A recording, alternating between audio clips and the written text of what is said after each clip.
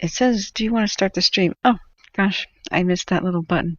Welcome, friends. Welcome. I'm sorry it took me a couple more minutes longer than I thought it was to restart the stream, but my overtired computer thanks you. It was running for, I think, 47 hours without a restart, so I am so grateful for your patience. I know it's hard to can sometimes reach the phone or whatever you're using, like the computer, when you're working or trying to get ready to go. So I try not to cut it too often, but I must every 12 hours, or YouTube won't save any of my work for us to look back to. So I beg your patience also with I'm trying not to lose my voice. I have just woken up and I'm trying to get to some coffee so that I'm worth something today. I'm so sorry to hear that it looks like firefighter injuries happened through the night. I've been looking through my email and I'm hearing the most heartbreaking tales, and I just want everybody to know we're here for you. We support you. People around the world care about what's going on here. There has been a huge outpouring of just support from everywhere that has just humbled me and brought a tear to my eye about the goodness of humanity. I mean, overwhelmingly, everyone is good. And in times like these, it comes out to be proven true. And even though we can be in some of the worst times, it really can bring out the best in people, and it can help us to understand that we'll make it together. So every bit of well-wishing that you have expressed, please continue to do so for the firefighters, for the first responders, for the survivors, for everybody concerned about the area. Every bit of expression, even if you can't even spare a dime, you are helping your fellow man. And that's what I try to do here today, and I'm very humbled and so grateful that I've been able to reach so many people. I could not have done it without you. Everyone who's given me a couple dollars to order food, you know, I can't tell you how much I appreciate you. That goes for my moderators, everybody in chat, everyone who has come in and has shared links and volunteered their time to help others. You guys are angels. You guys are angels. And all the boots on the ground here fighting this fire at great risk to themselves and their own peril, and the journalists bringing us, risking their lives too to bring us images from the scene. All of you are heroes, and I look up to you very much. One last reminder here before we really start is that the chat rules are basically there to protect everyone and not to, squelch free speech or anything. But we must remember at all times, it's easy to forget just how affected people are. And this is the hardest period of many thousands of people's lives. This is a huge region of California, the most populated state. It's been traumatized by fire. So everything that we say, just try to use the guideline of, is what I'm about to say going to be taken well? Is it supportive? Does it show that I care? We will screw up because we're so under stress, but please, we just apologize to each other. We understand and we move on. And that's the best way to deal with things in this situation. We don't do anything divisive. We don't blame groups or left or right or individuals. We'll accept the bad power company that started this fire, and so many more. That's just factual. We keep it factual. We keep it, without trying to imagine the motivations of others. We just have to tell people what's going on here. But just blaming others is not going to work. We have to come together. The governor has a lot of blood on his hands too. And so that's okay to discuss him, because no matter what, if you have a D or R in front of your name, it's not right to do what he's done. But we do want to keep it positive to discussions like, well, how can California get better if we get better leadership? And something like that is, if we just get into bitterness, then there's no solution there, and it's just going to harm ourselves. I'm passionate about it. The reason I do this is I've taken personal loss I used to live out in the country here and then moved away, but I was so saddened to hear at the Cascade Fire that my friend burned to death with his significant other, and so many other people that I've met before but didn't know very well lost their lives. The very next year, I almost lost my brother in Paradise, and he barely made it out alive. So I am just a civilian here that made it my job in life to try to pass on the message for survival. And what I do is teach survival and teach the basics of wildfire behavior so you can live through this. Most people who have ever died here, they could have survived if they had known about shelters that were invisible to them, like culverts and bridges, swimming pools, ponds, golf courses, track and fields, parking lots. And so that's what I teach. If you have any questions, please just ask me. I've been doing this now for a long time, and I do have the support of actual firefighters. While not being one, I know the basics, so I know how to survive, and that's all you need to know too. You don't need to go to some sort of a college to understand and be able to predict very well where fires might go and how they might potentially affect you. We can't know the future, but we can know with very few simple tools like maps and reports what the worst case scenario generally is, and if you're prepared for that, you'll be prepared for anything. But we will stay cool, calm, and collected and share information with each other. Information is the thing that you need to survive, and that's just it. Knowing what to do without relying on anybody else to tell you, it's very easy to find that out just with a little bit of knowledge. Less than 2 hours of your time can really mean the difference, and it will put your mind at ease to make a plan. So do please, at any time you have any questions, I will be happy to walk you through where you are, and I will give you as many tips as you want if you're new to the stream. I will pin my PayPal in case you would like to help me.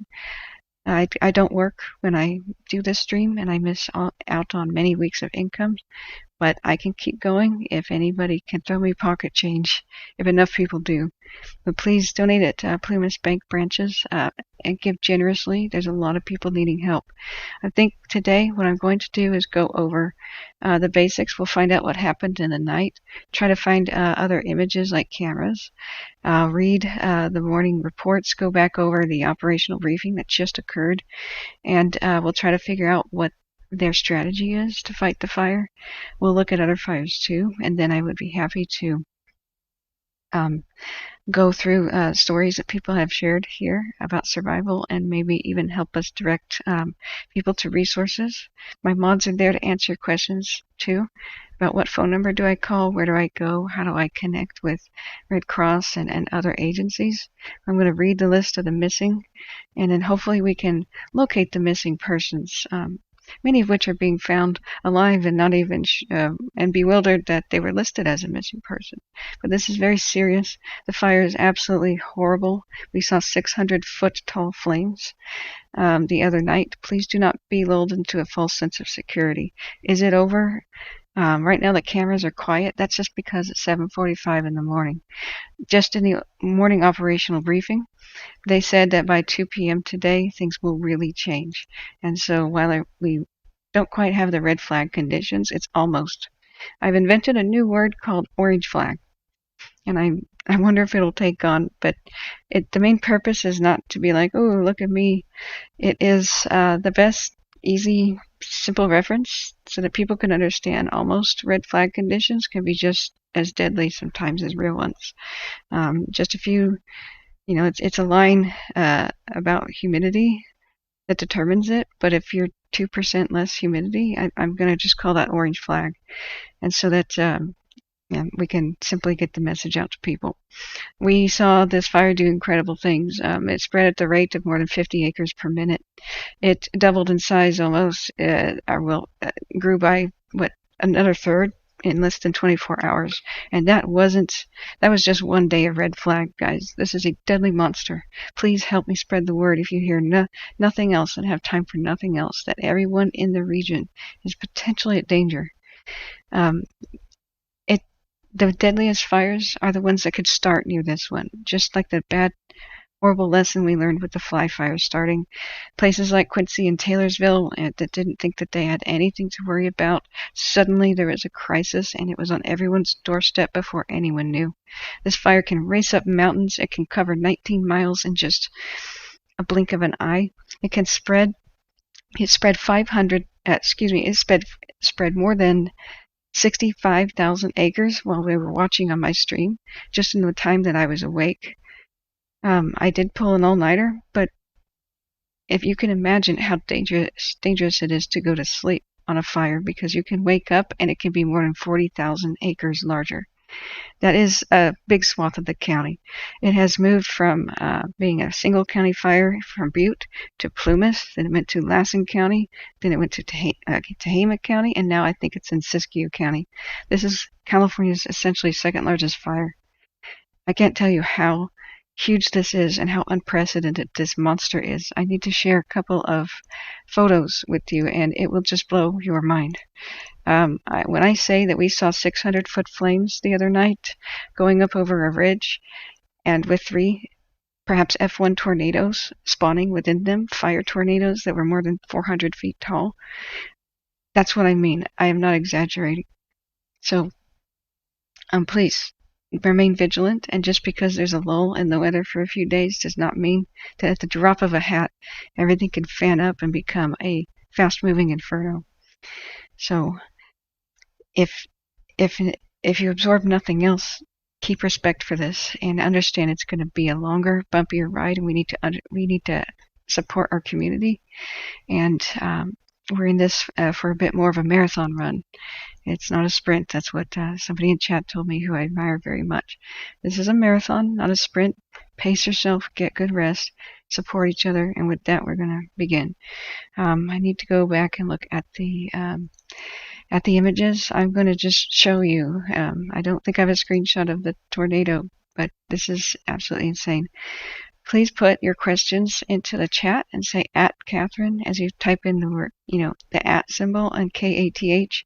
There should be a small pop-up thing, and if you click that or press tab on a keyboard, then that would get my attention and highlight it. I will look back at chat as often as I can, and to take your questions.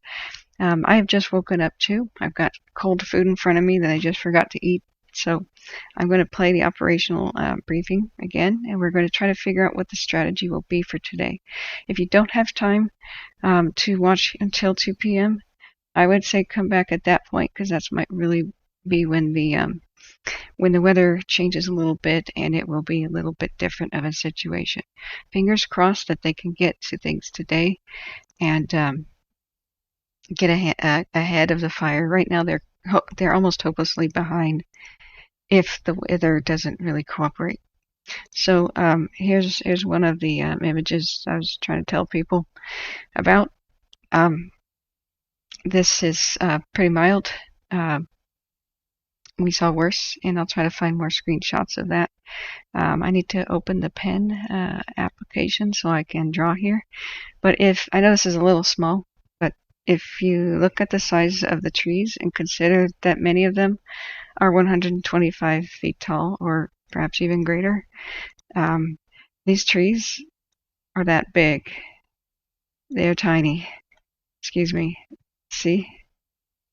And the heights of the flames that we were seeing before, as if you scale the tree way back there, this is nothing. I cannot tell you that we were seeing 600-foot tall ones. In fact, let me go back. I think I have some more. Here we go. These are the ones I've been finding on the internet. That's Lake Almanor, and you can see just the incredible amount. Some of it is smoke at some point up in the air, but you can tell where the flames are when it's live, and it's just been absolutely horrific.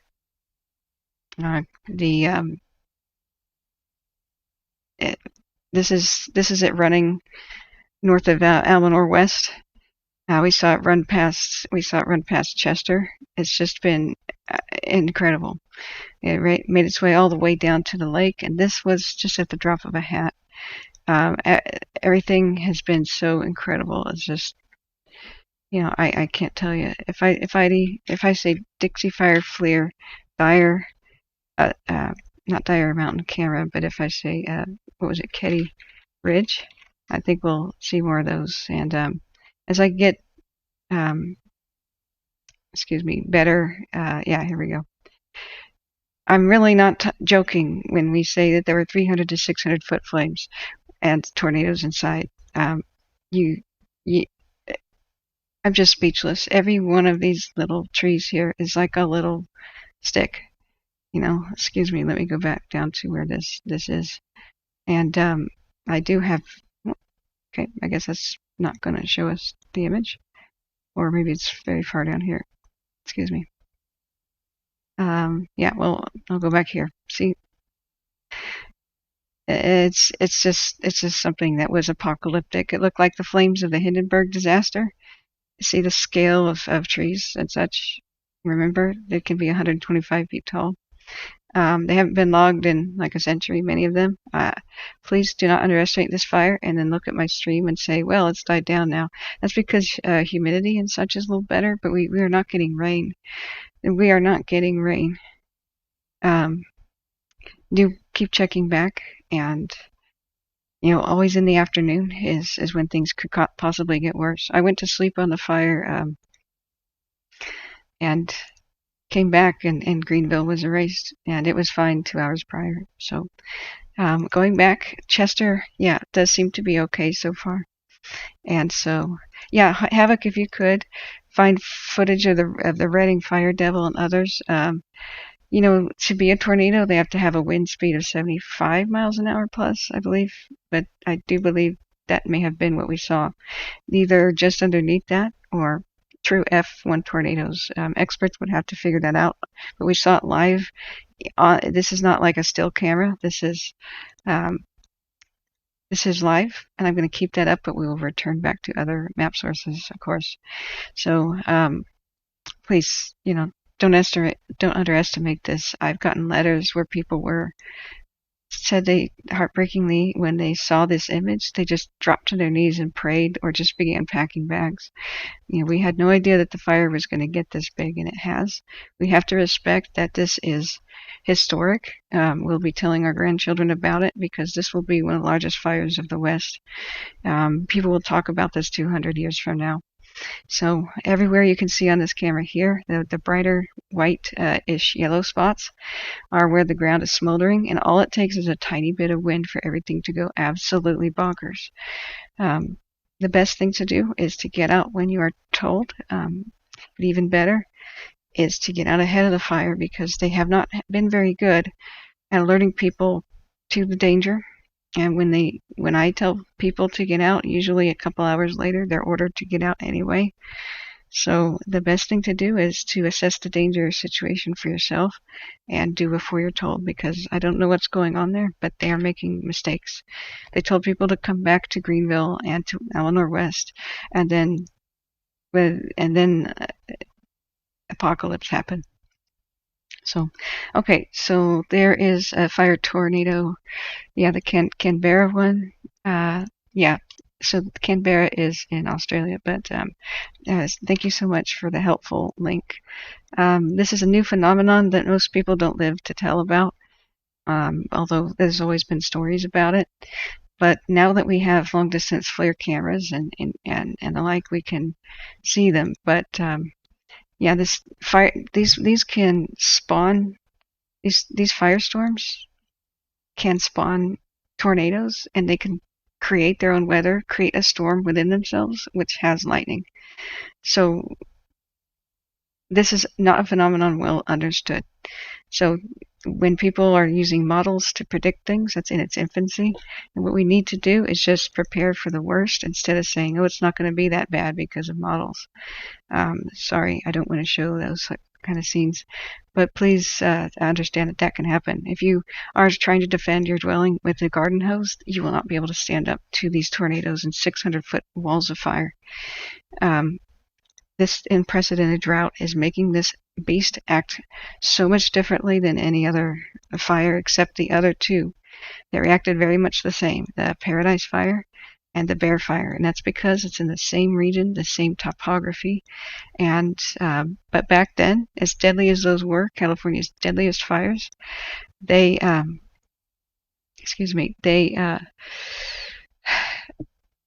didn't get this big this fast. They didn't quite get this big, and those were during winter when it was a lot more moist. We are in unprecedented drought, and it is summer. So even though we don't have the Santa Ana winds currently right now, we must remember that August started lightning fires last year, and by September 9th, incredible winds blew that fire all the way down, and we almost lost Oroville, and with the Paradise Fire, we almost lost Chico. Even if you're down there in the valley, be wary and start understanding what this fire might potentially do if we ever get a high wind event before the rains come. So fingers crossed I can get this contained before then, but don't make the mistake either of thinking that containment represents safety. Last year when we lost people at Brushenberry Creek with the North Complex / Bear Fire, excuse me, I'm putting on fire, putting on the perimeter right now. They had 68% containment near Bucks Lake, small lightning strike fire, and then overnight when people thought, oh, well, that's 68% contained, some of them canceled plans to evacuate. They were the ones who didn't survive. They went to sleep on the fire and woke up with their roofs on fire, because what the Bear Fire did is, / North Complex, is it made a historically fast run. It was incredible. And on the cameras, you can see it. It went from being like something small up here all the way down to Lake Oroville in just a matter of hours. And then it spread out sideways. And it's one heck of a horror movie to see when you look at the cameras to capture this. We were watching the same fires on the same cameras as it did that incredible, unprecedented run with speed. We watched that here. It jumped the line the other night and marched all the way past Chester towards Drakesbad and expanded at the rate with a speed of 50 acres per minute. And then it did so on the other side here. If you look at Susanville here, with the winds constantly pushing towards Susanville, we can understand that even though they would do valiant work and everything humanly possible to protect Susanville, people in this general region, you may start wanting to make arrangements in case the worst happens. We never thought that Chester would be surrounded, that Canyon Dam would be erased, that so we would lose Greenville, the most populated town here. We never thought that all this would happen, and I'm so sad. I'm hoping that Seneca is saved. I don't know that it was. But people, please, just spread the word on how dangerous this fire is, and it's redefining what fire can do. They will write new books, and the technology and training for wildland firefighting will change, because this will be a tool where instructors say, hey, we didn't think fire could do this, but it is. Going back, I'm so sorry. Let's look at the chat. Yeah. Many different times, the firefighters have barely escaped with their lives. Even the experts have died, on other fires. And we saw in Montana just a few days ago that a crew of 12 just got overrun and they suffered severe injuries. So there are missing people now. So please, probably the ones who came back after being told that it was safe, and just keep an eye out. Use your best judgment, and I think that the biggest risk, just like we saw with the Fly Fire, is that any moment there could be a new ignition start next to you, and you won't have a warning. So please, if you're in the area, stay glued to the radio and to news media sources, and sleep in shifts, and don't turn your back on the fire if you are within the evacuation zones. So going back to the chat, there's Nancy Bartley says, is that one red dot on the northeast perimeter outside of Greenville? Okay. Yeah, that is a secondary independent fire over there. I can't remember what that peak name is. If I zoom in, I don't know. But it's Zeke, who is one of the best resources here on Twitter, was explaining that that's almost inaccessible on the top of a peak. Now, the fire getting here is going to be even harder to control than it was down here because there's fewer roads. It's a lot of standing dead trees that are making this fire an inferno. Higher elevation terrain, very few roads. The smoke means, and the high peaks mean it's extremely dangerous for aircraft. There's never been that many roads out here, and most of them, they stopped maintaining them in the 40s when gold mining collapsed in the region. So it's extremely difficult to access, and firefighters could helplessly watch as embers picked up by the wind go from peak to peak. And that means Susanville could be impacted if there is another red flag condition in less than less than 8 hours. If this all started, so while people are sleeping, there's the wind blows towards it, then back on itself, then towards Susanville, then back on itself. But you can see that Susanville is threatened on two different sides. And personally, I think that it's most vulnerable coming up from the south, because these fuels are a little bit are way more dangerous actually, because they're the trees. Where from the west, it's mostly like a grassland thing. So please remain vigilant. That would be the worst case scenario, but we have seen the worst case scenario unfold just days ago for other communities. So going back to the chat, did I ever get the video from the drive to Crescent last night? Okay, we're going to go and look at that. How was Crescent Mills? Is it okay? I'd like to know, is Seneca okay? Did we lose anything around the periphery of Chester? And those are the questions that, since I've just woken up, I don't have answers to yet. Going back up there, let's see, what update do we have? Thanks for the update. So, yeah, those spots are the active fire, but guys, that's when they draw maps and the satellites that go by. And that's only updated every couple of hours at best, or maybe even several times a day. This is live right now. This is where heat detections are visible from space, and none of this data is more than 6 hours old. Everything red is less than 10 minutes ago. So 15 because this was updated at 8 a.m. So we do have a lot of embers that can rain down on Chester if the wind changes. So far, so good, fingers crossed, but Chester was only spared because the fire was driven by winds due north, and even then, they barely saved it because it jumped all containment lines and burned along the airport along the shore, and it completely surrounded the town. So at one point you could not get out of Chester, and so these scenarios are the worst case. No one has any business being on the peninsula, Hamilton Branch, Clear Creek, Pinetown, Westwood, unless you are prepared for the worst and you understand that danger. I would say that's critically vulnerable. And hopefully the weather is okay, and they'll use this window of opportunity to get it contained a little bit or rounded back up. But as we could see, it's absolutely a nightmare. So I'm going to go back to the chat. Havoc says, "Thank you so much here for being Havoc. He's a real firefighter, guys. We have many real firefighters that come and go in the chat, and they help us so much." He says, "A few small fire whirls formed outside of Chester via live storm media footage that I mentioned yesterday. Then we should look at that. I do want to drive home, the fact that Chester's still vulnerable, and we can celebrate every day that it lives, but it really might. It's not out of the woods. So what we have to do is just, remain hopeful here.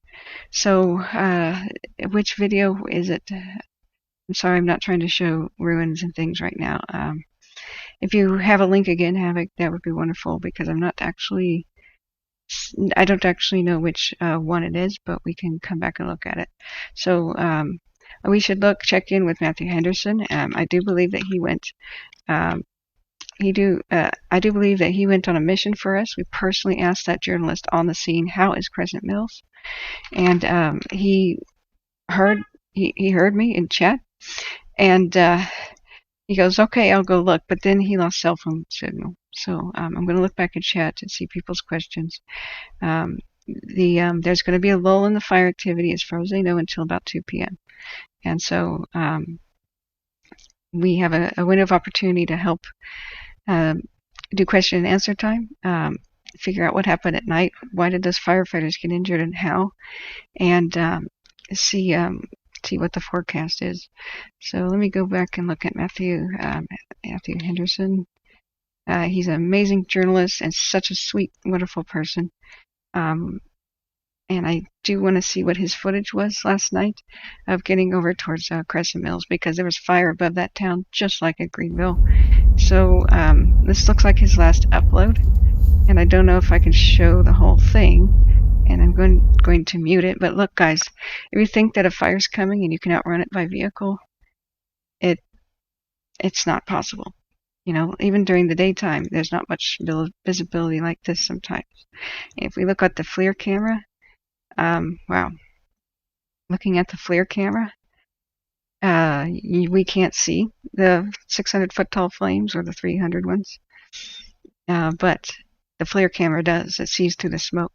So can a fire sneak up on you, even though it's just on the other side of the valley or just over a ridge?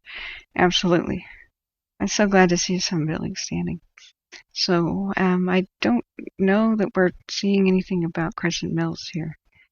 So perhaps I missed it.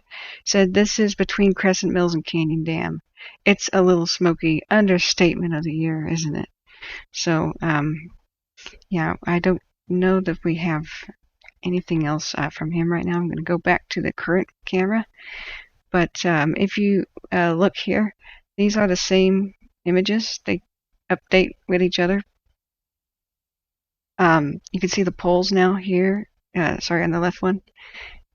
Sometimes they lag out, but yeah, so then they come back together and you can see it. The human eye can see this, but that's what the camera can see. And so we saw flames like this in the landscape, but nothing here. So I wanted to drive that home. You could be snuck up on in the fire. So I just encourage everyone to obey all of the evacuation information.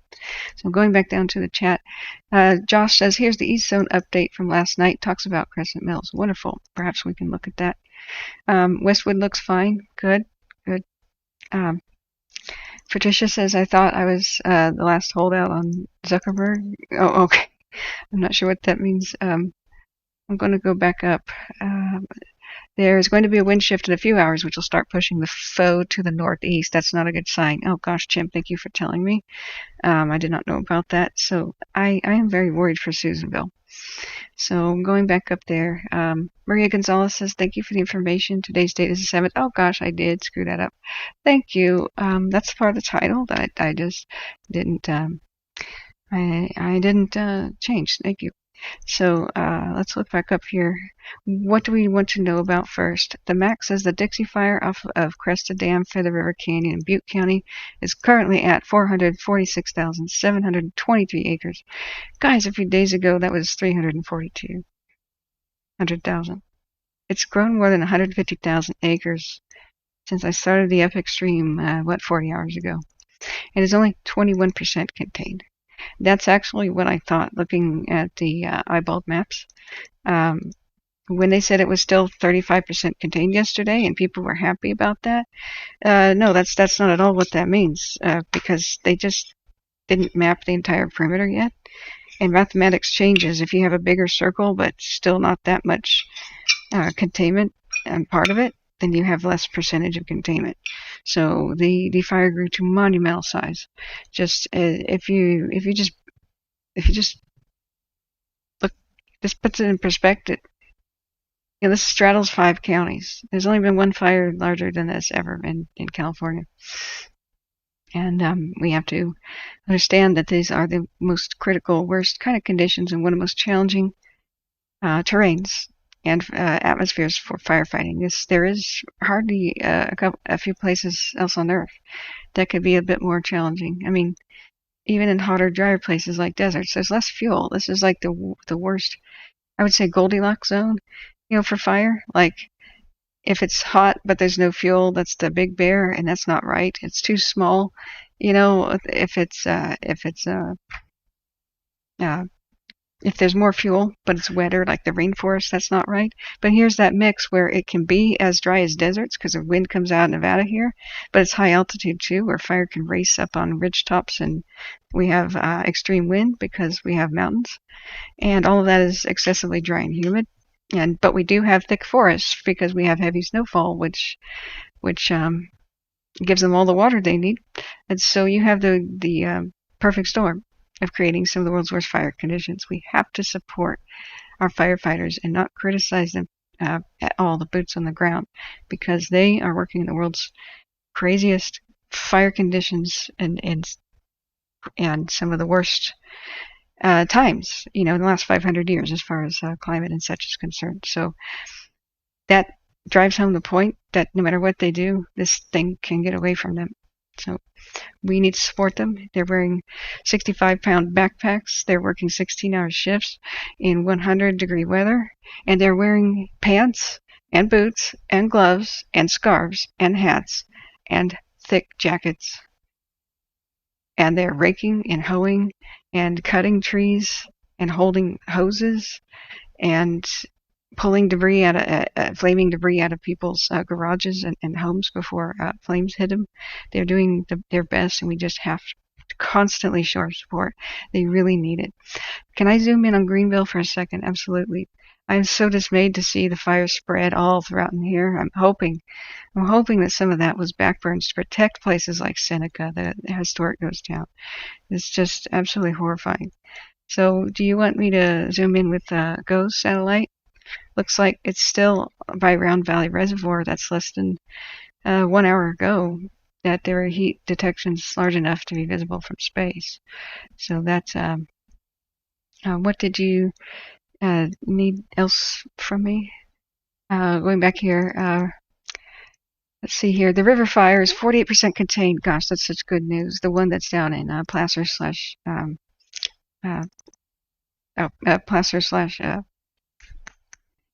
it's not Sierra County, is it? I know it's not you, but down the road, Placer County. That not to be confused with the Forks of Salmon River Complex fire, which we need to go back and check on. It looks like there's some good news coming out of there, where they put some of the spot fires out, the smaller fires from lightning, and they're just concentrating now on the bigger issues by Forks of Salmon in Trinity slash Siskiyou County area. And so my thoughts and prayers are with those people too. Looks like Greenville isn't burning anymore. Good. They were talking a little bit about that. So the 1 a.m. report was somebody was tired, but okay.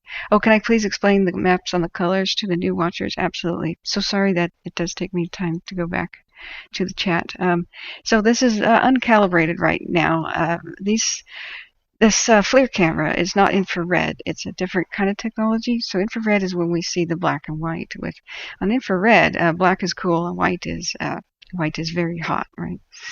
So with FLIR, it's a little different, where cool tones are in the deepest shades of purple. It's basically a purple and yellow instead of black and white. And so where heat is off the charts, such as open flame, you're going to see solid white. So as a quick orientation, that's open flame with the fire burning at the base of trees and anywhere there's, see down here at the base of Dyer Mountain. This is north of Greenville. Greenville is somewhere over here. This is actually the valley.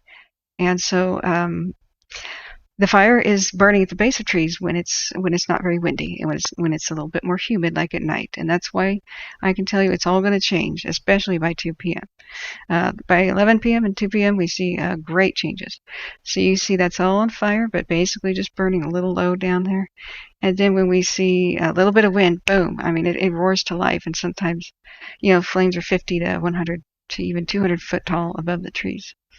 So dark is like this rocky slope here. That's a lot of times this slope is shaded just from where it is from the sun.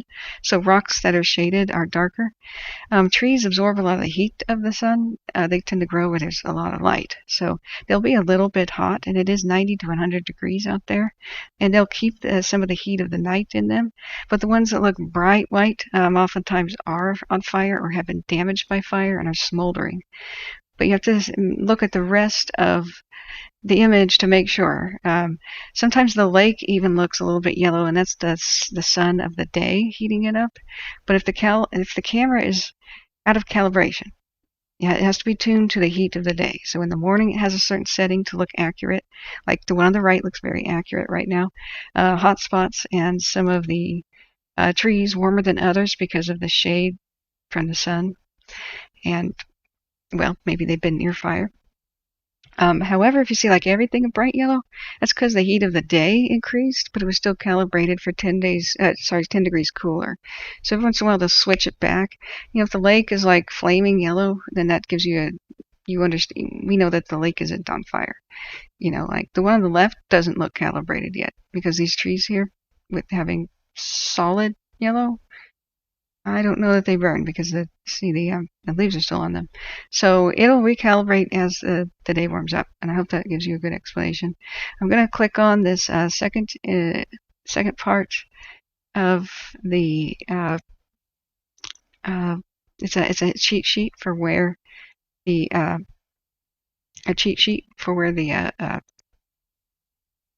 you can kind of see it if you were to scroll.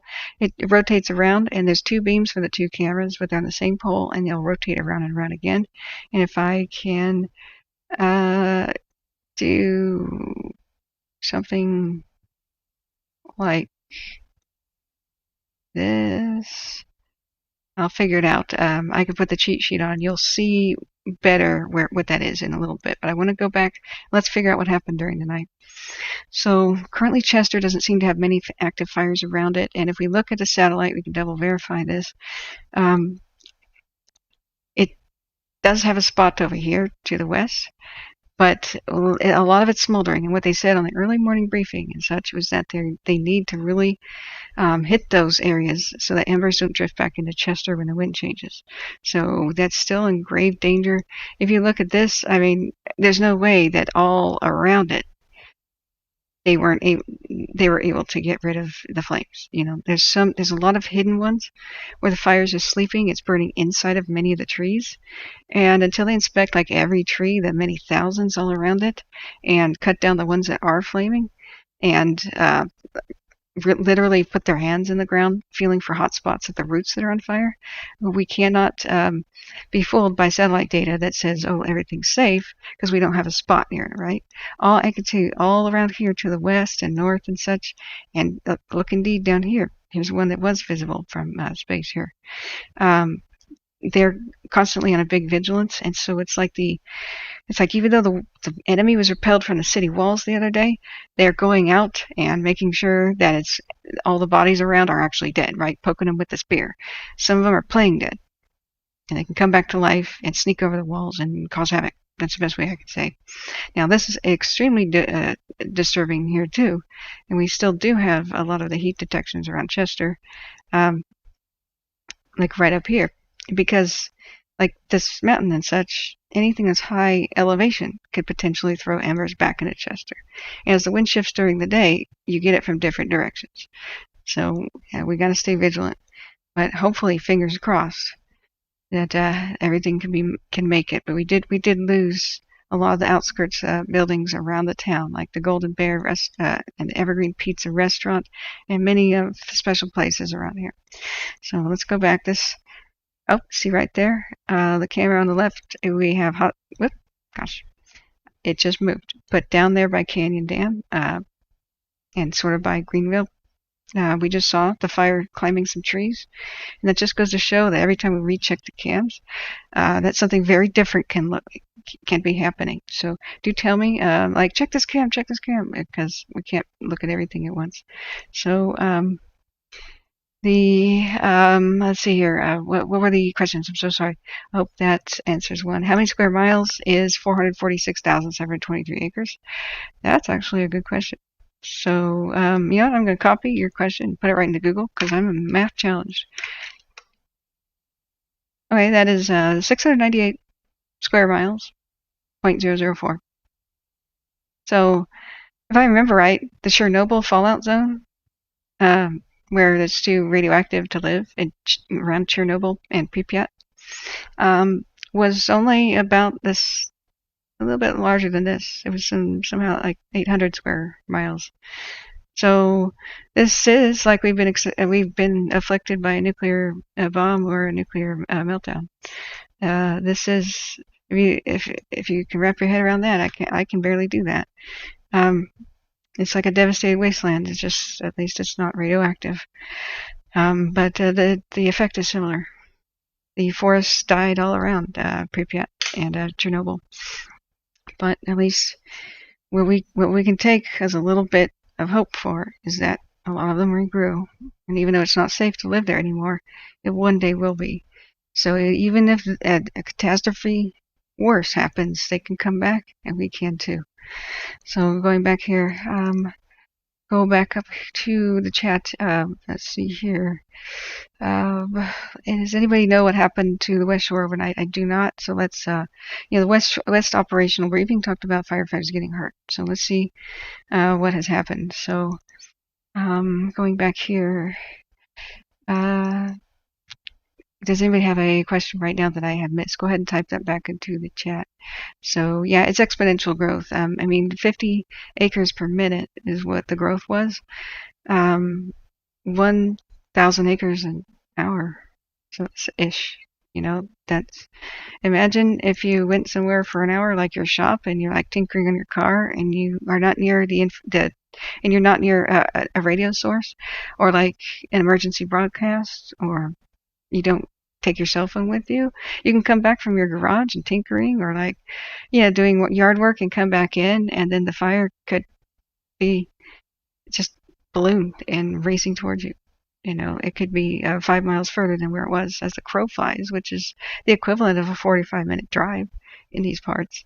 So going back in, here's the latest East Zone talk from last night. It has an update on Crescent Mills. Let's do it, guys. And we'll go back. We're going to watch the morning update, because they just motor mouth a million miles an hour. Just because they want to get to their shift, not because that's a bad thing. Excuse me, I'm going to put sound on in a second. And now here there's a third management team, which tells you something, guys. There's only been 2 so far. So we'll go back to that, and they're going to talk a little bit about what the crew's facing today. And they just went so fast, but we're going to break it down in little chunks and understand what they're going to do today to try to attack the fire. If you just come in, thank you so much for being here. If you hit the like and the subscribe button and the ringing bell, that helps me reach others. And sharing me on social media, the links. Do what I can to help people. Reassure, teach fire survival, but I never will sugarcoat the situation. That is not ethical. So I will tell you the best case scenario, the middle ground, and the worst case scenario. And then the truth is that we don't know which of these will ever happen with fire behavior. But if we prepare for the worst, then, well, if and when it happens, we're prepared. So what I try to do is reassure everybody. And so if you have questions, I can go over survival things, and I can teach you how to monitor fires just like I do. And the best way, and all these links are in the description of my channel, the best way to know what's going on is absorb information from every source that you can. Social media, these official channels, news media, people like me that are trying to help others. And that's the way that you can stay informed. Don't rely on one source. So let's turn the sound on. And this was the August 6th evening, so that would have been around 6 or 7 p.m. maybe that this was posted. And let's listen if it'll play. Good evening, Jake Cagle, Operations for California Incident Management Team Force, the evening of August 6th. The Dixie fire is currently 434,813 acres with 21% containment. On the East Zone, we're going to give you an update here working south of Merlin. Everything from Merlin over into Bucks Lake, through Silver Lake, just short of Meadow Valley. Everything remains in its current footprint. No concern, no issues. We were able to lift the mandatory evacuation in that area. So again, thank you all the public in there for being patient and working with us in there. We were able to get you in. So moving forward from up through Meadow Valley, through Spanish Creek, still a little bit of activity through that piece yesterday, that green island that consumed, but no concerns on the edge. Everything remains in its current footprint all the way through Butterfly Valley, through Reinhardt Meadow, and just south of Taylorsville. Everything looks really good through there. Everything through just south of Crescent Mills looks really good as well. We were very successful on our firing. As I talked about in the update this morning, the firing operation at Forgay Point went really well. We continued that firing because we've had very favorable weather today. As you can tell, the inversion never lifted. Those southwest winds never surfaced, so we were able to continue that firing mission and basically get it tied in, which takes the threat away from Crescent Mills. We have significant depth on our burn, and what that means is 300 to 500 feet worth of depth in here, meaning that's taking all those fuels have consumed away, so it takes a huge threat out of Crescent Mills. So we're continuing to have oversight in there. They took that firing operation to this dozer line that basically ties into Arlington Bridge. So that's all tied in. The threat out of Crescent Mills is taken care of for now. We're going to continue to have crews in there and having oversight. In Greenville today, there's a lot of animals that were found roaming, so we were able to collect a lot of those animals and get them to a couple appropriate areas and some fairground areas. So hopefully those pet owners will be contacted and make sure your pets are getting taken care of. Continuing up, we weren't able to work this flank just yet, what we're calling the moonlight finger. This was one of those active fingers yesterday, that heavy fire behavior that I showed you, that was coming through here, what we're calling the moonlight finger. So what crews did today is they continued that structure prep through here, all through Hunt Canyon and also up through Diamond Mountain Road system up here. They were able to continue that. We have the sheep fire. This thing's really close to tying into the sheep fire. Again, that sheep fire is about 30,000 acres from last year burn scar, so we don't expect movement through there. We did have a spot. We're not sure if it's a spot, if it's a new start, but over in Lone Rock, we're having it investigated right now. It's about 40 to 50 acres. Crews got around it. It's in very, very light fuels in a fire scar. So crews got around it. There's also roads around it, but crews got around it about an hour ago, and they're going to have oversight on it all night tonight and mop that up, continue to mop that up. Again, that's being investigated. There is for sure potential that it could have spotted over from this moonlight finger. Again, like we saw on the North Complex last year, we were seeing spots up to 4 miles. So with the activity we saw through here, it could be a spot that occurred, or it could be a holdover from lightning in the past. That's a long holdover, but it could potentially be that, or it could could have been a new start. But it's getting... Sorry, I just wanted to point something out, that he just said that this could be a spot. They're not sure if it's a new fire. I think it might be. It could have been that lightning happened a long time ago. That would probably be 8 days ago. That's, I believe, when the storm moved through here and put lightning all over the landscape. And we almost lost Crescent Mills to lightning. The Evans fire started because of lightning, and so did a little bit of fire over here where his thumb is, and it says DIV. So that tells you something, that if it is a spot, which he just said they're wondering about, that means that the spot went as far as that. So that's a huge chunk of the map. That's displaying your fingers wide on the map. So that goes to show you just how crazy fast that fires can hopscotch from ridgetop to ridgetop to ridgetop. It doesn't have to move slowly on the ground like, oh, you have 18 hours. It'll reach the town in 7 hours. It can get out of control and fire, fire, fire, fire, boom, at your doorstep. Oh gosh, I'm sorry. Can be right there on your doorstep in no time with the winds pick up. So be vigilant about the weather, because that's how far fire can travel. And that's why I am concerned for places like Susanville. Let's continue the video. Investigated, and we'll get further on that. But regardless, crews went in there, took care of that piece. The Evans fire is 100% contained. We had that all taken care of, and we have taken those resources, and they're the ones that are doing the prep here on Diamond Road system. What we're planning on doing tonight is we're taking some dozers, and we're going to work the head of this moonlight pass or moonlight finger that we were talking about. This doesn't have any hazard trees on it, so we can safely work it at night, and we're going to get around this thing to take out any threat. So tomorrow, if this inversion does lift at all, it'll be a good stroke for us moving forward into tomorrow's operation. So we're going to take care of that. Moving over around Dyer Mountain and Canyon Dam area and the east shore of Almanor.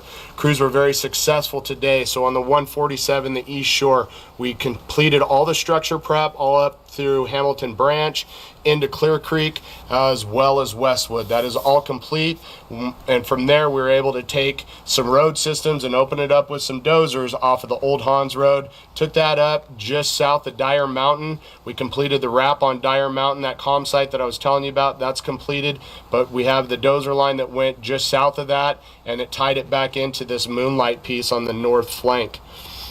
What that does is that takes imminent threat out to Hamilton as well as Clear Creek and Westwood.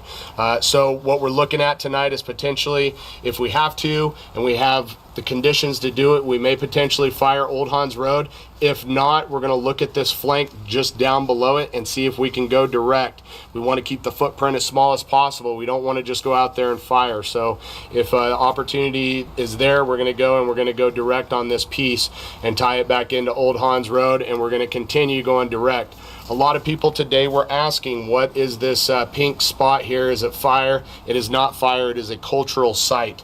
So this just advises all of our resources to tread very lightly on the ground in there, to be cognizant of that. We're actually going to have the color change because it does look confusing. It does look like active fire there, but it's a cultural site that's through there, not fire.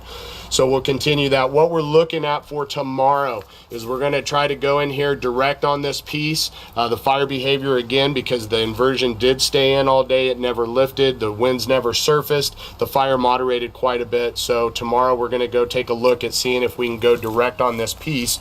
There's a lot of snags in here. So these snags, what they are is just dead trees. It's from the moonlight scar in there from the 2017. So we have to do this operation during the daytime for safety purposes. So that's what we'll be focusing on, are these two flanks, this north and the south flank, getting this all taken care of and wrapped up over the next couple operational periods. So that's currently where we're at right now. Anything for the West Zone, please go to the Facebook page, Dixie Fire, Cal Fire, and it'll go in there and they'll give you detail on their piece as well. But they had a successful day as well. That's your report. We'll see you in the morning. Oh, okay. That ended sooner than I thought, and I have my mouth full. Sorry, guys. I'm doing my best to eat my breakfast. I apologize. I just woke up, went to the computer, sat down. And I'm still getting everything. We're still getting all the information we can get from sources over the night. That sounds so much more hopeful when he was explaining. That was from last night. That's the East Zone update. And he was explaining what their efforts are going to be over here to try to get things under control. Looks like they were able to reach that fire, but it remains quite a threat out here. Because look, it's on a slope, and it can run up the slope, reach peak, that is, 2,307 meters. Gosh, metric. And then the vulnerability of Susanville is that there's so many higher altitude peaks near it, where it can hopscotch and hopscotch. It's some of the highest mountains over here in the Sierras for this region. And so that means long range spotting can really occur. And so even though they're getting optimistic about perhaps getting this under control, we have to realize that we had heat detection from space. They were getting very close to cutting the people of Westwood off from even reaching Susanville. As we were live, and I was telling people get out of Westwood, that should be mandatory. Within an hour and a half, it was mandatory, and the road to the north to get to Susanville was completely cut off, leaving people who were still there at Pinetown and Hamilton Branch and Copperville area. It meant that there was only one way out, and the fire was getting closer and closer to it. So by the time people left to drive, the speed of the advance of the fire, and it did get beyond this. We were seeing heat detections from space over here, but it looks like either something happened and it died down in those spots, or the spots never took hold. Maybe they were on ridges or whatnot, but it looked very likely that people of Westwood and the peninsula were going to get cut off. The last 2 days now, like yesterday, has been higher humidity and lower winds. And so it looks like yesterday and today will be some critical days where they have to work extremely quickly in order to get this under control. We have to remember, though, that they were very confident for other places. They had 4 different contingency lines by Chester, some of them penciled in black, as in, we're done here, let's move on, and it ran past Chester 19 or 22 miles or so to the north of it in record time, in like 9 hours. So all it takes is for the weather to change, for their optimistic outlook to completely be abandon your post, run for your life, and we'll come back later. We have seen that happen, and we don't blame them at all. You can't stand in front of a 300-foot wall of flame. We must remember this part is where that happened. So while that is good, it seems to be in good, accessible areas. We must remain vigilant and don't think, the way the direction the wind is blowing, Susanville means it's safe now. We just fingers crossed. Let's go back now. What's the wind forecast for the next 24 hours? Yeah, it's time to look at that, and I need to see if anybody else. Yeah, Chester is hanging in there. Yeah, hang in there. Thank you, Terry Klein. Put your questions in chat, please. I have a link to my PayPal in the description of the video. I don't work when I cover the fires, and I'm doing 22-hour streams sometimes without going to sleep, and then getting a little sleep and coming back and doing 14 hours. So I don't have any income at these moments. I have a dream to cover this a bit more professionally, like a journalist. So everything that you could possibly throw me, as far as pocket change goes, I'm really grateful for. Keeps me able to buy food to be delivered, because I can't drop this and I can't cook. When I start it, it's for all day, unless there's some critical thing I have to do. And so your support, I really appreciate. But please donate to Plumas Bank, and think of the survivors first, and then pocket change is very, very much appreciated for the fund. So if you want to reach me, please email me personal stories, photographs, how you're affected by wildfire, and even if you just want to say hi. If I ever come back to the region, which I was hoping to soon with a camera, I can interview you if you are a survivor or have a tale. Please reach out to the people in chat. I have links in the description to resources where you can see everything here that I have, all the maps, and where to find them in general. You can see this camera image for yourself, and if you have a question like who do I contact, how do I get in contact with the Red Cross, where are the evacuation centers, we're all here ready to help. So going back, almost 100 thumbs up, one more. Oh, thank you so much, guys. I really, really do appreciate it. Also, I've put in I can put here in chat, if you want to have your memories backed up or your hard drives, so you can leave at a moment's notice and not worry about losing things on your computer, because a computer is a big thing to put in the car when you evacuate. There is an online backup service for only $6 a month. It's the cheapest I've ever found, and it's called Backblaze. And if you use my link, I get a kickback from them. I get like $6, and that would really help me. It's what I use just in case, I had a house fire. I'm not really in a wildfire prone area at the very moment, even though I came from here and I grew up. This is an example of a badly calibrated camera. See, the temperature just increased, so the camera thinks that the entire region is hot. So it'll click back, guys. Don't ever be worried about that. But if you use my link, they'll give me $6, and that helps me upload the incredible amount of video that I've been making. Last year, I did this for 29 days straight with 14-hour streams, 17-hour streams, 20-hour streams, and really exhausted myself because I didn't realize the fires would go that long past Labor Day. But I've dropped $1,000 into my computer to upgrade it enough to handle this sort of video, and quickly get you guys the updates that you need. So any donation is very welcome. So no, I'm not capitalizing on fire. I went an entire month without without income period, just to give as a public service, volunteer service that I'm doing to give people the information they needed to survive. And I taught people free classes on fire survival online. So no, I'm not capitalizing on any dang fire. So I've had great feedback from thousands of people that I helped them. So no, it's $1,000 of my own money that I put into this computer in order to do this.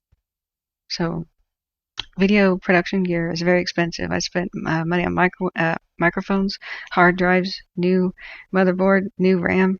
I have to have 32 gigs of RAM in order to just show you all these videos at the same time and click between them.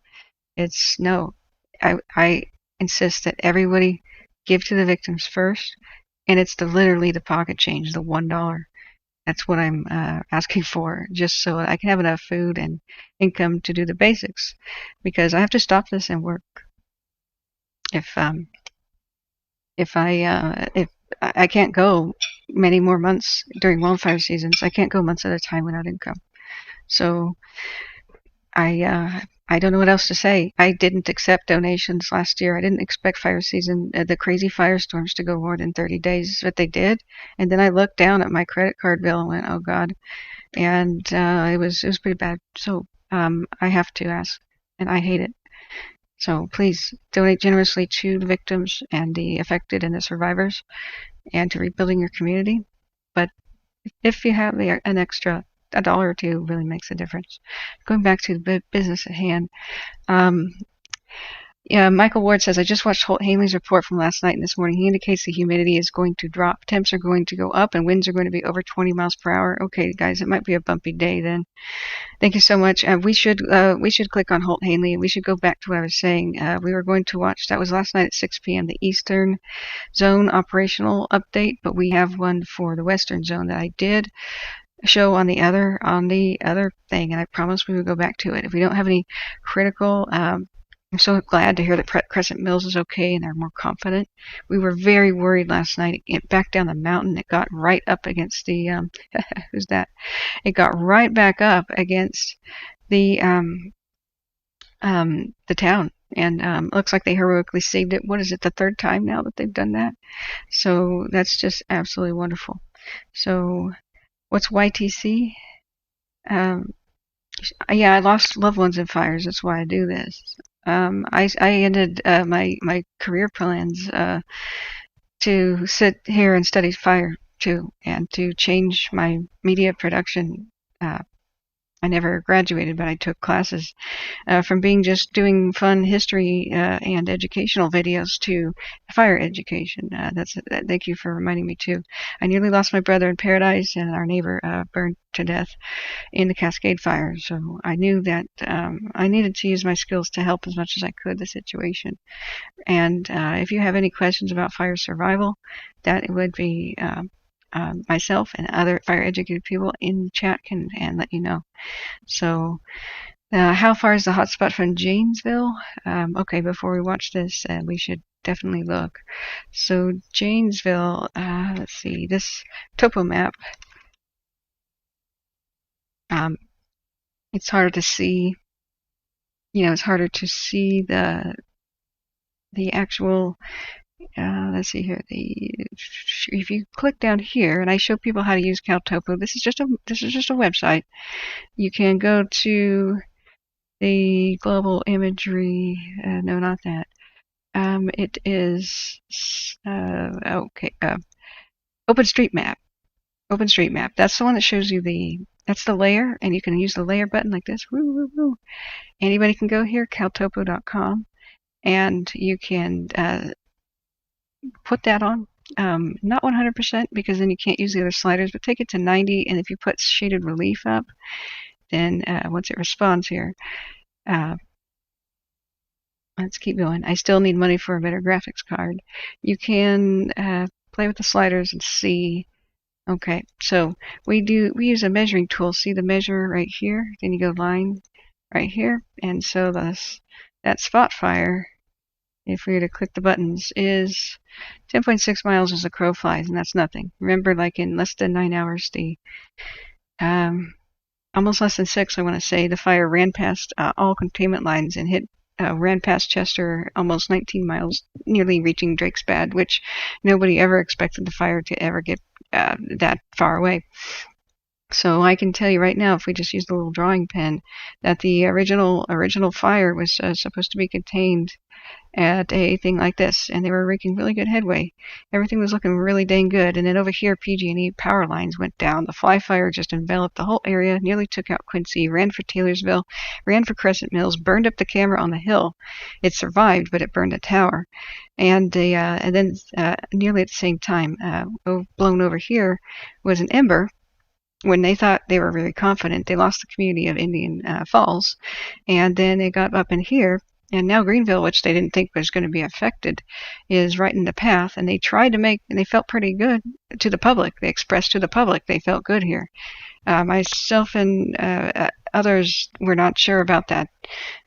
Mainly I began to doubt because two different firefighters live in Indian Valley, Zeke Lunder and Daniel Kearns, said publicly on their social media sites, I don't think that's going to hold. But they let people back to Greenville and back to Indian Valley, Lake Eleanor West here, around the peninsula, on the east side. All of a sudden, red flag conditions, and the fire breaches all lines. It runs all the way to the lake in the north, and it breaches the lines, and it takes out Greenville. I went to bed about 2 hours before in the afternoon, confident about Greenville, and within 2 hours, it was a pile of ash. They scrambled to get people out. All crews pulled off many of the lines. It breached to the north. It ran all the way past Chester and in record time. And I can't tell you how crazy, absolutely crazy that was. Many different towns have been erased, including Rich Bar now. And then we watched Canyon Dam disappear the other night live. And the flames were 300 to 6 foot hundreds tall.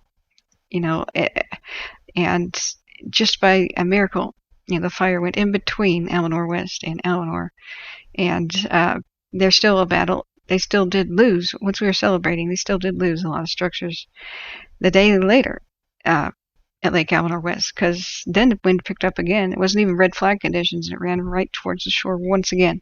And so they are holding things by the skin of their teeth, but they were so worried about Westwood here, they told everybody to get out at a moment's notice, plus they pulled crews out. So that's what happens just when the weather changes, and it looks like it might change now. So let's go down and look at the weather, and we'll get back to their little operational briefing, and I'll interpret that. So Patricia says it's so hard to get information on fire from official sources. We appreciate it. Thank you so much. Most people, most people are just universally grateful, but I know that some people criticize. But I have to eat, and I have to pay bills, and I feel terrible asking for any help. But I'm intensely grateful. I can help people further. I didn't film what I wanted to, which was a bunch of fire safety videos, because I don't have a movie camera, just a cell phone. But when I do get one, you're going to see from me some incredible public service videos where I teach fire survival. And right now I can only do it live because I had no time to do that. But as soon as I get one, you will, your every 75 cents is going to matter. And I'm grateful. Let's go and look at the windy.com. And I can show you guys now how to check windy.com. This is one of the best resources that you can use to keep yourself safe from wildfire. So just go to windy.com. It also has an app, I believe. Now, a word about that. One of them is fake. One of these Windy's apps is fake. But what you should do, and this is a great way to keep your anxiety down and to understand where the fire might go, what it might do, is understand the basic principle. The number one thing to know is fire is a slave to the wind. And so windy.com and other weather apps like Pandemonium Software's NOAA Weather on Android and MyRadar are wonderful resources. And you can even put alerts on your phone to say red flag warnings, high wind warnings, and boom, you'll be buzzed and you can go and check things for yourself. Now here's how you do it. You can look at places like Susanville and Chester and that, and what you do is you just click on the map. This is the desktop version, of course. And then you're going to see it says 2 KT, that's knots. That's in knots. That's the wind speed in knots, right? And so what you do is you click on this little, and if anybody missed it, once you have the flag planted, be careful where you put it. We're going to do this for several different places because in this terrain, wind will be different. vastly different over by Chester than it is going to be from, say, Susanville down to Canyon Dam or Greenville. So, mind you, you have to put it in a couple of places. So we click to plant the flag, and you see this little caret, that little down arrow. You click it, and now you have this wonderful little hidden chart that comes up. Excuse me.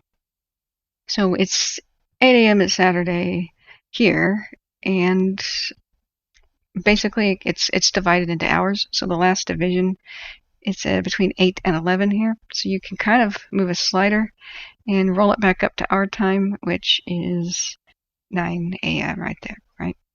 So it's very small, but down here to the left, you want to hit the wind button, and it says KT, and keep clicking it till it is miles per hour, because America. So now that it's in miles per hour, it's going to make a whole lot more sense. And these are very small little things. I'm going to try. Yeah, I can't make the website bigger. There's, I got a trick up my sleeve though. Let's see here.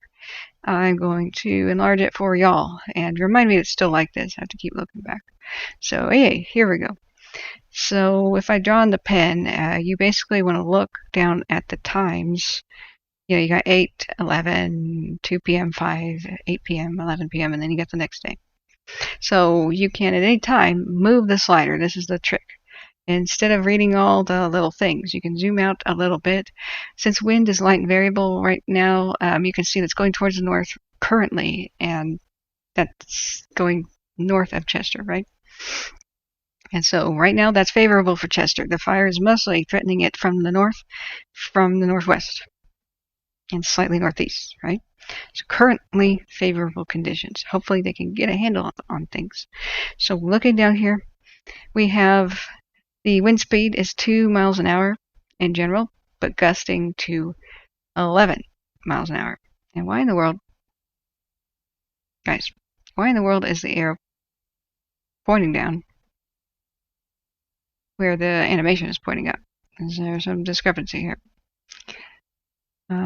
So you go here to 8. I may have to refresh something. So it's Saturday. It is 9 a.m. Oh, okay. Sorry. It's because I need glasses. You see this bigger because I enlarged it for you, and I'm actually edging my seat closer. Okay. So now now we're cooking. I put it to 9 a.m. and I was looking below it. So we see that it was going to the south early in the morning and just switched direction. It is now 4 miles an hour. So the wind is picking up, and unfortunately it will pick up today. Look at that red. Look at that red. You can even eyeball it real quick with the colors. And it says gusts up to 29 miles per hour, and you can see this is bad. This doesn't bode well for Chester. So if you look and pull the slider around, what the animation does is show you about the future. See how it says right here? It says 6 p.m., right? Whoops, I drew right over it. It says 6 p.m. So moving the slider is what the forecast is, and you can move it to like, hey, even Monday at 8 in the morning is, it'll animate what it thinks the winds will do, or Monday 5 p.m., right? So let's go back. And it's now down here at the 9 to 10 a.m. Right now, the wind gusts are 17 miles an hour to the north. And that can be what we would see back here on the camera, as we can expect, especially when it flips over towards Chester. This camera will constantly, both of these will constantly rotate, checking out the lake. What we're going to see is probably a lot more activity, and we've even are seeing some now. Down here, still north of Greenville, and it's hard to orient yourself here, but when you see this ridge in front in this box, this is looking east, like east-southeast from Dyer Mountain, the east shore of the lake. It's looking east over Indian Valley, and I can see right now that it's climbing the trees, because it's just when I began broadcasting an hour ago, everything is different, and it's going to get hotter, drier, and windier, and things are going to become much more active, so we will have to stay alert for today. So definitely use these resources, even if I'm not streaming or whatever. This is how you do it to protect yourself.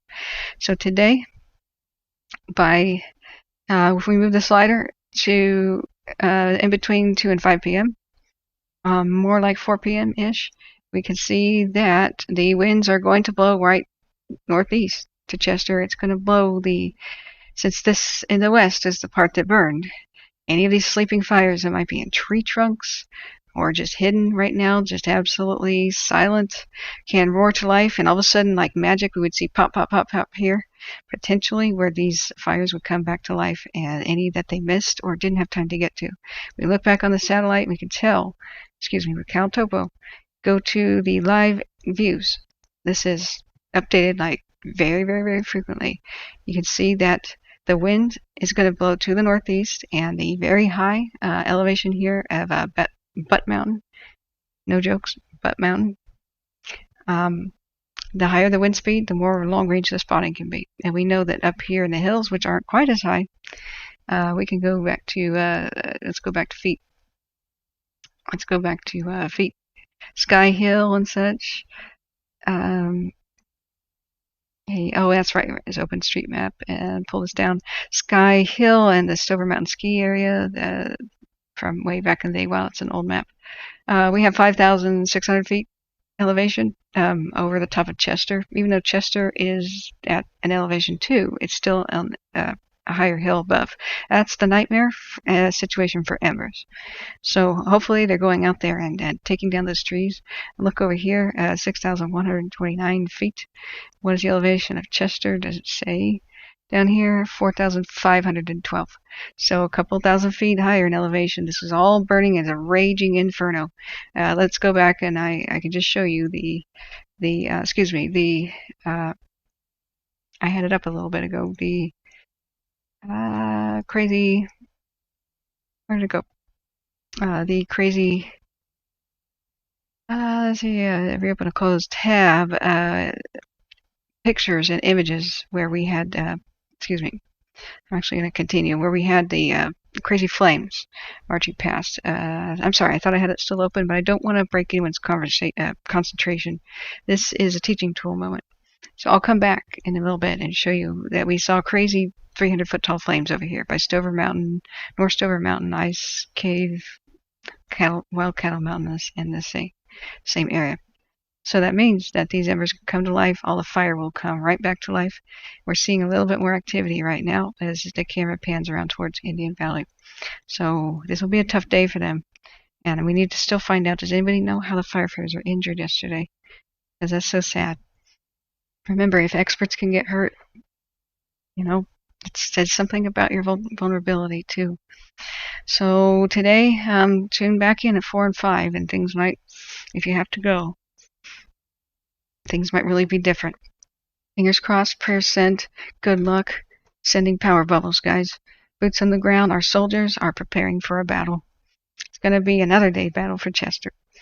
So we have 29-mile-per-hour wind gusts, and remember, that is for the flatter lands. The ridge tops and mountain tops have 10 to sometimes 15 higher mile-per-hour wind speeds. So potentially it's going to be 45 mile-an-hour and maybe even not around the realm of possibility 50 mile-an-hour winds at these higher elevations where the fire has spread. It was a nightmare that it got to Butte Mountain here, and even more of a nightmare that it went to the north. And so that's just a higher elevation, and we know that with 50 mile-an-hour winds, you can see embers cast from high elevations, especially if there's a pyrocumulus cloud, which throws them up higher in the atmosphere because of that incredible updrafts, heat updrafts. That potentially burning material can travel like 10 miles downwind and cause long-range spotting. And we can go and see what's the distance here with your little measure tool. Back to CalTopo, hit the measure tool, hit the distance, and you can figure out yourself just what is that distance. And you can put that, and that's only 7.35 miles. So even embers as far as Butte Lake, Butte Mountain, could potentially reach Chester, because that's the way that the wind will blow when it's fiercest. So when you want to know what your vulnerability is, which way you might want to evacuate, these are good tools for you to decide for yourself. Now above Chester here, we also know that we have heat indicators from even less than 6 hours ago. Right up here to the north and northeast of Chester, we saw the fire come right up here. And Mud Creek Butte and such. And so when wind is blowing from the other side, that's when Chester is vulnerable too. So we know that the winds change directions, front and back, going to the northeast, going to the southwest. That's something that happens every day. Whereas the day wears on and heat rises, just in general, sorry, this is redundant for those who have tuned in before. What typically happens, just in general, is that heat rises, right? So as the valley heats up, this air has to go somewhere. It goes to higher altitude. So winds usually come in like this as soon as it begins to get warm, like 11 in the morning, in that kind of time, or right about now. Looks like 9 a.m. And then during the day, it goes on and it might shift around a little bit. It might go to the north, but by the end of the day, it usually goes back down to the valley because the air is cool and it's falling back down. And so that's just the general way that it works every single day. But you have to look at windy and look at the forecast to see what hour they think it's going to do something else. Now, mind you, just how I started out the stream with a video footage of the Australian fire tornado, which was an F1 or F2. It could spawn its own weather, and we saw the other night when the firestorm hit that it sucked in weather and changed. It sucked in air, just like a vacuum. So much air, so much hot air going up that volcanic-looking cloud. That air has to rush in to replace it. So even though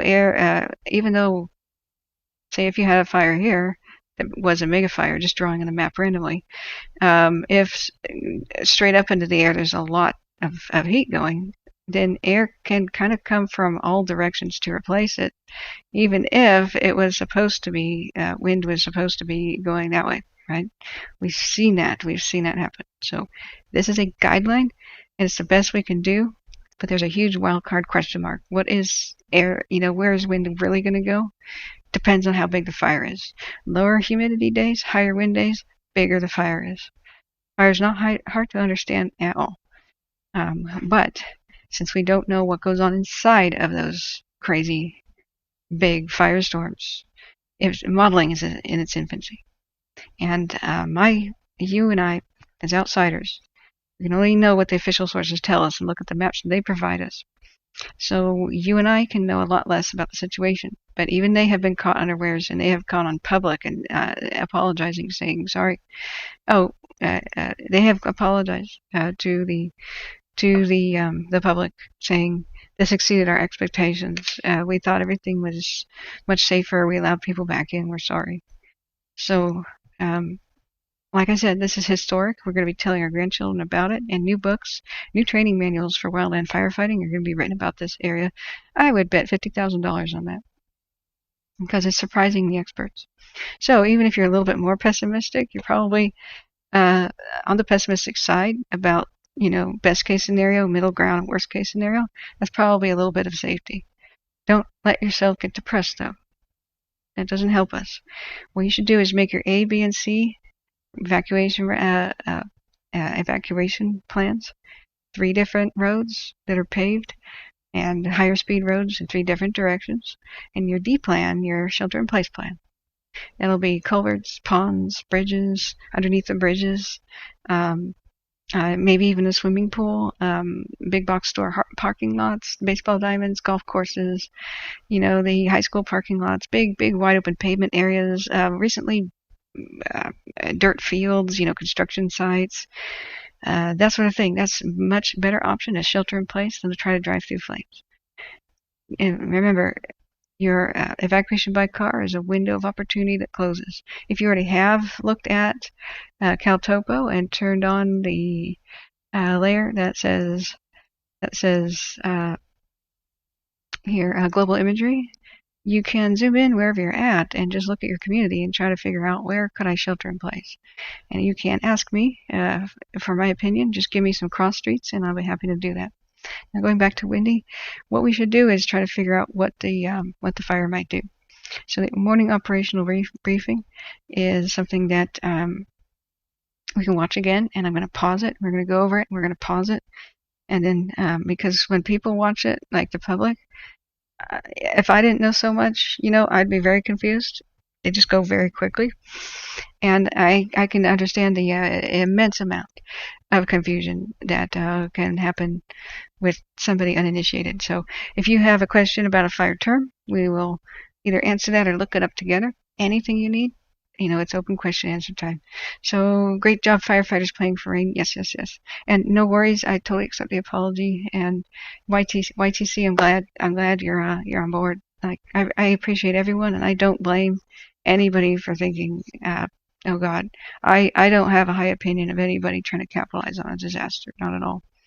But I'm doing this because, I suffered personal loss and saw people unnecessarily dying, and was so heartbroken that most victims, if they had known this fire information, could have saved themselves, but they got trapped because they didn't understand that maybe even 200 feet away was shelter in the form of culverts under roads and ponds and little bridges. And so this isn't going to stop, and so I need to get the message out. Thank you everyone who likes the videos. It helps me reach other people. It's because of the algorithm. YouTube algorithm says they don't suggest my video gets seen by anybody unless it's quote trending, and it's just a mathematical formula. I'm irritated when people say that on YouTube, but it's true, and there's a reason. So we have Windy open. It's not looking good for between 2, 5, and 8 p.m. That's going to be some hours of hell.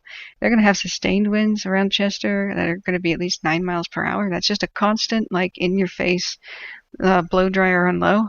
For 90, what is it going to be, 86 degrees? The humidity is going to drop, and that's when hell breaks loose. So critical, you want at least 35% humidity, and that's even considered pretty low, to firing a fire. And if you get something below that, you get to just critical, horrifying behavior. Whether or not a flame can reach out, how fast something burns, how quickly the fire moves is humidity related. So when we had the crazy breaches and it marched 19 miles north of Chester and such and breached on all different directions, that's when we had single digit humidity. So getting under 20 is extremely bad, and under 10% is almost unheard of in the United States, like except Death Valley. And so this gives you an indicator of just how dry it is. They haven't had any meaningful rain since the 6th of June.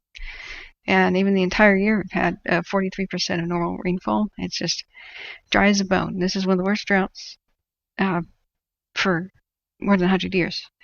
So this is nightmare conditions, nightmare terrain, sending strength to our firefighters. I'm going to plant the flag, and then we're going to watch. I swear, we're going to watch the video in a second. But I wanted to show you guys too that you can plant the flag. But what you have to do is click X, okay, and then you can now have the grabby hand. And I wish it was an icon of a hand that was holding a flag, and that would give people the indication they could do something. But just remember the little grab hand. If you hold it down, you can move. But if you click once, you're going to plant the flag. So we've already changed it to, miles per hour instead of knots. Don't ask me why it starts out in knots. But we have the same slider. So if we go back to now, we can see the wind at Susanville. And we can see that it's blowing to the south, but so lazily it almost doesn't even animate, right? Oh, wait, no, sorry, that was 8. Sometimes it moves back, sorry. Yeah, so at 8 a.m., I hit 10 and looked up at the screen, then I looked back down and realized, whoops, there was a mistake. So 10 a.m. here, everything just shifted a different direction. So now the fire might be moving closer to Susanville, but it would be to the west of it since it's south of Susanville. See? So I'm sorry, I still have the screen zoomed in a weird way. We'll move over to Susanville and move off global imagery. And move back down on the shade of relief a little bit. And let's see our Susanville. Yeah.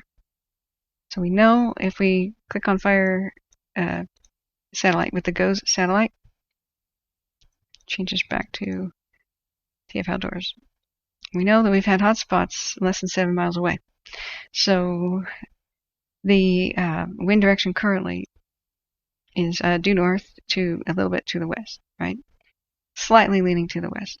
So what's going to look like in the future, though? So that would be moving the fire closer, like from the south towards Susanville, but it's really kind of to the west.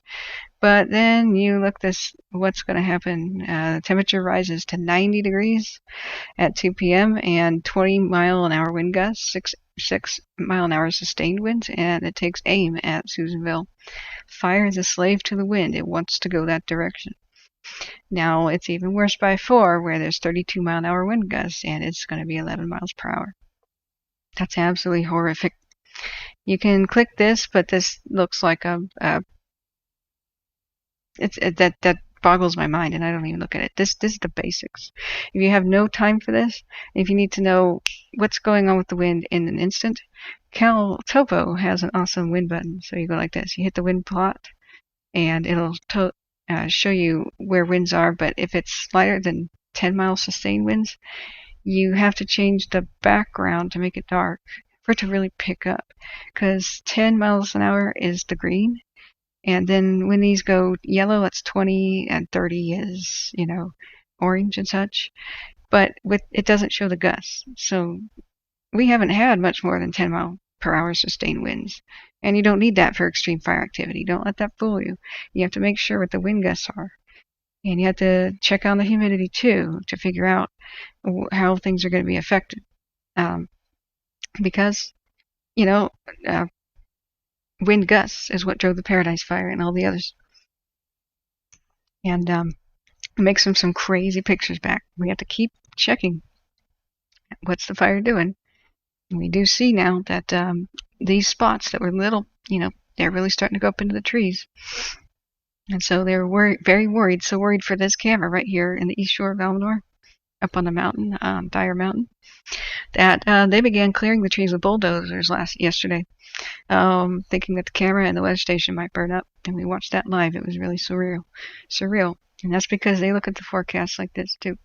So going back to windy, everything looks bad and looks like the fire will go north for a bit and then northeast towards Susanville when it really picks up. The only good news about that situation, no, there isn't any good news about that situation. Oh my God. Okay, so I'm very concerned, and we need to watch some weather forecasts from the experts. Because I was so focused on training you guys, I didn't even see this.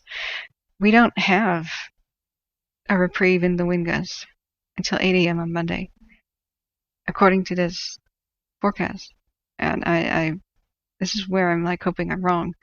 It's going to blow the fire if they can't contain it. They're making all efforts today. Before the wind gets bad, they have a window of time before 4. But it's going to continue marching to the east and then towards the northeast. And it's going to keep being gusty. So I don't know, what their fire lines are. They were optimistic last night at 6 p.m., but I think the weather forecast is worsened. So what is the scale of the fire NATO on the car fire for zombie? Actually, it was an F1, I think. But you know what? We should look. And that didn't work to flag me. I'm sorry, I didn't see that before.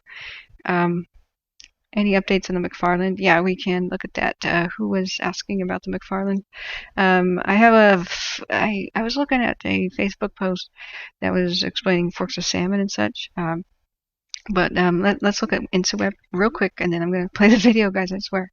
But that's how you look at things. I think Susanville, if it was attacked by fire, it would come from the south, or maybe even get past Susanville if the worst case scenario happened, but then later winds would push it to the north. And don't take this as the Bible. Don't look down here at the arrows, right? Don't take that as the Bible. And sorry, I had to resize the window. And thinking that the wind isn't at any time going to blow north. Like I said, the embers can travel 15 miles or 10 miles, so it only takes 5 minutes of wind shift to the north for just 5 minutes for the embers to go raining like a blizzard, with every snowflake being a burning really small piece of material, and shower all the hills of Susanville to its south or its west with embers that they have to scramble and try to put out. And that's mountainous, hilly terrain. So they have their work cut out for them if worst case scenario happens and they're not able to contain it by, well, it looks probably like this afternoon to the evening. They were confident last night at 6, but we had to keep abreast of the rapidly evolving situation. So I'm going to hit fit to screen. Okay, I think of the window back correct. The plant was shut down. Okay, power plant. Yeah, it's so dry that they shut down for the first time ever. The power plant that's at the base of the Orville Dam, the water level is so low, it's not even hitting the turbines. Like, it's just critical. Patricia says, my brother and I had to evacuate last Labor Day. Wow, yeah, I know. It's terrible. In Eugene, yeah, I had to evacuate friends and my mom from the Beachy Creek fire. Brooke says, can we see the new spot and wind direction to Susanville. Yeah, I think I just covered that. So, yeah, it's 9 in the morning. Things are going to get rough in the next hour. And if you, it is still Zoom. Okay, yep. I think it's back to being normal. Yeah, it's back to being normal. Okay, the policy is always changing. Yeah, they have to adapt and overcome. That's what we do too. Is we don't get crushed by change. We can expect it, and we can just say, okay, well, new change of plans. That's why, look, we could see a fire going up a tree or a stand of trees over there, and we will just keep looking. When I kept looking back at things, I'm like, oh, I spent 30 minutes talking about things. Click back. We were saying, oh my God, and we had infernos, but that was true red flag conditions. But I'm going to call this orange flag conditions because it's not quite the humidity of red flag, but the winds. My God, I'm going back. You think something was Orville? What was Orville? I would check when I'm poor and I don't own a computer. All I got is a crappy cell phone. Okay, Badass Zombie Hunter. I'll just show you guys real quick. If you just have the cell phone, Android. My radar, this thing is even better than what I'm showing you. It's way better than Windy. And so it's by Acme. No, it isn't. Is it? Yeah, I think that's the one I have. So this is incredible. My radar. There's a couple that have the word my radar in it, but it is so wonderful. Maybe here's a little like demo video. You could put alerts on there, and you could see wind and so much better than you can from what I was showing you on Windy. It's much more clear. It's much more concise. And it shows you things like that. Hourly hyperlocal forecast. You can track hurricanes, be warned by emergency things. It goes on the phone and says red flag warning, high wind warning, flash flood warning, and turn on different layers.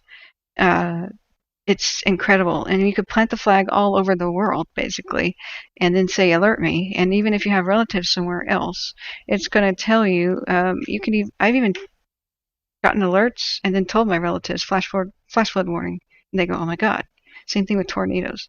So it's worth getting the Pro as well, but it didn't even show the wind very well, but it's incredible, like really incredible. So the other one that's best is also NOAA Weather. Sorry, this is Android. NOAA Weather by Pandemonium Software.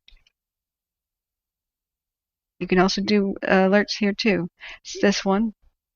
So it takes National Weather Service, National Oceanic and Atmospheric Administration.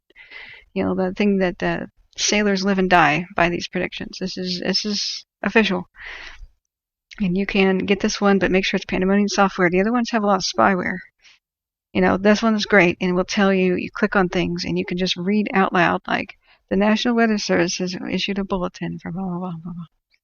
Has FEMA come to the region? You know what? They were just asking, the sheriff says he's going to ask the president for an emergency declaration to get the federal help in that they need. People thought FEMA was coming because there were some gray buses that came into the Genesee Valley area down here, and it was actually to help with the radio communications of the Forest Service because I guess they had many issues. So gosh, we still have hot spots right now north of Crescent Mills, south of Greenville, up in Dyer Mountain by the Cams. Still have Butte Mountain, excuse me. West of Chester, north of Chester, northeast of Chester. That's new detections here. Northeast of Chester. See the red is the last 10 minutes. Every time you turn on the back on your fire, this will look different, especially with wind picking up. And so what we don't want to see is new red everywhere, but that's what I fully expect. So fingers crossed. Gray is last 1 to 6 hours. So go team. Windy is because there's no desktop version of my radar. This is the best I can see. And you can go over to the right and you can click on wind gusts, and this will track gusts for you and show you the real truth that when gusts are occurring, look how faster that much is animated. This is like 4 p.m., right? So it's color coded with wind gusts being the darker red. Orangey red is the fiercer wind, and green is the less right? So you just a good way to eyeball the whole region. That's not looking too great. If you look over by the McFarland fire in Weaverville and everything, look what's going to happen by 4 p.m. So I would see. I hope that Weaverville and such is evacuated, like on the McFarland fire. Everything to the east is of where these fires are by Forks of Salmon and McFarland and all that. And you're going to see it by 4 p.m. blowing pretty bad. If we put the flag over there, um, we've got 28-mile-an-hour wind gusts by 5 p.m. So hold on to your butts, everybody in this region. We will keep looking back. So I'm going to show the video now. I kept saying that. Then we'll look at the McFarland fire. Anybody has any questions real quick about how to use the tools? That's what I want to teach. So Ventura, hey, welcome. It was real creepy when smoky and dark in the middle of the day when the siren's going off. Yeah, and it was just like watching someone on YouTube. I know. This is like watching a horror movie. When we saw the 600 tall flames on this exact spot where the camera's on to the right, that was unreal. I couldn't even talk. It was just it's never something I want to see again in my life. But we still could. We still could. There's a lot of fuel that the fire missed already, and that it can just find. So the one good thing about Susanville that they were saying, and we'll see it now in the operational morning briefing, is that they said that there was a burn scar of the sheep fire, and I think that was last August. So they made a bunch of lines to protect Susanville at that point. And what we see is that's extremely helpful for our fires in the next few years. All I have to do is man them and dust them off and trim the weeds, so to speak, trim the overgrown hedge and the vegetation back from it, and they man their stations. So while there is that positive, the sheep fire was west of Susanville. You can even check it by hitting the button, fire history. So, southwest of Susanville. The hog fire was the one just west. So, hopefully, in those little sections, they're going to fall back on some lines they already made. However, down south here, in the Moonlight Fire scar here, there's a lot of standing dead trees, and you could really take off in this orange area. I witnessed it myself. They tried to helicopter log from this extremely remote, rugged area to get that ready for the next fire season, but they're huge trees, 1,000-hour fuels, and they're all dead. It's like seasoned firewood. It's like stacked up like a bonfire, ready to go, with all kinds of brushy growth underneath it since 2008. The McFarland fire is headed towards Platina. God, yeah, prayer sent for the region. Let's see here. We're just going to have fingers crossed. We're going to keep looking, and they're going to show us the battle map now. We have the river complex and the other one, the Trinity, Shasta County. It's kind of straddling the border, isn't it? I'm going to call it the Forks of Salmon, complex that's up there, because the other river fire, don't ask me why they called them the same thing, was down here at Placer County. So let's watch the morning operational briefing, and I'm going to do it line by line. We're going to go through it. See, where does it actually begin? Okay. I hope that doesn't drive anybody crazy, but if you want to watch it yourself, then, and remember, this is only the West Zone, California, Team 1. It's the 7th, so why are we clicking on the 6th? Let's go back here. Videos. Oh, yeah. You know what? They have to upload it after they do it. So it should be back. Going back. You know what? YouTube may not have turned it into a watchable, rewindable video, because that's the 6th. It's the 7th. I'm a little confused by that. So just after you go live, YouTube you hit the refresh button. It will make your video visible by all, and surprisingly, that has not showed up here. So you know what? There's an alternative. I believe they posted to Facebook, and everybody like and follow Matthew Henderson. I'm going to duplicate the tab, and then we'll go to Cal Fire, Butte County, or Plumas County Sheriff's Office. These are the links, right? Or the the morning update. But you know what? It's usually on the YouTube. Am I going crazy, guys? Can somebody verify that? I mean, of course that's verified. But I mean, am I going crazier? Because 8 point did they do the same thing that I did and rename the video? Going back to InstaWeb. I'm a little bewildered, guys. Hang on a second. So we were watching it. I swear it was here. But when they go live, YouTube they have to click a button just like I do to save a live stream into a video. And I'm starting to wonder if they didn't click the button, guys.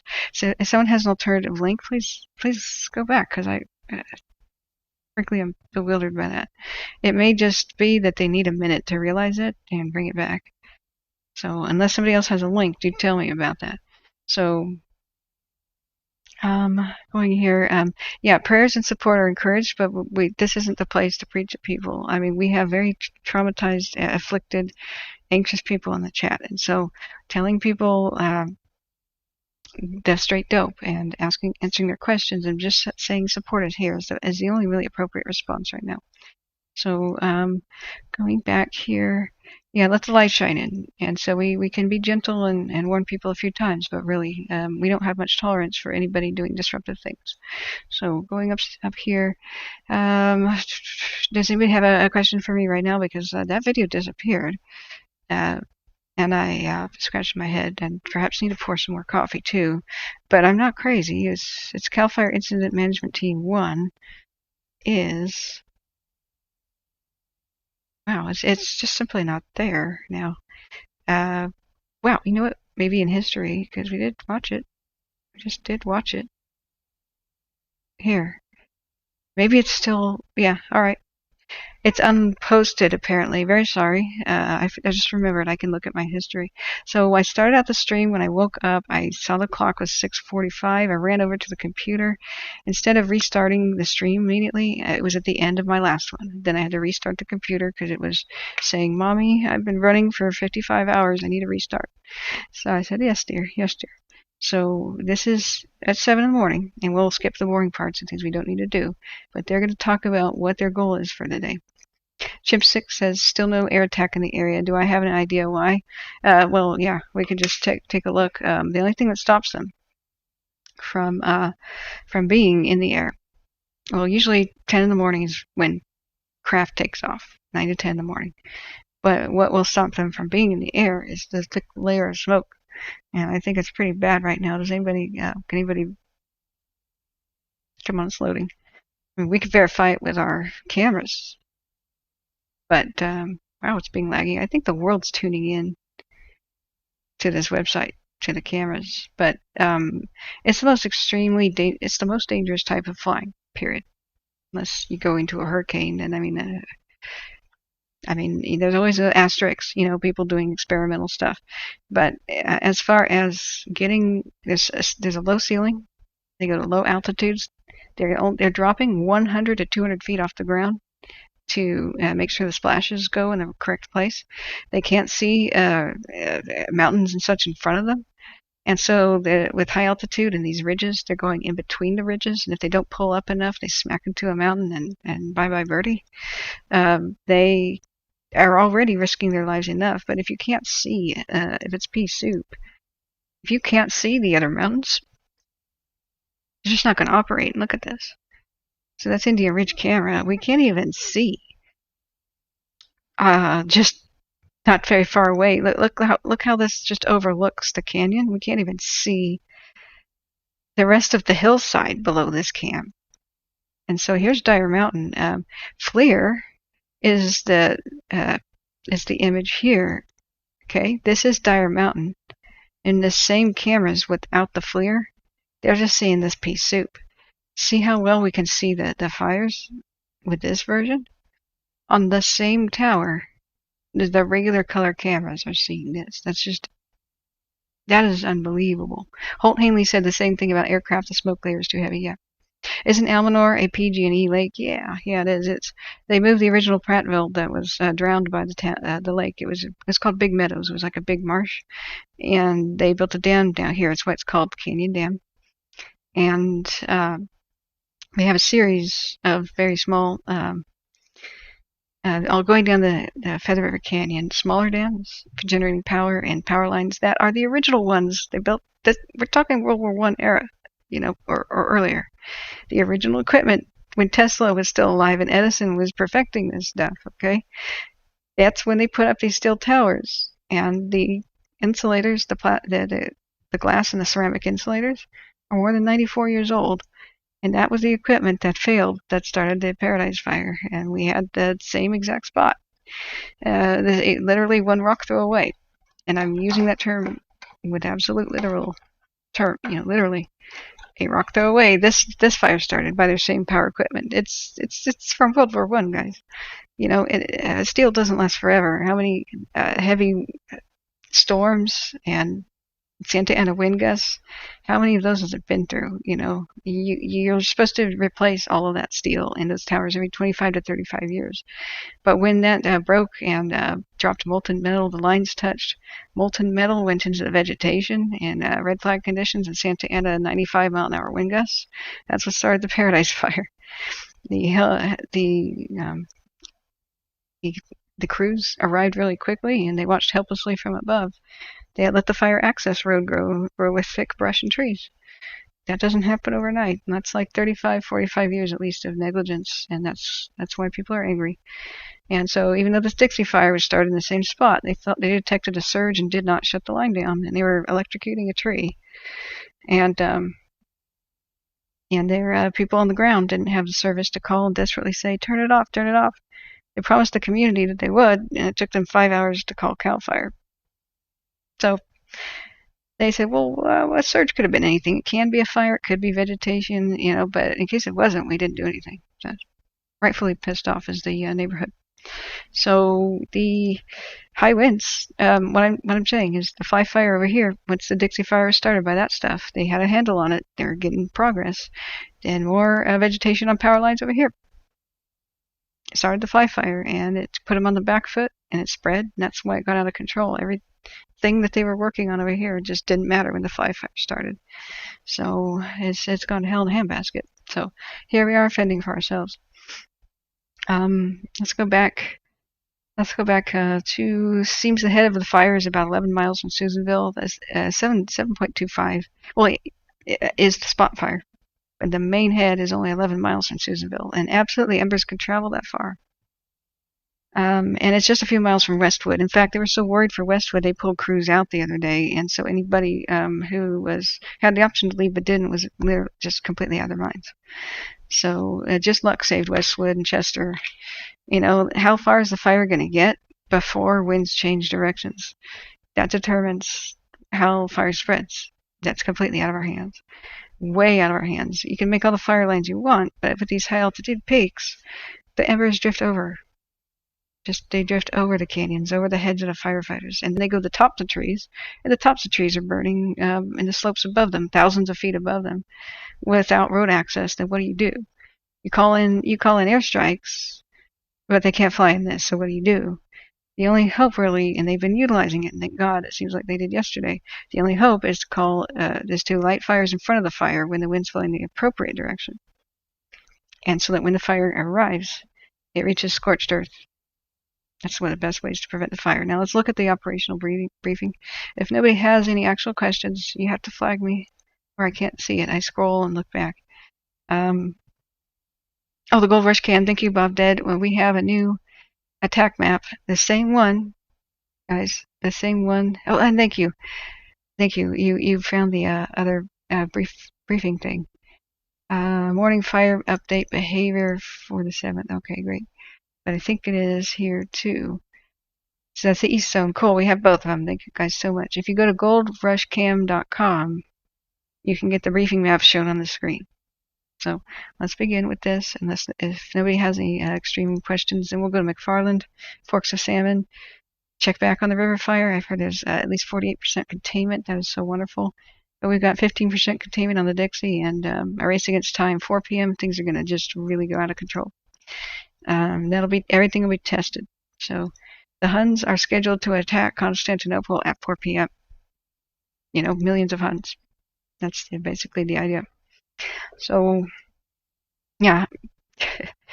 The most dangerous fires are the new ones that pg&e starts in the middle of the rest. Go back to my stream back after Labor Day. They had their hands full of lightning strike fires, and then pg&e goes and starts others like the Zog fire, which are deadly. They've killed hundreds of people. Well, more than 100. Excuse me. So, yeah. But the time right now is survival and education. Later, we'll figure out what to do about that company and what's appropriate action as protests and such by the citizenry. But right now, we just tell people why it started, explain the situation, and let's analyze this. Our IMT1. This briefing is also being streamed up at Susanville via YouTube. Just a note, this will be Team 1's last briefing. Team 3 will be taking over briefing duties starting tomorrow. For folks that are still assigned to Branch 1, Branch 5, and Branch 7, you will still report to Silver Dollar. We'll still logistically support you. However, the briefing you watch tomorrow will be provided by Team 3 up in Susanville. Please silence any electronic devices you might have, radios, cell phones, pagers, and we'll get started with a situation update. On Division Alpha, still working up the 70 corridor, very minimal resources in there, kind of like just a tactical patrol through there, making sure those structures are still secured. Division. Okay, so Division Alpha. Division Alpha, if you look at the clock, man, this is a lot harder to see than I thought. So if you look at it as a clock, I'm going to draw. Alpha is A at the bottom at 6 o'clock, or just past 6, right? Then it goes clockwise, and then there will be like B, C, D, etc. And then Zulu is coming back around full circle. And Mike up here in the north, and over by Greenville and such was Oscar in general, but now it's called Double Oscar, Double O. That's what that means. This is a lot harder to see than I thought. I'm going to try to get a second map up in a second, but I'm going to pause a lot and interpret what they say. Bravo and Charlie looking really good, starting to backhaul stuff out of there. Still have that spot there in Division Charlie that they're keeping an eye on. Need some more work in there. We don't want any heat coming out of that. It already came out off of our lines once, so we don't want it coming out again. Okay, I interpret that as the reason why Concal was put on alert the other day. Concal's really far south, like really far south, and it surprised and shocked everyone. But it's because they thought that maybe embers would reach Concal from more than 10 miles away. It tells you something, because the wind was going to blow down the canyon, down towards the valley. So they said, let's prevent that from happening again. Division Echo and Foxtrot looking really good. Still putting some direct line in there, trying to monitor what we've got, hold on to what we've got. They've done a lot of good work in there, and we don't want to let that go. Division Golf and Ida, trying to find areas of opportunity where they open up that Colby Mountain, tying it into Onion Summit there, and trying to make sure we have a secondary line just in case we need it. Okay, so yeah, secondary lines are the contingency lines, and this map is terrible, so I can show it again. But tying up a line means to have 2 lines like meet, and where crews have been working on, the different sections. And so that's what that means. And the contingency ones are the extra ones in case fire embers start a fire in between the different lines. Now understand, though, that the reason that the fire got north of Chester is because it jumped 4 of them, including the major highway. So we have to remain vigilant. This is the kind of stuff that threatens Mineral and Sterling City and even, heck, all the way down to Concal. So working into Juliet, they continue to mop up and get depth in there. They got like 500 feet, but we still have a lot of work in that area to do. And then Division Lima, trying to go direct on the fire north of 36 and then also south of 36. Okay, Juliet was the one that dropped everything to go help people by Chester. So that's why the work on their line stopped the other day. And so I'll show you on the map where that is, but it's by the end of their line was over by Humbug or Humboldt Road. It was, if I'm leaning close enough. So it's west of Chester, and that's the reason why they're behind on creating that over there. Protecting those structures along that 36 corridor as well. Moving up into Division Mike, lots of work to do up in there. They're trying to press even further north. Okay, Division Mike is north of Westwood. It's way up there. So if you were to take the road north of Westwood, go all the way up here, and then go down to Susanville, that was closed the other day because the fire went and circumnavigated Chester, went all the way all the way over here. I guess I have to draw with the map. It went and had hotspots all the way to the major highway north of Westwood there. So they're going to try and use that as a line, basically, and keep the fire from reaching. So that's what he was talking about. That's Division Mike. Get some direct hand line up in the Division Mike Lima area, and then also down around Chester. And now Lima is northwest of Chester.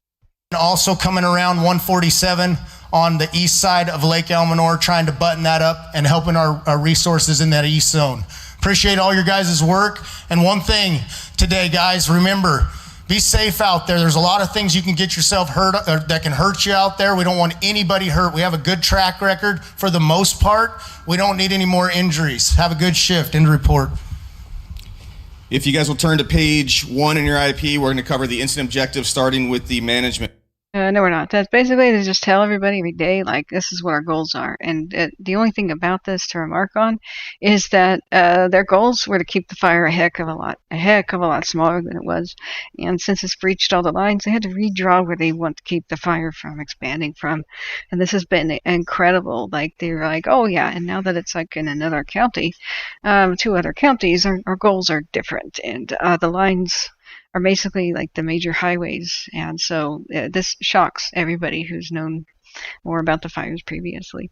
So I'm going to skip that.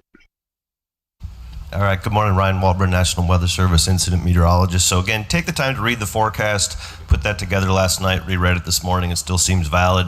To kind of baseline things, right now on the weather station network, out on the fire lines, humidity values only recovered in that 20 to 30% range. So it's like a thermal belt out there. All the smoke and heat from the thousands and 10,000 hour fuels are just burning out, but they're stuck underneath the smoke inversion. So okay, yeah, that's motor mouth stuff going. Okay, so I got to rewind there. 1,000-hour fuels means every standing tree can burn for 1,000 hours if it's dead, especially through the trunk. So that's what 1,000-hour fuel is. That means that every tree standing up that's dead already, like from previous fires or beetles or whatever, drought, it'll burn for 1,000 hours. Now the living trees can start the process. They almost are burning like the dead ones, which has explained the crazy behavior that we've seen. Mostly the trunks of living trees don't burn because there's water in there. They're green, they're alive. And the crazy thing about this is sometimes they have burned almost like they were dead. So the fact is that there have been so many previous fires here, like the chips and the sheep and the others, the moonlight. He's trying to remind people that the fire can get really out of control because of those. And so those cast the embers, since it burns for 1,000 hours, that's, many days. There, if the wind changes, those pieces of the tree will break apart, blow in the wind, and start fires elsewhere and endanger, cause rapid fire spread. So I'm going to go back. Let's go and analyze what he's saying. Humidity values only recovered in that 20 to 30% range. So it's like. So he said humidity values recovering. At night, that means humidity goes up at night. It's cooler, it's damper. But the more recovery at night, the better you have a chance that the plants absorb a bit more humidity inside of them and dew and that sort of thing. And that really helps the plants to be more fire resistant, and it also helps for the actual burning fire to shrink a bit. The higher humidity, the more the fire shrinks and has more sluggish behavior. But it's a roller coaster kind of a scale. It reaches below a certain point, and then below 25 and such is just really critical. Below 10 is apocalyptic. So humidity recovery at night, when it's bad, it means bad news for the next day. Really bad news. It means the fire burns more actively at night and fiercer during the night, and there's more spread in the night and then worse during the day. So you would want to see humidity recoveries way above 45%. Like 65% will be wonderful, but not going to happen in this area. So at least 35 to 40 would be good. Still seems valid. To kind of baseline things, right now on the weather station network, out on the fire lines, humidity values only recovered in that 20 to 30% range. So it's like a thermal belt out there. All the smoke and heat from the thousands and 10,000 hour fuels are just burning out, but they're stuck underneath the smoke inversion. So smoke's going to drive the fire environment today. which means things will be tempered, lighter winds, slightly cooler temperatures. Humidity shouldn't drop too much, but still near critical. The inversion, okay, just think of it as a hat. It's like the fire underneath smoke. The only positive about it is it's like putting a lid on a fire, like bacon or something sizzling, or something simmering. But then if the wind changes and gets enough to blow it away, then you have explosive fire growth again. And so even though you can't see and can't hit it with aircraft, then there's a mixed blessing of it being a little bit less active. There's a big danger, though, of crews getting injured or overrun because they can't see fire coming towards them. They got to watch each other's backs quite a bit. So as you kind of, a watch out situation would be when the smoke would lift. So here in branch 5, roughly 1,500 hours, you might start to see a little poke of sunshine. And then so that would be 3 o'clock. There might be a little bit of sunshine, and that's about the time the wind shifts, right? So this isn't looking good for 3 to 4 o'clock. Thank you so much, Havoc, for being here. And for you folks working up in Branch 9 who are probably watching online, as that western boundary clears out, we start to get some clearing there, 1,500. That would kind of be your watch out situation. Still a ton. Yeah, watch out, guys. He's saying to the crews. He's not talking to the public. This is the crew update. He says, watch out. 1,415 hours. So that would be 2 and 3 o'clock even. On the smoke from our fire and all the other fires to our north and west. So again, that'll kind of drive things. We go into this evening, it'll settle down into the drainages, and you'll get your light nighttime down canyons. Thank you. Down canyons means the wind is forecast to go back to the valley at night. Down canyon wind, and so what that means is going to the lower elevations, generally that direction, because it'll go right through the wind tunnels, which are the canyons. Think of them as wind tunnels, and so the canyons are this angle, so that will basically be the direction of the wind in general, as typical fire is. So he's talking about the wind's going to shift directions, but today what's going to be critical for Chester is it's going to go northeast. Starting, we'll have to look back at windy. It's going to be blowing that way, and so all the hot stuff from the fire here, the embers could hit Chester. Then later there will be a different threat as the downwind stuff comes. As the evening wears on, then it'll go for that direction. So battle for Chester will still continue. Good morning, Don Watt, Fire Behavior, IMT1. It's a big thing with the weather, right? The smoke's holding it down. It's moderating our fire activity. The big thing's going to be on that west side as it starts to clear out today in the afternoon. You will start to see that increase in activity. Basically, with the smoke layer, you're shading your fuels. Your spotting potential is down in that 40-50% range. Once you start seeing sun, it's going to jump up to that 80-90%. Okay, that's really critical right there to understand. So when there's a lot of smoke around, embers can travel somewhere, but if they land on something flammable, since there's more humidity and less stuff going on because of the smoke, kind of wrapping around the fire. There's without the wind's picking up, there's less oxygen and things for it to get, and just kind of simmers. That's a 45-ish% chance for embers to be land somewhere and light something on fire. But he just said it goes up to 80 and 90%.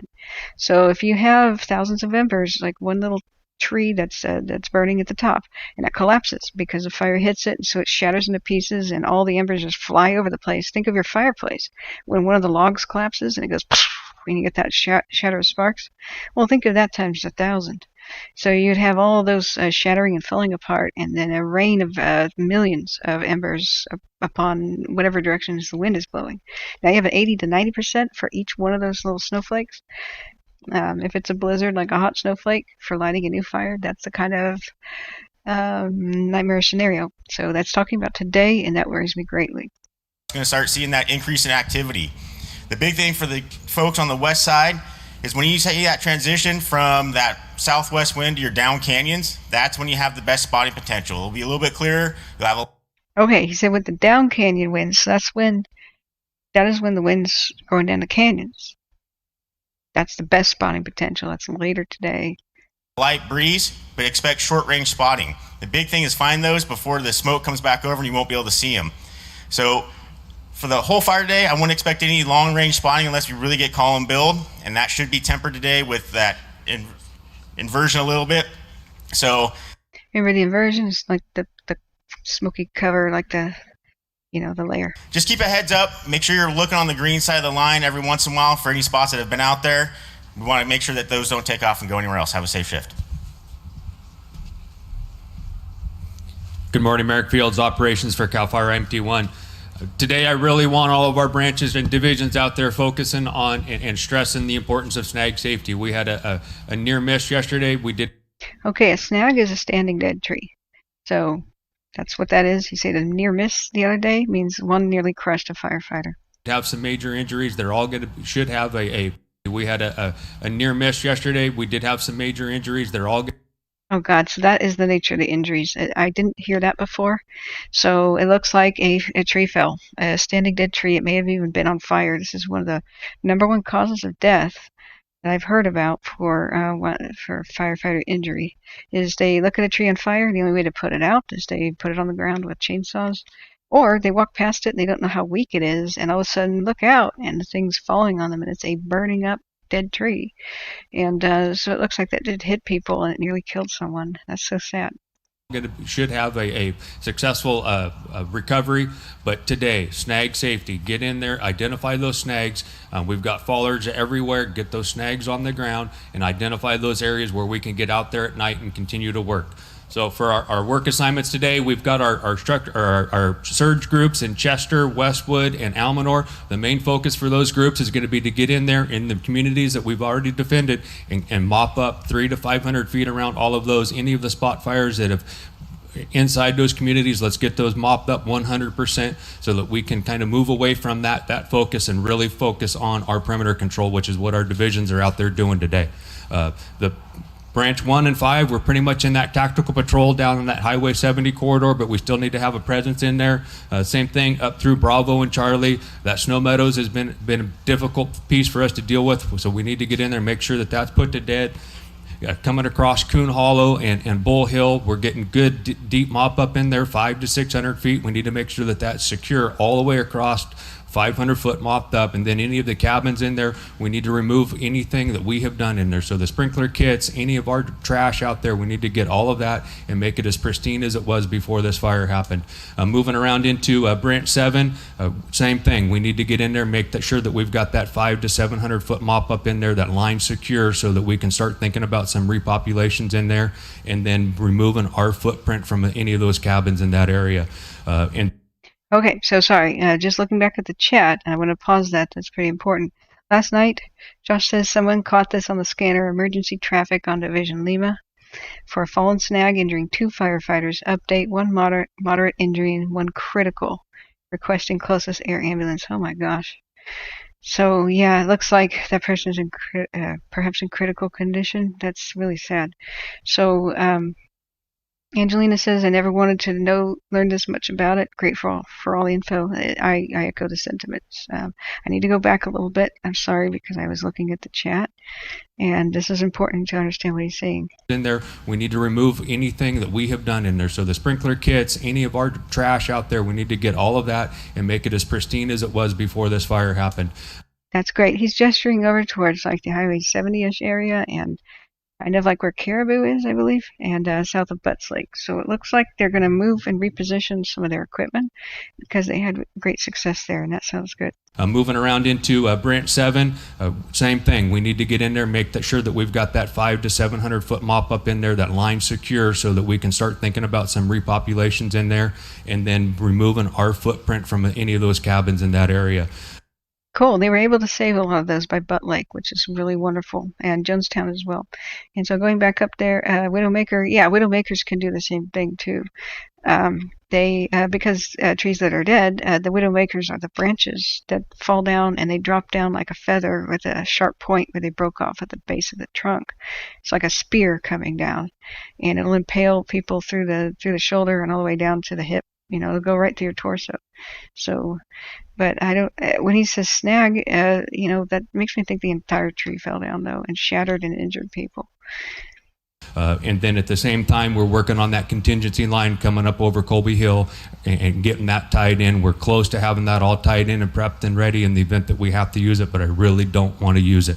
Our main focus and our number one goal for today is from Humboldt Road up over to Highway 36 and getting that punched in all the way. We've got a good dozer line coming in from the south end and coming down from the north end. We're supporting it with hose lays and mopping up as we go, but we need to get that pinched off and finished because of the assets at risk to our west over there. And then moving up at the same time in Division Juliet, we're starting on our big box going out 36 and masticating all of that, but we've got an opportunity in there between 36 and Warner Valley to go in there and go direct, and we're working on that with some minimal resources while we're focusing on that big box. Okay, wow, that's a lot of motor mouth stuff too again, but they have to talk quickly. So what they're talking about is over there at the intersection of 36 and the other highway. They're going to work very diligently there to keep the fire away from Chester, where it breached and ran for the airport. So that's the area where we lost the Golden Bear and the Evergreen Pizza that did burn through, and they're coming back and they're trying to reinforce that line. It was originally a contingency line in case the other three failed to the south. You know, the other ones that were in between Eleanor West and the south, and it did run past all of them and just have a path of destruction on the western side of Chester, and they just barely saved it, and it went all the way north towards Drakesbad. And so they're coming back in there now, and they're like, okay, rolling up their sleeves again, and they'll try to it sounds like what they're trying to do is cut the fire in half.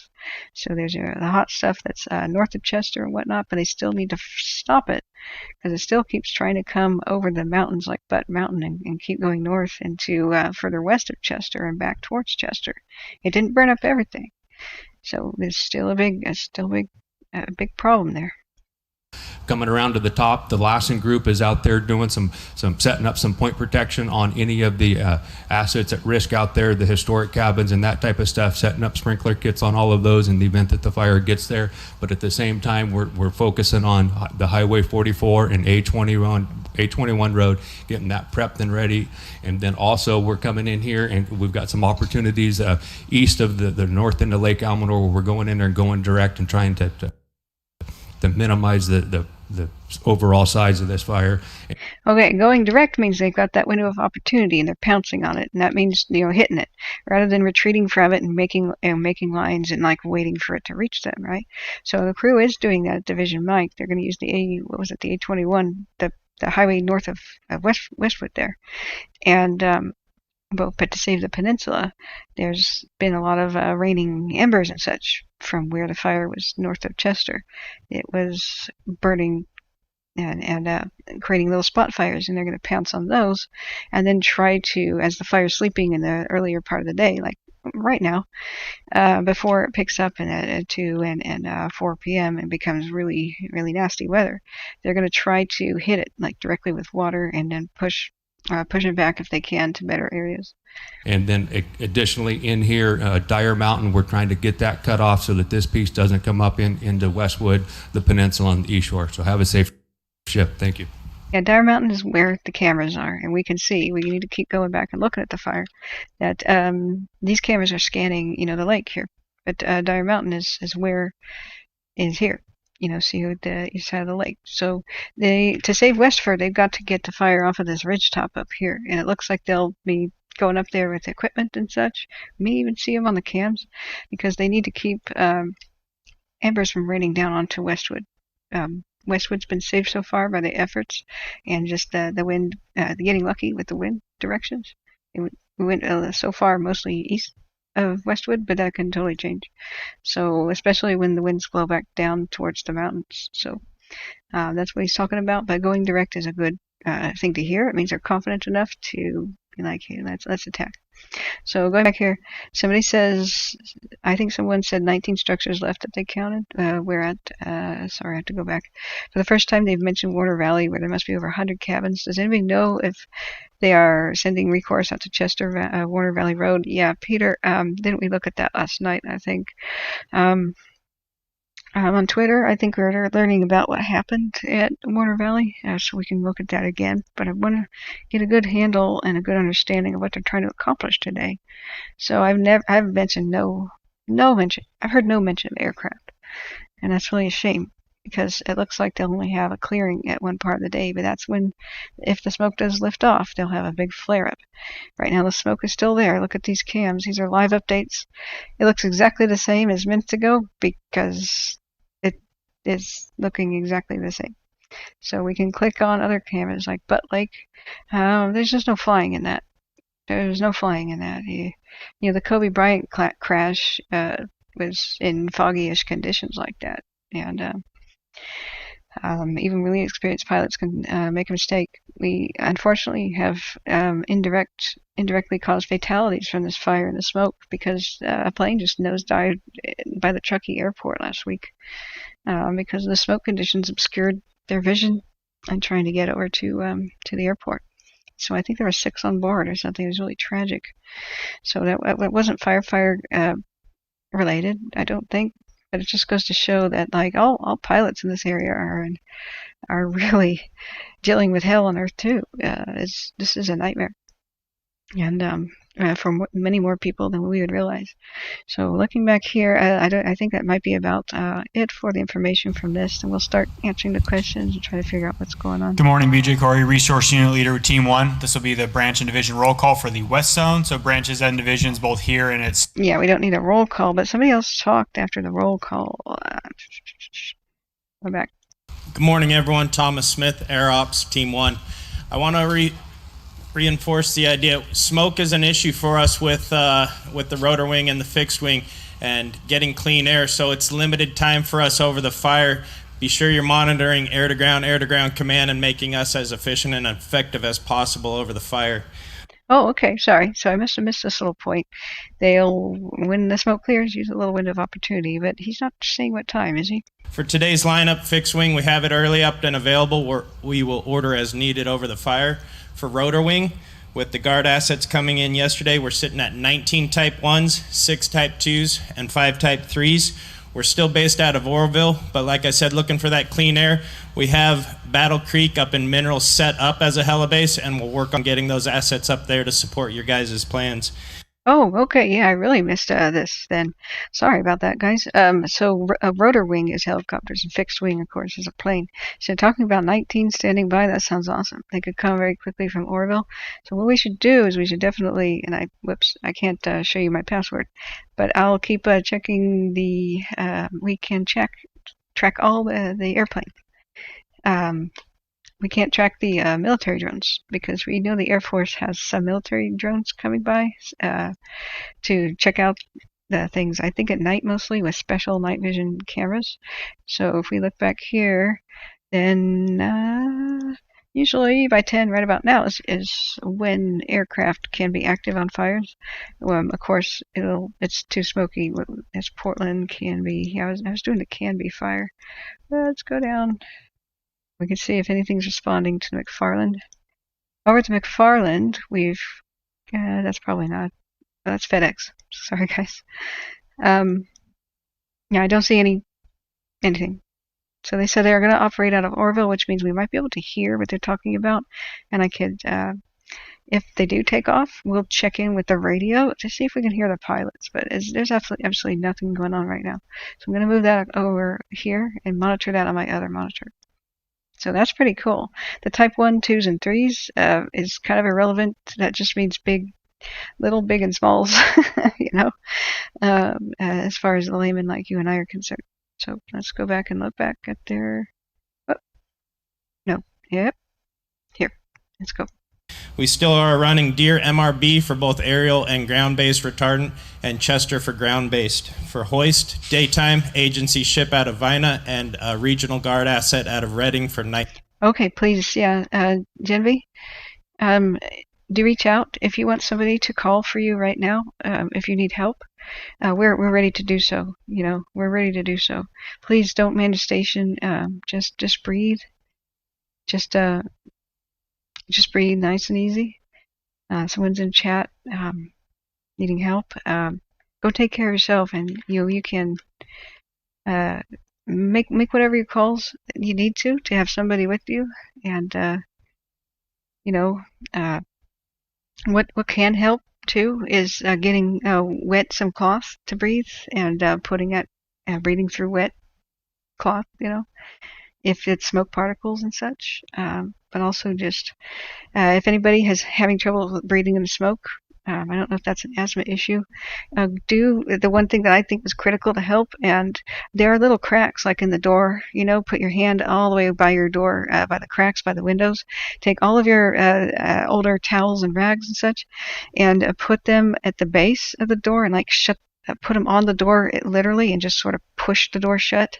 And that sealing the gaps is what will help the most, because you wouldn't think that it would get through these tiny cracks. And like where the air conditioner's at the window, go ahead and seal that, because it's going to keep getting in. And then once you seal that, you'll be breathing much better. And do run filter things out best you can. You have a nebulizer now? Okay, great. Yeah, just we got the fort here, and come and go as needed. But if you are having an emergency, just let us know. We're here to help too. And yeah, we'll go forward with the meeting. I hope you feel better, friend. Night hoist. With that, have a safe shift.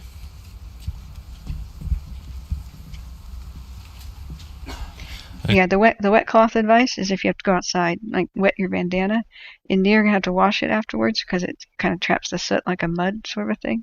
But that really does help trap things. And in a structure fire, some survivors have said, like in a restaurant fire, they take their glass of water, wet the napkin, get on the floor, and crawl out. That's what they were trained to do in World War I, and it's a thing. Just over the day, it's not good to trap all that stuff by your nose. But like if you got to go outside for any reason, that's yeah.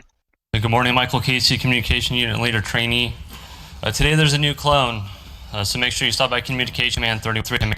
Okay, that's communications. Teams. We have 4 medic teams that are out there on the line, medics, and 2 hospitals been added to the 206. One out of Reno, which is a level 2 trauma, stroke, and a STEMI center, and then one out of Susanville, which is just a basic intake hospital. We have the 2 airships. The one out of Reading is a hoist ship, ALS, and then we have the one out of Orville, which is 205. It's a BLS hoist ship. Okay, so I was trying to figure out if the Chester Hospital was reopened. I don't think it has been. I think it's still pre-evacuated. When I heard the Chester Hospital was being evacuated, that goes to show that they were really, really worried for the town. So right now, if anybody gets injured, the hoist ship thing is, well, it's their helicopters going to try to airlift people out. But look at the smoke, Yeah, that's one hell of a long drive to get to Reno if you need trauma centers. So we have to understand the high risk these people are taking. So anyone have a question? Answer time is open. We're just trying to learn as much about what their strategy is for the day. If you've just tuned in, please like and sub. That really helps. If you can throw pocket change at me after you've donated to the victims, that will help me keep my stream going. And I'm so grateful for every even $1 or $5 donation. It's really expensive to buy microphones and computer equipment to keep this running. And I don't work when I've stopped my life and just been here, and I stream for sometimes 20 hours at a time, just sleep a little bit and come back. So I don't have income right now. So anything really helps. The link is in the description. You don't need a PayPal account. There's just, debit things. But please, Plumas Bank is taking donations for the victims. And what we're doing is open question and answer time. I stop this sort of thing if anybody has a specific question about a place. We're going to look at McFarland Fire next, and we're going to read the statistics and outlook for the Dixie Fire. But this was their morning briefing at 7. We have a huge, if you can't stay for long, it's going to be a bumpy ride today, because looking at things, it's all quiet right now, but it's going to start picking up. The wind gusts are really going to be up to 30 miles an hour today, and humidity's going to drop. Wind is going to clear the smoke out for a moment, and then I expect a lot of flare-ups, a lot of serious new issues to test their lines today. There's where it breached, and the new perimeters, and the new huge, more than 75,000 acres, the new areas to fight the fire in are, they're just really beginning their attacks. Chester's not out of the woods. At several times during the day, the wind is going to blow the embers from the west portion of this fire all the way to Chester, like so. Like so. And it definitely could reach it. And so there's lots of things on fire here where the embers could just go all over it. And later in the day, with the change in the winds, the from here, embers can go to Chester. They're really trying to keep embers here from reaching the Peninsula, Hamilton Branch, and Westwood. And then they're also trying to figure out if they can protect Susanville, but they have better news in that front, because the fire seems to be going towards the burn scar where they made fire lines last year. This fire, which is the sheep fire, but they're not out of the woods. They think that way from here all the way over here, embers traveled and created this new fire. They're doing their best to get a handle on it before the wind happens, but that's going to be 2 to 4 p.m., maybe even sooner. We're already starting to see when the Camet pivots around some of the fire, which is low on the ground right now, climbing trees, and it'll pivot to the left. We're starting to see an increase in activity. Humidity's going to drop. The lid's going to be taken off with smoke. They're readying more than 19 aircraft to assist with the situation. They're going to have a brief window of time when they can see well enough to fly.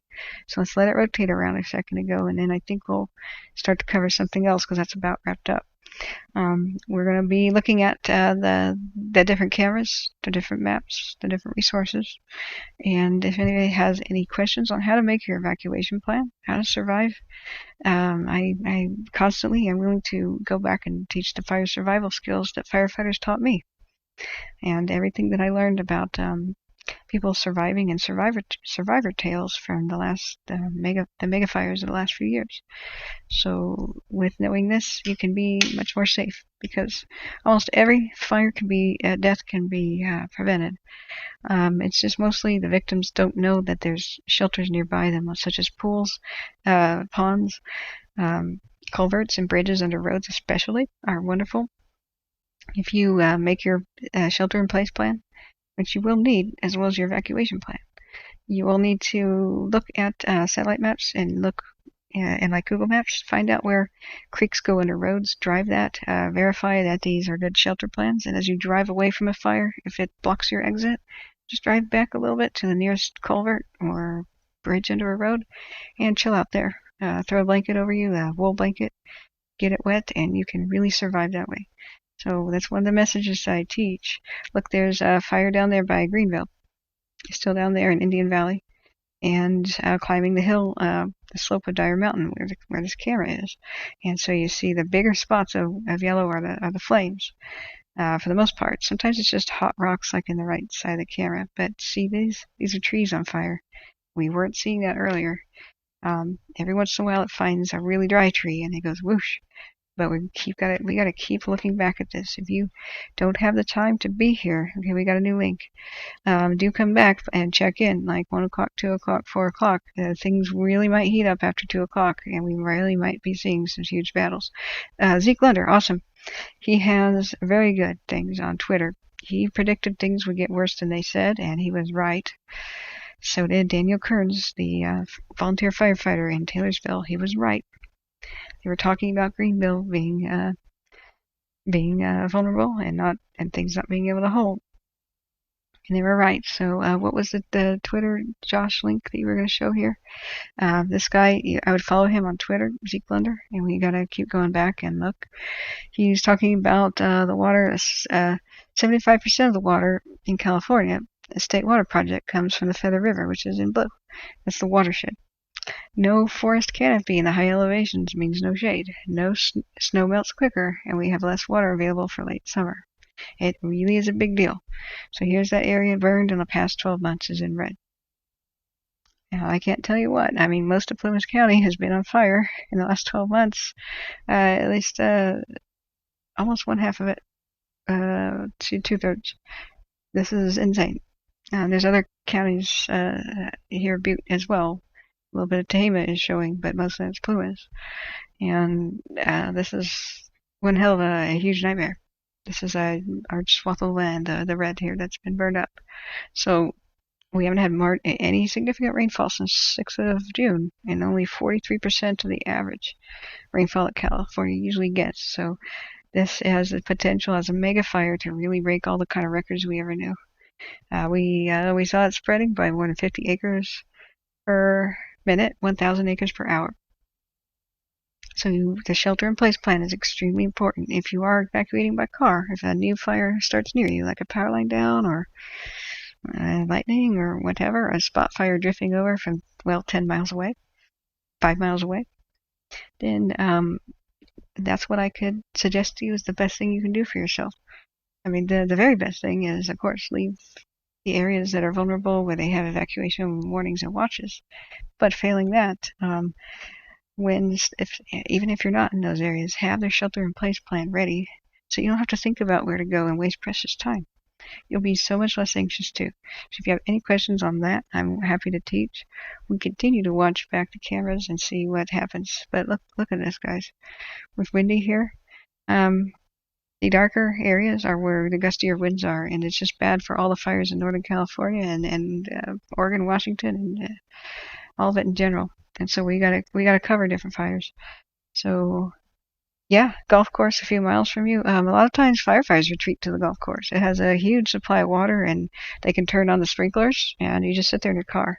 But really, the big box store parking lots or big grocery store parking lots, just look around you. As long as the tall trees can't fall on you and hit your car, just ride it out. That's what all the survivors of paradise and others can tell you about in the chat.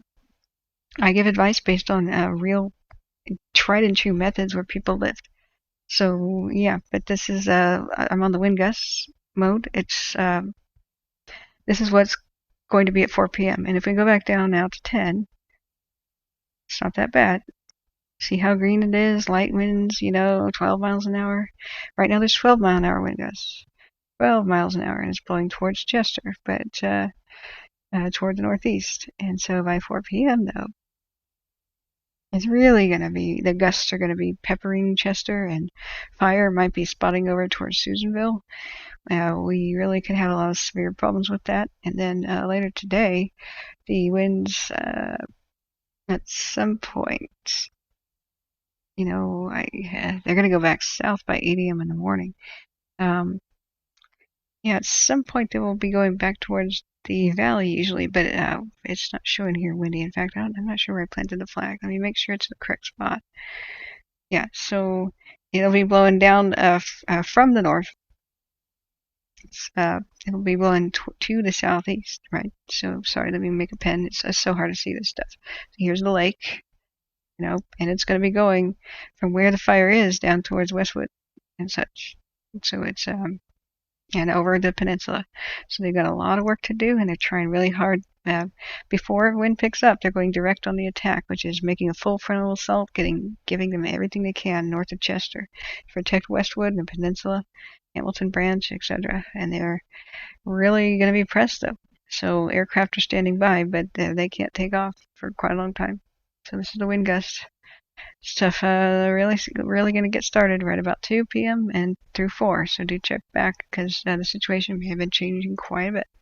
So we're going to look back at other fires here too. So what you should do to stay safe is use CalTopo like I do. Add these little layers up here. To the right here it says base layers. I hope you can see that a lot. Click on stack a base layer, and you got topographic maps galore. Go to global imagery, and now you can see the satellites, and you can do the slider back and forth. And you can say, where's the nearest baseball diamond? Where's the nearest field? Depending on what kind of town you live in, where's the nearest big open space where a tree can't fall on me, or a nearby plow field or something of the sort, with water nearby. Here's a bridge. Perfect. If this is accessible to people hanging out here, parking here and hanging out here, might be really good. Because you can get under that bridge. You gotta it's not too hard, and then go and look at your evacuation route, test it, drive it, make notes, pencil in, and memorize with your head where are the good places to go. Everywhere that, make sure the creeks aren't dry and such. Make sure you can get under the bridge. Wherever a road crosses a body of water, there's a creek or a bridge or a culvert. So check it out, like this one and this one, and drive there and look. It's harder on the private property ones, but the main roads are where you're going to be anyway. But with Brush Creek and Berry Creek, unfortunately, people drove past a firehouse that had ponds in the back because they couldn't see the firehouse past the trees. So they drove to their deaths south. The fire was behind them, but they didn't understand the fire threw embers ahead of them. More than 5 miles started new fires. So they ran into a wall of flames, reversed direction, and the original fire caught up with them. But they had driven past the little turn that took them to the firehouse with ponds behind it where they used to refill their tenders.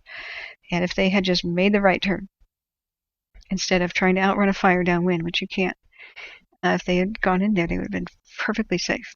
Little reservoirs, bodies of water, lakes, ponds, pools. Really, hot tubs are not good enough. But anywhere you're wet, take your wool blanket with you. It resists fire. Drape it over yourself. Take your N95 mask, your flashlight, and a gallon jug of water with you. And that really is pretty much all you need to survive. Crawl in that culvert, get it wet, crawl under that bridge. Get chin deep in the body of water. Throw the blanket over your head. And be somewhere where you can plant your feet down if you have to. Don't tread water. You'll get tired. But that's the way you survive, and you trap the good pocket of air above you with the blanket. But you can't carry a wet blanket swimming. That's not going to be good. That's why you got to find the shoreline or a little reservoir wherever you are. Make sure there's no fence, of course, blocking you. And you can throw it over your head and crawl out when it passes. And just make sure the trees above you are not going to fall on you. A lot of people survive that way. Or you can just drive into a parking lot that has big pavement and just ride it out in your car. Just ride it out. The wool blanket, should anything rolling that's on fire roll up against your car, wrap it around your foot, get out for a second, and punt that sucker out into oblivion and get back in your car. And say, whatever, fire. And you just stay calm and ride it out. Never try to evacuate a direction if you're not sure the fire's in front of you or not. And with these conditions like this, if we saw his headlights, this is what you're going to see at night. Day will become night with the smoke. Yeah. Excuse me. So thank you. Stay safe. Sorry about the thing. This is the fog. This is what you see. Even sometimes during the day, you're not going to be able to see much. The conditions are just absolutely crazy. Here's another good example. You're not going to be able to drive fast. Driving fast is not the way to live in a fire. You have to go slow. You might come around the bend and see somebody broken down or stopped. So, getting in a wreck, don't do it. Prepare. Keep 5 to 10 pounds of pressure out of your tires. From their full state. Don't, of course, give yourself a flat tire, but check out your tires and let out some air, because if you drive over hot pavement, the air will expand and your tires may burst. That gives you a lot of time. So very good tips, Catherine. Thank you. Yeah, my pleasure. If you have any questions, and if you're wondering about how to use these maps, give me an intersection nearby where you live, and I'll tell you what would I do in your situation.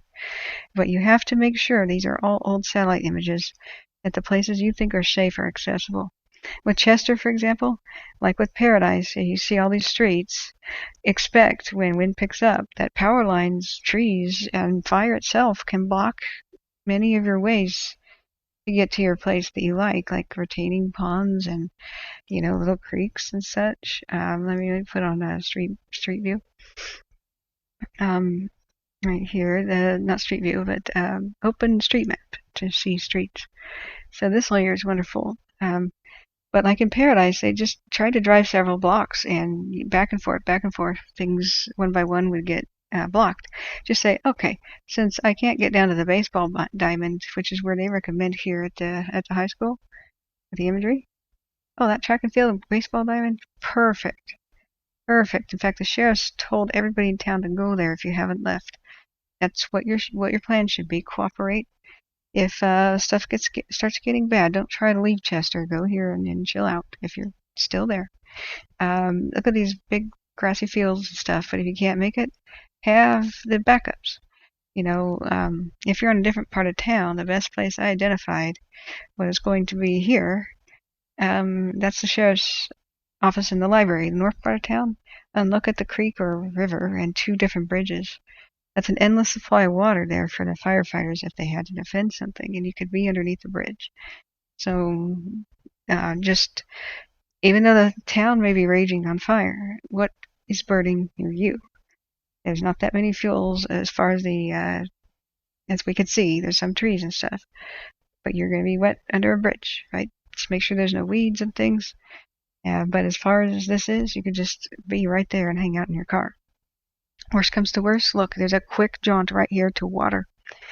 There's a lot of animals and a lot of horses and a lot of people who have just gone face down into water with their clothing and just roll around in the shallows.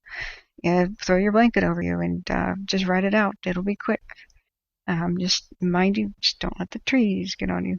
In fact, that's different imagery. It looks like it's more grown up now, but that's why you have to be there. You have to decide. You have to look. It might be that over here by this baseball diamond is better and less grown up. Just make the decision based on you being a boots on the ground person. But look, if this is still a big open parking lot, this is 100% safe, really, from fire. If it is the same way, this chunk here. Because there's nothing to burn. Embers might rain down on your car, and rolling debris might come and threaten you. But that's why you got your jug of water. That's why you got your wet blanket. So don't panic. Stay cool. Write it out. And even take a book. I'm going to go back, and any questions about fire survival, give me a intersection by where you are, and I'll be happy to analyze what might be available to you as a resource. Spurious says, I was just wondering if it's a safe area, if I'll get shot in the grocery. What? Oh, come on. Mostly people. I'm not sure what you mean. I think that was a joke, maybe. Genevieve, who survived the paradise, says, it's true, yes. Skunks are showing up in Sterling City. We never had them. I thought you were talking about fire. That's pretty funny. It might be that the animals are leaving the area. I think that might be what the conversation was. Looking back up, guys, does anybody have a question for me? What you do is type at, and then KATH, and then it will kind of like have a pop-up with my name. And then what you do is click on the pop-up, and that highlights my name. And you'll see my name go bright yellow, right? Then do a space. You can hit the tab key if you're on the desktop, and that highlights me. In fact, I'm going to show you, give you a little hint of what I can see on the other screen. Where's the? I gotta make the windows smaller. Hang on a second. So here's my chat, right? So whoopsie, I didn't mean to do that. Oh gosh, you're seeing everything. Oh god, no. I try to do this as best I can. I really failed. Okay, there's chat, right? And you go at. See how you start typing my name, K-A, lowercase, and see how that popped up? Click that. And now when you type to me, you can say test, like that. Go to the bottom. See how that's highlighted for me in orange? I can't see a dang thing. I just keep scrolling up and I'm going, okay, is anybody talking to me? Is anybody talking to me? That's what you need to do. So that's how I see it. So you say at, and I'll answer any question fire related at K-A. And whatever, and then click on my name and then type the rest of your questions. That's how you do it. So whoopsie, you guys just saw the control panel of looking at the looking how YouTube works. Heck, why don't I just show you guys? So it shows me what I'm doing here and shows, wow, I've got so many subscribers and viewers. I'm so humbled. Most people are watching for getting their update and they can't be here, and that's very typical. They want to know the information and go. So as people come in and ask a question, I usually stop what I'm saying and I go back and I answer them that way for you. Excuse me, this is the wrong, completely the wrong thing. We're looking back here. The clock is ticking. It is now 10:28 a.m. And by 1 o'clock to 2 o'clock, we're going to have some fierce winds going. In between 2 and 4 o'clock, it's going to be bad for Chester. It's going to be bad for Westwood, the peninsula. A couple of vulnerable places. We're going to see if Susanville might possibly be affected if they're able to hold the line. They have a window of opportunity, a small amount of time. Well, they'll try to slam aircraft over by probably west of the airport of Chester to try to make sure that critical highway stays open, the 36 highway, so that they can mutual aid each other. But we do see the fires climbing up the mountain, just like it's been doing time after time. And everywhere you see the really brightest white down on the ground is sometimes rocks, but a lot of times it's actually the fire in the ground sleeping. When the wind picks up, they're going to have quite a bit of a problem. So right down there at the bottom, on the left screen, that is fire in a spot that's actually moving through a grove or some area. Yeah, down by Canyon Dam. So all those trees that were on fire. They were one by one trying to fell them, but those trees have their trunks burning, and inside of their trunks, down in their roots, and they can't get to all of them before the wind happens, so they're in a desperate race. Unfortunately, firefighters were injured, one critically and one severely. Somebody almost died last night trying to cut down a tree, a standing dead tree called a snag. And they were almost crushed, it looks like, and I believe they were life flighted to hospital, and prayers sent for them and their safety. But over this ridge, we've got fire on the other side there. This is north of Dyer Mountain, north of Greenville, and it doesn't usually go over there. You can see how it usually doesn't go further north. But there's a lot of things to try to get a handle on. A lot of really vulnerable spots, and even in the west side, Butte Meadows and Jonesville, they're still working on making that safe. They're still working on, if you look at 7 o'clock on a round clock with the fire, west of Highway 70 over there, they're still trying to make places like Concow and Paradise safe by trying to complete the lines and making sure embers can't go over there. We had an alert, an evacuation warning the other day. So this whole region is under high alert. So if you only have a little bit to listen. I will give updates as people come in and ask my mods, ask people in chat. We are happy to hook you up with resources, give you phone numbers, tell you where to go. And if you are affected by something, you can always type to me. My email is catherine.davidson.wildfires@gmail.com. Your pictures, your stories, make connections with me, say hi even. You can send me a couple dollars via Google Pay to keep the stream running. It's very expensive when I do this. I don't have income, so your couple of dollars can at least keep me fed. I don't know how long I'm gonna do this. It might be every day for more than a week, and with very little rest. I do sometimes man the station, helping people for more than 22 hours at a time, and it's quite an exhausting thing. But I want to help. And I have been helping since last year's firestorm and during crisis points like the Paradise Fire. I do this to help because I'm tired of nearly seeing preventable deaths from people not knowing what to do. And with most deaths being preventable in wildfires, just a little bit of information can really be critical. And everybody can understand wildfire. You don't have to be an expert. You can get an idea of what's the worst case scenario and then plan accordingly. Anything, if it's not the worst case scenario, then wow, what a relief, right? So you can stack base layers here. Now would be the time to looking at the map, getting your plan together if you've never finalized one for the entire region. Because guys, we keep seeing lightning and stuff happening and just new fire starts and power line failures and car accidents and the like. Wherever you're at could be a wildfire. It doesn't have to come at you from some other place. We saw the Fly Fire threaten Quincy just randomly, and Taylorsville randomly, because it was a new fire ahead of the Dixie. So we got to remain vigilant and just don't rely on being told to get out. Judge for yourself. Use all the tools I'm teaching with you right now, and you can learn to be safe. So let's go back. You didn't know that, thanks. About which part? Okay. Oh, yeah, Cliff Andrews, you did it perfectly. Yeah, so that's the way you highlight me. And if anybody has a question that I did not get to because I didn't see my name highlighted, please let me know now. It's time for question and answer time. What we're going to do is read a little bit more about the outlook and keep flipping back to this because I expect the fire to be flaring up. Right now, it looks quiet, but too quiet. That's before the city walls get attacked. The guard, they're down there, you can see that by Canyon Dam on the left screen. That there's some fires even burning right by Canyon Dam and almost to Lakeshore. That's because the inferno that reached down there and destroyed so many homes. There's still a lot of trees on fire down there, and north of Greenville too, up in the hills north of Greenville, and just north of Crescent Mills. That's all really active, and I'm seeing even more and more activity every time we click back. It's slightly spread a little bit, but as the wind picked up, you're going to see it go from the ground straight back up into the trees. I would grimly put money on that. Looking back here at Wendy, everything's going to get real bad, And this is what the wind's going to be doing, moving pretty fast by 4 p.m. 29-mile-an-hour wind gusts at the elevation of Chester, and even higher up in the hills above it. Maybe even like 30, 35, 45. That's what we're facing here. And over by Susanville, it even looks a little bit fiercer. However, they're manning their stations, And we're seeing wind gusts tomorrow again from 11 a.m. till 8 p.m.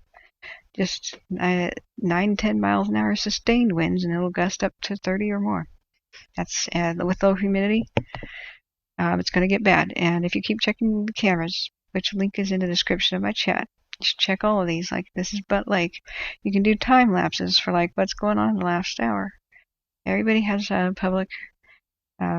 available to these public tools. We can see that this really, you can't see anything. The fire is beyond the smoke. You can't see through the smoke. Flames could be 200 foot tall. Reaching up to trees and going 100 feet above the tops of the trees, or even higher, like we saw the other day, under certain conditions. And you won't be able to see it until it gets really close. So I can't stress enough, but you have to be looking at all these cams glued to the radio. Later I'm going to see if we can hear pilot chatter. But I want to get past all the basics. So if you're just tuned in and you don't have time to stay, keep checking back. And what I forgot to do was do a pinned post of how people can donate. Whoopsie guys, I just opened up a different program real quick. Let me get that back because I just clicked the wrong deal. Halt, runaway app. Okay, go back. There we go. Okay, so when we see the smoke move, that's when everything's going to get whoosh. And that'll be sometime during the afternoon. Aircraft are standing by. We keep checking back to see if aircraft have taken off on my other monitor. And so if other people, like mods in chat, have any good links for me now, let's go to it. Let's see here, showing that comment. Yeah, we are Cindy Robinson. We're in a pretty safe area, 500 miles from the LA hellhole. Oh my gosh. Around here, you get shot for being an idiot. Whoa, dude. Yeah, I guess they're talking about looters and stuff. Yeah, there's a lot of people real have a lot of zero tolerance for looters. But please don't do anything like that. They have arrested a lot of looters at Westford, and people for looting, I should say. So there's a lot of law enforcement from the area who's coming from different counties. Don't stay behind to protect your house from looters, only to die when a 300-foot tall flame wall comes at you with an F1 tornado or two. And being there with your gun and garden hose is not going to protect your property. It's just going to result in you losing everything, going down with your property. If everywhere in this region is in danger from fire, everywhere. And you may not even understand that the fire have whooshed up to those kind of flame heights, and that it's marching towards you until it's way too late. You really have to evacuate. So let law enforcement take care of stuff. They are on patrol. They're doing a good job. There's multiple county law enforcement here and just constantly patrolling. If you're driving around on the roads, then you're going to interfere with firefighting, because you're going to be stopping and you're going to see hoses across the road from fire engines. And if you drive across the hoses, you ruin the hose. So you can really screw it up. So any energized hose that is full of water, not flat, but full of water, you can't drive over the things. You'll screw it up. You'll have to sit there and wait for them to be done. It's just a bad situation. You'll be interfering. So please evacuate when told. That's the best thing I can say. I want to show the evacuation map for the Dixie fire and make sure that people have, the link is in the description of the chat. Yeah, and also you can take most of your valuables with you. What would looters want if you take them with you? That's an idea. But really take the things that you would miss the most that can't be replaced. It's not the TV, it's the pictures. It's the hard drive. It's not the sorry, this is a fire map. Dixie quick links. So let's go to, it's all in the description of my video. Butte and Plumas County, and unfortunately Tehama County has a different one. And it'll load here. Black Cat says, my mom just got my son and I fire blankets at $20 for 2 on Amazon. That's awesome. I saw those too. Chester is They're going to have Joe Smith. They're going to have a battle today for it, starting around from 2 to 4. It'll get really windy and really gusty, but they had firefighters critically injured trying to help it, because there's a lot of trees on fire because the fire marched. This is the evacuation map. The fire marched. Wow, Westwood is okay. I disagree with that. Westwood is still in danger. I don't recommend people coming back. That's a facepalm right there. Facepalm. To think that Westwood's safer than the peninsula is an illusion with fire up here on Dyer Mountain. So guys, I already said that Westwood was in danger and they might have mandatory evacuations the other night. And if people had listened to me first, which some of them did, and they expressed gratitude, it was just my opinion, knowing how fire behaves, that should have been on mandatory evacuation sooner. And what they did is they gave people very little time to get out, less than 2 hours before the fire almost blocked both ways out. And so, sure enough, they did that. So please use the tools and brain power to decide your vulnerability and not trust maps and their general ideas. Because you know what? They let people back into Greenwood and west side of the shore where the fire burned right to it and through it, and Canyon Dam. They let people back and then said, run for your lives. So please, don't. I highly recommend that you use your own best judgment instead of this. I disagree with this. So Tehama County has mandatory things and warnings, but it's a different map. Link is also in the description of this channel. So are tons of links and resources. So as we were watching, we have now a watch. We've got a watch west of Jonesville, which is south of Susanville. I do believe the fire, if it followed the wind and if it got past them, would go further east, and then Susanville might be threatened from the south, and that would be a special kind of vulnerability because it's also on the west side. The fire's west of Susanville. So imagine if both of them were driven by the wind to the north, and then Susanville could have its evacuation routes cut off.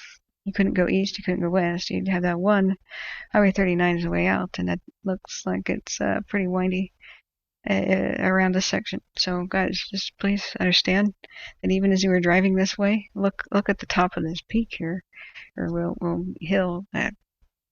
Well, it's a mountain, but it's not as high above the town.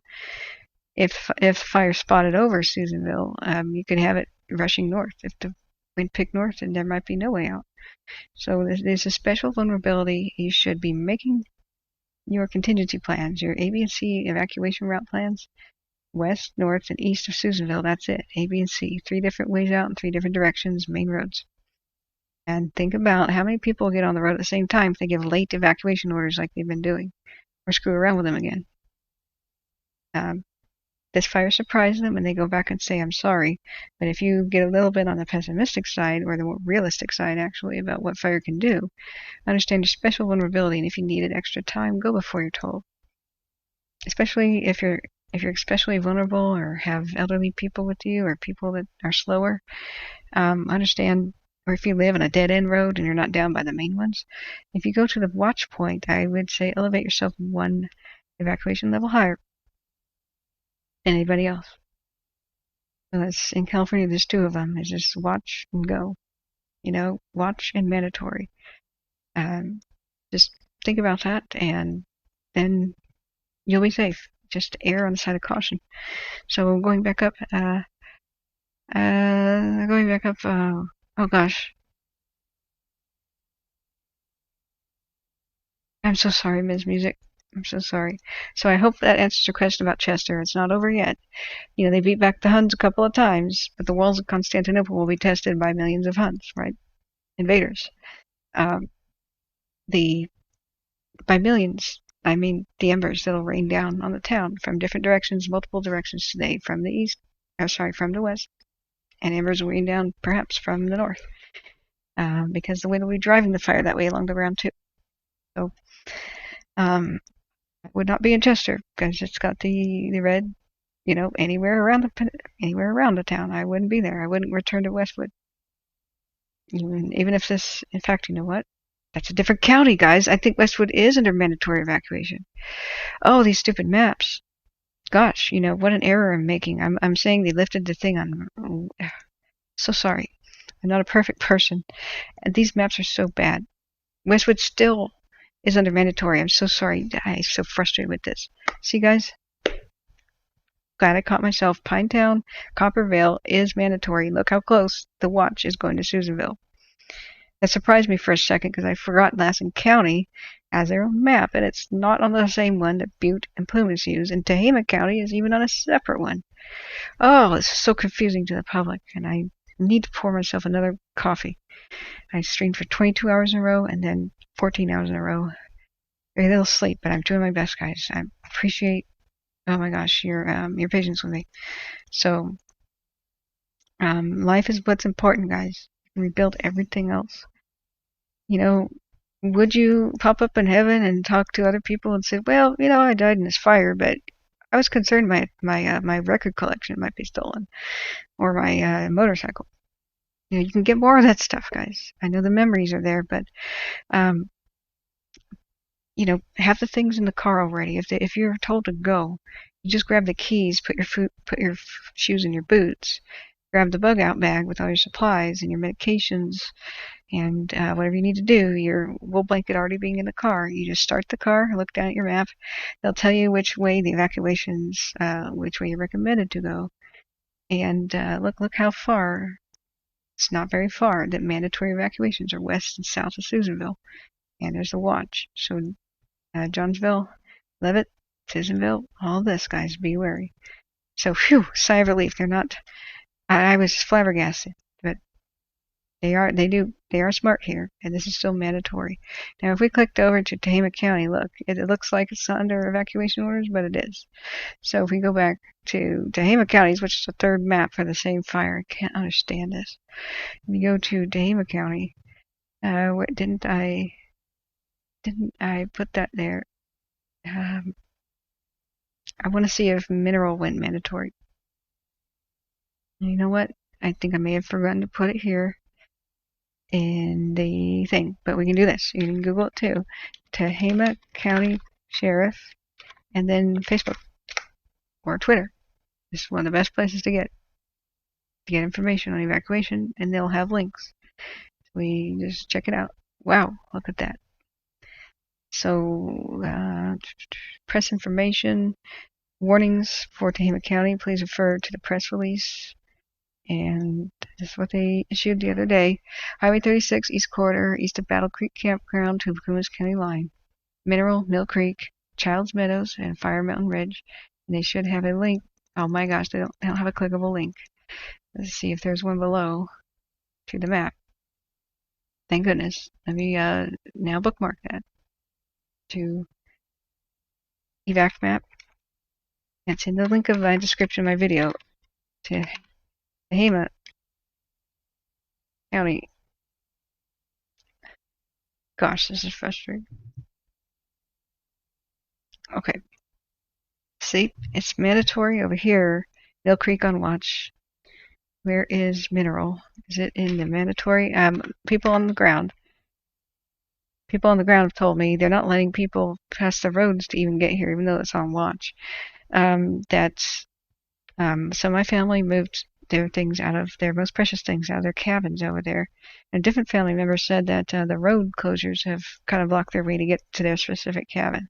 So it's very good that we understand that mineral and other places can really be affected.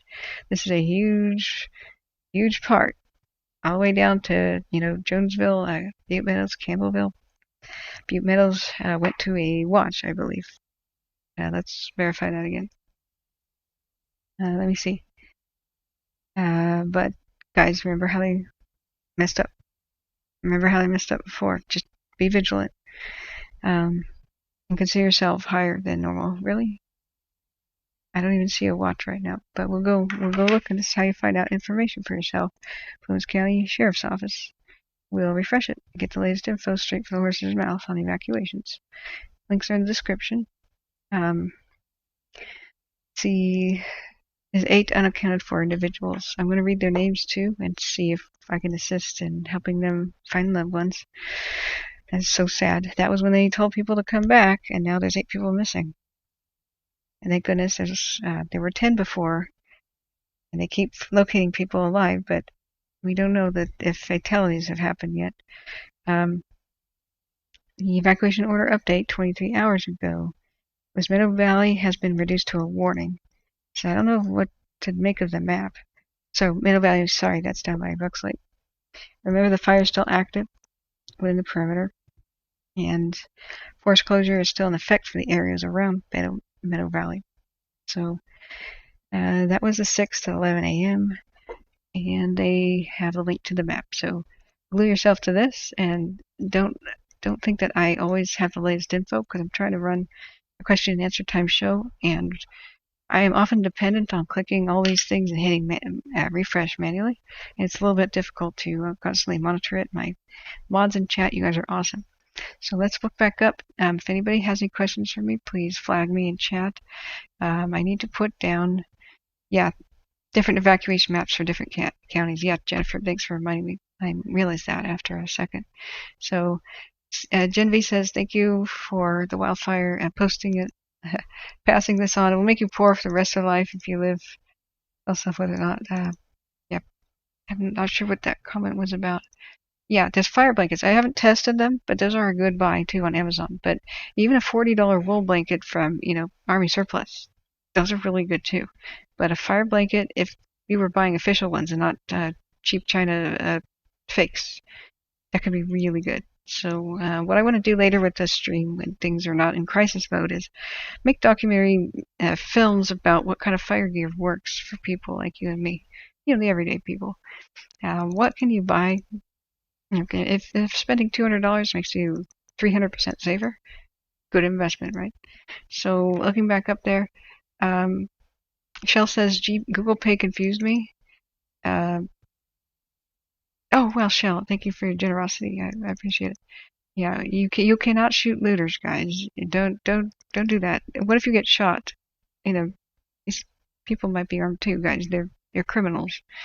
What if everything would have been okay? They would have just broken into your house and taken a record collection. Losing your life over that is not good. You have to resist. During a crisis, human instinct is to defend the home. Resist that instinct. It is a false thing. It's your animal instinct. That's what gets animals killed. An alligator defending the nest.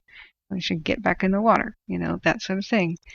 You gotta use logic in your head, like really just think about it. Would I want to be killed for my whatever what is replaceable, right?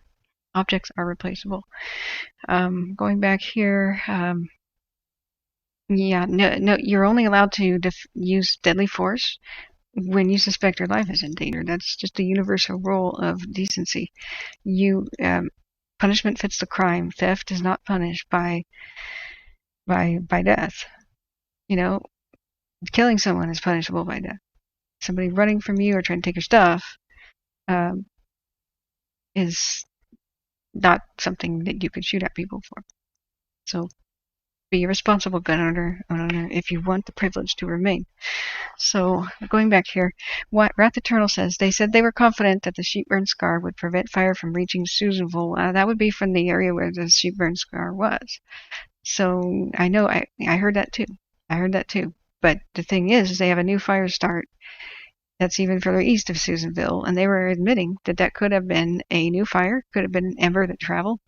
So if you look at the sheep burn scar and the hog from last year, look how this one has already passed it. The winds are going to be blowing solidly east throughout much of the day and pretty hard. And if a really real scenario is that since embers can blow from peak to peak, that's not a long distance over the canyon. It could go like this today, not without the realm of possibility, or within the next 48 hours. You have fire here, and then eventually things go north, and that's why I'm saying that that's the kind of thing that can happen. What if this, during the north, went from here to here with an ember, jumped lines, and then you have that scenario. Also, we can't forget that from the west, the fire was approaching Susanville, see? And so it could race along the grassland areas up here and go up the mountains and then reach the higher elevation and spot over. Since it's already up here too, we did have fire reach this area. See how this is red here? When it starts blowing to the east, that you could have Susanville have the fire attack from 3 different directions. So I'm hopeful with their analysis. Look at this. Red here, last 15 minutes, we've had flare-ups. So that is north of Moonlight Peak, I believe. Well, that's a Moonlight Fire Scar label. Yeah, it might be north of Moonlight Peak. But here, it's very active. And it's really rugged terrain. They could be doing really well. And then a freak gust of wind maybe started from the fire itself as it changes the wind patterns and changes the weather on them. It can just blow right over their heads, 1,000 feet up, land on the hilltops, and do the hopscotch. This is not very far away. This is at 7.24 miles away. We have had 10-mile hopscotches before. So I'm hoping that they're optimistic. But remember, they're speculating as much as we are. So thank you so much, Shell. I really, really you donated and took the money back. I'm a natural born blonde. What can I say? I am too. So we're in good company. You know what I just did is I got confused by simple maps. So yeah, natural blondes unite. We'll get through our disability together. So yeah, and hopefully you can be rested too, Havoc. You and all my mods and everybody in chat has been so good keeping everybody informed and in line. I can't express my gratitude enough. I am going to link right now my own PayPal link. Whoopsie. Since it is in the link of the description, though, I want to show people what it is, so that you can, of course, donate to the victims first, but just pocket change really helps me keep this running. I have no income when I do this. I might be doing this for weeks. So just constantly sitting at the computer and not working all day. I lost more than 29 days straight of income last year, and it really harmed me. That was a lot to pay back with just the credit card. You know, I didn't realize that every single day the crisis would go on for more than a month. So I feel terrible asking for anybody's help, but I don't want to stop in order to go to work. So everything helps. But please think of and give generously to the official place you can donate so far, which is Plumas bank branches. As soon as they get their stuff together and set up a website, I'm going to do a fundraiser, and the people who have been affected, please come back, and everybody who's subscribed, hit the ring bell icon, so that when fundraisers and stuff are done, you can be alerted. And I really hope that we can do some good for people. So just right now, I'm not doing it because I don't know which sites are official, and I would hate to, funnel money to a bad source. We need to be real careful that it goes to real people who need it. You can go to evacuation centers too, get a backpack, get old cell phones, charging cords, toiletries, little things like that, toothbrushes, a little bit of perfume. Fire victims they want to get the stink of fire off of them. Little things like that, little notes saying somebody loves you, even though you're a stranger. That was so rewarding when I did that with the Paradise Fire. That is something that's free. Go through your old, do you have any hotel shampoo bottles and the travel size stuff? An old purse or something, and newer clothing, very good clothing. Not old stuff. And don't clean out your closet, but do you have something appropriate that would help somebody? Maybe even a little blanket and a pillow and that kind of thing for the people who had to drop everything and run. All that really helps. Minute cards for phones service, prepaid phones, the little water bottles and stuff, little snackies, a little backpack full of that, a suitcase, so that if they get donations, they have somewhere to put it. Trash bags, things you do with camping, little batteries, little flashlights. These people are camping who have lost things. They're going to be camping for a bit. And so just think about what people need and get them those things. It's not toaster and microwave donation time, but I'm going to put here, keep me going with no PayPal account necessary. if you have Google Pay, that's better because PayPal's taking 30%. Those people, oh, you PayPal. So, but it's easier to do Google Pay if you're not already shown up. Catherine.davidson.wildfires@gmail.com for email and Google Pay. And I hate this every single time. But I do have to have income to keep going. It's just a reality. So I think we're going to be good. We're going to do some good things for the people here that need it. And I'm so humble, and I can't tell you, even if you have nothing to give, that's totally okay. You can share on social media links to where myself and the others like Zeke here on Twitter, and who's a local firefighter, and this is local hero, Matthew Henderson. Share him. He's in the links to my chat. He goes around live, and let's see if he's been live lately. He drives around Chester checking on people's homes. So if you can follow him and throw money at him too, it's gas is $5 a gallon up there. He's risking his life. He almost got killed at Indian Falls when the firefighters pulled out. He is a wonderful human being. He's a sweet man. And as he drives around live, people say, "Here's my address. Can you check it? Can you check it?" And then he goes around and shows people. He's a press photographer. Definitely, he's a wonderful resource. Link is in my description of my video. And go back and look at Zeke Lunder. And then also on Facebook, Daniel Kearns. And maybe Daniel Kearns has an update for us. So let's look. Daniel Kearns, Taylorsville. So he goes live almost every day telling people the straight dope from the location, from Indian Valley.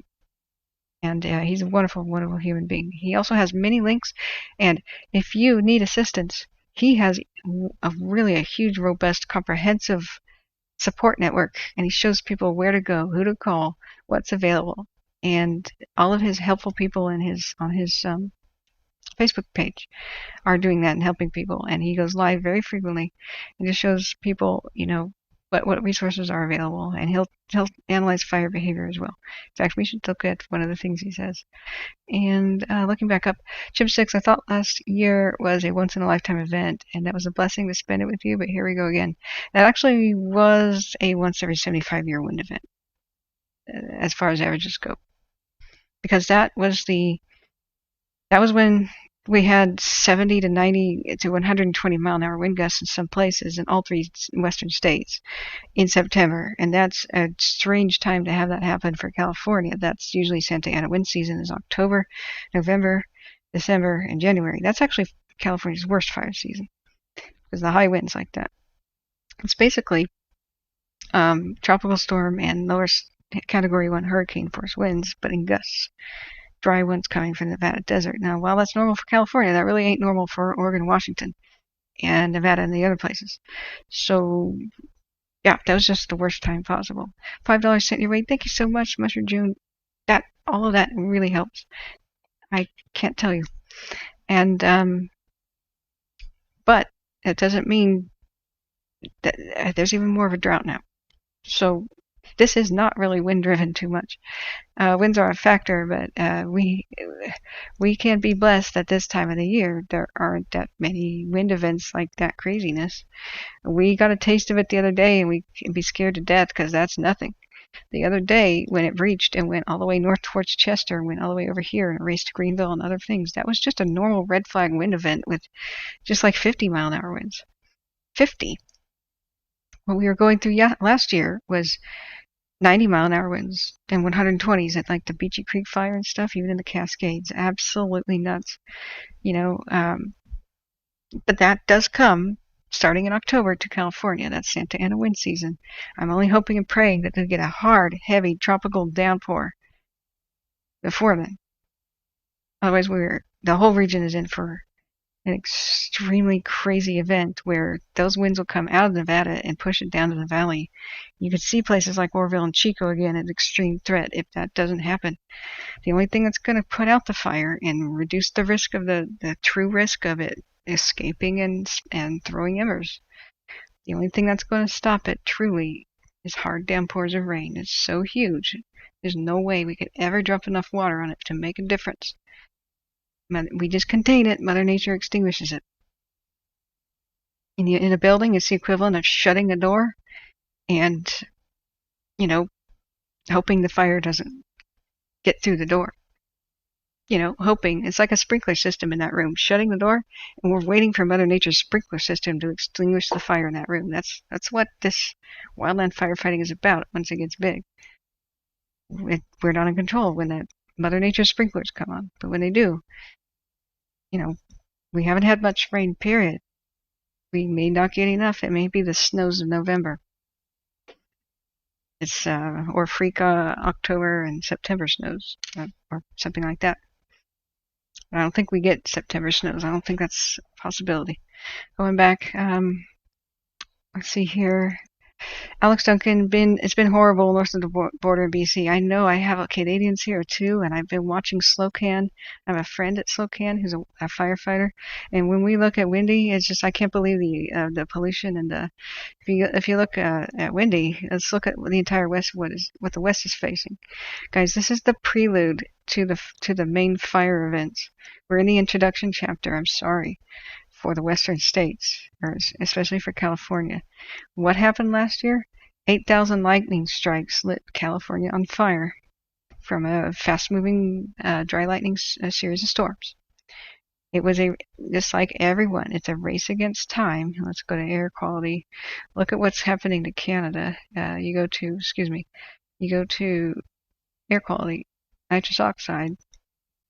Fire's producing a lot of nitrous oxide, and it was just straight up red here the other day, if we go back in the past.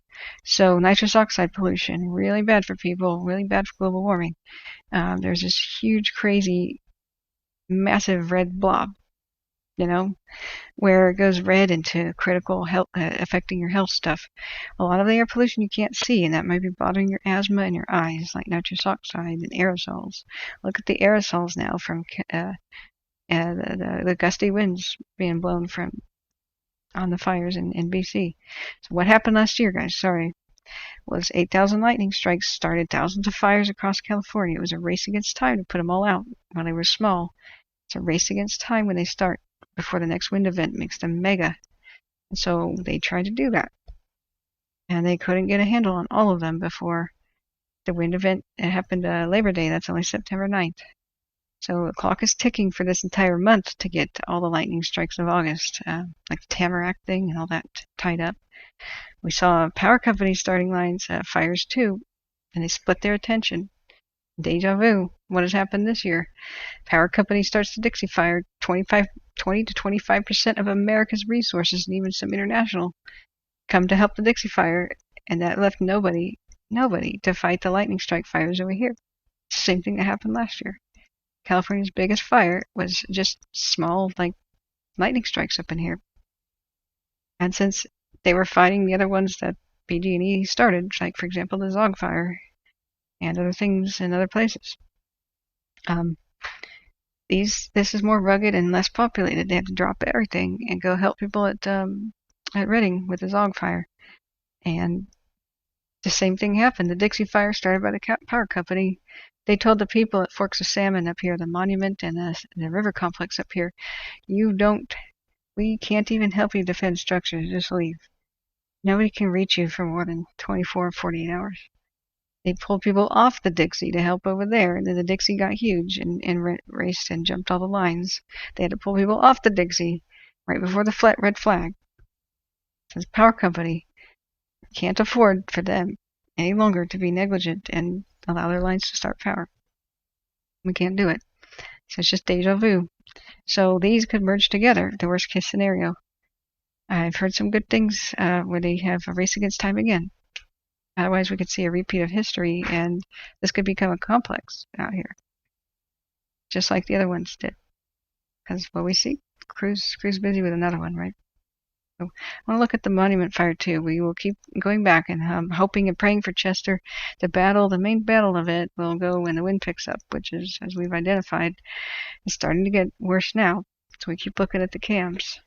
But look, according to Windy, going back towards Chester here, was at 2 to 4 p.m. It's going to be real nasty. with Chester being assaulted from the west and then later from the north. So we're back here at 2 to 8 p.m. guys. Hold on to your butts. There's going to be no relief till after midnight, and that's when things are going to die down. And then tomorrow, hold on to your butts. 11 to 8 p.m. I don't plan to leave today because it's a little bit quiet right now. What is it? The time is 11:09. Clock is ticking. They're hard at work, putting all the flaming trees on the ground and extinguishing everything they can, the pine needles and the stumps and the roots. They already nearly got somebody killed by a falling snag. They almost got crushed. Somebody was in critical condition last night and a severe injury. This is extremely dangerous work and very hard to do. So our thoughts and prayers are with them, with our troops on the ground. Our soldiers in the war, risking everything. So, we'll keep looking back. Oh, looks like there's a lot of dead trees by the camera. They were so worried about this camera's position that we saw them pushing those over with dozer lines yesterday. Looks like they got a reflective blanket over some sort of a woodpile or something. This is a lookout tower. I didn't realize that. This is a fire lookout tower, not just a station. That is old school. Wow, guys. I didn't even understand that. So Beisner says they lit a backfire above Crescent Mills and have a 300 to 500 foot line, so they just have to watch the wind. Yes, they saved Crescent Mills last night. I'm so happy. We were so worried for that. We'll keep checking the Indian Ridge cam and such.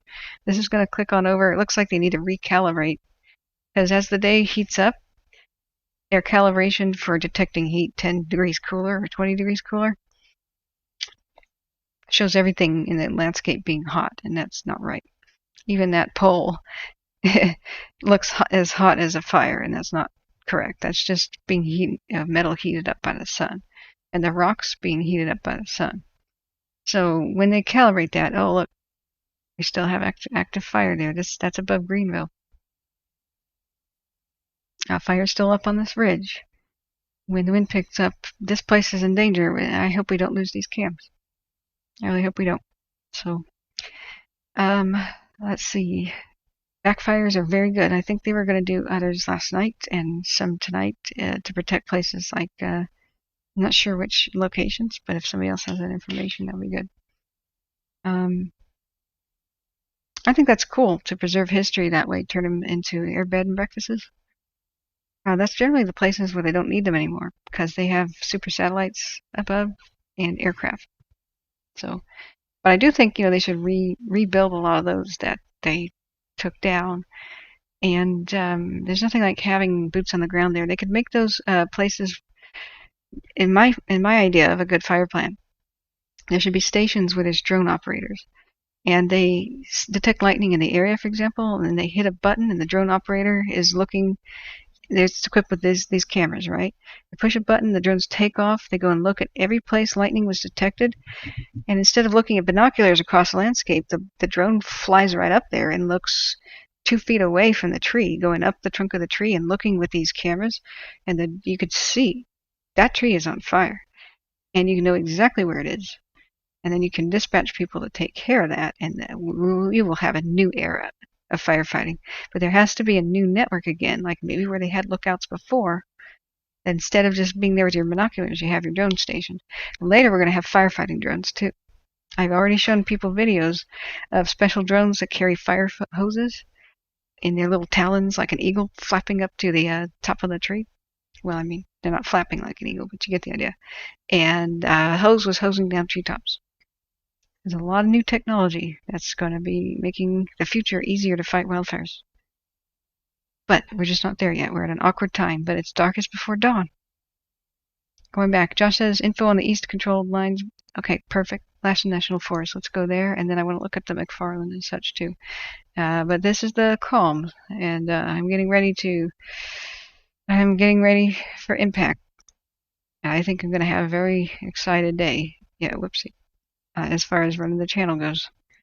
And I'm getting I'm getting emotionally ready too. We could lose places. We've seen this thing surprise us again and again. We've got to be emotionally ready. We can celebrate our victories, but we gotta stay real. So looking back down here, the Dixie Fire morning operational updates for the East Zone. Thank you. Yes, I've totally forgot. Thank you, Josh, for keeping me on track.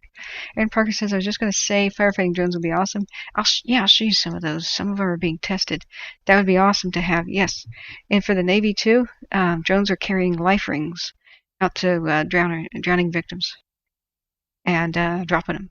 And so, yeah, we're entering a new era. Battery technology, maybe just can't do it. Most drones can fly for just max of like 40 minutes. But if they switch to hydrogen fuel cells, which I think is the future of the immediate future of drones, then boy, they could carry a lot more, fly a lot higher, be a lot more stable, fly a lot longer. We're going to have even a payload of maybe fire suppressant chemicals. If you dispatch a fleet of 45 drones with some chemical spurts, just imagine. So let's look back at wildfire. They're using lightning detectors, and then when the air attack goes and takes a look, yeah. But the thing is, you have to wait for a pilot, you have to wait for refueling, you have to wait for the conditions to be right, and then they're not going to go down and look at the trees at the tree level. Flying 1,000 feet above the ground is critically, yeah, Chester's still there, but the Golden Bear is lost. We're waiting for the wind conditions. It's going to be a hard battle from 2 to 8 p.m. So they're doing everything they can to prep the town. But that's when the winds pick up. So, yeah, the push-button drone thing and being out there is going to make everything better because you can respond quicker. Quick response is all we need. Yeah, so looking back, let's look at the ESO morning briefing for the Dixie Fire. Good morning. Jake Cagle, Operations for California Incident Management Team 4. It's August 7th. The Dixie Fire is currently 446,723 acres. So starting on the east zone here, just south of Merlin, everything remains in its current footprint all the way through Silver Lake.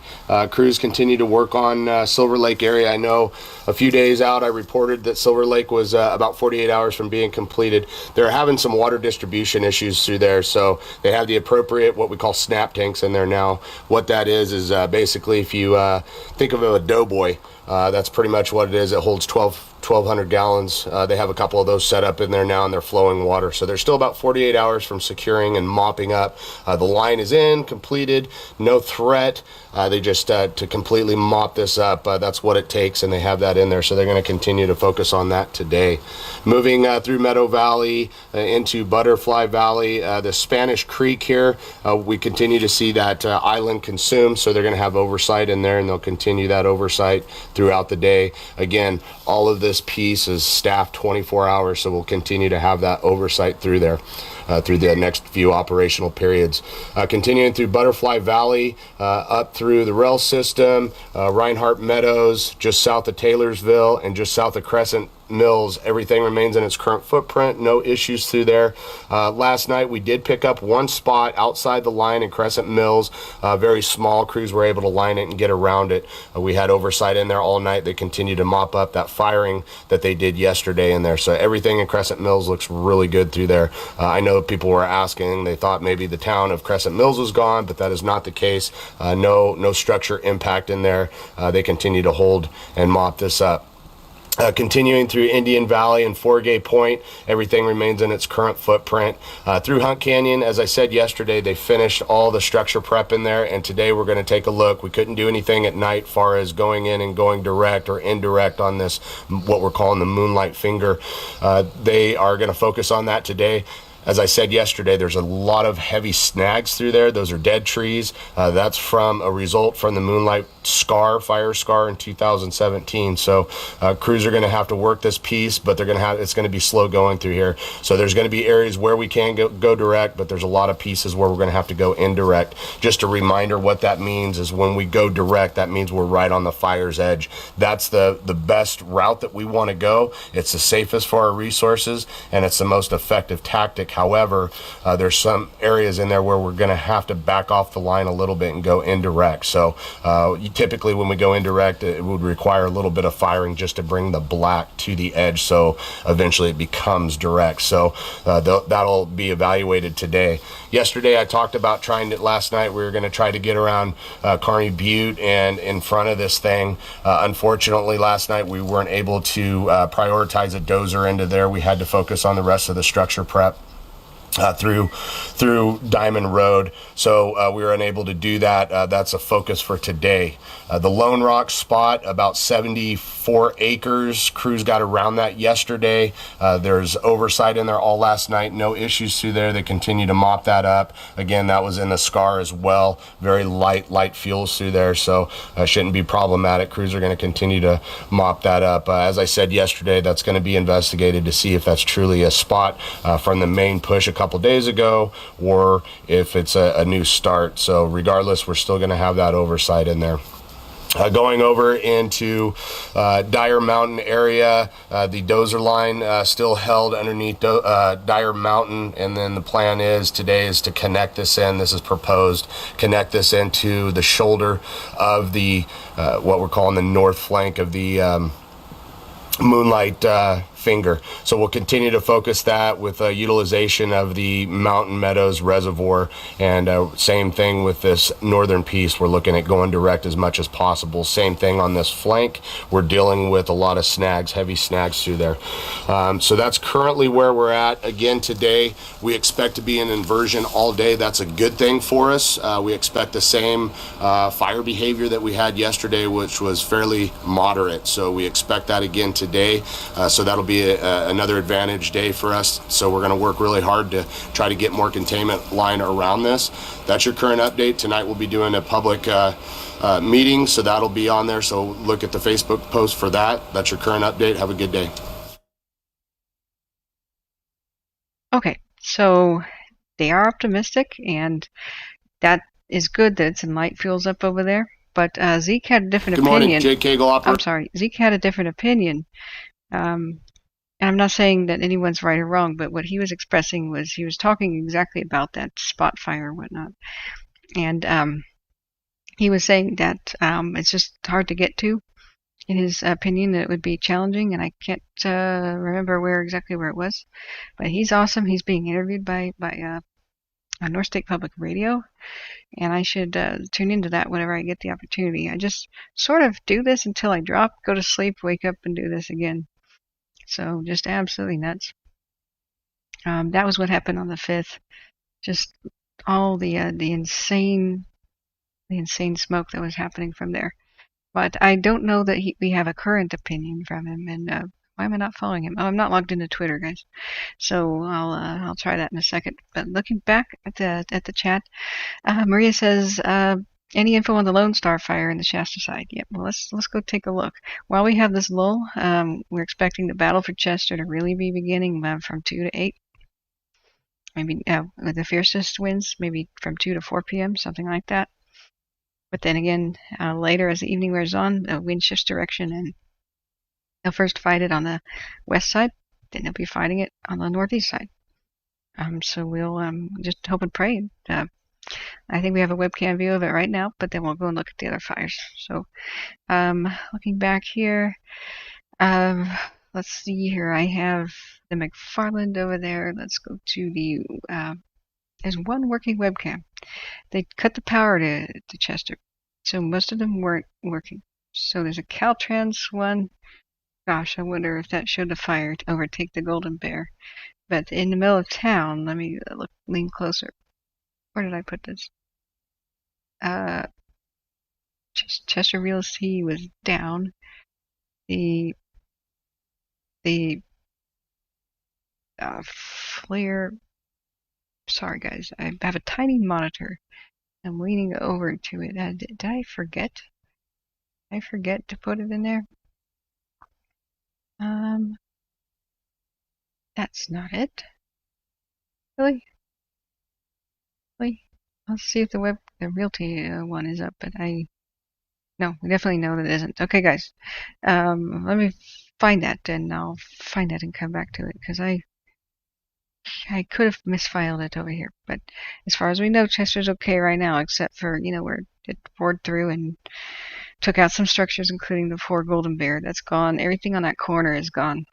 And if you're local, you know what I mean. The southwest portion of town, where the fire blew over, went to the exit. This area. So we still have, if we look at what's the current hotspots, Butte Mountain, just looming over Chester, ready to throw embers its way, and the mountains to the west. As the wind picks up, we're going to see more and more red, which is activity in the last 15 minutes. This doesn't mean that the other places are cool. It means that activity is so fierce. That was probably an acre to an acre in size that went up. But the square is the margin of error. It just means somewhere within the square is fire. It's color-coded. Orange is in the last hour, and red is last 15 minutes, and yellow is just 1 to 6 hours ago. Gray, 6 to 12 hours ago. We had a quiet night, except for, the firefighters almost getting killed by the fallen tree by Chester. But as far as we know, I think they're going to live. One of them was in critical, one of them was seriously injured, and we can only pray that they get better. But we will keep looking back here, but we're going to look at other fires for the moment. And Aaron, if you're a fighter, then thank you so much for your service. Right out of high school, you joined the fire department, Aaron Parker, and had to quit a few years ago due to being a single mom. I miss it. Oh, that's so wonderful. Please share any thoughts you have on this, too. I'm trying to hone my knowledge. Being not an expert, just being taught the basics from firefighters, I always want to learn more. That's something we should be able to do. I am somebody who's personally affected by fire. I made it my business to start trying to understand everything about it since I lost our family friend who burned up in the Cascade Fire. It was a big wake-up call because we used to live somewhere in the area, and it could have been us. And then I lost, my brother lost his house in Paradise, and he was a missing person, so I almost lost him. And then other fires affected different family members in Orville, and I've almost lost 4 different family members now, skin of their teeth. So I made it my business to learn and pass on what firefighters want everyone to know. But if there's a gap in my knowledge or something you want to pitch in, all firefighters and experts and people that study weather, definitely, we're one big supportive family, and we're learning together. So I love it when firefighters are here, and I'm able to increase our knowledge, and I am totally open to, if I'm wrong, I go back. If somebody says I might be, I go back and verify. And so I'm not a trained firefighter, but I'm a person who hung out with them a lot, and we groomed our property for safety. And what I recommend everybody does is hold a banquet, hold a barbecue for your firefighters, feed them, let them know they're appreciated, and then take them aside and say, look at my property. Do you think there could be improvements here? They'll tell you exactly what to do. And with us and our property, they said, if you put a water tank in here, which we did, and you build a dozer line here, like a little road to the other part of the property, put in 2 ponds, then your property will be the one that we know is safe to defend. And anytime we're in that area, we won't enter your area. It's a dead-end road up a hill. But we'll change our minds. If it's okay to go up in there, since it's a dead-end road, we never enter a place where we can't escape from unless we're certain that we can defend ourselves and let the fire pass us. You do these things to your property, then we will defend yours. Yours will be the one at the end of the street to save, as we try to save everything in the area.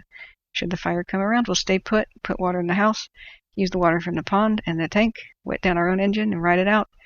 And your house will be the one standing on the street. That's the best thing to do. You'll show your appreciation. They'll tell you the straight dope. And if you do what they recommend, then the odds of your property surviving when others don't will increase, because they saved their own lives. So yeah, I'm definitely going to make you a mod.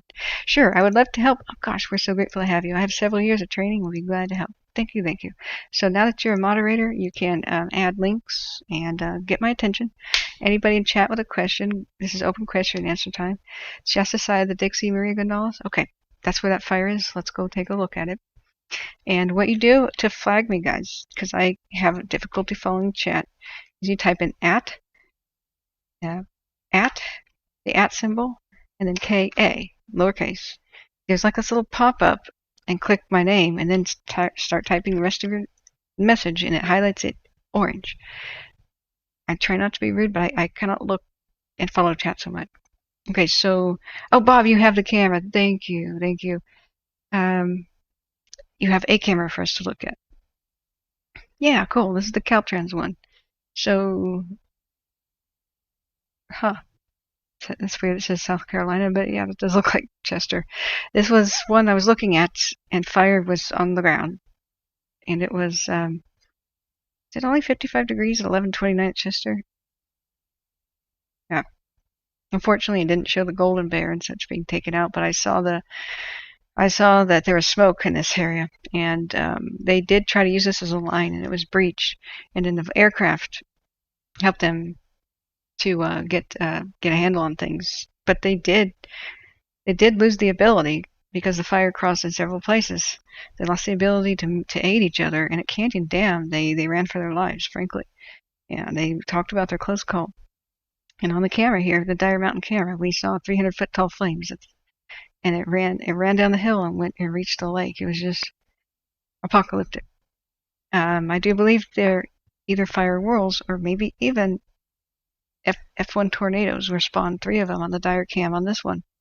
That was in red flag conditions, and we saw it race up the mountain. It's just what we've seen has been absolutely unreal, and so that's why I'm here all the time. We're seeing stuff like this, but it was even worse. If somebody can go get screen grabs or show back with my stream, this is not even the worst. If we look at Canyon Dam, it was just incredible. So looking back, Baisley T Venmo, I don't think charges. I tried to sign up for Venmo, and they told me my phone number was wrong. I'll try to do it. Google Pay doesn't, and you just need my email. It's pinned to the top. And so happy for Crescent Hills. Me too, Patricia. Me too. So, thank you so much for that appreciation. I do what I can. I was too intimidated to start, thinking, I'm not an expert. What right do I have? And then actual firefighters pushed me in front of the camera and said, girl, you got this. Okay. I'm so overwhelmed by getting this many subscribers, and I never dreamed I'd be able to help so many people and get this huge wave of appreciation from people, because I think if we tell them the straight dope, here's the worst case scenario, the middle ground, and the best case scenario, people, just what they're reluctant to say for whatever reason, people can make their own decisions. The best thing is to, they do a blanket evacuation map. They paint with a broad brush. So where is, let's see, the other fire, but the north side of, I don't see an InsaWeb looking back to the one we're supposed to look at. They paint with a broad brush a whole area of saying it's a warning or a mandatory. But you have to understand that you should elevate yourself one level higher. If you're on a dead end road or up, not on the pavement, you're going to be driving 5 miles an hour in thick smoke like fog. You can't outrun it with your vehicle. So, with love from Nevada, welcome. Has activity picked up again? It's still relatively quiet, but wind is starting to get there. So it's 11 o'clock, and by 2 through 8 p.m., we're going to see these 30-mile-an-hour wind gusts and sustained winds of 10 miles an hour in the Chester area, and that's going to be strap up your seatbelts, hold on to your butts. At some point, the smoke will be blown away. They'll dispatch. They have more than 19 aircraft standing by, but they're going to need them. Because when we see this, and you guys can look at the cameras, links in the description of the chat, monitor the fire for yourself. I'm trying to just teach people how to do it for themselves. When you see the smoke clear, that's when the lid comes off. It's like taking the lid off a frying pan, and it'll get more active. And that's when humidity drops, temperature's higher, winds pick up. Hold on to your butts. So they're racing against time. The time is 11:33 a.m. Things will really start cooking around 1 2 p.m. and throughout 8 p.m. So we're rooting for the vulnerable communities. Everything in Indian Valley, of course. Everything around the Lake Almanor, Chester, Almanor West, Prattville, Almanor itself, Peninsula, Hamilton Branch, East Shore, Westwood, Canyon Dam is already mostly gone, I'm afraid to say, but whatever remains, all these places, we're just hoping that they're going to do well. And it might even test the lines over towards Butte Meadows and such. So here we go. We'll see what the day brings. Going back to all the things campfires victims needed. They don't forget about them in a year. A lot of them still need help. Yeah, guys, definitely go back and donate long after the fire. It takes like 6 months for them to get housing, or even if it's temporary. They don't have nowhere to put the toasters and the clothing and the furniture you want to donate to them at that point in time. One of the best ways you can help them is buy them a storage unit and prepay it for 6 months. They could put donations in there because people want to donate at the time of the crisis, but they don't even have a suitcase to put their clothes in. They need storage and such. Or you can come back later and keep donating to the victims. They'll need your support. Survivors need your support down the line, and I want to do fundraisers with that down the line. If you hit the subscribe button and the ringing bell, then I will go back and we'll have fundraisers, and it'll be my pleasure to do that. So let's see, going back up there, what was the fire supposed to look at, guys? I'm sorry. Sleep deprivation goldfish mode. I'm looking at so many screens, and thank you. We are so glad to have Aaron and other firefighters dropping in and out. We learned so much, and hopefully we also have other people in related fields and do a lot of good too. So I'm scrolling back up. Which fire did we want? The Beckworth was updated 5 days ago at 670 acres, 105,670 acres. Looking back up there, what did I miss? CJ Dags, welcome, Forest Service. It has videos of YouTube of crews being overrun by fires in the listening room. It's intense and harrowing. Yeah, I can't show traumatizing stuff. We want to protect people here, and but yeah, shake and bakes and such might be something that people in this region might want to buy for themselves. I want to make documentaries on how shake and bakes work, which is basically turning yourself into a human burrito in a fire-insulated sleeping bag. They can be really good. So, Daniel Kearns is live again. Thanks, you guys. Okay, sorry. Please put in the chat which one of the fires are supposed to look at, too, because I went goldfish for a second. I do want to look at the McFarland. We're going to have bad winds over on the west side of the valley, too. I do focus on Plumas County because that's what I know and love, but, guys, I will look at any fire in the west you want me to. I think it's going pretty well over there in Placer County, by all reports, so far so good. And yeah, that's right, Genvi. You are a firefighter? I'm sorry if I've forgotten that. I've met like 300 people, and I'm starting to confuse people. Yeah, you were, weren't you? Yeah, Genvi is here. Awesome, thank you.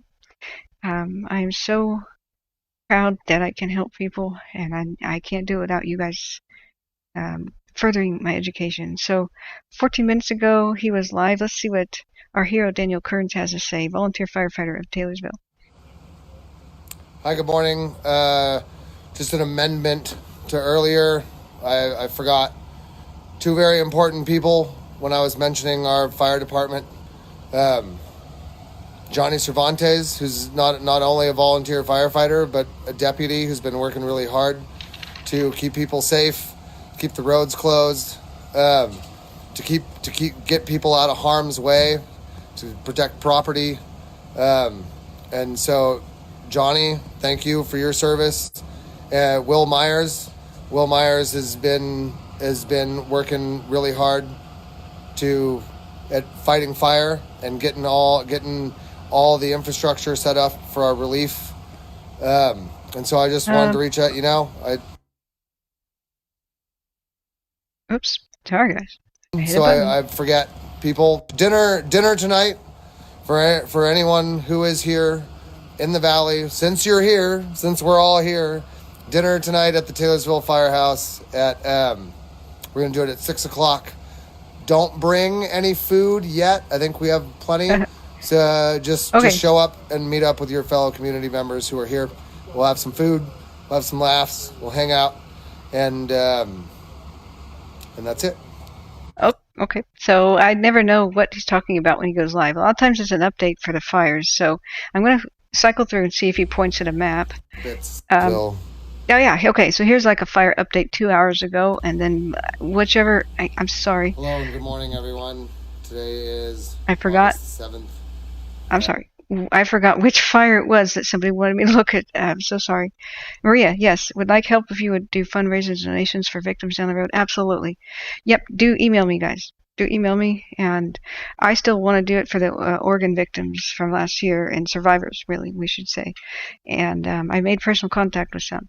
So, yeah, that's going to be a good thing. If you hit the subscribe button with a ringing bell, that'll let you know when I go live all the time, and it'll say stuff like fundraiser, So that'll be really good. Now that I have a lot of viewers, now I can be effective with that, and I'm so honored. Thank you, everyone, for being here and sharing me. I have no idea how to promote myself, and I feel weird about it. But I like to reach more people. So here is which fire was I supposed to look at yet? I got a notepad out. It's going to help me if I keep a notepad of what I should do from time to time. Go into chat right now, get my attention with @Catherine, and then it'll highlight the comment, and one by one we'll go down to people's questions. So here we go. Hello and good morning, everyone. Today is August 7th. For some reason, he's sitting away from his cell phone. I got to up the volume. Hang on. I can do that because I'm a wizard. So I'm going to give you a volume boost, Daniel, 6 decibels. Let's see if that's enough. 10. Just wanted to have a little chat with you guys today, this morning. As you can see, I'm dressed a little bit differently, maybe a little more appropriately.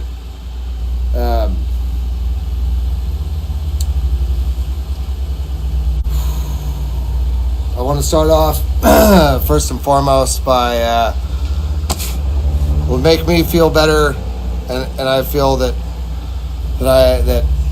I should apologize. I'd like to apologize yesterday for my any concern I might have caused. I'd like to specifically apologize to the Indian Valley Community Services District. Okay, that's not fire related. I'm not sure what that part is, but we need to just monitor the fire and go on to others. So I'm not sure what he's apologizing for, but I want to get back to his knowledge. He forewarned everybody at Greenville on his own channel. So I don't know what that's about, but he recognized their vulnerability. He's boots on the ground, and he is an excellent source of information. So I trust him way more than the official sources because they underestimated the fire and they relied on models, and he just is an old schooler. So here's his map, and let's see what he says about things. Some more. This is an old map. It looks like it was from yesterday.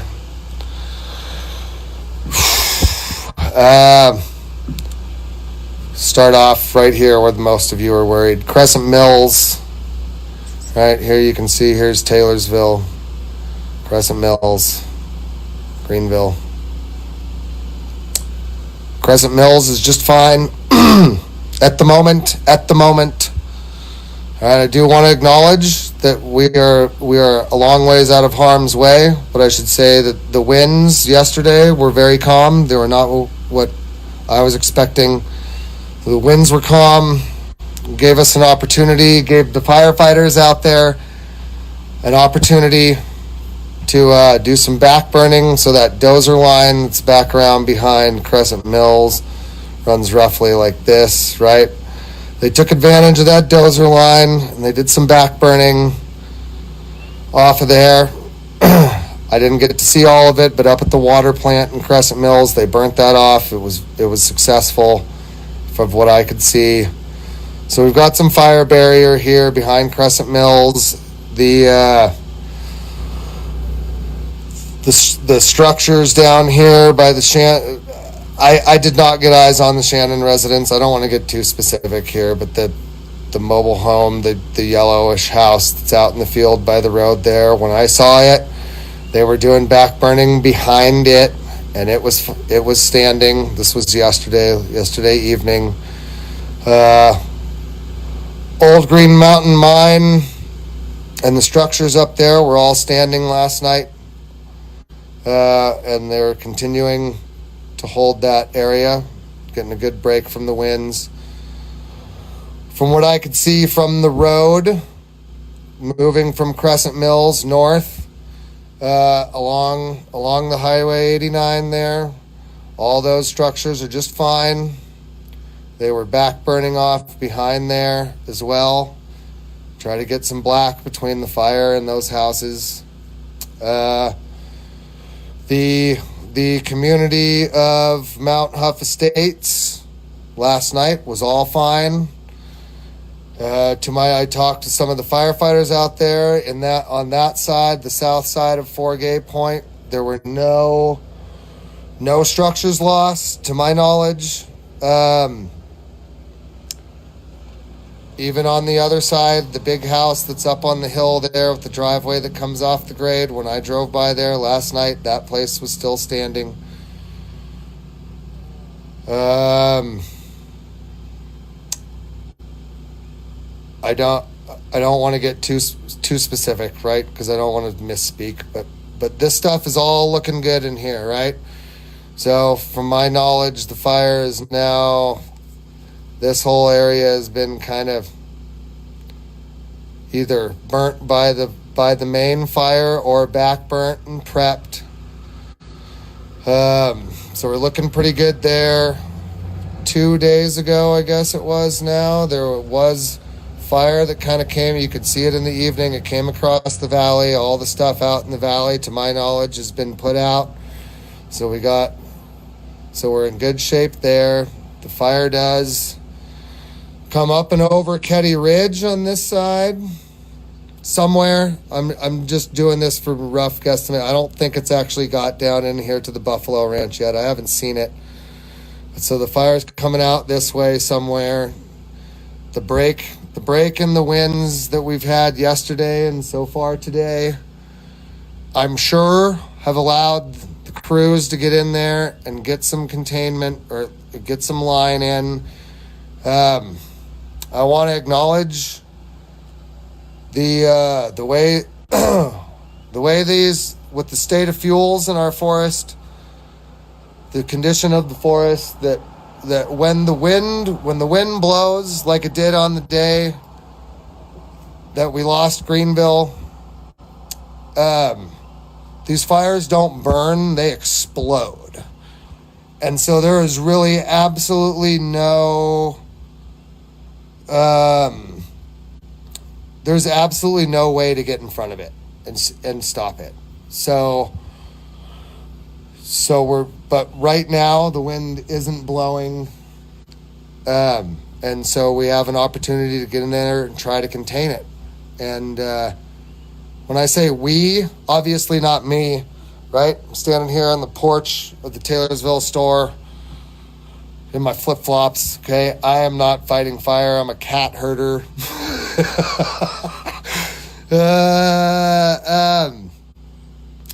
So I'll try to get more intel on all this, right? I know it really helps to have specifics. I want to acknowledge that what I have isn't specific, but I do want to try to use what I have to create some peace of mind, for better or for worse.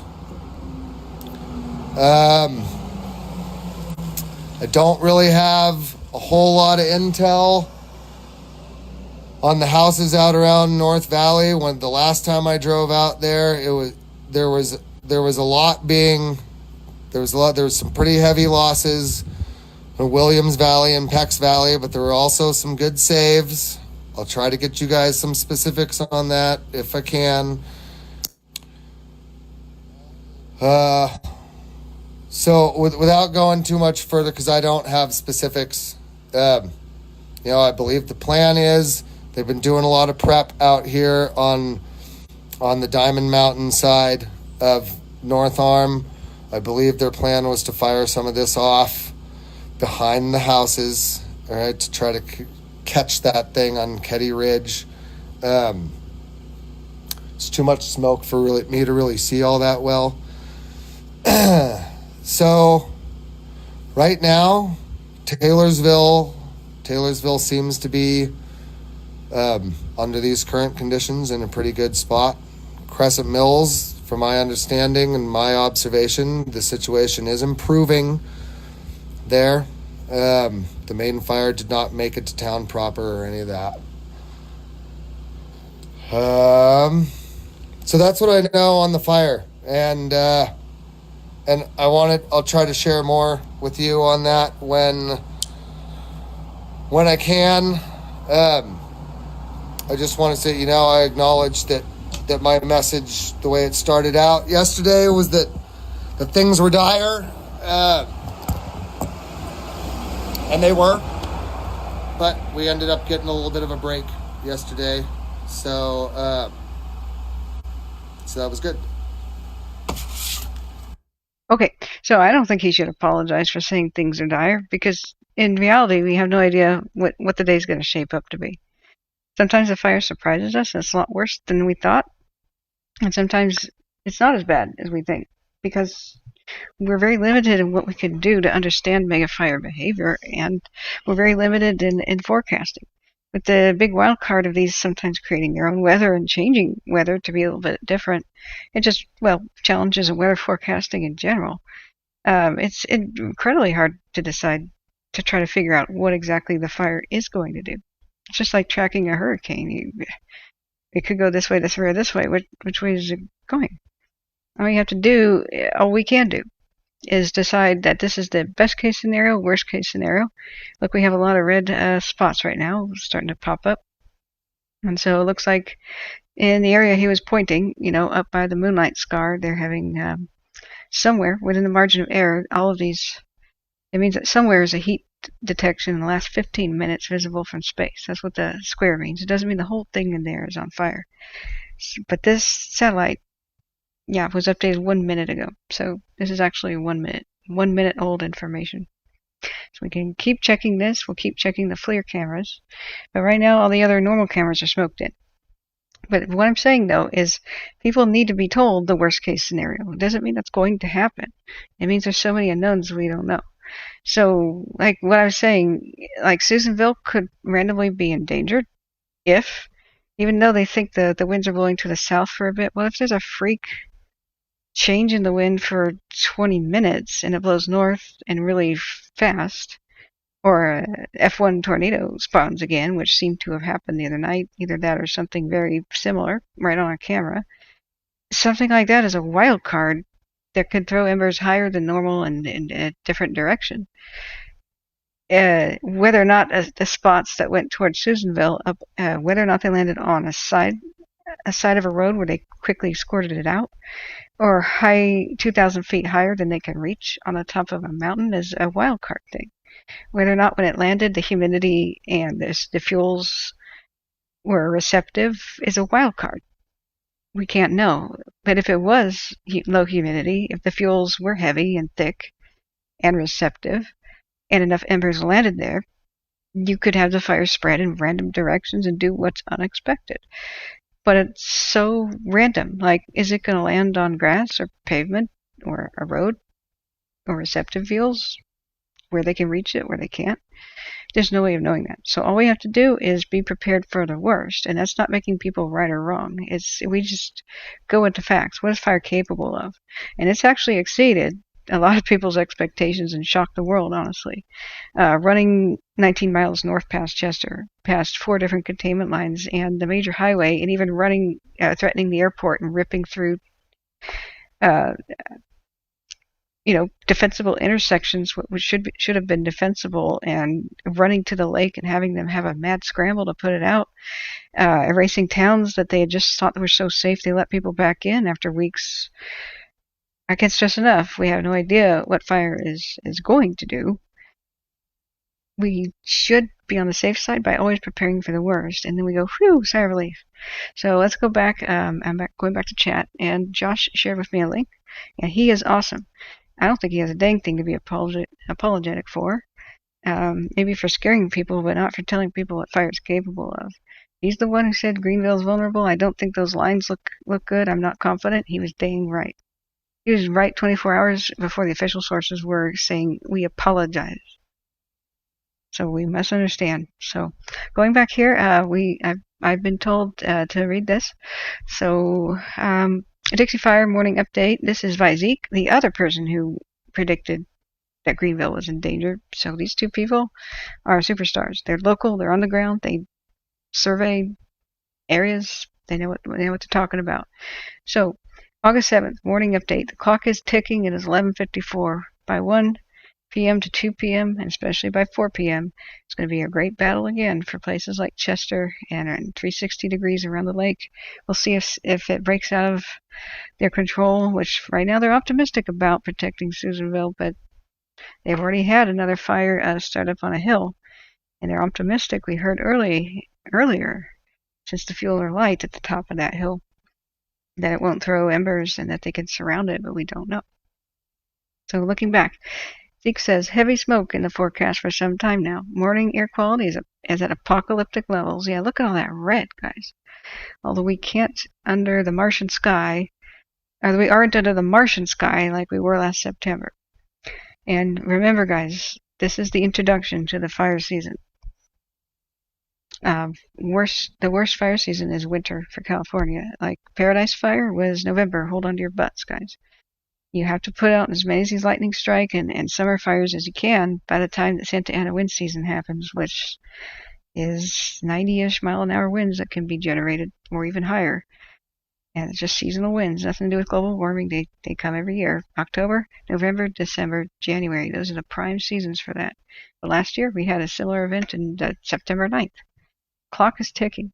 We need to get this contained and under control, otherwise we could see incredible spread. We could just see nightmarish, huge spread where it runs down the valley and tries to threaten Chico and Orville. So the clock is ticking. So far, they've lost containment percentage over the last 48 hours has been absolutely insane.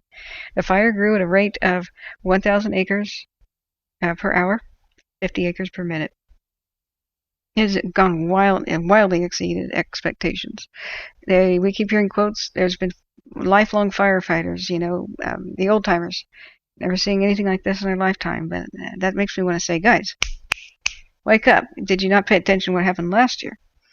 This is fire behavior is mimicking the two deadliest fires, the Paradise Fire and the Bear Fire, because it's in the same region. So you hold on to your butts. This is the introduction. This is going to be a long time that I got to cover this stuff. So yeah, winter is actually the worst fire season. When you have wind, the Santa Ana winds are notoriously horrible, also called Diablo winds in the north.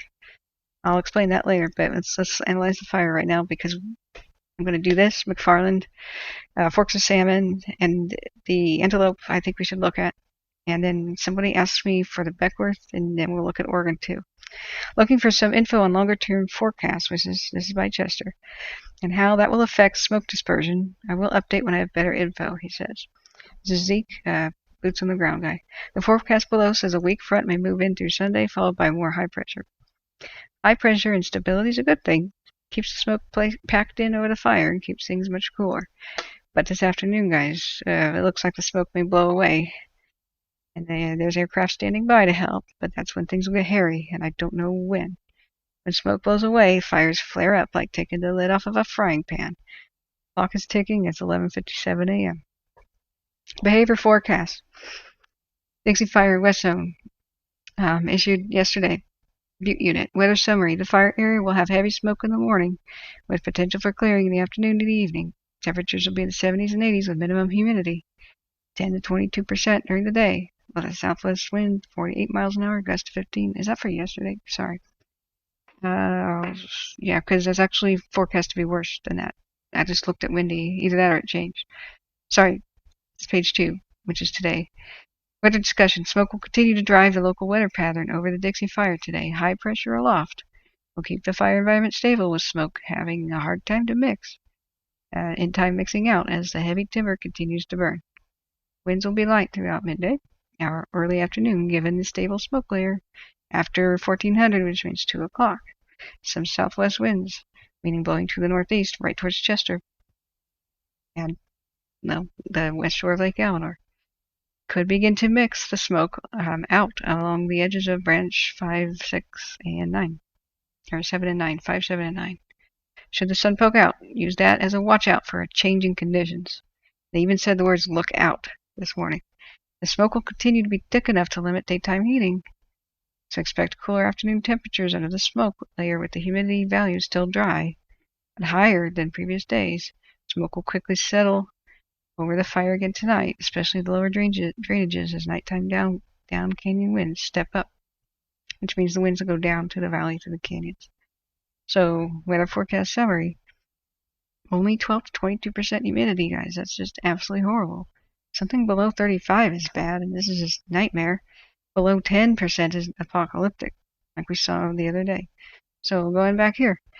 20 feet winds, 20 FT winds, ridgetop light northeast through 10 a.m., which is past now, and southwest, 48-mile-an-hour gusts, 12 to 15 miles an hour, but for the slope and valley, light through 1 o'clock, then up canyon, 3 to 6 mile winds, with gusts to 8 to 10 miles per hour. But this was issued yesterday, I believe, and we looked at windy, and I think it's changed to be worse, quite a bit worse. Like 29-mile-an-hour wind gusts, not 10 to 15. So a lot of the rosy videos they made at the beginning of the, like we were seeing here, at the beginning of the day, really are starting to look different. Saturday night, smoke settling over the fire below 5,000 feet, and by Saturday night they're expecting humidity to be 40 to 55%, though. But then again, today's going to be tough. So when he goes back down, and this is something I'm going to put in the link in the chat.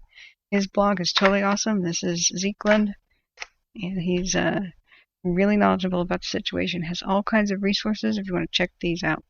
Right now we got to check on the current status of the fire. These cameras.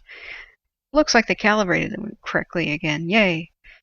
Now you know that when like the lake looks darker, because darker is cooler, when the lake is looking darker, it's more calibrated correctly. I mean, the top of the lake will have a little bit of heat from the sun, but it shouldn't look bright yellow.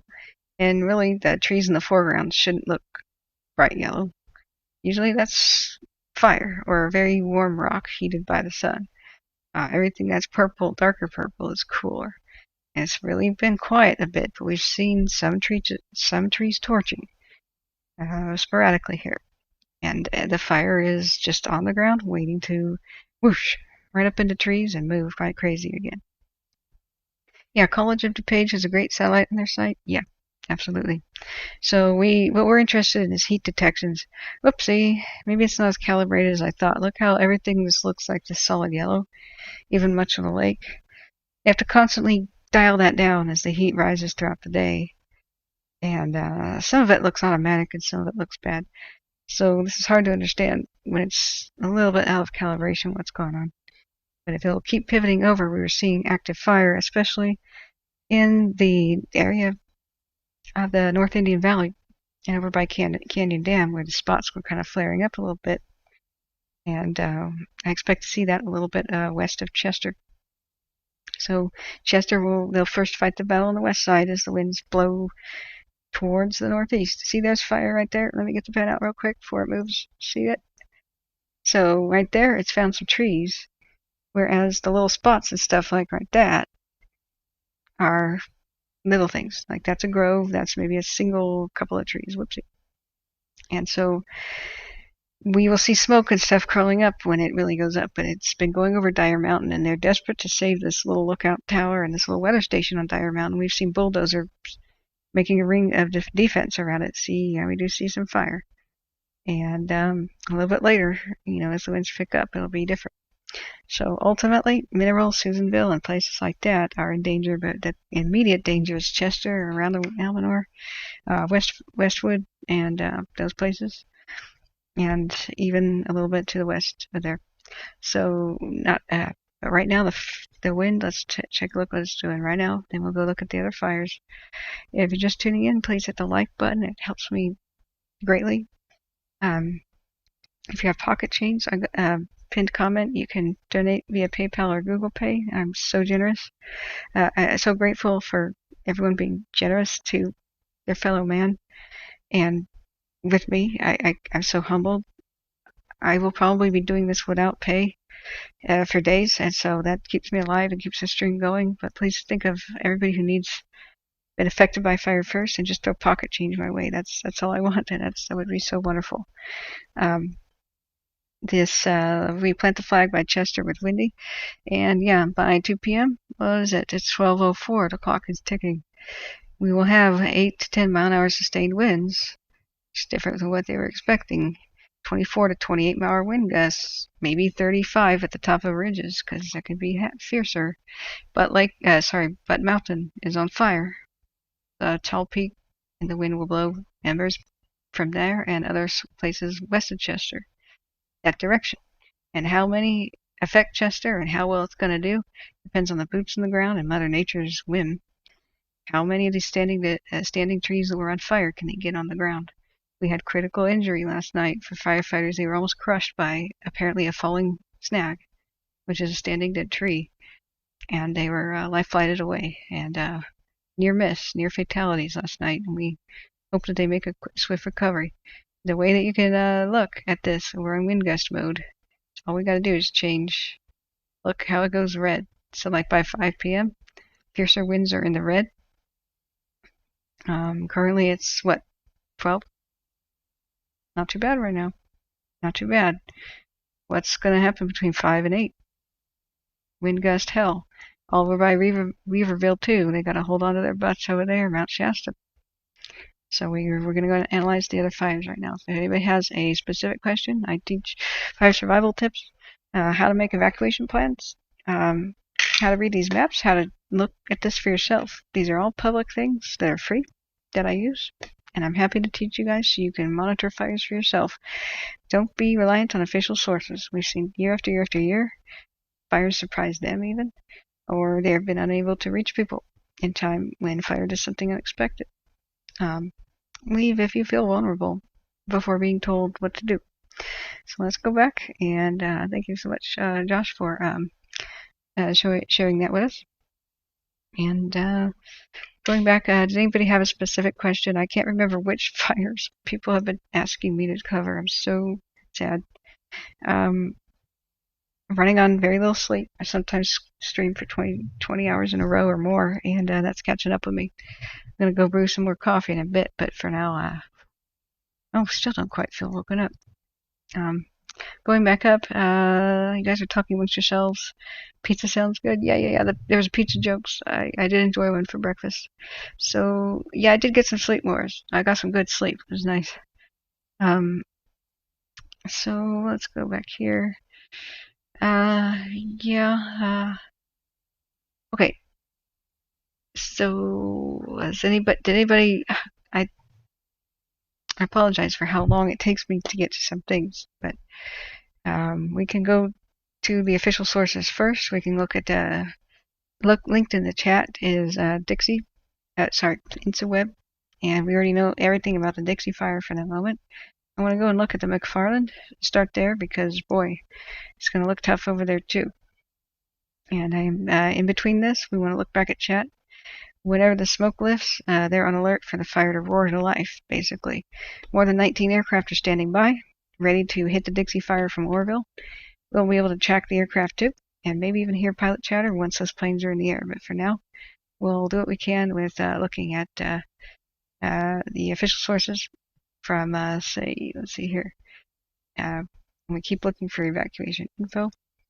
The official evacuation maps, links in the description, and almost everything that you could possibly need.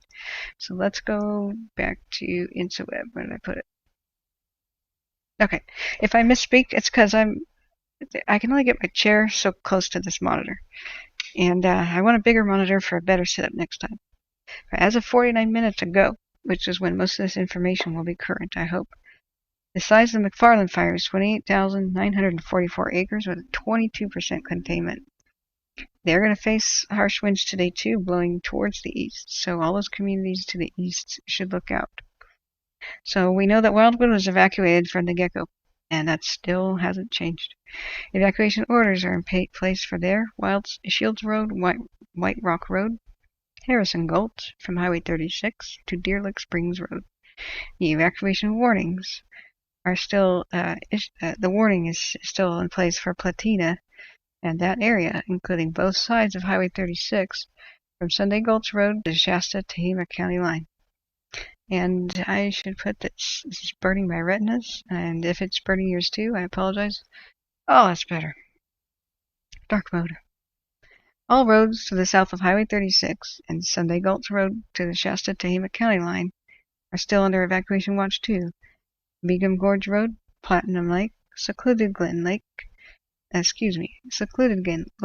Shady Nook, and Begum Road.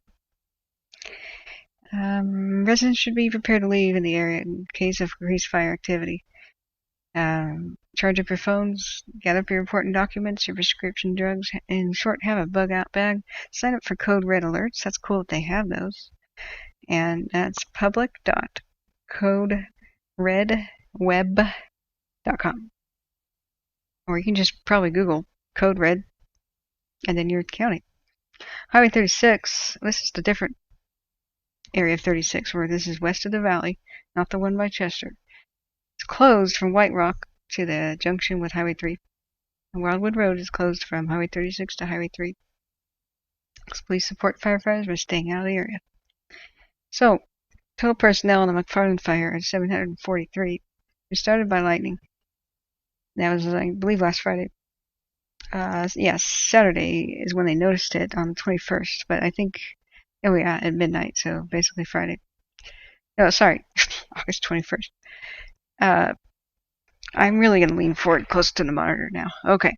The estimated containment date is a rosy August 21st. Yay. By midnight. But who knows? Mother Nature laughs while we make plans. So I believe it started on Friday. Nope. Here it is. Sorry. Okay. Rubbing my eyes too. It started Thursday, July 29th at approximately 6:45 p.m. Fuels involved are timber, the grass in the understory, chaparral, meaning, oily bushes that are 6 feet tall, which is crazy to deal with. Closed timber litter. Live and dead fuel moistures are historically low from this epic drought. Fuels are extremely receptive to ignition, and spotting is occurring easily.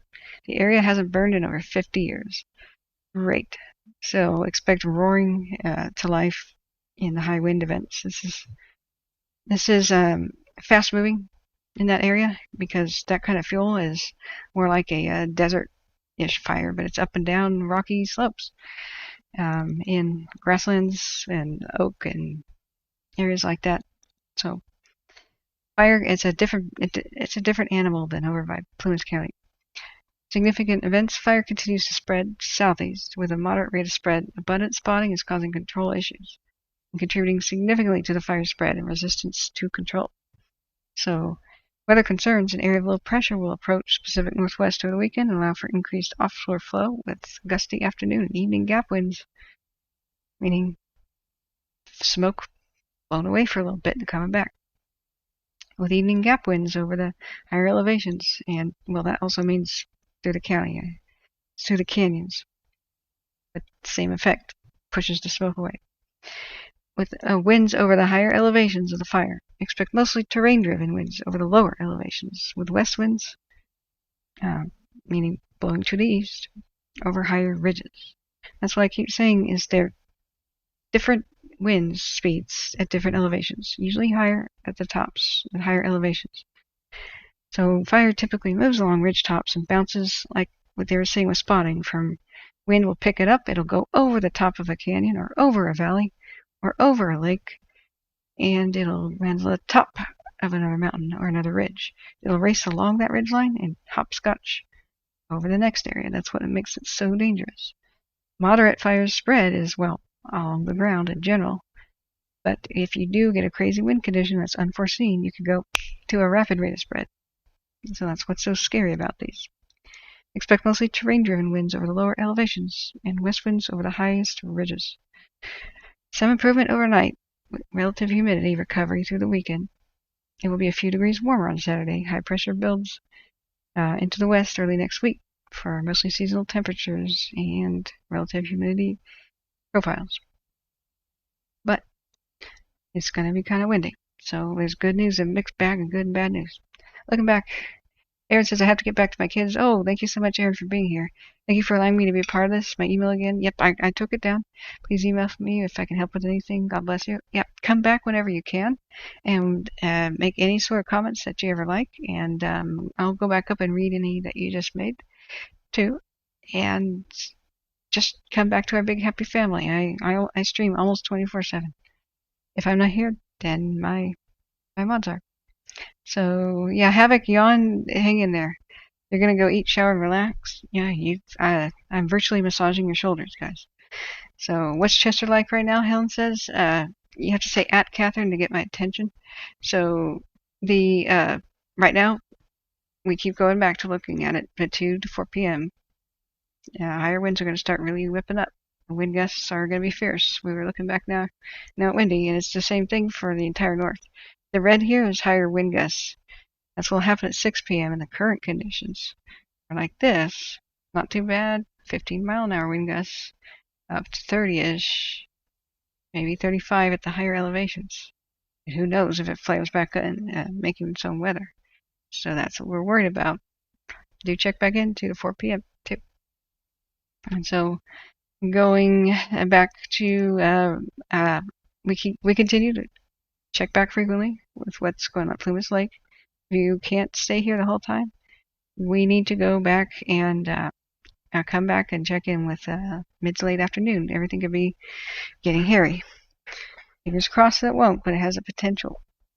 So we're really hoping they're working hard as they can, fast as they can, to make the area safe around Chester. If they put more burning trees on the ground, that means that embers can't fly further over towards Chester. But they're working to the west of it and the northeast of it right now really hard. So we got to send them love, support, and power bubbles. And we do continue to look back, and occasionally looking back at CalTopo, we can see new hotspots. And they are north of Chester to the east for the most part, and then Butte Mountain is still a big threat for throwing embers long distance. And there's quite a lot of activity where it's pushing the lines right now. The wind is going to be blowing towards Susanville. So the immediate danger for Susanville, I don't know that is present today, but ultimately Susanville is at risk. And they're just trying hard today to finish these dozer lines right where these red spots are. This is as of 15 minutes ago. Detection's big enough to be seen from space, and these keep growing. If we keep looking at the FLIR infrared, they usually don't quite see that far. This is mostly monitoring Canyon Dam through Chester, and Dyer Mountain, which is just north of Greenville. Well, where Greenville stood.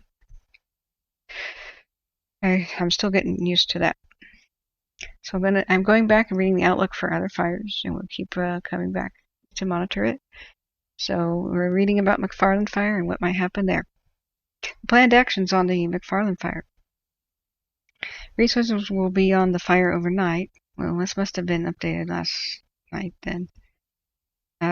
Night resources will be responsible for perimeter control and point projected. Tomorrow's shift, this was written last night, we'll have crews and engines going direct on the McFarland Fire, and I heard that too. They're going direct north of the peninsula to try to save the peninsula and Hamilton Branch and Westwood. But Westwood is threatened by two sides. The fire northwest of the peninsula and the fire east of it. So it's in critical danger and still mandatory evacuation. Very close to Susanville, we have evacuation watches and orders over by Coppervale. So, it's a critical day. We'll see what happens. So going back, thank you so much, Aaron, and everybody for being here, helping me manage this. Planned actions today on the McFarland Fire. Resources are going direct while providing point protection when needed. They're working to hold Highway 36. This is west side of the valley. As fire makes its way further to the west. Today, wind is blowing east, but it will shift back too. Dozers and heavy equipment will continue to reopen dozer lines from last year's August complex, as well as looking for safe opportunities to go direct on the east and southeast portion of the fire. That's because they want to save the communities like Weaverville. Resources will also be opening more contingency lines to the east of the fire, as they anticipate spread there, and they want to be double sure. They have some direct dozer lines, but in case it hops it, they got others. Projected incident activity will last next 12 hours. Mind you, this was written last night. Fire will continue to burn southeast up and possibly over Little Red Mountain towards Corral Creek and Stewart Gap. In the east dozer lines, if the east dozer line doesn't hold, eastward movement will threaten sensitive Bureau of Land Management lands in the Begum Avoidance Area, which is SRA protection land. The next 24 hours, which is, includes today, continued westerly winds blowing to the east will push the fire southeast towards Teddick Ridge and east into North Fork of Begum Creek on BLM lands. Remarks: the fire has been growing rapidly.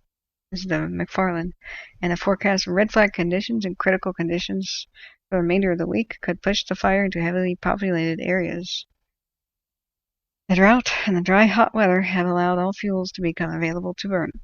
Everything an ember lands on will burn in red flag conditions. Lack of critical air resources. They can't fly when it's smoky. Combined with minimal ground resources, will continue to limit the ability to increase direct line construction. And like I said, they've been putting a lot of aircraft on Dixie, the optional fire that the power company started, and that's starving the resources for the natural ones that lightning started. These people should be so mad. This has been happening for several years. That because it's not as populated in the mountains west of the valley, they say, sorry, we're yanking gear away from you, and there's more life and property to save elsewhere. The poor people would be like, what about us?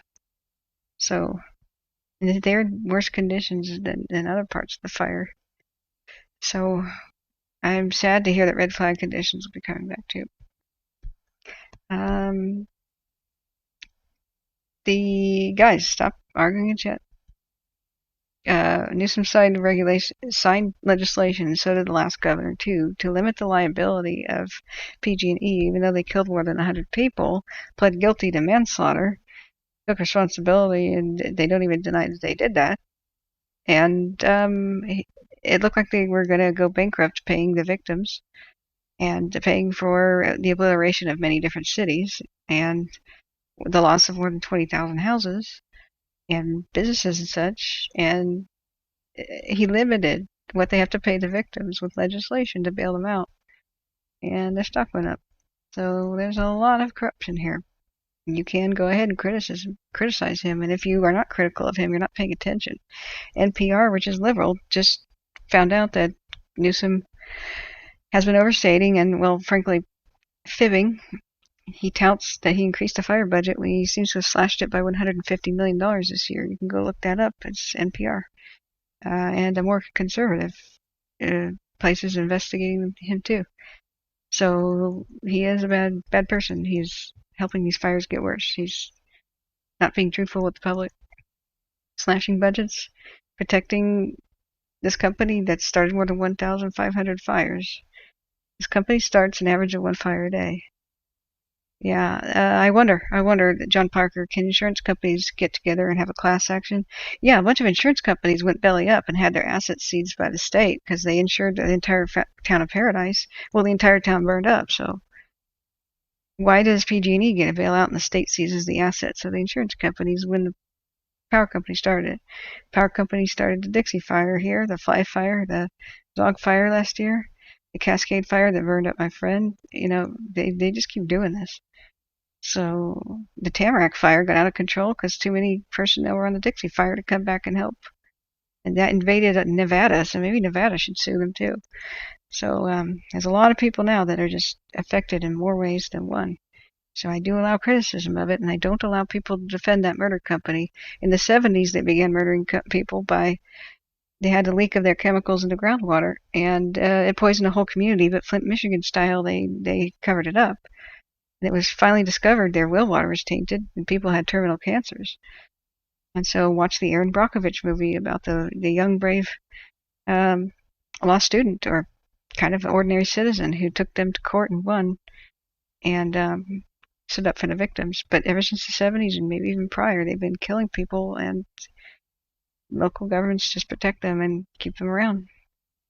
So corruption is an issue, and it's impacting global warming because look at the emissions from these fires. Like, the whole world is affected by this, even back east.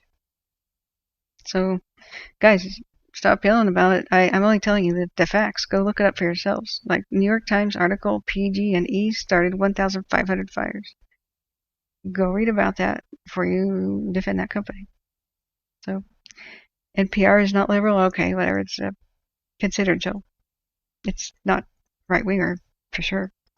It's, the people on the right consider it to be very liberal. So, it's, neutral/left-leaning. The community of Wildwood remains under mandatory evacuation on the McFarland fire, coordinated with the sheriff's office. So, the communities of Harrison Gulch, residences of Shields Road, Trinity Pines, Post Mountain, and their surrounding areas will remain under evacuation warning. Latina and Bingham could be threatened with additional eastward fire spread, so prayers sent for them. The area of Trinity Pines and Post Mountain has an estimated 3,000 residents living in a mix of non-permanent and permanent housing, meaning, seasonal cabins and such. The area would be very difficult to evacuate due to narrow roads, poor communication, and lack of true residential addresses. The area of Trinity Pines also has numerous high-value commercial growing operations and has had density of associated infrastructure. If the fire jumps Highway 36 and heads northwesterly, it could threaten the entire Heath Fork Valley, which could impact an additional 2,136 people and 913 additional primary residences. The fire has reached the BIA lands, and this area is at risk. Fire is also threatening 4,821 acres of BLM lands, 18,113 acres of private lands, 3,236 acres of wilderness, and 69,734 acres of northern spotted owl habitat, 23,005 acres of late successional reserves, 1,540 residences, and 100 outbuildings and 36 Forest Service structures are also under threat in the next 24 to 72 hours. Wow. That just blew my mind. With more threatened outside this time frame. If the fire spreads to the east, it impacts areas west of Red Bluff. I can't tell you. Look at the critical habitat. Species like the California condor keep being with their camera nests. It's heartbreaking to see California condors and endangered species burn up live on the cameras, but that's what we've been seeing, guys. The owls will fly away, not the chicks. It's laying season. They're raising chicks. We could lose a whole lot of endangered species here, including California condors. So this affects the world. Extinctions forever. Looking back up here, guys, I have to figure out what you guys are arguing about. Yeah, remember, PG&E employees are not to blame. It's the higher-ups. Just like, if your boss does something bad, you can't do anything about it, right? But you get yelled at, it's inappropriate.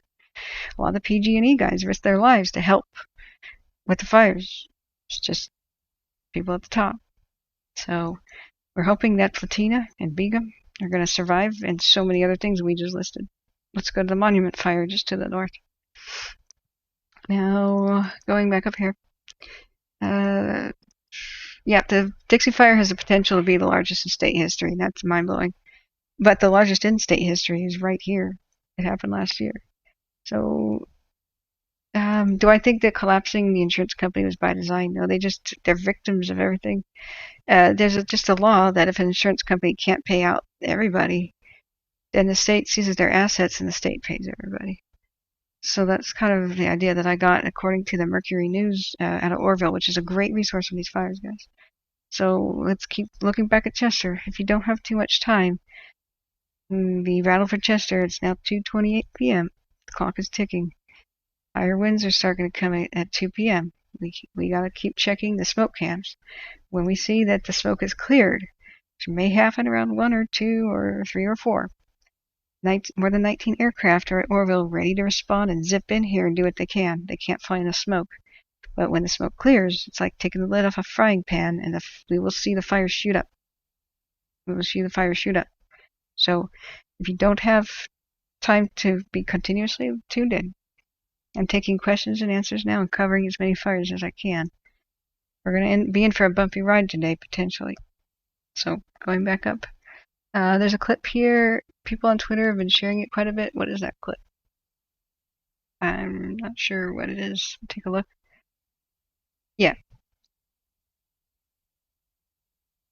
Oh, yeah. Yeah. Yahoos pulling guns on firefighters and stuff. There's, guys, all I gotta say is there's a lot of meth. Unfortunately, meth is a pandemic. That addiction, there's a lot of it.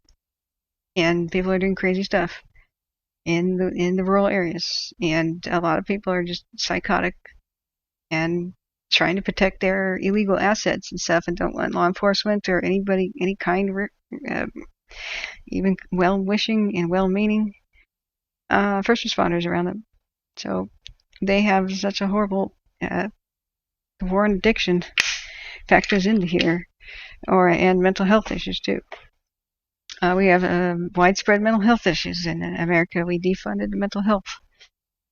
Trying to fix that, but God, our first responders need all the support and love they can get, because a lot of times it's paranoia. I've seen a lot of those cop videos where cops approach and say, "Hi there, I'm here to check on you," and they get a gun pulled on them and get charged by somebody on drugs who says, you're here to kill me," and it's just like, what?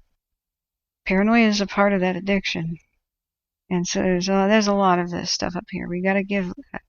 There's more dangers than just fire for them. We got to be supportive. So what was somebody saying?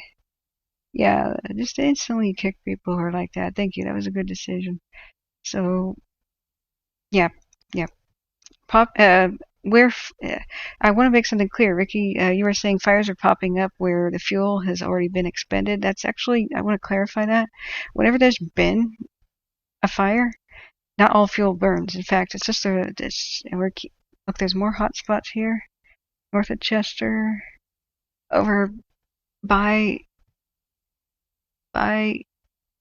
Red Cinder Cone, Lassen National Forest up there. Wow, in the volcanic wilderness. That was kind of the devastation zone where it kind of exploded near the turn of the century. I had no idea the fire would ever get this far. So it's spread a bit to the north, or at least some sort of spotting activity is going up. So we are going to see this flare up, and we keep checking on Chester.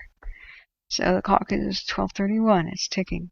They're making their preparations. The enemy will start assaulting probably 2 to 4 p.m. up through 8 p.m. There's going to be wind gusts. So, yeah, there's all kinds of interest there. Hi, Katie. But when a fire has gone through an area, not all fuels are expended. There's little areas that are not burned. And even the ones that have burned, just the limbs of the trees burn off in the first fire. The trunks don't burn because they're full of water because the tree was alive. And so it's the brush and the tree limbs. So I'm going to refresh and make sure we're up to date on the FLIR camera. Here we go. Expect a lot more activity here. We keep checking back. So what happens is the second round of fire is worse than the first one in the same area. That's what the public doesn't know. They think, oh, well, the fire ate everything there, and so why would there be a new fire? The fires the next year and the year after that, and 3 years later, are worse, because that's when the trunks of the trees still standing on the landscape have dried out. Have you ever tried to burn greenwood or like hold a match next to a tree trunk and have your difficulty? Seasoned firewood is firewood that's dried out a year. That's what it is. Every standing tree can burn for more than 1,000 hours. So during that 1,000 hours, it begins to fall apart and then it shatters. And there's high winds when it shatters. Then those embers will be thrown all over the landscape. The second fire, like a year later, or 2 years later, or 3 years later, is always worse than the first. That's why there's a race against time. Yeah, we see a lot of fires going up the trees now. And it's in little spots here north of Greenville, where Greenville was, by Dyer Mountain. They're working very hard to lift the camera to protect Westwood and Susanville. But the camera doesn't typically go further left than this. So it's swiveling around to monitor the lake right now. We'll come back. Yeah, they called it the 3-year jinx. You can look up the Tillamook burn in 1933. They learned that lesson then. One of the world's worst fires happened with 1933's Tillamook burn west of Portland, killed old-growth trees, and every 3 years, a new fire ripped through the same area, and it was worse than before. The reason? They didn't salvage log everything, or at least get the trees on the ground. It was too big of an area to do that quickly. And so brush and flowers and plants grow up every single year. It's fertilized the land. The ash fertilized the land. So new baby trees and brush and flowers, mostly bushes, are now growing at the base of these trees. 3 years of that, you have a huge amount of brush stacked at the base of the standing dead trees. That's like a bonfire, putting all your kindling at the base of the bonfire. And then you light the match. Now what's going to happen with wood that's been dried out for years? That is why it really sucks. Don't think that burn scar is something that's good for firefighting. There's a double-edged sword. They still have their containment lines from last year that they can use, like the sheep fire as it approaches Susanville right now.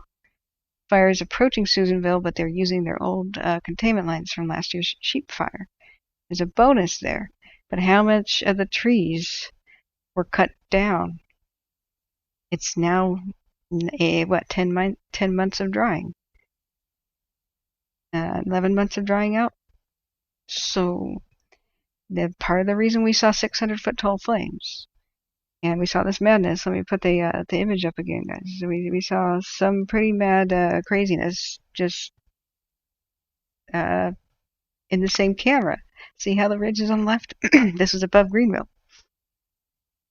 This is what roared towards Greenville. These are 300-foot tall flames. If you look at the trees, they're 125 feet tall, most of them. Fully mature trees. We saw fire tornadoes spawn in these areas, in the ridge above. This is the same camera, guys. It was just that was less than 48, 50 hours ago. That was in a red flag condition, but we've got basically orange flag conditions. The only difference is the humidity, but it's about the same wind speed. So hold on to your butts. Things could be fierce today, or things could be a lot less fierce because there's smoke in the area. But once it lifts, at some point like it's forecast to, at least it'll be gone for a little bit. There will be a huge flare-up, and that'll challenge everything about protecting Chester and the Monument Fire, McFarland Fires, and Forks of Salmon complex, Fish River complex up there. So I'm reading about these, and they're talking about, that was really dire. What they're talking about is the fire gets out of control. It'll affect a huge area. Even all the way up towards Reading is the potential to. The Monument and the McFarland could potentially merge, and they could merge with these north. They're all started by lightning at the same time. They're in a race to contain it. They don't have the aircraft they need because of other things like the Dixie fire caused by the power company. This is not looking very good. So the ultimate outlook for this, there's not much good news. Yeah, going back up, I'm sorry, has anybody asked me specific questions? Mods, did I miss any of those? Going back up, guys. If you don't have something supportive to say or just a curious question, this is not a debate channel because debates are stressful. We just educate people, and we can lead a horse to water, but we can't make them think. And don't worry about the image on the right, that big orange area. That is the landscape where the fire was by Eleanor West and such. But the camera's a little off on the calibration. Yeah, here it is the fire on the ground and the hot ash on the ground. But it doesn't mean it's all ablaze. The one on the left is more calibrated, and you see the smoke rising. Oh, it's even looking over the ridge. This is a rare treat, the one on the left. Keep going left, keep going left. The big hot spot we were showing southwest of Susanville was flaring up now, and unfortunately we don't have too many cameras while the smoke's on it. Except this one can see through smoke. If it pivots left, that would be good. We may be able to see it, but a ridge may block it. So, Terry is a bit for Catherine is right one. The dam is low on water. Yeah, let's see. Yeah. So going back up there. Oh no. I want to keep. I'm reading chat, guys. I want to keep this fire related. Is Greenville done burning now? The area near it isn't, but I don't know about the downtown and stuff. I don't know. If Matthew Henderson goes live, we can ask him because he's driven around it. They saved Crescent Mills. There's still some. Yep. See how there's fire that's higher now with the little smoke plumes. So that is on the left side of the camera, left of Dyer Mountain, looking distantly, I believe. Yeah, let's see here. We can see the way the cameras are pointing with that cheat sheet up there. Let's see it rotate around a bit. I don't know what you're arguing about, guys. But let's see here. Going back to chat, I'm trying to. Yeah, politicizing science is stupid. Yeah, and so is the struggle. Like, guys, we are all in the same boat. It's like left and right and stuff, hating each other. We have to work together, or we all die. We all suffer the worst of the consequences. We have to work together to make anything better. So it doesn't matter what your stance is. Do you believe in global warming or not? It doesn't matter. Like, these emissions could be causing global warming more than cars. There's nitrous oxide here, and even if you didn't believe that, the parts per million pollution and nitrous oxide being a health hazard means that everybody who doesn't want it to happen. Nobody wants to see the forest burn, so who cares what you believe? Just saying that only cutting carbon will help these. Well, you have to cut carbon by stopping the fires. Actually, we're all on the same side, so we have to work together. Or like the two men fighting in a boat, one of them choking each other out. One of them gets the upper hand, starts choking the other one out. Right? He looks up, looks around, and sees crocodiles surrounding the boat. Then all of a sudden they fight back to back together because they realize they have a common enemy and they're both going to die. We're going to see the rest of the state burn if we don't take action and work together and just stop the bickering. We have the same common goals. It doesn't matter what we believe. That's why we're the facts winning the resources. So yeah, this is more pollution than cars by far.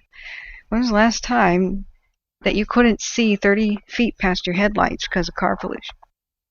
This is ruining people's health, even back east. It's just been linked to increases of heart attacks and smokes for the last 4 years fires. We have to stop this. It's killing people. It's killing animals, endangered species. So we have to stop them. And if global warming is number 35 out of 34 reasons for the fire, we can get to work immediately on preventing the fires with solving the other 34 reasons. And when we start working on it, we're going to have great results. That's why we stay positive. The only problem right now is, it just calibrated. The only problem right now, see the smoke coming up above Greenville? This is Dyer Mountain looking east on the left side. We're getting a little bit more activity, so we'll keep looking back here. I'm going to cover the other fires. This is absolutely unbelievable. It's not like how bad is the fire is the worst over. The fire is at a lull in the next couple of days compared to, aren't we getting red flag conditions again? We may see the apocalyptic crap in just several days if that's true. So, yeah, you're breathing it in Missouri? Yeah. What says that? Absolutely. The whole situation is messy. It's not the time to argue. It's time to problem solve, and I want people to discuss solutions in the chat as much as inform people why the problem exists. So let's go back up here. Let's see here. Well, the reason, Ricky, that you might correlate ridges with seismic breaks and fires is because fires always run along ridge tops. That means that's going to be a hot spot on satellite. It doesn't mean that see what faults are cracks, just like you crack an egg, but they're pushed up, and that's what many of the mountains of California are. It's the Pacific Ring of Fire. Most of them are faults on the west side of California, where most of the fires have been, but it doesn't matter fault line or not. See, like this is a fault, active or no. You can kind of see that they are these lines, right? And so people are thinking the earthquakes and fault lines have something to do with it. It's completely unrelated. Like this, you see this line? This is a fault going north of San Francisco. That might be the San Andreas, although I think goes from north of the bay and south. The one that affected San Francisco so many times was in the south, and you can see these straight lines. That's because the Coast Range is completely separate from the Sierras, and this is critically active here, and the plate boundary of the Pacific Plate. And then there's little smaller ones that we can't discuss, but wherever you have faults, the ground's pushed up and they look like hills. If you look at Portland, Oregon, they call it the West Hills here.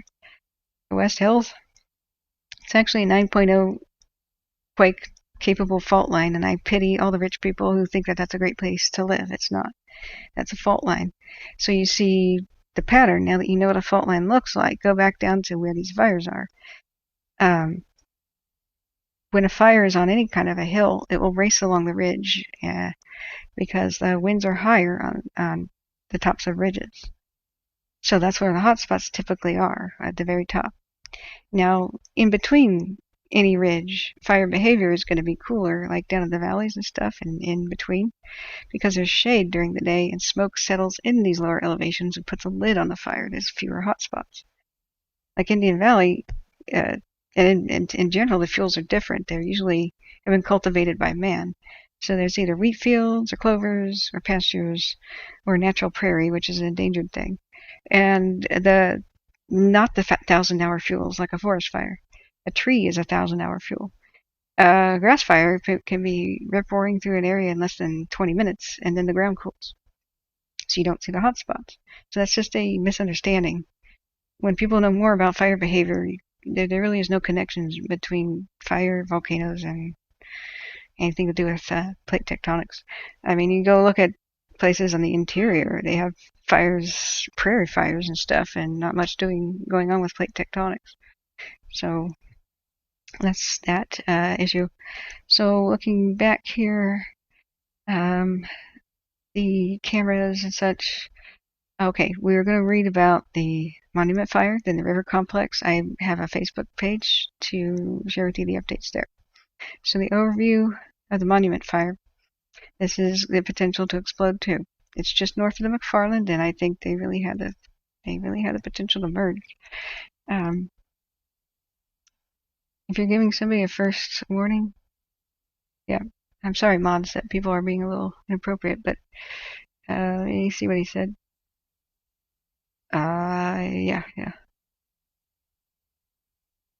Yeah, we're not, please, we don't allow the taunting of victims. We don't say that God is punishing them.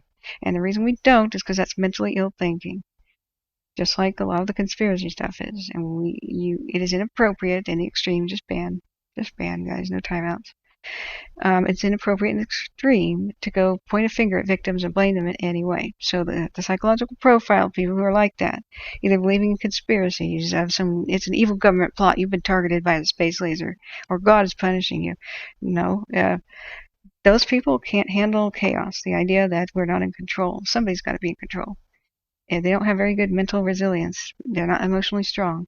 So what they do is they believe, well, if somebody's in control, it's either God or a human, gigantic, huge shadow government, right?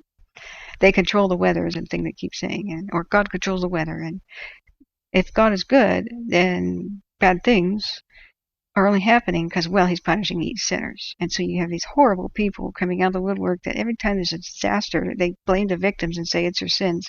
Well, screw you for taunting victims and your stupid lack of strength and emotional resilience and your mentally ill beliefs. Okay? Really? Sorry. We don't allow that kind of crap here. And that is inappropriate in the extreme. We don't tolerate it. So anybody acting like that, just kick them the heck out, because this is a supportive family here. So going back. Yeah, that's okay, but that's okay, Ricky. If you see correlations and things, that's totally fine. But in general, there's natural explanations too. So that's okay, what your input is, but right now, we need to stick with what's been proven in order to understand fire behavior. If there ever is a correlation, then we can look at scientific papers and stuff. So, yeah, victim taunting is just wrong. It absolutely is, and I can't stand the people who want to do it. They're not welcome. But thank goodness, the vast majority of people have been so wonderful, so helpful, and they've been so kind.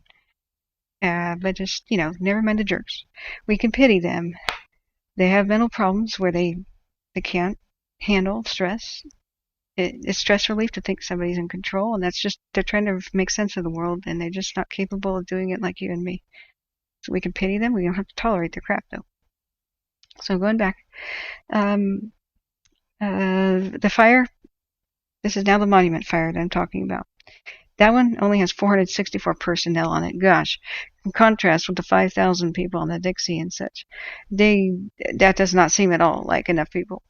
We will continue to look at Chester if you guys don't have much time. I'm looking at the other fires while I have time because I fully expect there's a potential for the afternoon to have some extreme fire activity, some really bad activity. Fingers crossed. It could be very bad, not so bad, or it could be a good result. But 30-mile-an-hour wind gusts headed towards Chester from 2 different directions for much of the evening doesn't sound good to me. There's a potential for real serious stuff going on. So the clock is ticking. It's 12:49. Do check back in to 4 p.m., 8 p.m. Those might be some, if you can't listen constantly, those might be some pretty critical times. So right now it's quiet because there's smoke layering everything. But once we see that clear in these cameras, oh boy, we're already seeing wind pick up a little bit. Once we see a more clear picture, that's just going to mean, they're ready to launch aircraft because they're scared too that it'll flame back up. It's like lifting the lid off a frying pan. You're trying to make as many. Look, we see a little bit more activity here north of, where Canyon Dam and Greenville was. We've got some torching here, which means fire climbing trees. Throughout the night, it's just been mostly on the ground. They work throughout the night. It's a race against time to get trees on fire in the ground before they flame up and throw embers. Look at that way over there, guys. What is that? Can't turn your back on a fire. What is that? That's the other side of Indian Valley. Do you see that on the left cam? What is that? New to me. Uh-oh. Alright, yeah. This is why we keep checking cams. We've got a smoke up there. Is that the hills above Taylorsville? Let's take a look, guys, best we can. Let's look and see if we have a hot spot. Okay, I'm interrupting talking about the monument fire to try to investigate what's going on by Taylorsville. Or it's either Taylorsville, if we look at where the camera's been looking. It could just be this ridge, kind of by Greenville, because where we were seeing the camera point is either there, or like there, or like there. So it could be here that the smoke is up on the ridge. So it could either be kind of by the curve around Crescent Mills, which is here, or it could be on the hills above Taylorsville, or it could be over here. It may be detectable from space already, so let's double check. Okay, there really might be here. We do have red and yellow south of Greenville, but let's see if it swivels back around. It's on a constant rotation. Does anybody know better the topography here? But I haven't seen fire in that portion today at all, and I've been up since 6. So, yeah, empathy, not apathy. Yeah, humans survive by being cooperative. We're a cooperative, naked species. We survive by making tools and helping each other. So we don't have fur, claws, fangs, or anything. We use our heads, cooperate with each other, and when we're pressed into a corner, we fight each other. But let's cut it out. We're pressed into a corner. Let's fight the other enemy. Checking in again, Coho Val, welcome. Thanks for investigating that smoke. Thanks again. Yeah, I'm looking for the camera to go back. Does anybody now familiar with Indian Valley? Can you please look? It's about to rotate back. The camera on the left is further north than the camera on the right. This is so disorienting. Camera on the right is red, I believe. See the beams? The beams are not always lining up. It lags behind the camera's progress. So let's see. It's going to be moving. Camera on the left is having trouble calibrating stuff. Okay, so we're looking at Canyon Dam camera on the right. which I believe is red beam. Yes, correct. Camera on the right is red beam. Canyon Dam first, but when it goes over, and we see Indian Valley, there's a smoke up on the ridge. Ah, it went past it to Dire Mountain. Okay. Camera on the left might be showing it then. It's about to pivot. Come on, camera on the left. God, the beams are so lagging behind where they are that it's frustrating. Yeah. Camera on the left is blue. It's like, it has a stupid satellite dish thing in front of it. Come on now. It's not shown yet. Sorry. I should get some sleep before 5. Who? Sorry. Chimp 6 in last 30 minutes. The wind in Chester doubled from 5 to 10 miles an hour. Sustained wind still heading northeast. Yeah. It's going to blow the embers from Butte Mountain towards Chester, and we saw 300 and 600 foot flames in this camera as the fire marched, spreading at a rate of 1,000. Okay. Nope, that's not what I'm talking about. That's Dire Mountain still. We're waiting for it on camera. We saw 300 foot tall flames to the west of Chester that night that it roared north towards Drakesbad and encircled it 360 degrees. That was red flag conditions, and we're in like orange flag conditions, something I'm making up. Hard to hear. Scanner said west of Susanville. Okay, is that the Lassen one? Yeah, Lassen is continuously venting her pressure, though, with, it's a good sign for a volcano to vent itself. It's a lot better than corking itself, like at St. Helens and such, with the boiling mud flats and sulfur pits and stuff. It's releasing a lot of its pressure. It's still active. It's not an eruption, but it never stopped being active since the turn of the century when it roared to life. But, yeah, exactly, RJ. RJ Walters, you're spot on. Lassen has muddy spots releasing energy. Okay, this is so frustrating. Come on, cameras. We're going to go back to Indian Valley. There was something on a ridge. I can't tell if it was above Taylorsville or if it was on the other side, north of Crescent Mills. Come on now. And I'll look back at heat detections. It swung right past it and went too far east. It's headed back that way.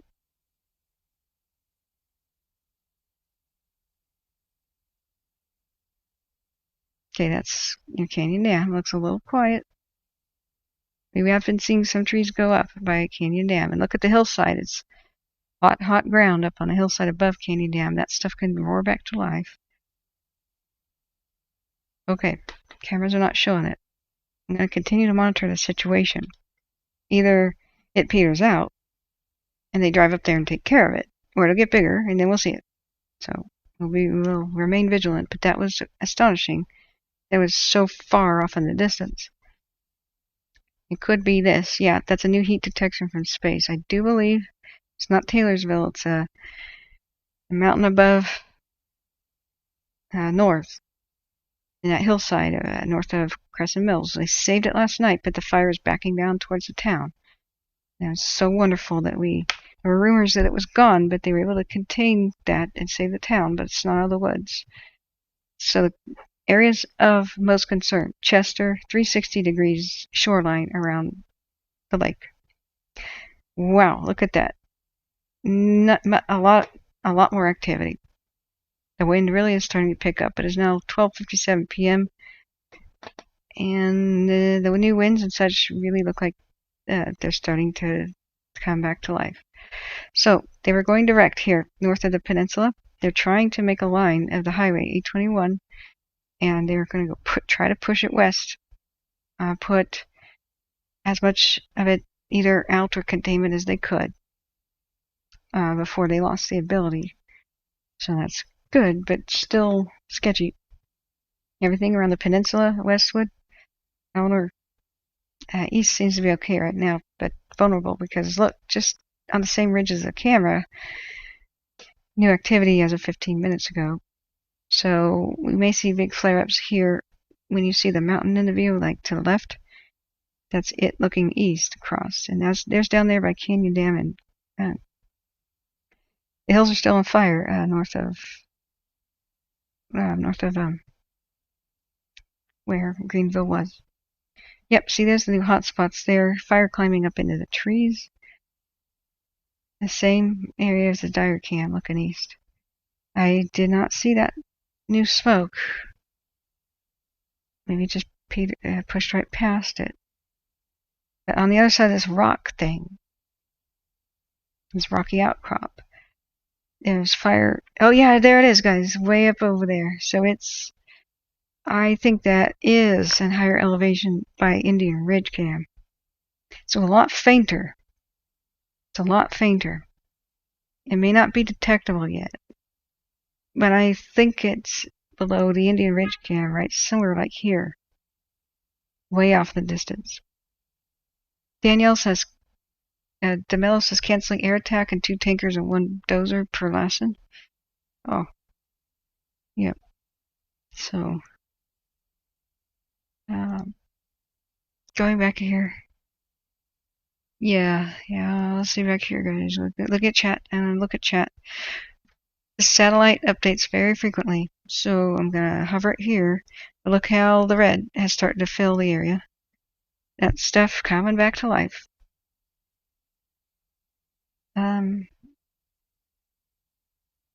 Yes, Shasta is a behemoth that I'm frightened of, and I'm frightened of Rainier. Adams might be a sleeping giant too, but those are a lot scarier than Lassen. They are corked. Those volcanoes are corked. Now Rainier could completely wipe out Tacoma with catastrophic flooding because its huge glaciers would melt. You saw that with St. Helens. Hood erupted in the 1700s, right before Lewis and Clark got there, and they saw a wasteland. And I don't think Hood is terribly active. There's nothing up there like sulfur pits or anything. So I'm a lot less concerned about Lassen. Rainier could take many lives, thousands of lives. Oh. Tankers are waiting to launch out of Warville, Max Smith. Thank you. Going back. Going back here. I don't want to start debates in the chat. People can throw their 2 cents in and such, but it's very difficult for me to monitor what do people want me to cover right now. Please, guys, if you want me to cover certain areas of the fire, I look back at chat to see what people want. And if I don't know what people want, then I just kind of go around and monitor other fires too. So we know that there's a big battle going on, that they want to stop it from spreading towards Susanville. There's a spot fire that's further east that thankfully I'm not seeing the heat detection much right now, but it's visible here. See that? That could have been embers traveling 3 or 4 miles, maybe even 5 miles away. That's the potential for what can happen, and that's how Susanville could eventually be threatened. So they're working as hard as they can there, and the fire threatened Susanville could come in to the west of Susanville. It went past Chester and wrapped around we could see the fire wrap around the lake completely. That's a possibility. Right now, they're going to try to stop it in this gap, the 821 highway. They're doing what they can, but look, we got a lot of wind blowing straight towards Susanville to the east from there and northeast. So it might want to try to go up this way, northeast. I'm going to be checking back, but let's read about not McFarland. We covered that. Let's read about the sleeping giant fires over here. Excuse me. The monument. So, does anybody have a special request? Anyone have a special request?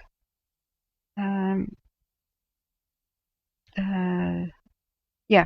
As vegetation burns down to the roots, it will destabilize the soil, lead to more rock and mudslides come winter. Absolutely. Feather River Canyon is going to be very unstable. And kind of everywhere around, even mudslides down into the communities that lived is a very possibility. like everybody keeps reminding me, this is a marathon, not a sprint. So, hold on to your butts and buckle your seatbelts. It's going to go on for a long time. So, but the immediate danger today is really severe for Plumas County. Yes, Max Smith, Susanville does not have a huge fuel load to the west of it, but I did look at I dropped the Little Gold Man and verified that just south of it there's some pretty dang tall trees, dense, tall pine trees, and it's going to be the greatest threat coming up from the south. So looking back, small spot by Hog Flat Road off of 44. Okay, so should we be listening to chatter yet? Should we be listening to Lassen County yet? Yeah, you're right, Ricky. I-70 is going to be bad. Or do you guys want to monitor it for me and keep telling me about the developments? Because that makes it a lot less chaotic, and I really appreciate that. Yeah, so let's see. Did Nevada Danzy says, thanks for the info, so helpful, love to all. Thank you for being here and expressing positivity and support. It helps keep me going when people just say, hey, you're doing a good job, I learned something from you. And that's more valuable than money to me. So we want you to nap me or somebody else. Genevieve. Yeah, you guys are trying. God, I appreciate you so much. But if you have breathing problems and stuff, yes, go ahead and do nap, because from 4 to 8, things might look pretty bad. So, you guys, I love you so much. They did take a lot of clearing near Eagle Lake, okay. Yep, that's very relevant, so that I don't collapse. But I got really good sleep and woke up at 6. But thank you for thinking of me. If I feel like taking an hour nap, I can. I work too hard? I kind of do, yeah. Still have the ear infection, and if you've seen me do a lot less scrolling, it's because that's making me a bit carsick. So if there's something that we need to be looking at, like Twitter is a scrolling thing, I'm kind of avoiding it. But if you can link me to appropriate Twitter things, articles, I have a reduced ability to scroll through things. Now this is Butte Lake. We still have quite a lot of smoke. That smoke lifts. It's going to be bad. Back at the cameras too. And I'll read more about the monument fire in a second. Patrick Kreisenbeck. Hi. Thank you for your channel. As a registered nurse, I think you're providing much information, support, and important wisdom. Thank you. Thank you. I'm trying to help. Instead of being a nervous wreck and chewing my fingernails off, I decided maybe I can go live and help 10 people, like I did when Paradise happened. I'm so overwhelmed by the likes and subscribes. Hitting that helps me reach others, guys. If you hit the ringing bell, I want to do fundraisers. I want to do fundraisers for everybody involved. Of course, now's not the time. We have to monitor the fire spread. But then if you hit the ringing bell icon, you'll always know when I go live with a video. And if you don't want to watch this, if it says fundraiser, everybody can help. And I really want to have the community come together for our fellow man. And thank you, at Sea Gamblers. Thank you for being here. Everybody's welcome to ask questions. Want me to explain something? How do I survive? How should I make evacuation routes? How do you make a shelter-in-place plan? What's a good idea? What's bad? Yeah, no question is stupid. And I'm happy to show you guys my tools. All of this is publicly available. Links are in the description of the video for how to look at all this. I stopped my life, and I don't make income. I did this for more than a month straight last year. I've lost a month of income just waking up, doing 20-hour streams, 17-hour streams, 14-hour streams. And that's why everybody's telling me to take care of my health, because I ruined it last time. Try to pace myself better this time, but it's hard to look away and walk away when there's a development. But when I don't have income, even a $1 donation is good. Just give the majority to Plumas Bank, the official donation site for the Dixie fire. If you've got some pocket change, and I appreciate every little thing.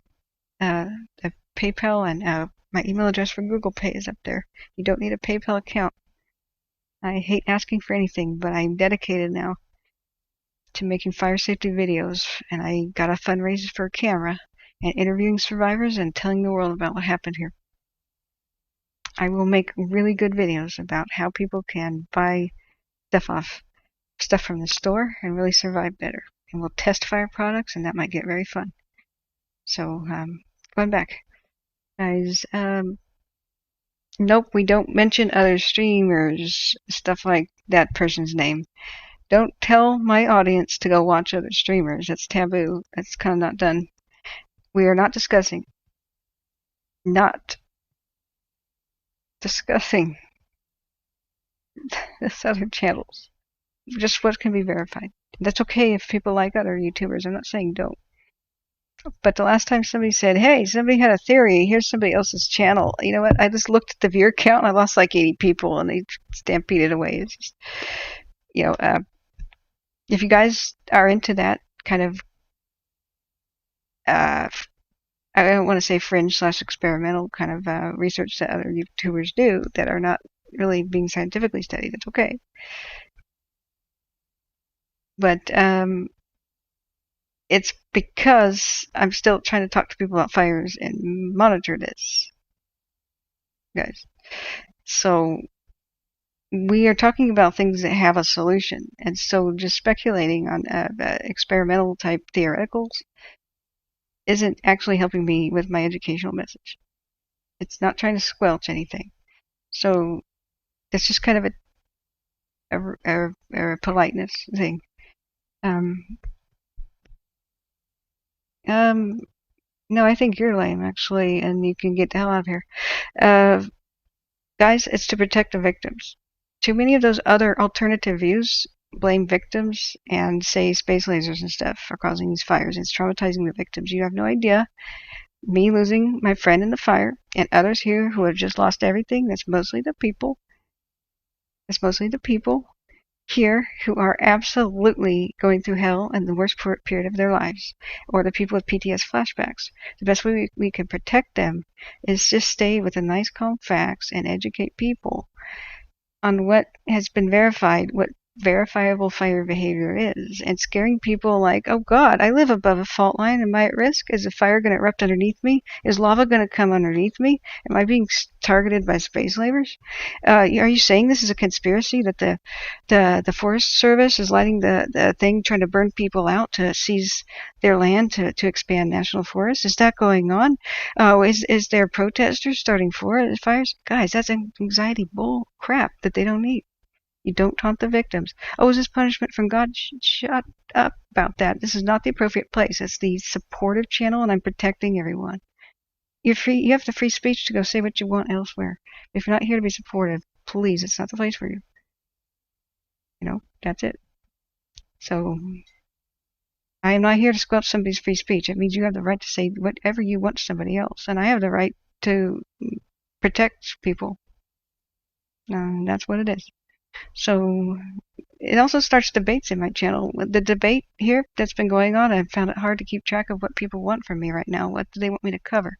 So please, if you want me to teach you about verifiable facts-only stuff, the channel is called the Facts-Only Resource on the Fire. That means verified, proven. The theoreticals, we don't really discuss them here. There's no solution to them. They may turn out to be something or nothing. This is the facts-only resource on the fire. What my type of channel is the old school type of journalism where I just say what the hell the facts are. There's too much of random wacko stuff out there. Honestly, that kind of dominates. There's very little investigative journalism out there that's just telling people like the used to be. I'm one of the lone rangers with this, okay? There's way more of those fringe channels than me. So go play with them. Nobody says you can't. But why are you here? To visit the facts-only resource on the fires, which says in the description, if you want to talk theory. Guys, why the hell are you attacking me? It's like, I'm the only person doing this. I don't think what I'm doing is lame. I think anybody criticizing me is lame. What the hell are you doing here? If you want to talk space lasers, go do that. Space laser channel. Alrighty. Not facts, no, yeah. Holy crap. Everything I'm saying is verifiable. I'm very proud of that. And if I ever screw up and misspeak, please let me know, and I immediately rectify. We are learning here, supporting each other. It's very hard to have this many viewers and have just a supportive community. And if you guys have just come in, the clock is ticking. It is now 1:13 p.m. We are seeing new spots of red all around the Dixie fire, predominantly south of Greenville in the hills up north of Crescent Mills. Crescent Mills' current status, as far as we know, is holding steady. Last night they had a scare. The community was very scared. We were all very scared for Crescent Mills. Fire was last seen on that ridge, flaming up good, headed toward the town, backing down the mountain. But they saved people. That was wonderful. They saved the town, but the winds are picking up from 2 to 4 p.m. today. It's about to get hairy. They're even picking up now. That's why there's red here. Red is less than 15 minutes ago from the time shown. UTC's time is basically 1 o'clock. 20 is 1 o'clock Pacific. So this is 1:14. That's 4 minutes ago. The satellite detected hotspots big enough, like a half an acre in size at least, somewhere within these squares. Doesn't mean size of the squares, not at all. That's margin of error, but somewhere within the squares. Orange is within last hour. Yellow is within 1 hour to 6 hours ago. Gray, 6 to 12 hours ago. We see Butte Mountain. The ridges and peaks are still on fire. The wind is blowing towards Chester now and picking up with gusts. Right now, we are waiting to see if the smoke is going to clear. When it does, it's going to be like taking the lid off a frying pan. It's going to flare up because right now that smoke has a lot of moisture in it, even though that doesn't sound right. It does. Moisture and water vapor is a product of combustion. Even burning a candle humidifies your room. So when the smoke blows away, we lose that humidity. It dries out. The sun starts baking the fuel. You get an increase in heat, and the winds pick up. And boy, will that suck. And it's scheduled to begin happening now about 1, and we are watching that live. But we're about to see more red because the fire just died down during the night under the blanket of smoke. At some point, the smoke will be gone. They're going to slam it with aircraft if they can. We don't know if they'll be able to. They hope they can if the smoke clears enough. Then smoke comes back, and we don't have a clear picture about when. But for at least a time, embers are going to be flying towards Chester from Butte Mountain and west of Chester. The wind's going to blow northeast. It's going to test the lines, trying to protect Susanville and the contingency lines they have. There's a lot of evacuation warnings and mandatory evacuation warnings close to Susanville. Look at the wind. So 1 p.m. now.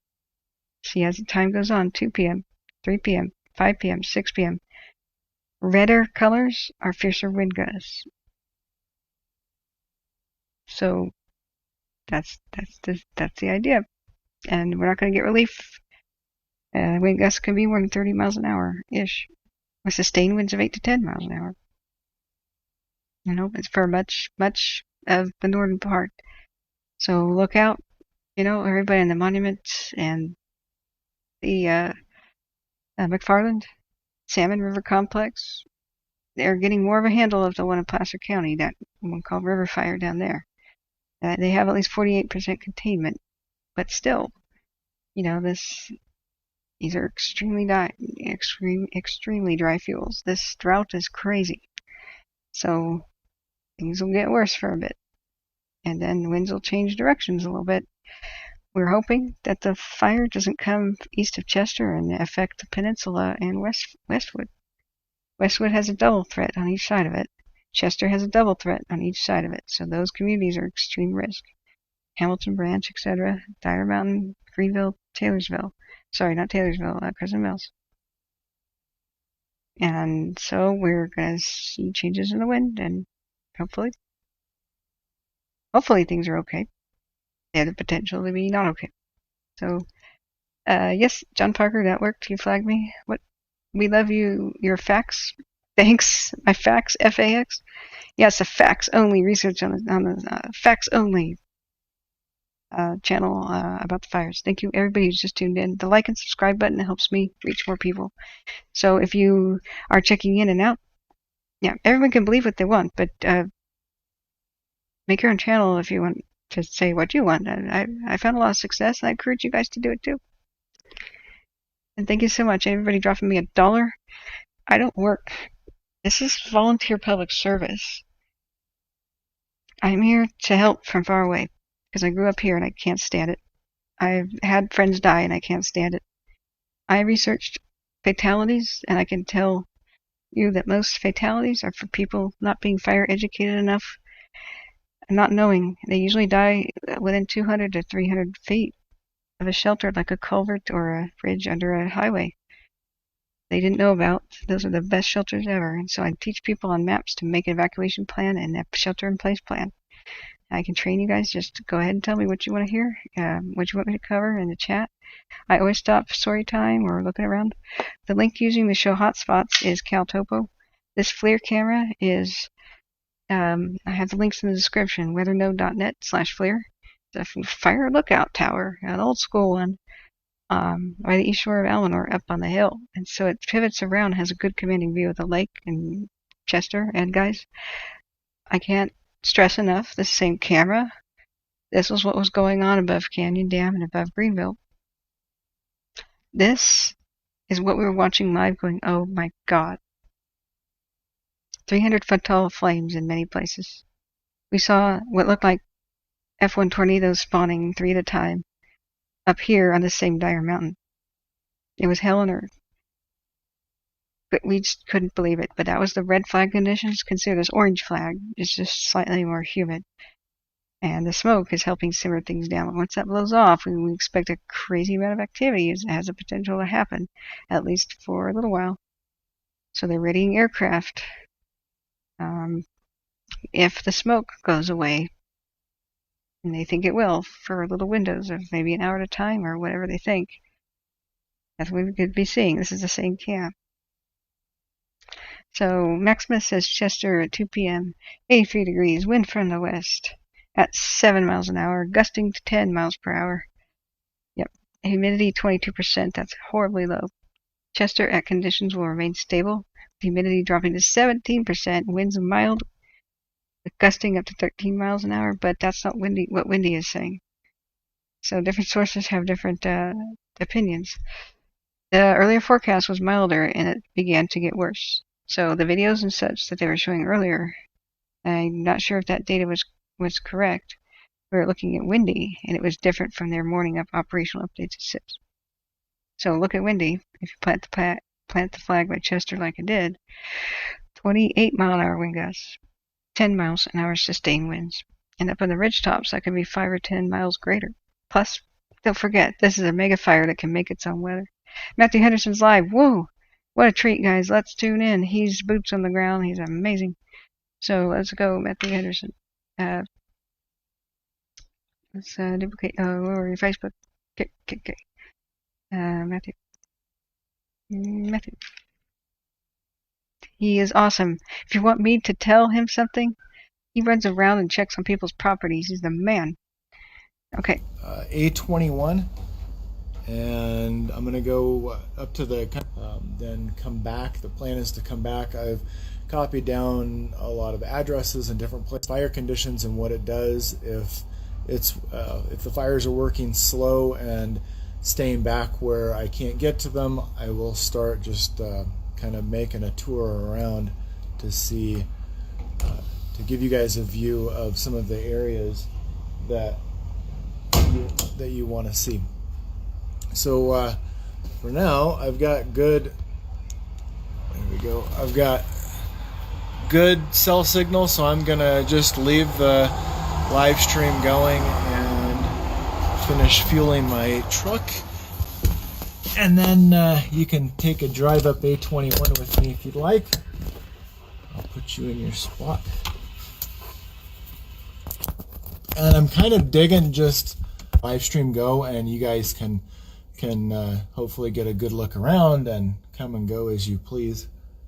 So yeah, so I'm going to finish fueling my truck. I'll be back. Okay, so expect him to cut in and out. He, like everybody's experiencing interrupted cell service, not like it was ever good in Plumas County. So and power did come on. What the hell is this? Last night, or yesterday afternoon. So thankfully power came on. There's a gas station right here that I can hit before I get out into the wild.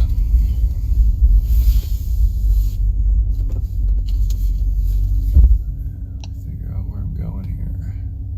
Okay, so I'm gonna turn here. I'm gonna go through. I know some people had questions about Hamilton Branch, so I'm gonna go through. Turn left on unpaved road. This is kind of the Hamilton Branch area. As you can see, there's really no fire here. Hasn't been. Everything looks good.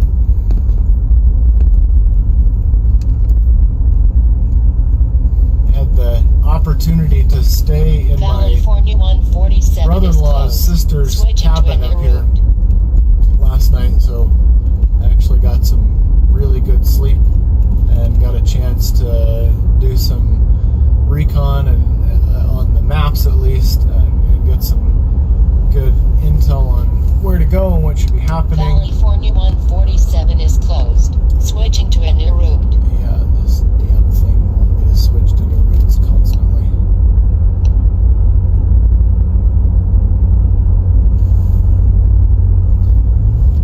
Okay, so I'm heading north on 147.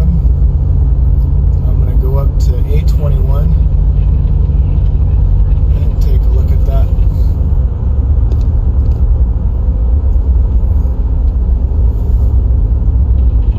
So I don't, Francine, I don't think I can control the volume that you're hearing, unless you're talking about the volume on the scanner, which I can turn up. But sometimes it gets annoying when it's just crackling. So yeah, you can send stars if you'd like. I have a Venmo account. It's at @OnFirePhotos, and I have a PayPal account that's also at @OnFirePhotos. If you'd like to send fuel money.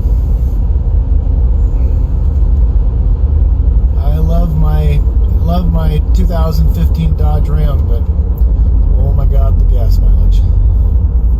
Especially up here in the mountains. When it's out on the freeway, it does great, but up here, I think I'm averaging 16 miles to the gallon, so not great. Sheriff's deputy there.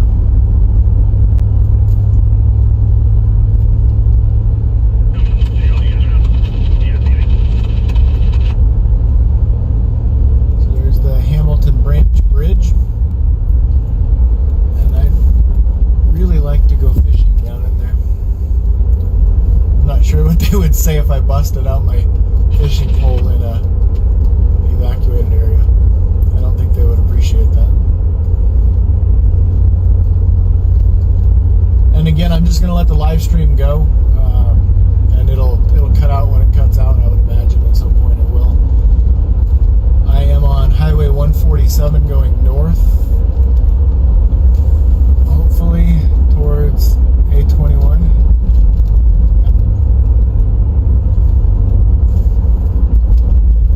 I'm heading in the direction of Westwood.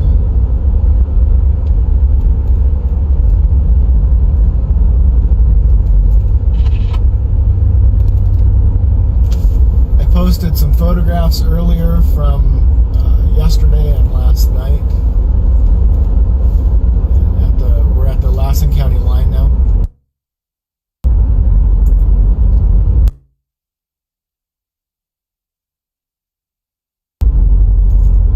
And there was some video. The driving conditions last night were probably the worst that I've ever seen. Very, very dangerous. I would rather be driving with fire on both sides of the road, to be honest with you. I was doing like 15 miles an hour for an hour, and it wasn't fun.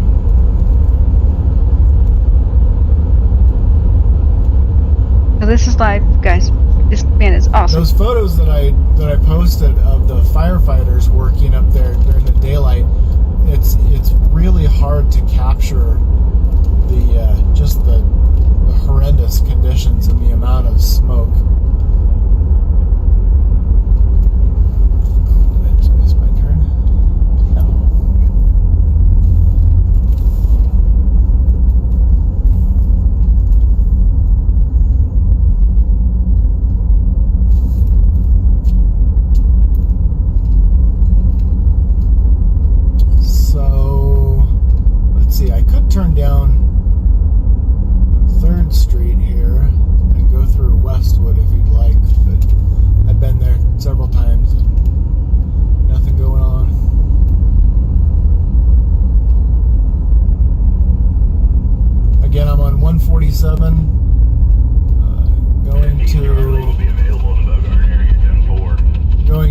A21, and then I'm going to go up A21. That's kind of the head of the fire.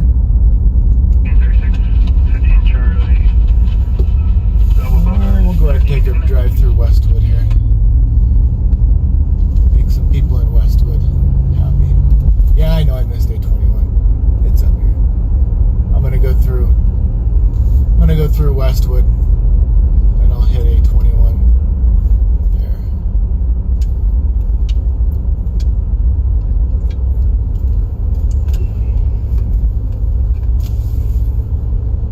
Thanks, Daz. I saw that. Temperature is 73 degrees currently. They are expecting, again, winds to pick up this afternoon, but the afternoon winds have not been materializing, which has been great.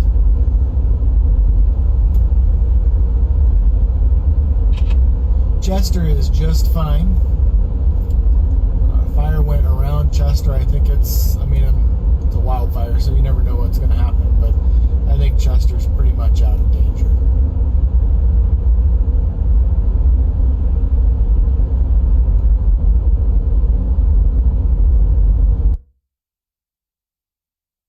Okay, so he'll lose and get feed pretty often.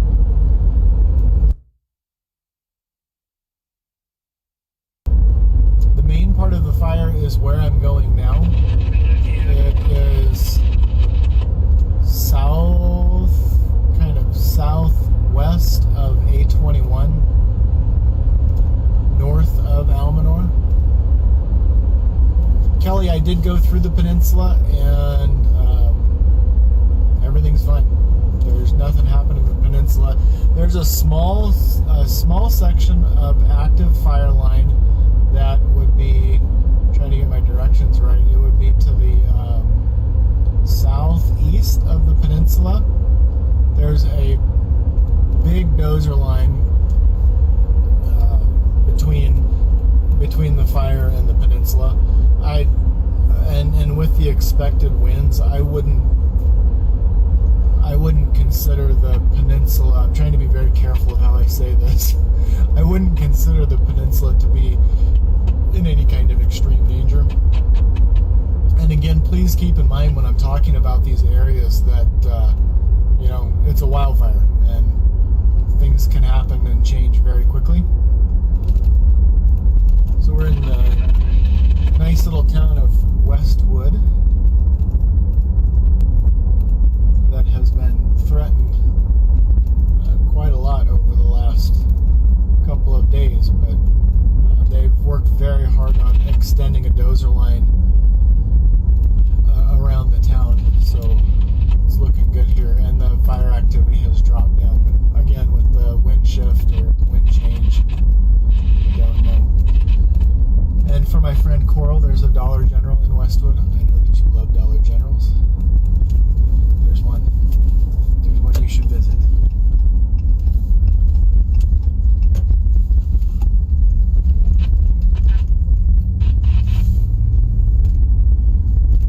Okay, I am in Westwood. I'm at the Dixie fire near Lake Almanor, California. And you can see it looks like smoke conditions in this area are maybe getting a little worse. I can see maybe 150 yards in front of me.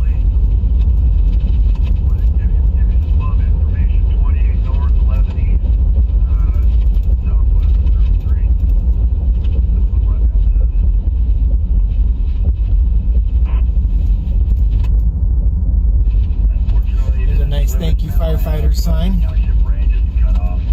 Love seeing those. They, I know the firefighters really appreciate seeing those signs. There's another one on this little house on the corner. 40 degrees, 14.29 by 120 is 45.13.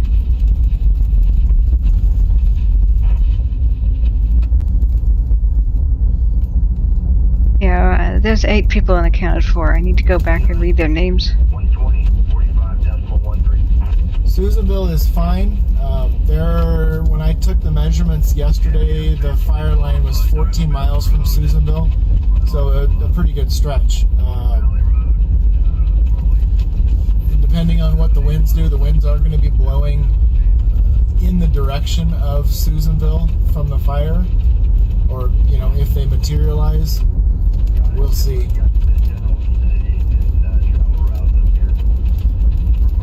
Lassen West RV Park, lots of little signs on their fence thanking the first responders. That's awesome.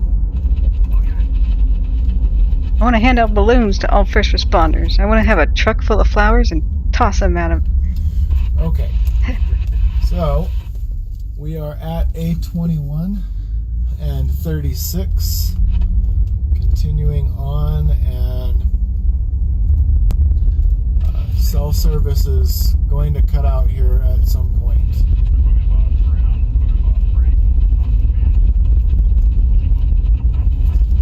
Check this out, this is cool. So they're going down with this giant machine and just shredding all of the garbage on the side of the road. It's a masticator! Masticator, guys! Look! That's new technology. It's a buzzsaw and wood chipper on the end of a tractor. They've been doing that a lot. Oops, there's me again. They've been doing that a lot in this area. You can see on both sides of the road they've already worked the right. Masticator. It's the meme on this channel. When I was showing you guys new technology.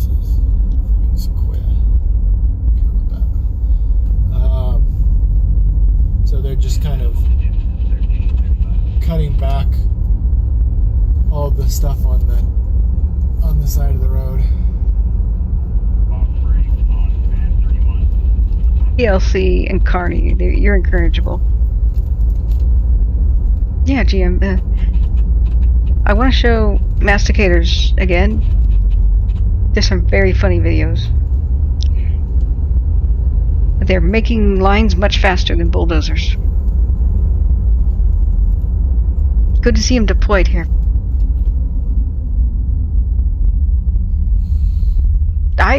You know what? We don't have to pay people to use masticators. It looks so dang fun to operate one that maybe we should pay them for the privilege. Yeah. I would pay people to operate a masticator for a day. Man.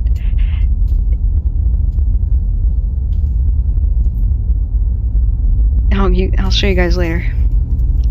Like, oh, there's a dead tree. It's gone. Now it's mulch.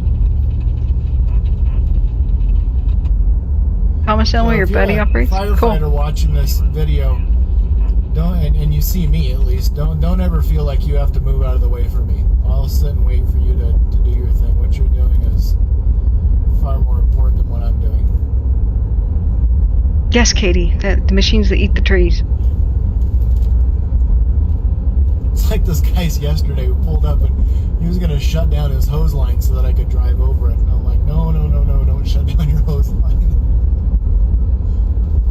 They've got lots of dozers working the sides of the road here. They are expecting the fire to move in this direction, so they're trying to make a good line all along A21.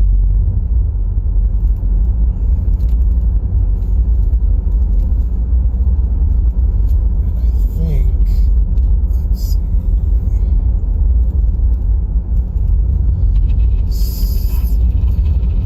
So the spot where the fire is headed is still a couple miles north of where I am. I'm trying to look at the map here. I know Sunflower.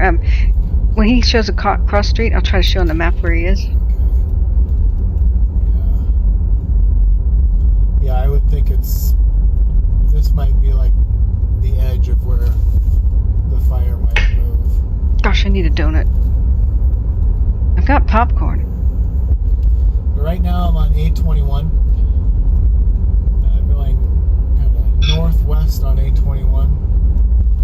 I'm crossing through the path right now. This is going to be the path where the fire is going to go. And I'm looking back, and it's just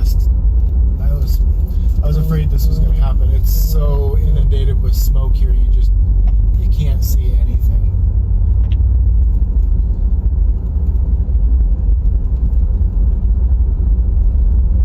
And I'm gonna stop here as soon as I get a little pull out and then jump out and see what the wind direction looks like. Oh, I have tuna salad. Yeah, Westwood is fine. I think it's, I would say, 75% out of danger. This is the Biz Johnson Trail here coming up. That sounds sucks all this smoke because they can't fly aircraft in this. You know, imagine trying to fly in this garbage. Just not possible. So, yeah, I'm right at the railroad crossing. I'm just going to jump out. Looks like maybe a little bit of a breeze going.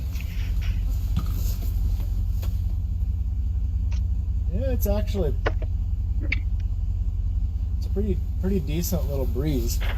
I'm gonna let's see. I'm gonna tie a streamer onto my thing here so I can see what's going on. I have to say, sometimes he doesn't know the dangers he's in, because we watch the up-to-date stuff and see the satellite pictures, and he can't. He didn't realize how bad it was getting by Markleyville for a long time. Not his fault, but we have to keep that in mind. That's why I worry for him a lot.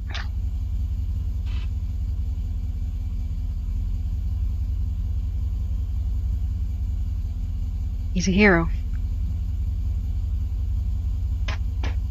If you donate gas money, he'll go and look at your property. I asked him to check on something for a viewer, and he went. A little wind indicator. It's so cool. He's the man.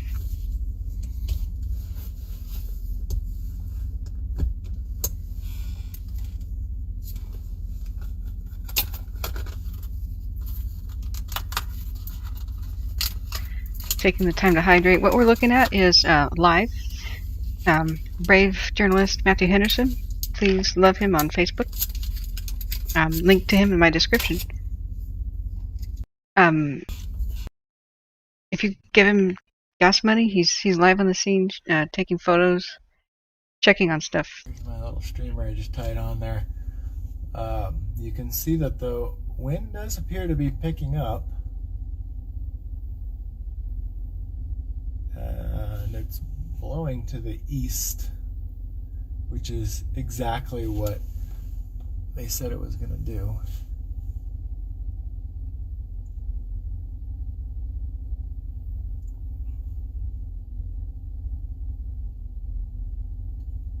And you can see we're getting some decent little gusts, which isn't great. Oh, really, Ricky?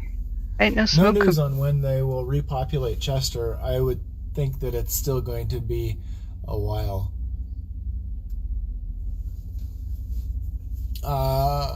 Amy, Warner Valley Road is on my list. So, yeah, so I wanted to come up here and check this out and see if we could see anything and kind of get a lay of the area here. Should the fire approach A21, I want to be able to kind of know a little bit of the area and where it is safe. Kind of like right here at the railroad tracks is a good safe spot. So anytime I go into an area where I know that there's going to be active fire moving around, I try to keep my eye out for big open spaces as kind of a fallback position. Oh, seatbelt.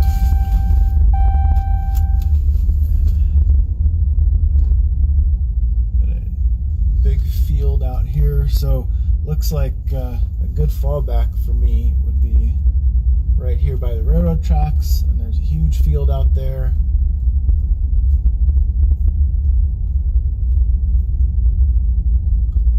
I've only had to do that a couple times, and it's not fun.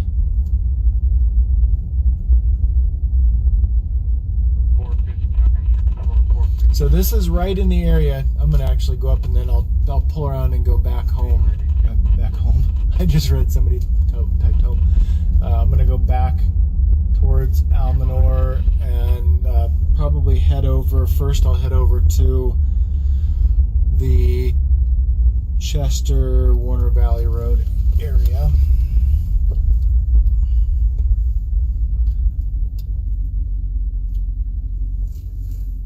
And I'll show you my little streamer again. You can see that definitely got the winds picking up. He's facing north, right? Not great. Yeah, he's actually planning a place of retreat. That's very, very good. He's looking at his maps and figuring out where he could retreat if fire caught him. So at this point, there's really nothing to see out here. The fire hasn't moved through, and the smoke is too thick to see anything. Megan. After 0 November Charlie in the next half hour, all other resources commitment time will be approximately 4 to 5 hours. So the wind is heading from the main head of the fire. I posted the map earlier. So it's going almost directly from the main head of the fire in the direction of Susanville. Yeah. And it was about, as of yesterday, it was about 14 miles from Susanville. So this wind that picks up and the fire movement is, we're going to keep an eye on that today.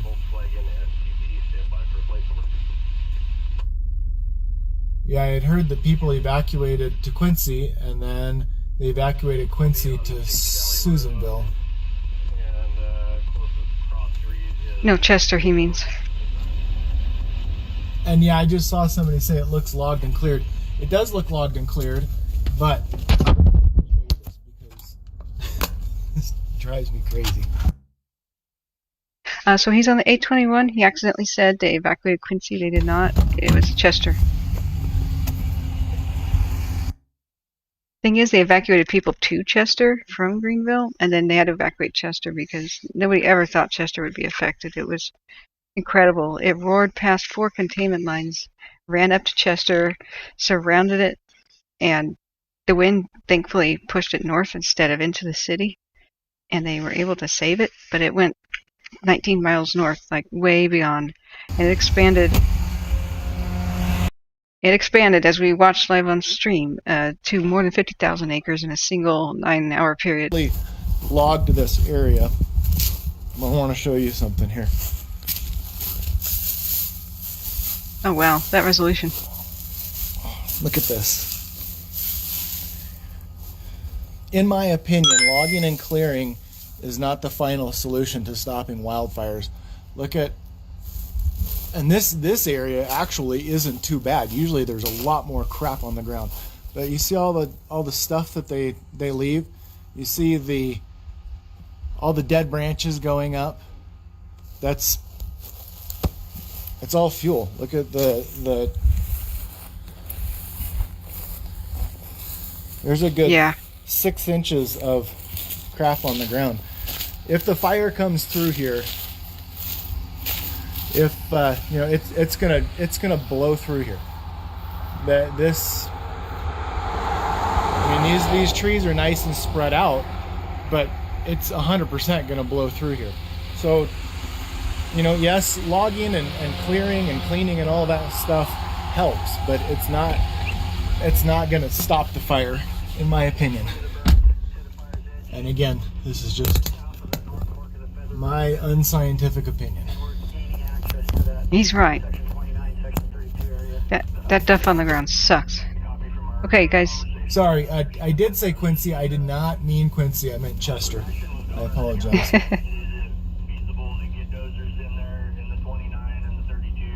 That was horrible. I hate doing that, and I sincerely apologize for that. I probably just freaked out a bunch of people. I was definitely mistaken. Fire late, I screw up too. One little misspoke, and I feel terrible.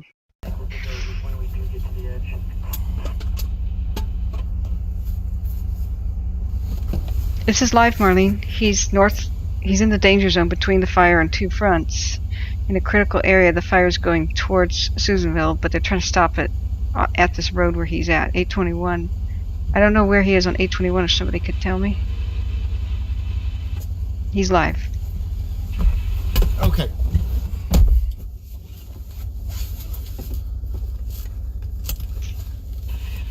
So now that I'm done with my logging, right?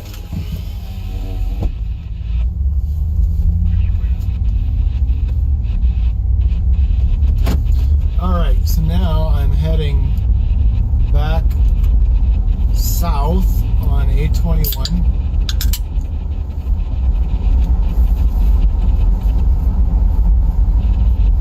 Heading back. Okay, he's going south. Good. Back towards the railroad tracks, back towards Westwood. Thank you, Max. I would fear for his... If you want to get out with a rake, California has 33 million acres of forest. You might want to get a couple rakes. And looks like, to me, you could start right off the road here on 821. That's why the Indians burned it. You can't rake that up. But you gotta do it at night when it's cool. To keep it nice and it won't climb the trees. Courtney, the east side of the fire, I've been down there.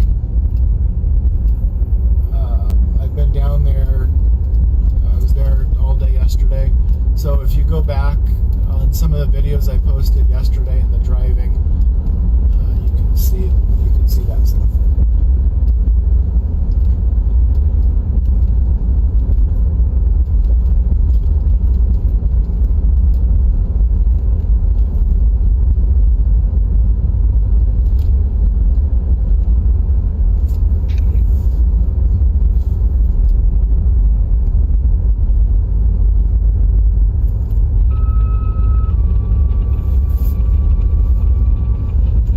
Thank you, Colin. Thank you for being here. Thanks, everybody. Wow, 700 people. 821. If you look at Google Maps and look up Westwood, California, you'll see Highway 36, and then Westwood goes kind of, 821 goes kind of north out of Westwood. So that's where Westwood is. I'm headed south right now, according to the compass in my truck.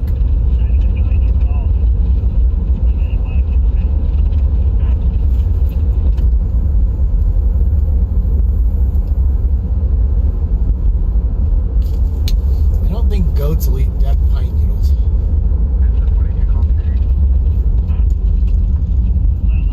Here's the guys, looks like they're taking a break. They've been out here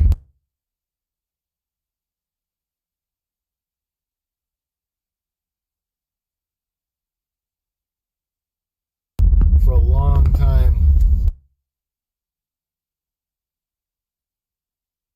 Uh-oh.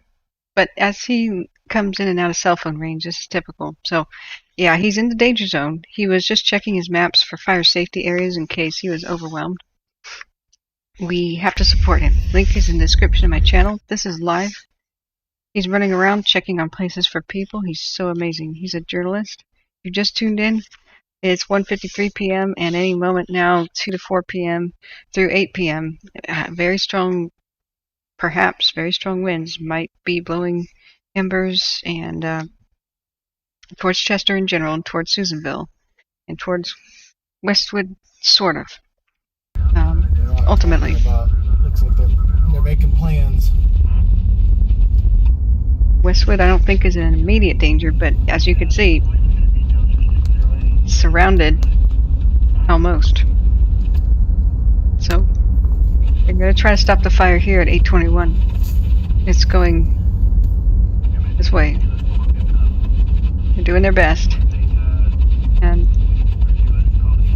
right now the wind is going to be blowing to Chester. Later. That way. So, keep checking in. Mary, I am on 821, north of Westwood, heading back towards Westwood. There's the dozer boss.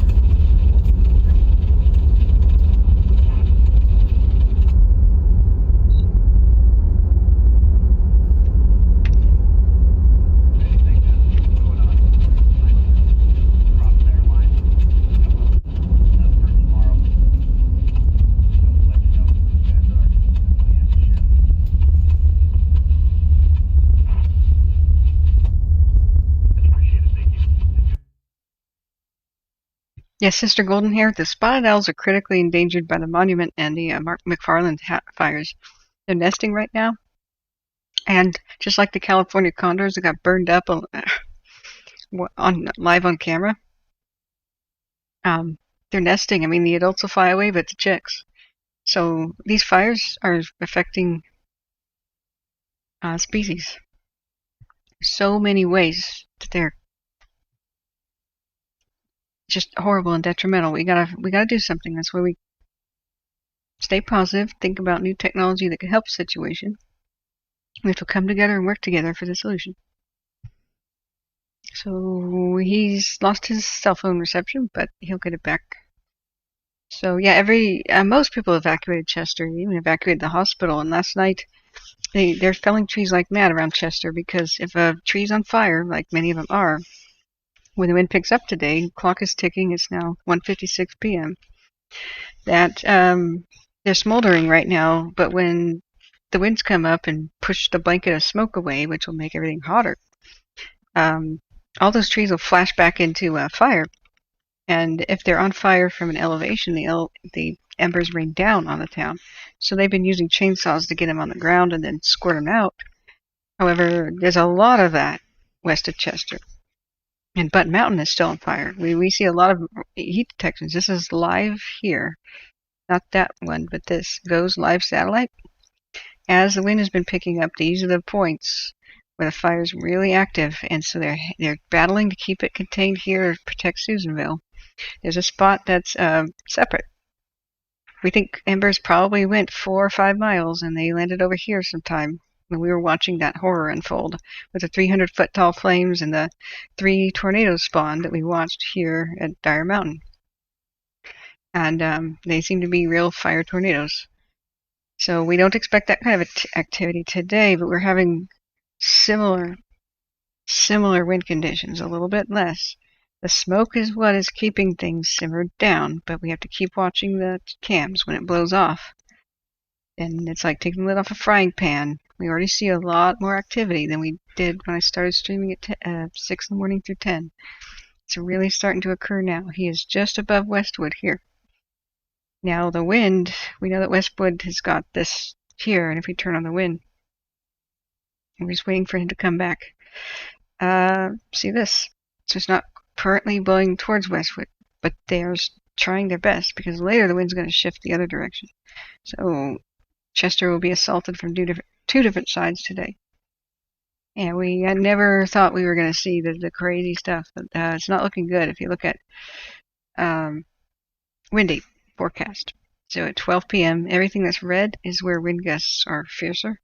And as we push over towards 5 p.m. and 8 p.m., it's going up to like 30 miles an hour right on Chester's doorstep. And up at the higher elevations, it could be 35 to 45 mile an hour winds. Now we saw the crazy expansion of what happened during the red flag. Just 10% less humidity and just 10 miles an hour faster winds. And that crazy thing with the tornadoes, what we were witnessing. Fires that were higher than this, 300 to 600 foot flames with tornadoes inside. And we watched live off the same cameras. That happened. Oh my God, this is live, guys. Look. Are you kidding me? There's one right now. That's a fire tornado. Isn't it? Or just one hell of a column of smoke? It's hard to know where it's twisting around. I can't make this up. Ah, the camera just moved away from it. I think that was north of Chester. Oh my god. This is the Dire Mountain cam, guys, and what it does is it sweeps around. These beams show the direction usually, but it was just north of the peninsula. What in the world did we just see? That's either a whirl, you know, if it's 75 miles per hour or greater, then it's an F1. Less than that, it's a whirl, like a dirt devil. But oh my god, cameras, go back and look at that. We're still waiting for Matthew Henderson's live thing, but yeah, I think there is a fire NATO somewhere around the north shore of Lake Almanor. Camera, go back. Now it's looking at the mound above Greenville. These are on auto rotation, it looks like, and it might go right back there. Holy mackerel! So I keep turning back, waiting for Matthew Henderson to come back. He's live on the scene as a journalist near Westwood. I don't think Westwood is an immediate danger, but it's an eventual danger. Just like Susanville. So yeah, it's begun. It's 2 p.m. Forecast for the winds to pick up. That looks like a smoke plume right there, but it could be the twister. But the twister was closer. Let's see. Unreal. I just saved a clip highlight so I can return to it and show people. Holy mackerel. So I'll go back and dig that out. That should have just saved a clip when I pressed a button. Wow. Josh says there is a new fire, Hog Flats Road, Gomez Road, Conyard Road. Strike teams are en route to the Conyard incident. Connard? Oh boy, Hog Flats Road and Gomez Road. Did you see the fire tornado, Josh? I just clipped it. Holy mackerel. Okay, so where is that? I'll show you guys the clip. That was intense. I didn't expect to see anything of the sort today. Wow. Okay, let me look at it, and then I'll look at I'm going to look on the other screen, El Topo, because I don't want to take, in case, those don't last very long, but in case one's still going, the camera might sweep by it again. I am not kidding. That is what that looked like. That was like 300 feet tall. Look at it. Okay, so now there's the smoke column. I don't know if we see the twisting action necessary, but I think we kind of do. That could just be twisting smoke because it's so far away. But it's fire that does look like a tornado. That looks like a fire NATO. Where is that?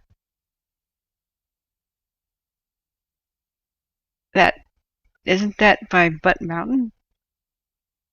Ah, it rotates so far. Somewhere by Butte Mountain or north of it, so that would be, wow, over here somewhere. That's unreal. Okay, I'm gonna start. We've got breaking news from Josh. Thank you so much for being here, Josh. We're still waiting for Matthew's signal to come back. So let's see. We'll keep refreshing and see. He keeps going in and out of cell phone range.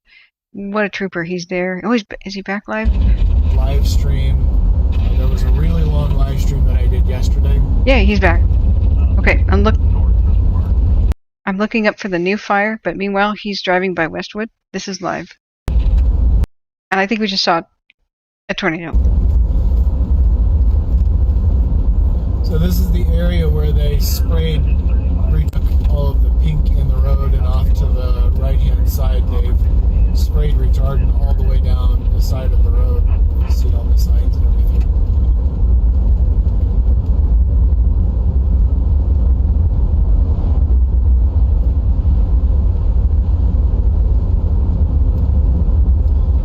Something I learned last night is I need to get one of those big LED light bars on the bottom of my bumper.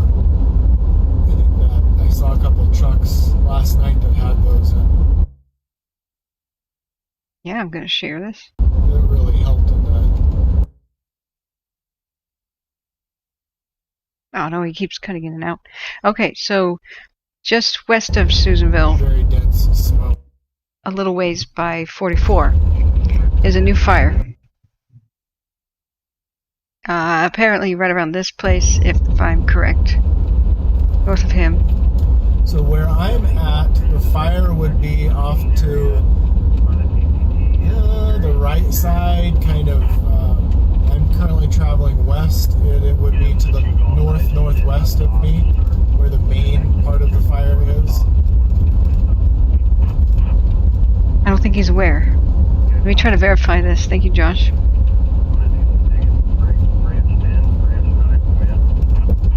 Josh, can you link me your source?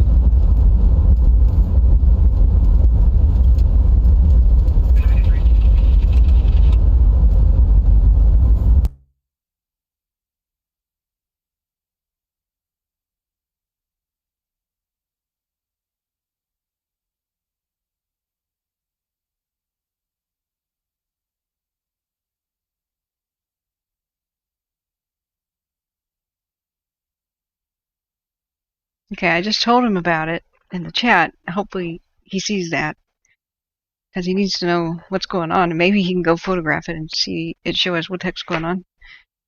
Always on Broadcastify, Josh. Thank you so much. You're the man. You're on the ball. So breaking news is that there seems to be a new fire just west of Susanville. So where's 844? Quarter mile south of it. We may see the detection soon. Maybe it blew over.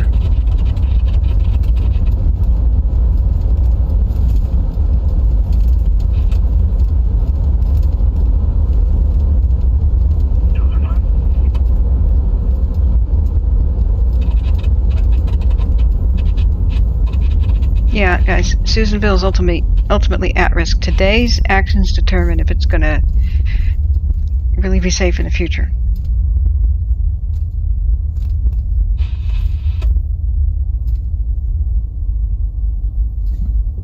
It's another big, giant masticator. Masticator takes these shots. I'm gonna go find that boost. For anybody who missed the possible fire tornado or vortex, I'm gonna show the clip that we just witnessed. It's unreal. The fire would be north of me where I am now. The main, it's got a head that's kind of sticking out, so it'd be northwest of where I am. I think he saw it. I'm trying to get his attention. He's driving, but if I say this enough,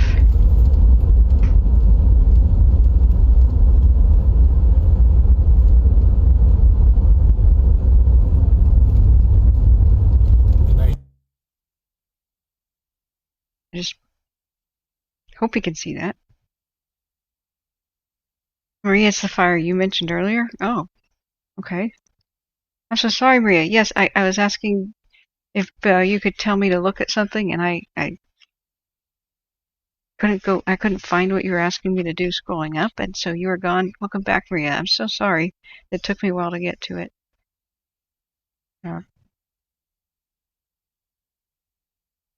Yep. Hopefully he comes back to his cell phone service again. I'm so sorry, Maria. Thank you for being a part of here and learning us. Do you have any further information, Maria, on that new fire start north of there? If that's 1/4 mile south of this intersection, then it looks like, I don't know if it would be ever travel or just like a new thing, but wouldn't it be approximately here? I gotta zoom in on the roads.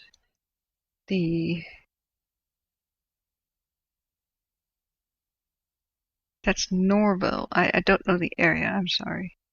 Champ Flat Road, Norville.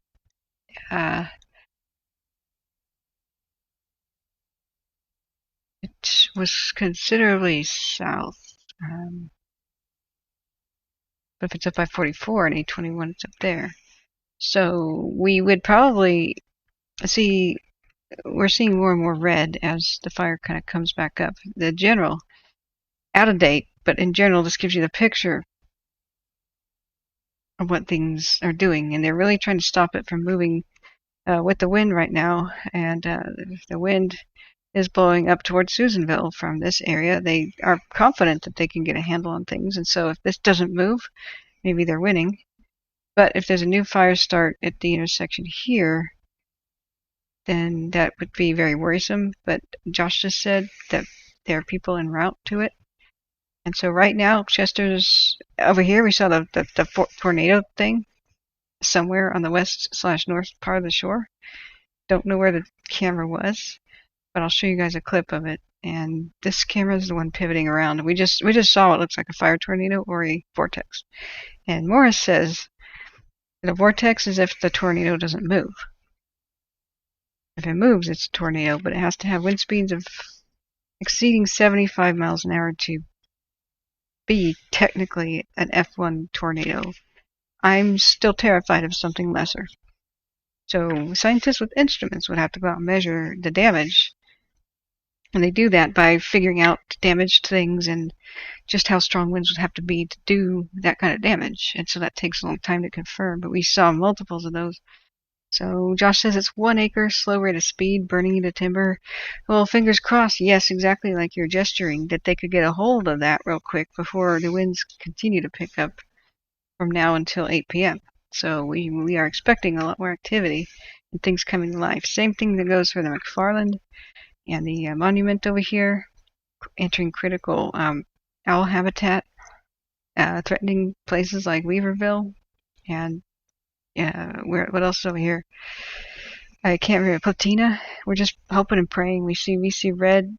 Red is activity less than 15 minutes ago from when the satellite passed over, and it just passes over a lot. And orange is within the last hour, and yellow is 1 to 6 hours ago. Gray is 6 to 12 hours ago. So sometimes you see gray turn back to red, like just we saw. Wow, that's a developing situation. The sustained winds around 10 miles an hour with up to 29 mile an hour wind gusts in the lower places, which could be 10 or 15 miles quicker at the higher elevations. So looking back up there, yeah, we do see some active smoke this way. It's messed up. Which fire is that? Sorry, I look back at chat. I'm not sure which one you were talking about. Checking my source standby. Thank you, Maria. Thank you, everybody, providing information. Takes a lot of my concentration to go over and look at screens, and since I'm sick, scrolling is making me wildly ill.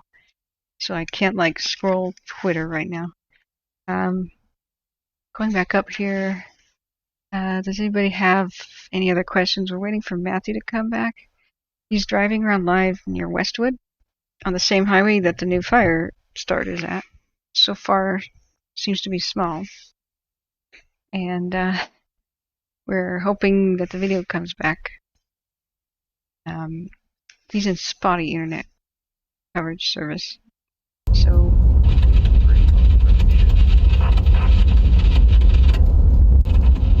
do we have him back? I think we do. Karen, the water tenders are the big, they're big water trucks. I'll point one out when we pass them. Or, oh, sorry, whoopsie, guys, I screwed that up. Close. Here we go, he's back. So I am traveling on Highway 36, westbound, headed to Chester.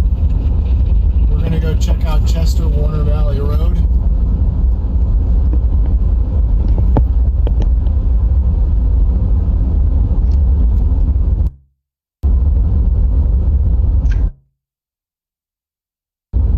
Yeah, you're not drilling a hole in the roof of my truck. And everybody say hi to Cody. Cody is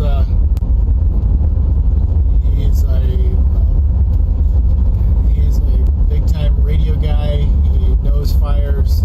He has kept me safe in a lot of very dangerous situations and put me on in good spots on fires for years. Cody's one of the very few people that I look to for advice.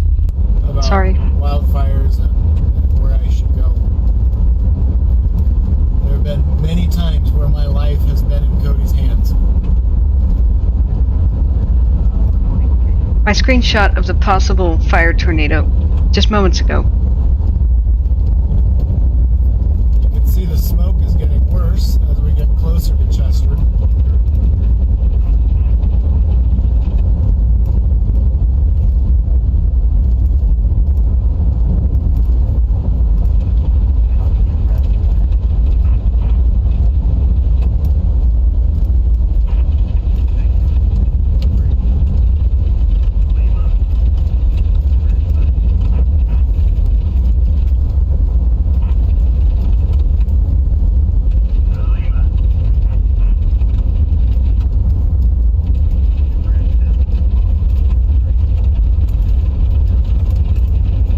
Sorry, I'm going to block him a second.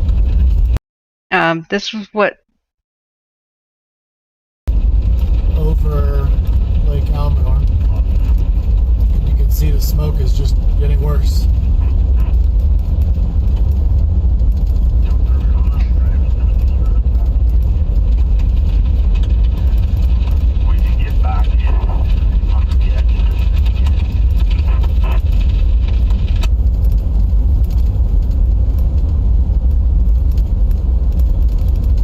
Karen, this is nothing compared to last night. Last night, there were times when I couldn't see the lines on the road.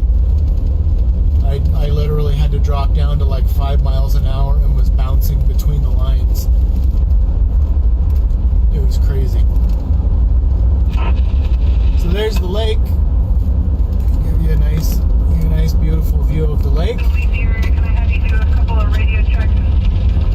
Try command 10, tone 7, and command 1, tone 1, and tone 10.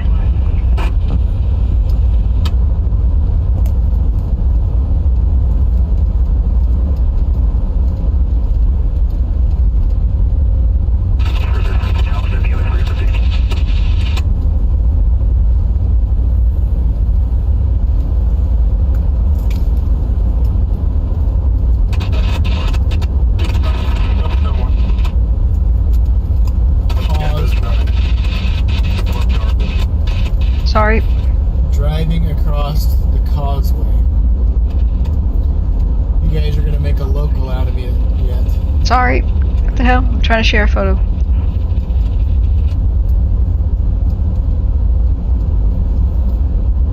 Come on, drag. If anybody is in Susanville, The I hell? wouldn't mind hearing what the smoke conditions there are.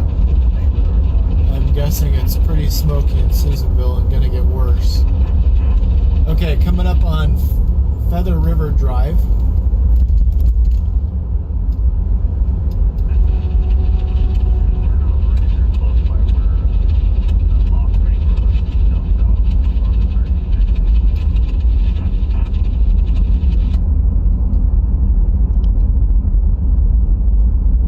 Wow. Stay strong. Look at it. Yeah, look out. There's a fire tornado nearby. Okay, turning on to Feather River Drive and going west. A little dozer camp here.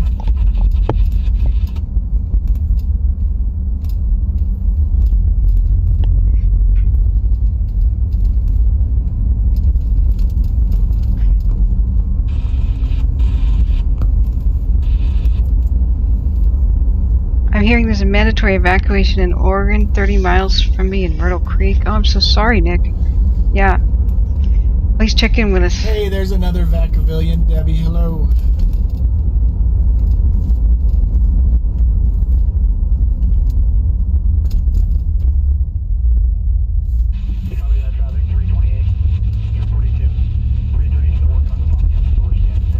How do I share the picture? I'm not BSing anybody about the fire vortex. Heading out to Chester Warner Valley Road upon request.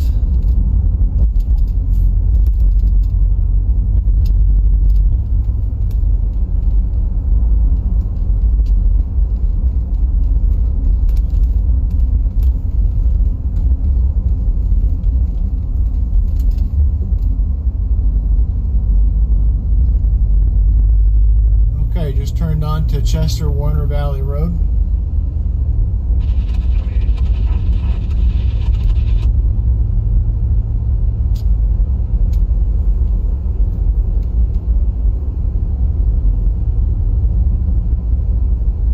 But Alex, yeah, live chat doesn't permit photos. I'm just gonna private message him off screen, guys. I'm sorry. Let me Only do go that. in one direction, and I'm sorry if I don't pick the direction you want me to go in.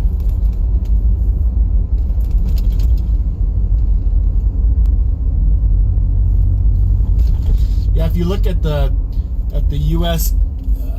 The continental.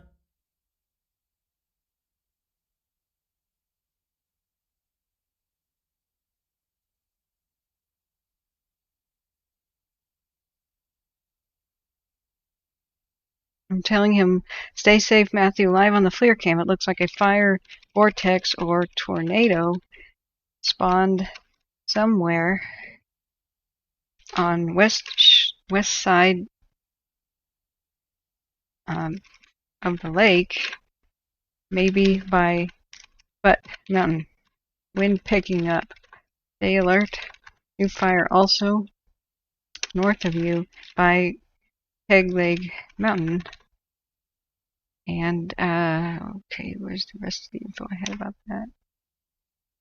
that? Little smoke maps.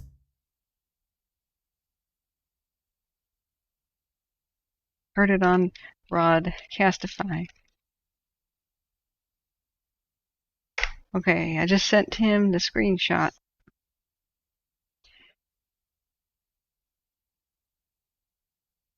Okay. Now, I don't expect that he'll be like, "Oh, I'm gonna check my Twitter or check my Facebook." But wow. Okay, so we're waiting for his. We've got several breaking developments. It looks like in Oregon there's a development by Myrtle Creek. Meanwhile, we just saw something like a tornado just moments ago. This is my own broadcast, and that thing was not on camera for very long. But what in the heck? I think it's by Butte Mountain. This is the same cameras. Look at that, just twisting action. There's almost two of them. And it cycles back down towards the lake really fast. And we were like, what? But look, it really looks like a fire vortex or F1 tornado. And this is happening somewhere west shore of the. Does anybody recognize the topography right here? I think this is west of Chester, but what I'm disoriented by that viewpoint, but holy mackerel, this has just happened within the last 10 minutes. So what we should be looking at now is for the camera to kind of come back at it. These things don't last very long, but I think we just saw a fire tornado. So Bugs Bunny is saying that I'm just trying to warn him and let him know what's going on. We've got some rapidly developing situations, and I can't believe it. I hope people don't take me as some sort of like a fearmonger or something. I'm just trying to tell people what is actually going on. I don't believe that's near any. Yeah, that was gigantic. I don't know. Daniel Lambert says, wouldn't the lake be between Dyer Mountain and the West Shore? I feel like it might have been southeast of Dyer. Yeah, it almost looked like a valley right there. So let's go. Sorry, I lost the place of it. It's just absolutely incredible. I now took a screenshot. You see, there's almost like a valley there. So the camera was swinging left, and then it ended up with Eleanor Lakeshore. So I was wondering, just where is this supposed to be? So here's me sharing a picture of what we were seeing live when the firestorm was happening about 40 hours ago. Here's me doing stuff, and then all of a sudden, what? So does anybody recognize that location on the camera? Because I'm discombobulated. In a second, it peels away. We're still waiting for Matthew Henderson's feed to come back, but that is absolutely massive. That is hundreds of feet into the air. Look at the mountain for scale. Look at all the tiny trees that are about 125 feet tall for scale. So I'm wondering if that could have been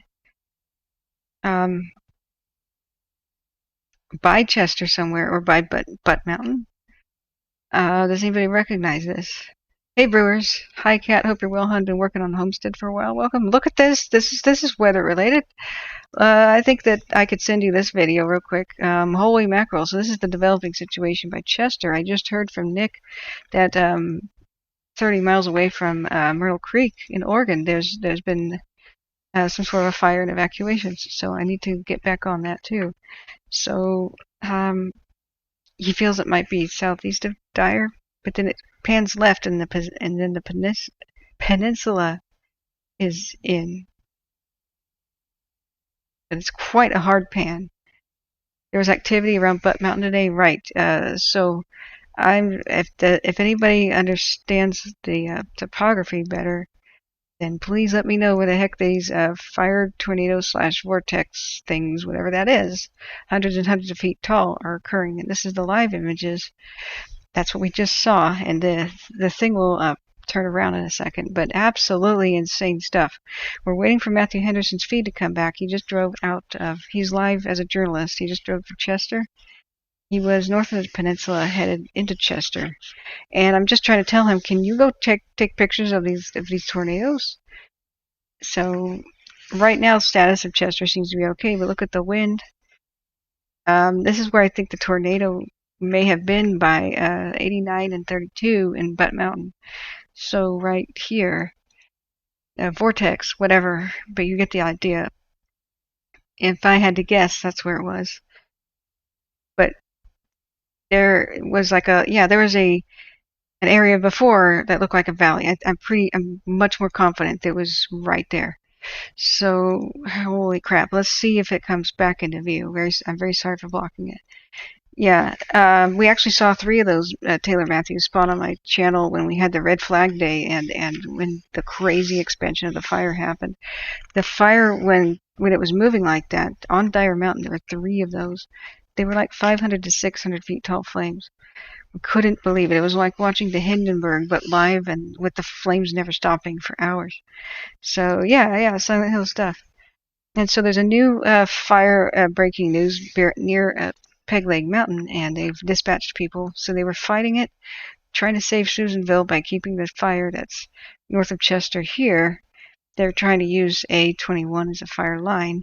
And when Matthew was driving up here a little bit prior, he looked at his map and said, where could I shelter if I'm overrun?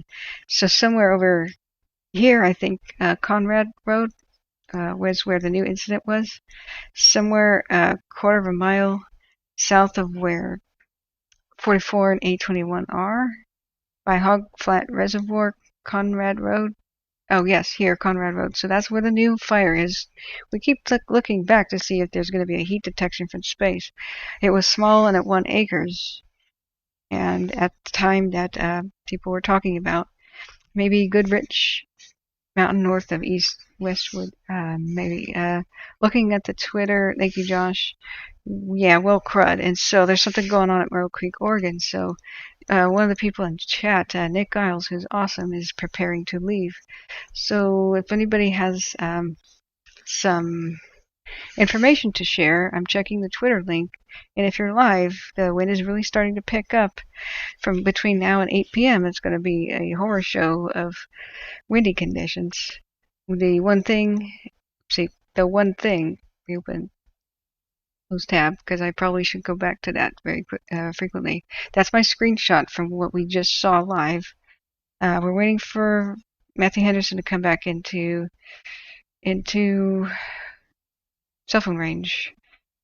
And he just went through Chester. He may be seeing this stuff out his window, if so, because he just went into Chester. Chester was okay, but the wind is going to blow into Chester now.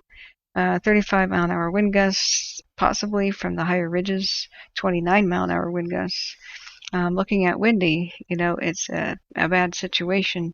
A little bit worse weather forecast than they anticipated.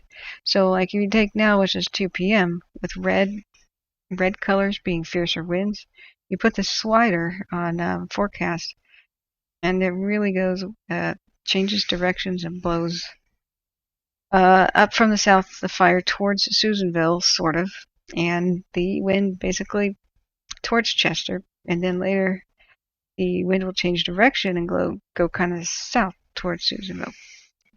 And sorry, it's better that I just draw this later in the day.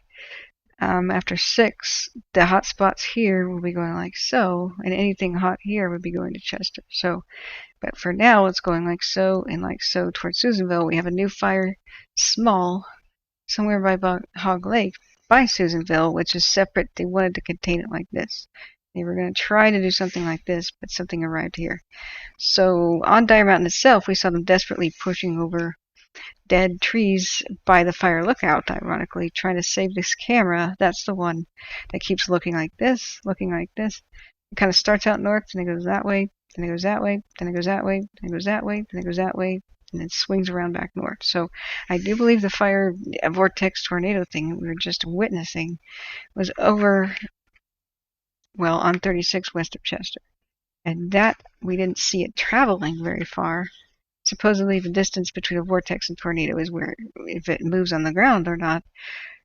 But look, that seems to be the same spot. We don't see it. So that's what a wind gust can do. Some of these are pretty gnarly coming off of mountains. And we saw them slamming that with aircraft before. What will make the fire activity really start cooking is if the blanketing, smothering layer of smoke clears. They expect at some point during the day. They might have that happen a few times. And when we watched the morning briefing, they advised all fires in the area when the smoke clears out, watch out, because that will make the humidity drop and the temperature rise with the sun hitting it, and then the wind's picking up now. So between now and 8 p.m. we have some critical hours, and they've been in a race against time to cut down all these massive, I can't show you. I'm going to let this camera rotate a bit. These massive trees that were on fire.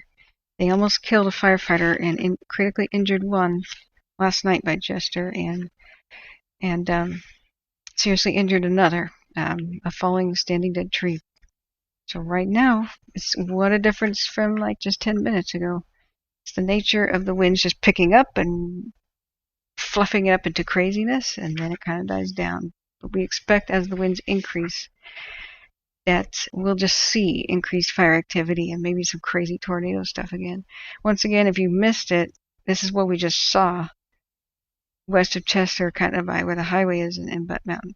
So this, we were seeing very active fire activity, just massive flames rotating up into the air. And I do believe that's by the intersection of 32. We just couldn't believe this. Just holy crap, it almost looks like there's 2 of them. And that's absolutely insane. So this was live from the same cams, and so we're going to keep a close eye on this situation. Just absolutely nuts. We saw many things like that the other night in the red flag conditions. Could you please turn on Lassen County Fire EMS in the background? Okay.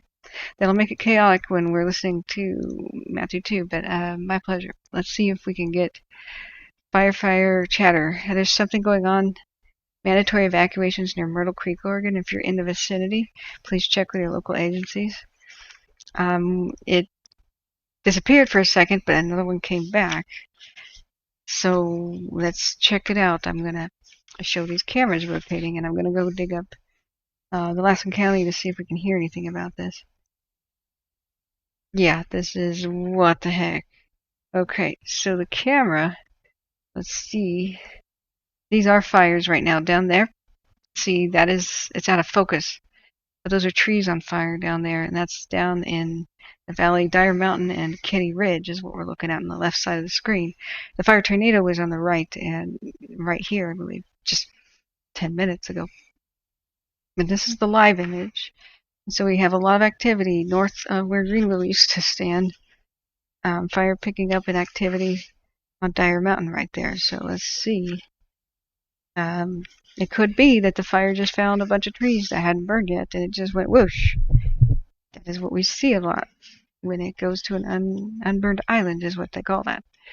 But yeah, that was in that same spot that it just was. You can't turn your back on this fire because it could just go and rage wildly out of control, and it can do that and do it for hours, or it could be a spurt.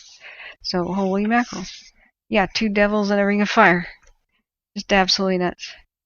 So that's where they were talking about the Conrad incident, but this camera can't see it. Isaiah, But yeah, either fire devils, but if the wind speed exceeds 75 miles an hour, then it's a true tornado or vortex. They'll have to have instruments and figure it out later when they investigate something like that. But this is rarely seen on film. We are very privileged that we have this amazing camera and these 2 cameras installed at the fire lookout. And to be clear, they're at the same location here. The lookout has several cameras mounted on it. It's at Dyer Mountain, just a little bit north of Canyon Dam, a little bit east of the East Shore, and holy mackerel. So what you're looking at is deeper shades of purple or coolness, like the sky, shaded trees, shaded rocks, and heat can either be where the fire is, and you can kind of see it animate, or it can be smoldering trees that are blazing white. That meant the fire is, made them very hot, and they may be smoldering still, or the camera can be a little miscalibrated and showing the sun's rays heating up trees and stuff. But where it's solid white like that, that's like here, that is where fire is on the ground and could flare back up. They have to, here, the fire and hot ashes are on the ground above Chester. So this is the area above Chester. Too much is yellow here. They need to calibrate it down. But that is hot ash and hot fire near Chester. So let's see if the camera swings by where, Linda says, Linda Wilburn, thank you for being here. I'm still astonished and a little shaken up by what I just saw. Excuse me. Matt's back live? Okay. Morris says, can we get info on the lat long of the Myrtle Creek fire? Yes, if somebody... I'm sorry. I do that. Katie Horton says Myrtle Creek is near Florence. Isn't that by the coast? We need to figure out what's going on. So the Conrad incident is the new fire. We just have 2 breaking news fires plus a tornado thing. Linda, thanks for being here. I do think that where the fire tornado was was over here. See the red spot? And you see how it's a little bit of a bowl? We're just in front of the 36 and 89 intersection, because we know that Butte Mountain was blazing with 600-foot tall flames. That's never failed to be a hot spot. That's been going on for the last 20 hours. And so I bet downhill the fire just was pushed up by the drafts coming off the area. So you could see that the fire's whipping up and embers might drift towards Chester. So they will be defending Chester today throughout the afternoon until at some point when the winds shift back down, then they'll be defending Chester from the opposite direction. So this is current, later. So that's the new thing. Another new 1 acre fire spot is over here. They're responding rapidly. And to defend Susanville over here, all these lines are going to be tested, and hopefully it won't whip up the one that they think they got a hold of, which is over here. But fingers crossed for Susanville. It's kind of being assaulted on gradually from a distance on all sides here. So hopefully they can get a handle. They've used the time to prep, but we got to keep looking back.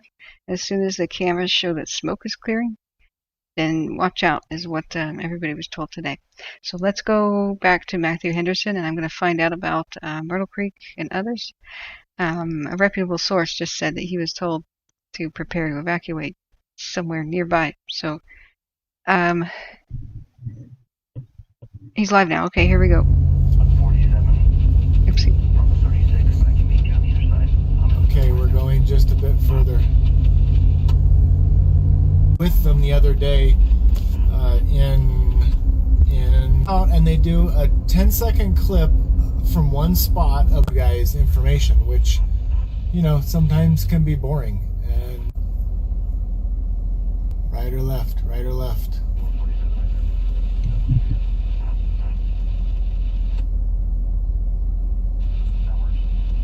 I've messaged him saying, look out, fire tornadoes.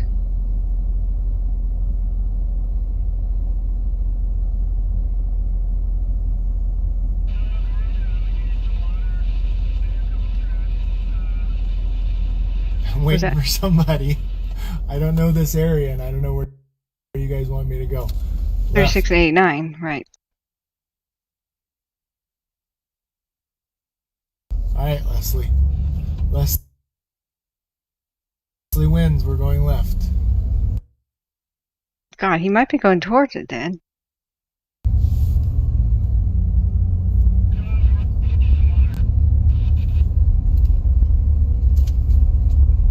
Oh, and Amy wants me to go right. Ugh. You guys. Gosh darn it. If you guys want to follow the FLIR camera, I have the link in my description. It's weathernode.net/FLIR. You can open up another tab.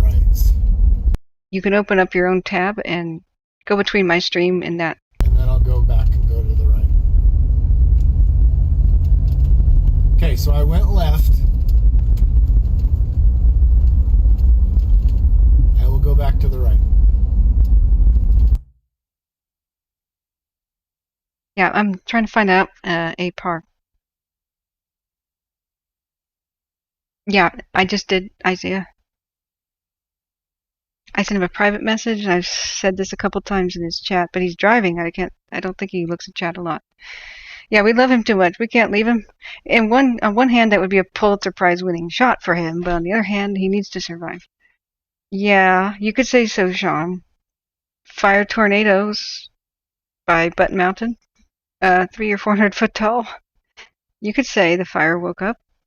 So, but it lay back down over there. It's like, wow. I think that's Butte Mountain. So, yeah. Could say so. Katie Horton checking incidents, IncyWeb as we speak. Thank you. Oh, yeah. Anybody who could find out what's going on. We're waiting for him to get back to cell phone service. It's spotty out there. He's somewhere by Chester, trying to figure out where to go. So, in and out is his feed. Now, if you guys want to monitor this yourself constantly, it's weathernode.net/FLIR, and the link is in the description of the channel. And you can't turn your back on this thing. Just when it seems quiet, whoosh.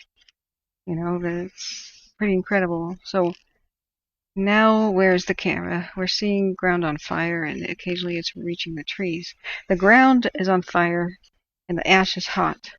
So roots, bases of trees, occasionally we see something like that to the right where it's running up a tree and yeah, right there. It's starting, as the wind is picking up, to climb trees again. And smoldering trees are starting to come back to life. So we got 10-mile-per-hour sustained winds. Wow. That is fire and smoldering stuff. You can see the smoke rising. But when it zooms in, it's even harder to figure out where exactly this thing is aiming the camera.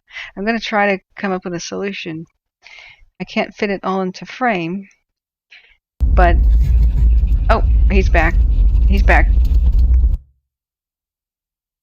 He's gone. Oh, shit. Excuse me. Pardon my French. So that is above... That's on Dire Mountain, and wow, you cannot turn your back on this fire. Everything really is starting to come up. So they are desperately at work with dozers trying to help this camera and this fire lookout station stay alive. It's got 2 different cameras that pivot around to different angles. So that, I believe, with the foreground, is the Ketty Ridge by Dire Mountain, which would be just north of where Greenville used to be. So it's hard to know what to show, Matthew driving or this. Wow, look at it go. We got some Chiefs rolling hose up here. I don't say bad words. Yeah, Sean says when the smoke lifts, this will be a nightmare. Absolutely. So hold on to your butts, fasten your seatbelts. Thanks, Cody. Okay. If I have... This is the same image, zoomed out and together.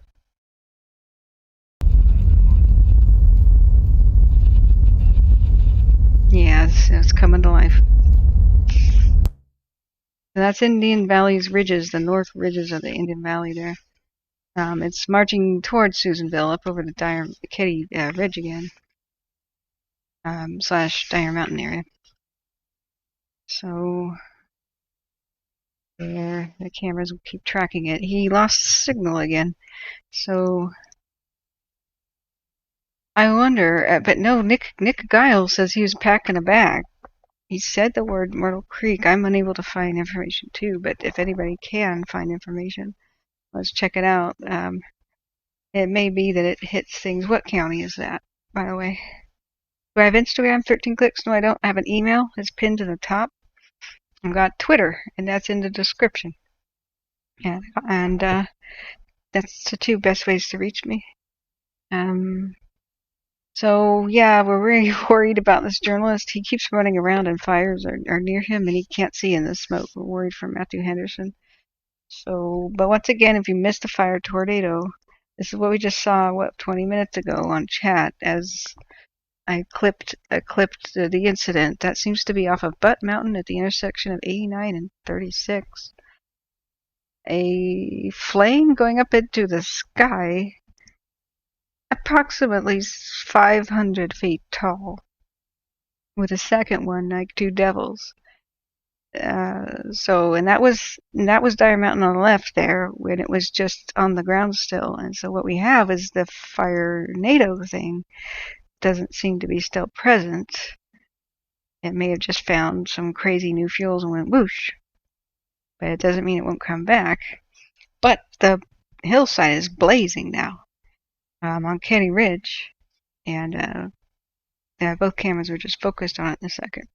So we are waiting back. Myrtle Creek is Douglas County. Thank you.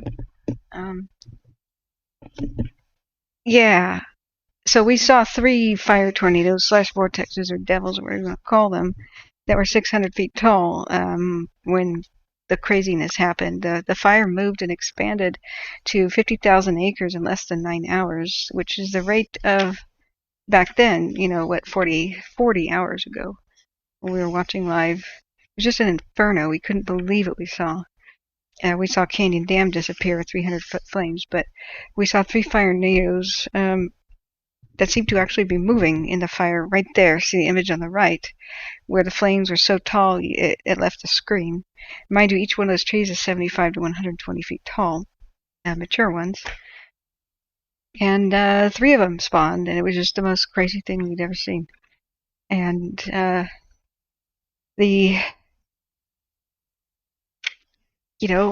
if they have winds faster than 75 miles an hour, then they're considered a vortex and a fire tornado. But so far, we think that Chester's okay. It's just we're very worried because those embers are blowing towards it off of Butte Mountain, and every one of the hotspots and areas by Chester. This is live, showing the wind direction and stuff.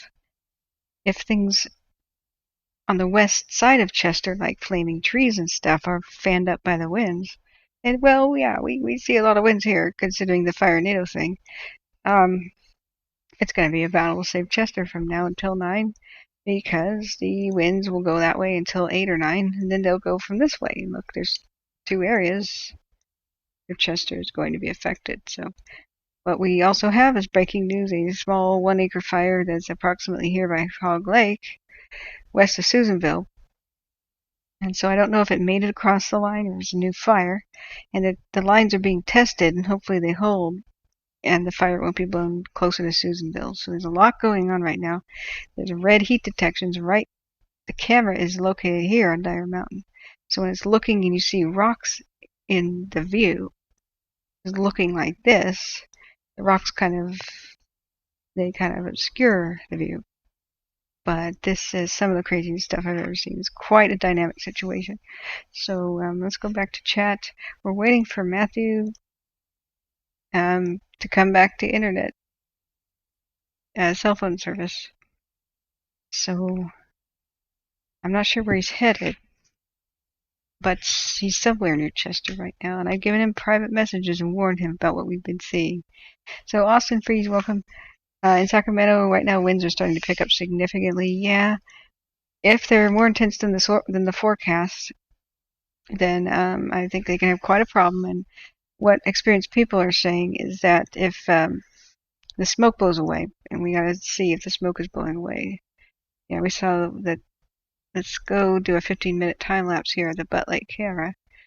Once the smoke lifts, this thing would be like taking the lid off of a simmering grease fire.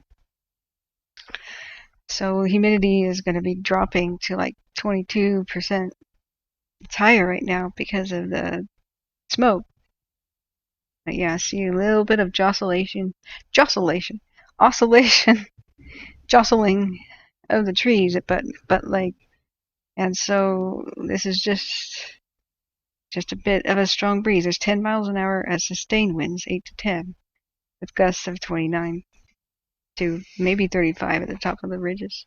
But if it exceeds their expectations today, and if the winds are worse, then we may see more fire tornadoes like we just saw. So Cindy P, yeah, I think in Myrtle Creek, Oregon. So, yeah, that's where Nick Giles was packing his bags. So he says, looks like it may be on Skyline Ridge in Douglas County, Oregon. Okay. Everything's okay so far, Nick? I'm glad you're preparing to go, though. This goes to county. This goes to show. Wow. Look at the fire picking up there. Let's see which direction the camera is pointing. That's north towards west. Really? Is that north towards Westwood? What? It may be distantly. It may be zoomed in. That could be the fire. Wow. Okay, it's on the march. I don't think Westwood itself would be in danger unless there's a wind change. But, I mean, in general, it's, yeah, very much in danger. The ability to leave Westwood and the peninsula and Hamilton branch may be something that gets compromised like we saw the other day. Because you can't go north. So with having one way out as a recipe for disaster, and there may be a way out south right now on the east shore, but I'm not sure of the status of the road. But that's live images, and according to the beams, that's where it's looking, that direction right there, and that would correlate with seeing that in the distance. So a rapidly evolving situation on many different fronts.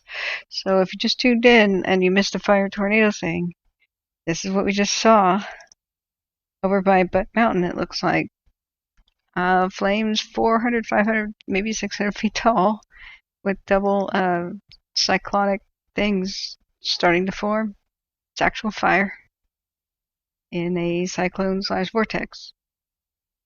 So that was the situation by Chester, just significant distance from Chester, but upwind on Butte Mountain. Just really a very short drive away. And so I've warned Matthew Henderson about it and try to reach him, and hopefully he can see the message. But right now the cameras are not picking it up anymore. It could have just been a flash in the pan. I mean, most tornadoes don't last more than a minute. So one hairy situation. So we'll keep an eye on that. So Chase N says, why do the tower poles themselves look white hot on FLIR? Probably the sun heats them up. Oh well, look at the fire marching up Dyer Mountain, and looking on the left side of the camera right now, that's above where Greenville used to be. Like down there is kind of by Greenville. It's going to pivot to the right. But actually Dyer Mountain cooked. I mean, I wouldn't be surprised if the rocks near there are still hot, because we saw the 3 fire tornadoes. See the camera on the right? Right there. Cresting the ridge. Less than 40 hours ago. It gets a lot of direct sun too. But a lot of that ground burned in its hot ash. Some of the trees that were dead probably had a smoldering effect in the foreground, although distantly see where the rock is. That is where we saw the 600-foot tall inferno flames and the 3 fire tornadoes spawn within it. So, yeah, definitely. Most people are here from California, and we got to make sure that when I said Myrtle Creek, I'm so sorry, did not mean California. Myrtle Creek, Oregon, that's Douglas County, people are saying. So Bug says it's 30 miles from the Middle Fork complex, which is 3,300 acres and only 10% contained as per InstaWeb. Thank you for looking that up, Bugs. We're watching live as that continues to race up the side of the mountain in Ketty Ridge. Just kind of repeat style. That's how it began with the red flag day the other day. Now, some of the fuels have been consumed already, but I'm sure there's plenty of fresh ones. Fresh ones. Well, when the S hits the fan, it does really fast. It's the nature of fires. We just can't turn our backs on them. If you can't watch constantly live, these winds are scheduled to be this nuts until at least 8 p.m. So fingers crossed that they've made their preparations earlier today and yesterday, and the airlines could withstand this because it's going to be tested. So fingers crossed. If the smoke blows off, S will hit the fan. And so we keep checking. When is it? There's that fire tornado, guys, that we saw 20 minutes ago. We got to keep checking the cams. And hopefully the smoke is the only thing keeping a lid on this fire. And even though it's still present, look how active and marching it is there. There. Up, that's top of Butte Mountain right there. So we do see something going on up there. And that correlates with what we're seeing on the thing. And this is Chester in the left screen. See where the lake is. And the white hot thing is the mountain burned here above Chester in a 360 degree. So later tonight around 6 or 8 o'clock, whenever the wind shifts backward the other direction, that could fan up and potentially threaten Chester from that side. We have potential for great fire growth, just the way the winds and such are going, on this front over here. They went direct and did frontal assault by the Caribou Wilderness here earlier today, but we don't have word on whether or not this has been successful. So I'm going to try to see if I can get the radio. Thanks, guys, and blue to the California fires, too. Yeah, stay safe, Nick. Saby Baby, thanks for your excellent coverage. I was born in Greenville. Oh, man, I'm so sorry. We have family and property in Plumas County, at least family as well. I'm so glad to hear that, at least. Big Dog says, the fires east of Canyonville are called the Skyline Ridge fires and are at 2,059 acres. That's that would be over in Douglas County, Oregon. Okay. So, guys, please generously donate to the victims. But it looks like I'm going to have my hands full covering this for maybe weeks at a time, every day, and not making income. If you have leftover spare change, I have PayPal here, and even 75 cents or $1 would help me to have meals delivered. And last time when I did this for 29 days straight, I had no income, but a lot of expenses and bills for the month, and it really financially hurt me. So in order to keep doing this, I hate to ask for anything, but pocket change can allow me to stay at my post and not go to the store for groceries and that sort of thing. I am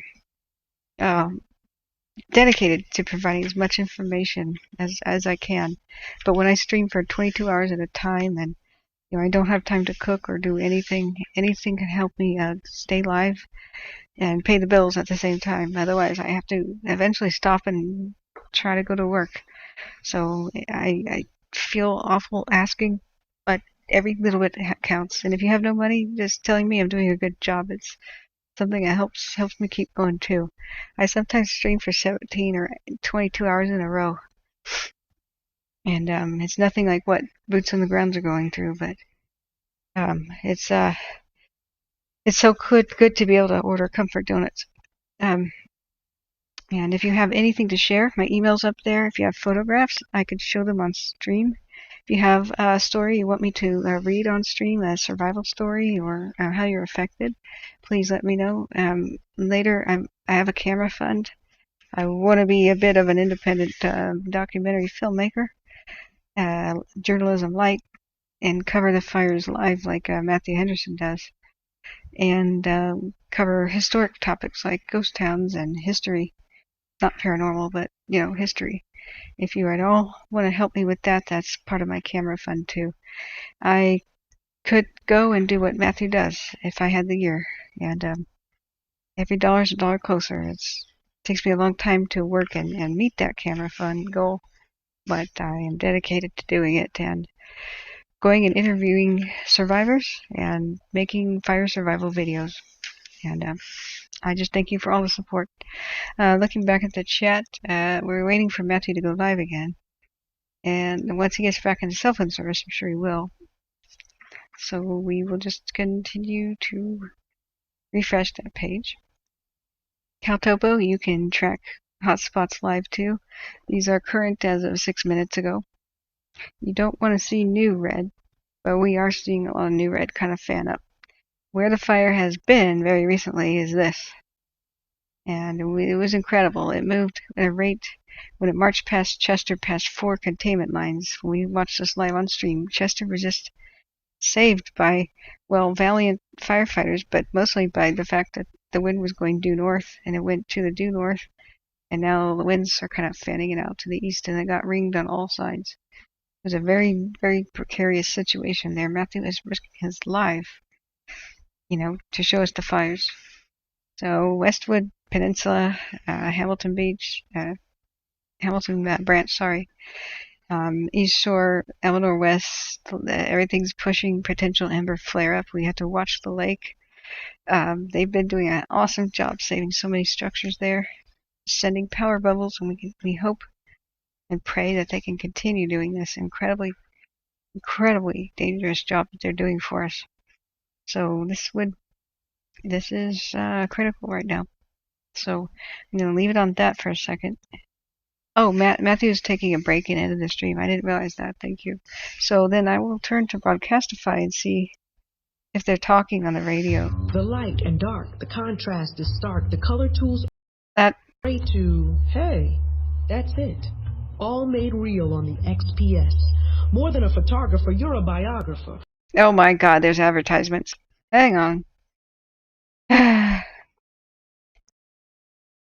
Bad slam poetry.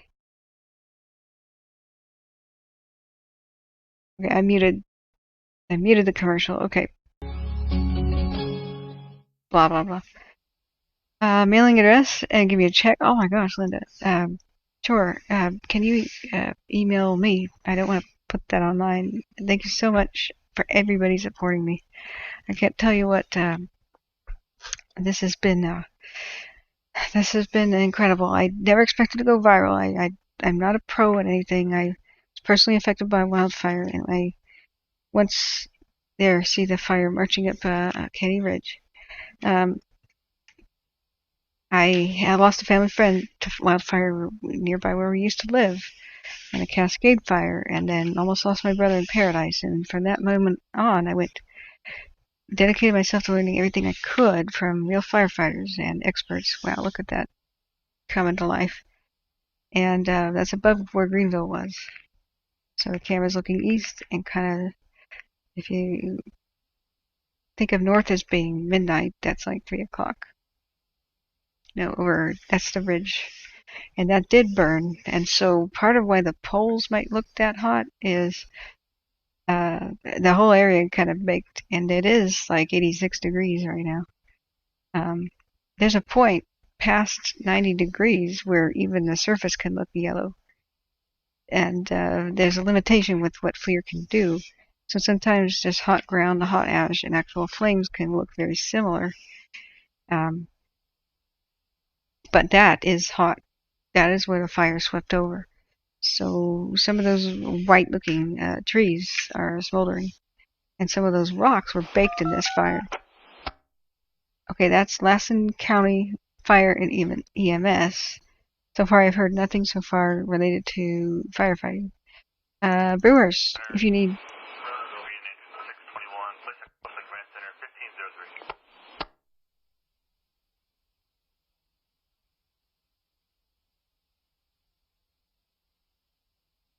I'm asking Brewers in chat. He says, if you need me, I'm covering large confirmed tornado on the ground in Wisconsin. But I'm here if you need me. Wow, thank you, Brewers. I'll send you footage of this. I just captured the perhaps 2 fire tornadoes or vortexes by Butte Mountain. So I've got that footage. Thank you so much.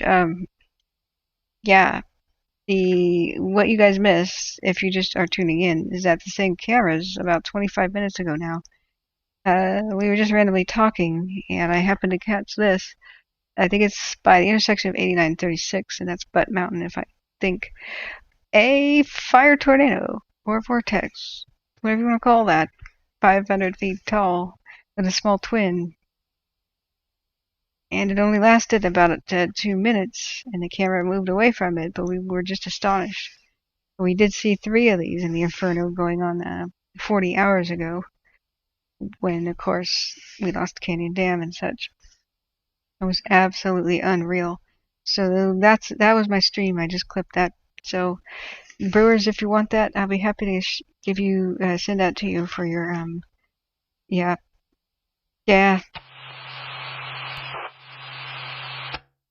So that's the radio. If that tops everything. Holy crap! Linda says he is in the Warner Valley in Chester. You mean Matthew? Okay. Yeah. This is something that the human eyes rarely see. We're very fortunate to see with this camera. That's holy crap stuff. So, Katie Horton, I'm going to go now. I need to eat some lunch. Thank you for the live stream, of course, and we'll be here. Come back and check in because this battle's going to be hard to save Chester and other areas until at least 8 p.m. So right now we've got ferocious in-spot fire activities. And over by Butte Mountain, west of Chester, and look how the wind is blowing towards it. They got their stuff cut out for them right now. Yeah. So I know I keep saying where Greenville used to be. So we're seeing right now when the camera keeps pivoting back and forth, the fire is marching up and over that way, and we will. Not unless it gets fiercer, we may not see a new heat detection. It could be doing this actually. This might be more accurate. That's what we see on the flanks. So there's also hot spots. Taylorsville is not out of the woods completely. They saved it last night, but we have fierce activity south of where Greenville used to be, and up on the ridges to the north. And the people terrified in the valley here. East side of the valley wasn't as impacted, although I did hear animals on fire and loss, and 90% of the town's Greenville was gone. But they're okay. We got a new spot, so it looks like the fire may be going up on a ridge. I don't know where they want to contain it. We'd have to go back and look at the videos, but that's significantly closer to Susanville. I don't know if I don't think it's a backfiring operation, although that could be something that they thought about. But it could be new fire spread. So we have to continue to listen. And yeah, this is absolutely nuts. What we were seeing with Canyon Dam being eradicated, the firefighters almost got trapped there and almost died. It was almost like watching the Hindenburg, and it was like, oh, the humanity. I get why he said that now. Just absolute inferno. So we continue to stay abreast of the situation, and I'm going to put this camera back on. Yeah. So looking back up here, yeah, most of these towns were way bigger than now. Guys, more population lived in these hills. Almost every single town that existed in the mountains of the Sierra Nevadas was abandoned. I study ghost towns, and I'm trying to compile statistics. The very few mountain towns that survived today are clinging to life with a little mixture of, tourists and hikers passing through, and the occasional pick, pan, and shovel gold miner for the most part. But most logging is shut down. Most mills are shut down. Most gold mines shut down. And 1941, with the attack on Pearl Harbor, they flooded out and never were reopened because it got expensive. So there's entire towns that used to have 3,000 population in size that are just missing today. Many of which disappeared because of fire or just the ravages of time. So what little history we have left up there is absolutely nuts. But you look at old maps, and most of those towns don't exist. Greenville had many, many thousands of people, and it's a sleepy bedroom today. But wow, these places were roaring to life with activity, and there's just been this extreme decline since the 40 of population in the region. It's very difficult to rebuild anything up here, and understand that hikers, tourists, are not going to come visit a wasteland. So if you, after the fires, can visit this area and spend $1, all these businesses are struggling. This is crushing them because they went a whole year without income with 2020. This was their one shot to reopen their businesses and get people back. And there's a lot of people not going to be able to reopen now. This is one heck of a catastrophe. This will scar this area economically for many years to come. So please give generously. They need everything. They've been double whammied by COVID, and now this stupid power company started the Dixie and the firefighters. This is an unnatural disaster. And the other McFarland and all the lightning fires on the west side of the valley.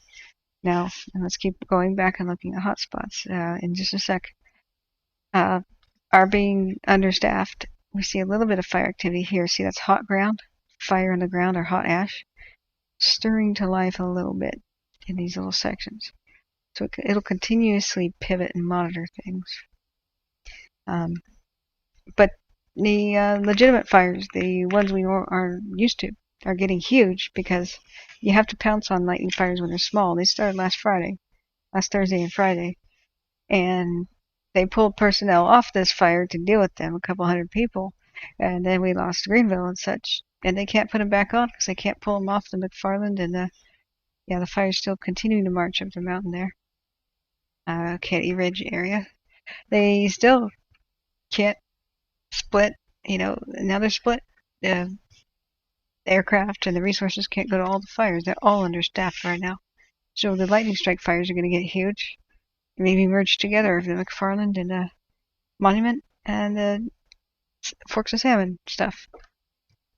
This is unreal. So I'm going back to this is one heck of a thing. So this is where the fire tornado was. There's another one. Guys, look. There it is again by Butte Mountain. Look. Okay, it was right there, that swirl. There's another one trying to form. Wow. So you can rewind my channel like 5 seconds, and there was another one right there. What are we seeing? I'm going to I just hit the clip button. I can show it to you guys in a second if the camera doesn't pan back around. Yeah, you guys saw it? Wow. So, is it legal to live in a burnt down or abandoned town? It depends. No, it is not Butte Mountain, it's Butte. It's Butte. It's Butte Lake, it's Butte Mountain. It was the local pioneer, his name was Horace Butts. Can't make that up, it's not Seymour Butts. There's a different Butte Mountain, Butte Meadows, Butte Lake, and then there's Butte Lake, Butte Mountain, and Bucks Lake. And it's all very confusing to people around the area.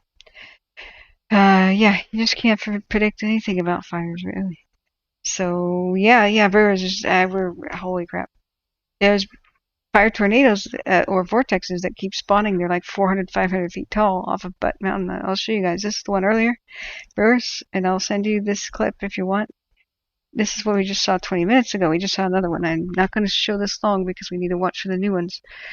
So this was at the intersection of 89 and 36, I believe, off of Butte Mountain. So let's watch the cameras now. They'll pivot back around. And there was just another one. So looking back up, guys. How can it be Butte Mountain if it pans to the peninsula after? Because Butte Mountain, because it was panning.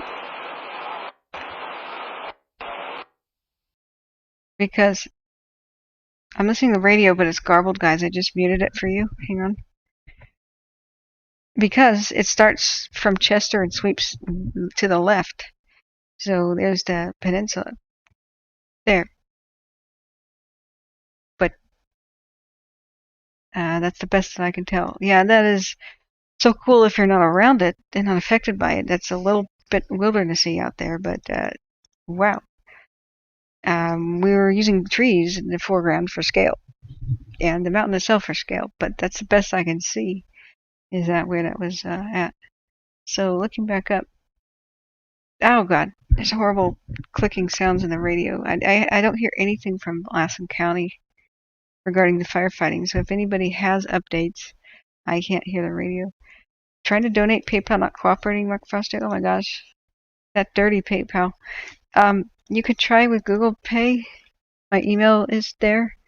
And so that's an app where you just hook up your debit card. Thank you so much for your generosity. There, okay, so this area where the smoke is, I believe that's on the flanks of Butte Mountain, and to the right would be the intersection of 89 and 36, best I can tell, because it's like meadowy. So this area is the thing that keeps spawning up these tornadoes, and we see red. Gosh, it doesn't stay long enough on that. I want to be in control of the camera. It seems to start up by Chester and swing like to the left. So then you see the peninsula. So that's best I can orient myself. So yeah, I don't know what people do with their property. I think they do sell out after it's burned down because, I mean, my brother did. He couldn't stand living in paradise after that.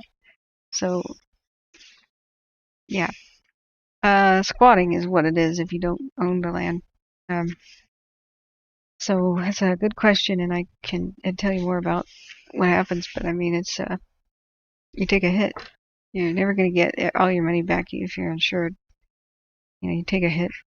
Your property value is low because it's in a wasteland instead of being something nice and green. You know, and people are now gun shy as heck around the whole area because this keeps happening year after year. The power company keeps starting these fires, and so even the ones started by lightning get huge because the power company fires take their resources.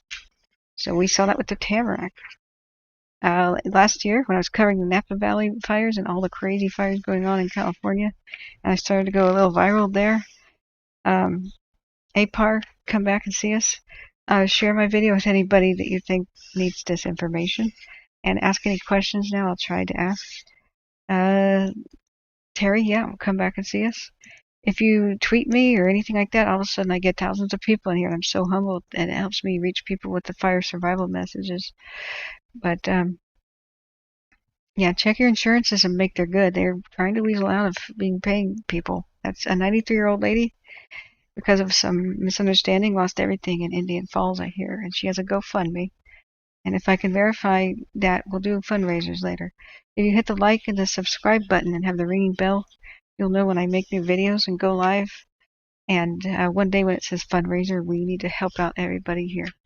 So, oh, I'm so sorry, Zajac, and I don't see the. Okay, it's about to show the area with the tornadoes. It's going to pan to the left. The camera on the left is. That's Chester, basically, in the foreground. And looking. Come on. Sometimes it's blurry, like it is now. And sometimes they don't calibrate, and they have different levels of zoom. Come on. The area on the right now is almost in the right section. There, on the top of the hill. This is where, I think, this is where we've been seeing the tornadoes, right here in the right section. So I am still a little unsure of where it's happening.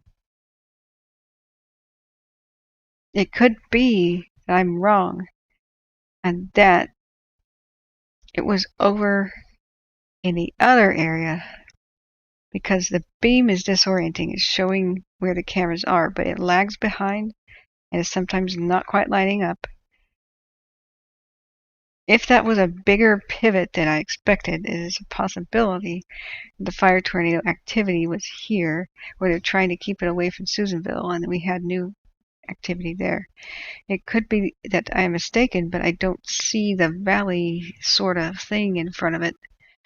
It's a faint possibility that that could be by Moonlight Peak, or looking across Mountain Meadows Reservoir towards Coyote Peak. This is really difficult to figure out. So now we're looking at Kitty Ridge. This is to the left where Greenville used to be. We're looking on the left. The left image is showing Indian Valley. So this one, okay, it's on Kitty Ridge, pivoting. Yep, the red beam is on the right. And this is lined up correct. You see the fire marching over Katy Ridge, reaching the tops of trees and going that way with the wind. I still hear nothing on the radio. Now the cameras are about the same, almost.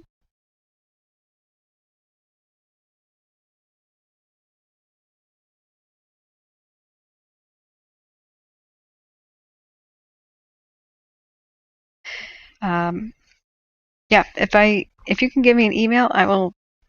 Whoever was trying to donate, sorry, got a little distracted. I will give you my mailing address. Going back up. So sorry that PayPal's giving people fits. You don't need a PayPal account. It's just a debit card or whatever.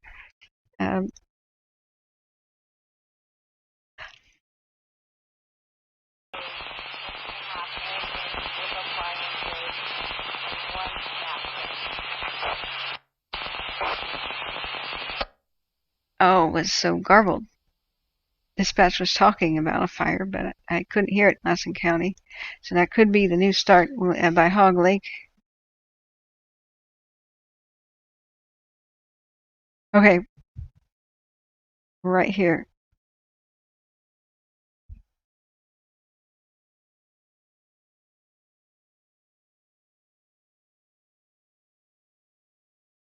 Yeah. Okay, maybe it's not Butte Mountain. If the beams are correct.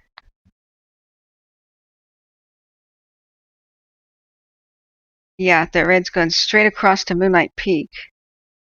Okay, yeah, I think I'm oriented now.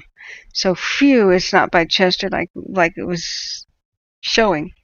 What I got confused about was it almost never goes past the peak.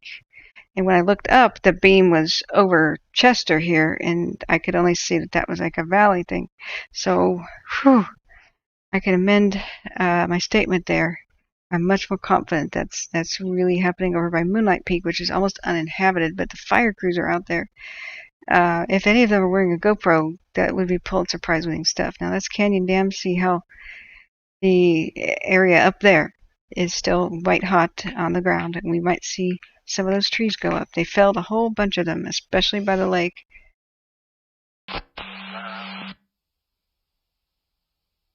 Branch 1, Division 5, you said on the radio. So, which is absolutely incredible. Going back here. Yeah, the middle of Chester is safe, Josh says. Wonderful. Josh, I think that it is, it's going to pivot over again. I think it's actually Moonlight Peak that was spawning these tornado things.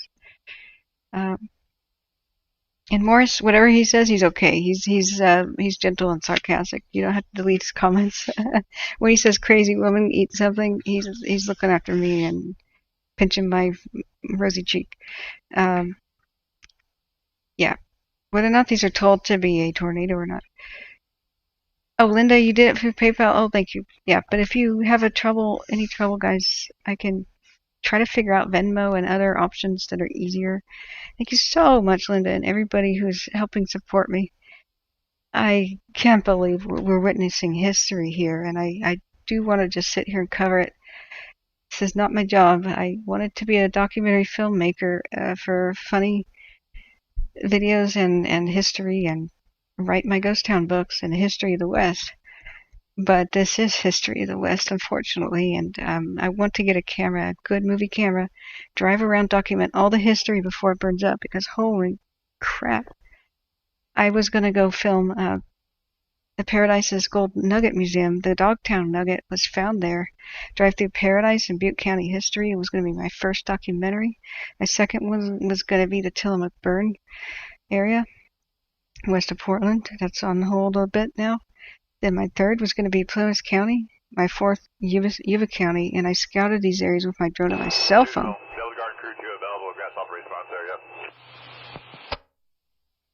They're sending crews around right now.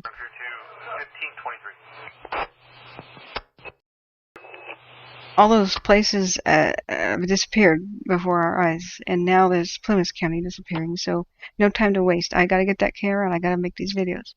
So going back up, I think pizza is on me tonight through PayPal. Thank you, Husker, and everybody. Oh my gosh, you guys are so generous. I'm blown away. The way you guys are supportive in the channel of people. We have got to make a fundraiser for everybody involved. And okay, this might be aircraft chatter. Let's see if they're trying to ready aircraft. I don't see the tornadoes yet, but every time it pivots back, we might see another one. We know they would take off out of Orville. They were reserving like 19 craft. I don't see anything right now. I'm looking on a different screen. No aircraft right now, and I don't blame them because I think it's still solid smoke. The top of the screen is the same general direction. It doesn't line up completely. What the human eye could see in normal cameras. Look how they're blind. Just you see that gray. These cameras can see through the smoke, and everybody's in danger when it's this smoky because 600-foot tall wall of flames can be coming at you, just like the fire crews were surprised at Canyon Dam. I believe with aircraft with these kind of things, with these kind of views. Look, there's something over there. So we might see the same area in just a second. Aircraft were watching the backs before of the crews. And they were watching each other's backs, and they almost got surprised at Canyon Dam. Anybody who's a holdout or remaining here, you know that you can't defend your property with a gun, a garden hose from either crazy looters or criminal gangs or fire tornadoes or 300-foot wall of flames.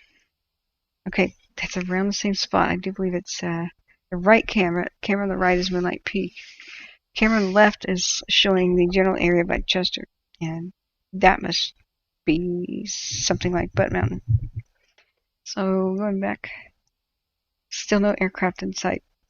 So I do want to go back to chat.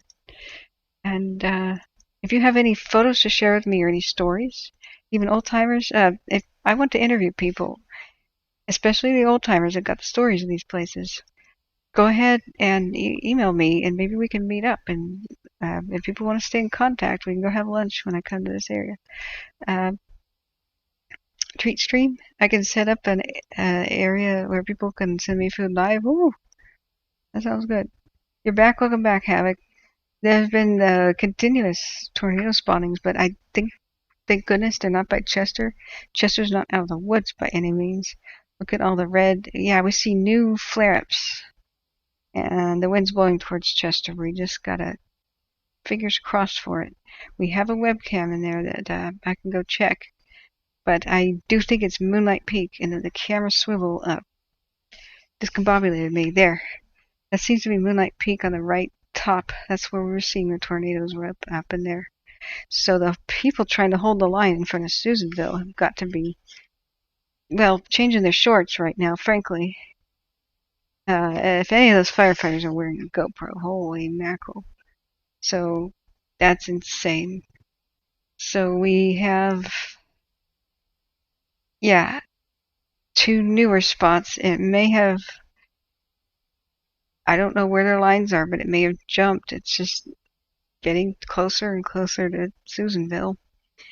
But what would be impacted the way that the winds are going would be the smaller community, the Susanville Airport. If it has gone past, we need to look at Lassen County Sheriff's Office for new evacuation information if it's present. We don't know what's going on there. But if the tornadoes are here by moonlight, then it's, I don't know if it's going well or not. We are just, that's less than 7 miles away from Susanville. This is a bad scenario. There's one over by Hog Lake, but it was 1 acre in size earlier. They were sending people to respond quickly. I am listening to the radio for Lassen County Fire and EMS, and not hearing anything crisp enough or clear enough to know what they're doing on the Lassen County side of things.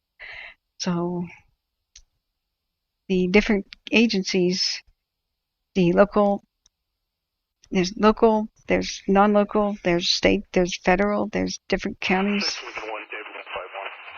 Hang on, we hear chatter. Let me turn it on. That was clear. Listening.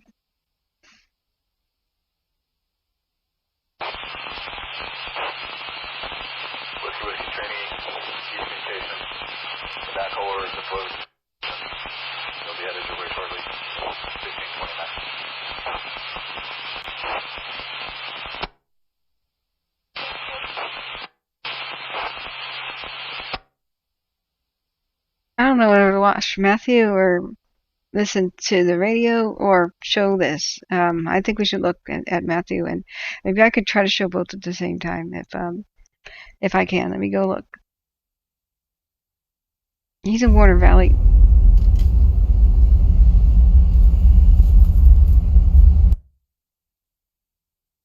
Hold up. I'm reorganizing windows. So that's the live.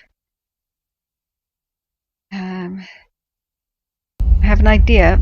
I could put the FLIR cam on a different screen.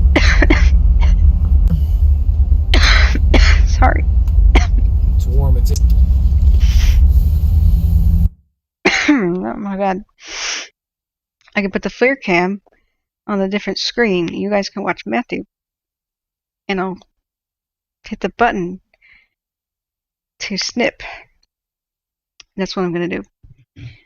You guys can also have a separate tab open. It's weathernode.net/FLIR. Here's Matthew. Let's listen to him. Alright, we're going to shoot back down.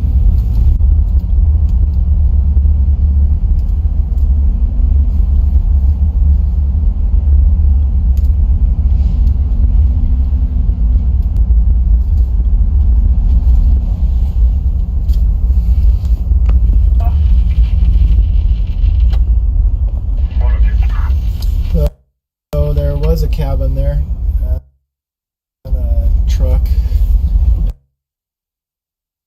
It is gone.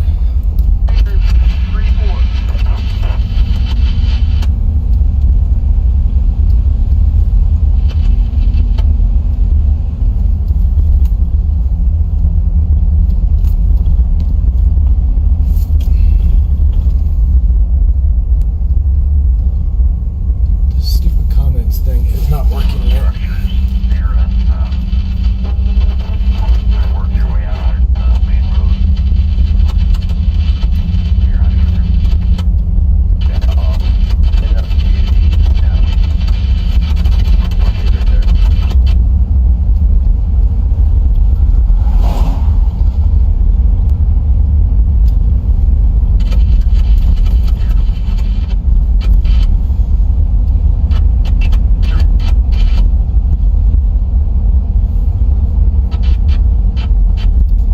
So I don't know if there's anything else out this way, and I can't see your comments. It's very frustrating. I don't know what's going on.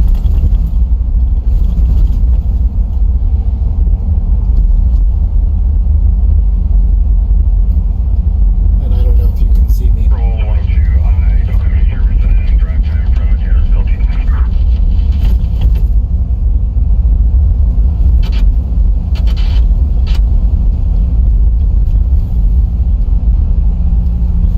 Hang on, I'm doing something. Secondhand information to the security guard at the fire camp.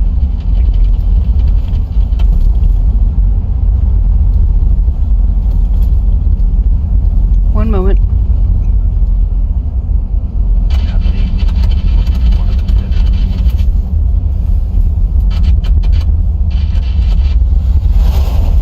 Okay, I have it set up now so that I can quickly flip and show you different things. So if something cool happens on the camera, I'll do this.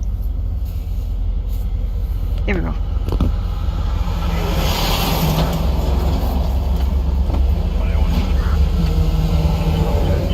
Regarding that detail with escort, she's getting it put in place. If you're just tuning in, Matthew Henderson is live over by, gosh, where did we say he was? Warner Creek? Warner something? And Taylor Matthews says it's crossed. Right. So there's fires marching towards Susanville. We're seeing fire tornadoes Matthew Henderson is driving by Warner Valley. I'm sorry, but we're seeing fire tornadoes spawn over by Moonlight Peak, where they're trying to keep the fire away from Susanville. So we're seeing new spots over here. There's a new fire over by Hog Lake, which has not shown up on satellite yet. New hot spots by Chester and the wind blowing towards Chester, so fingers crossed that they can hold the line. There's a lot of things going on right now. The wind is going to be bad until at least 8 p.m. with gusts going up to... okay guys, look. So we do have a fire that's over by... I think that's by the one approaching Susanville by Moonlight Valley, I think. Let me try to make that a different size. Not that. Sorry.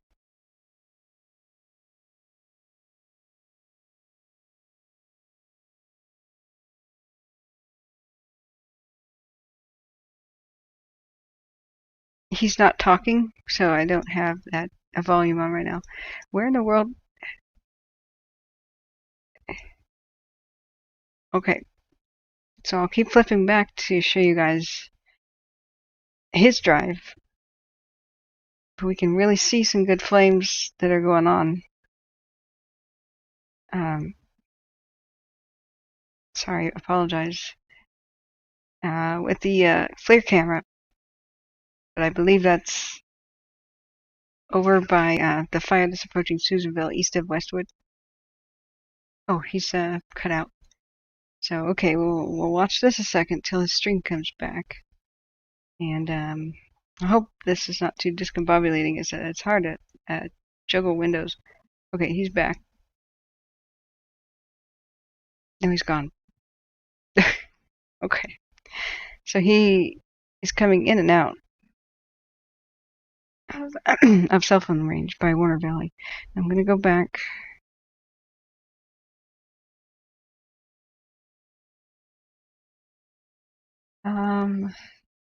Yeah, going up and looking at the chat. What has almost crossed where? Taylor Matthews, I'm scrolling up. Yeah, there are 5 people unaccounted for right now. And this is so sad. I hope they find them. I hope maybe it's like Paradise. They had hundreds of people missing until they found them.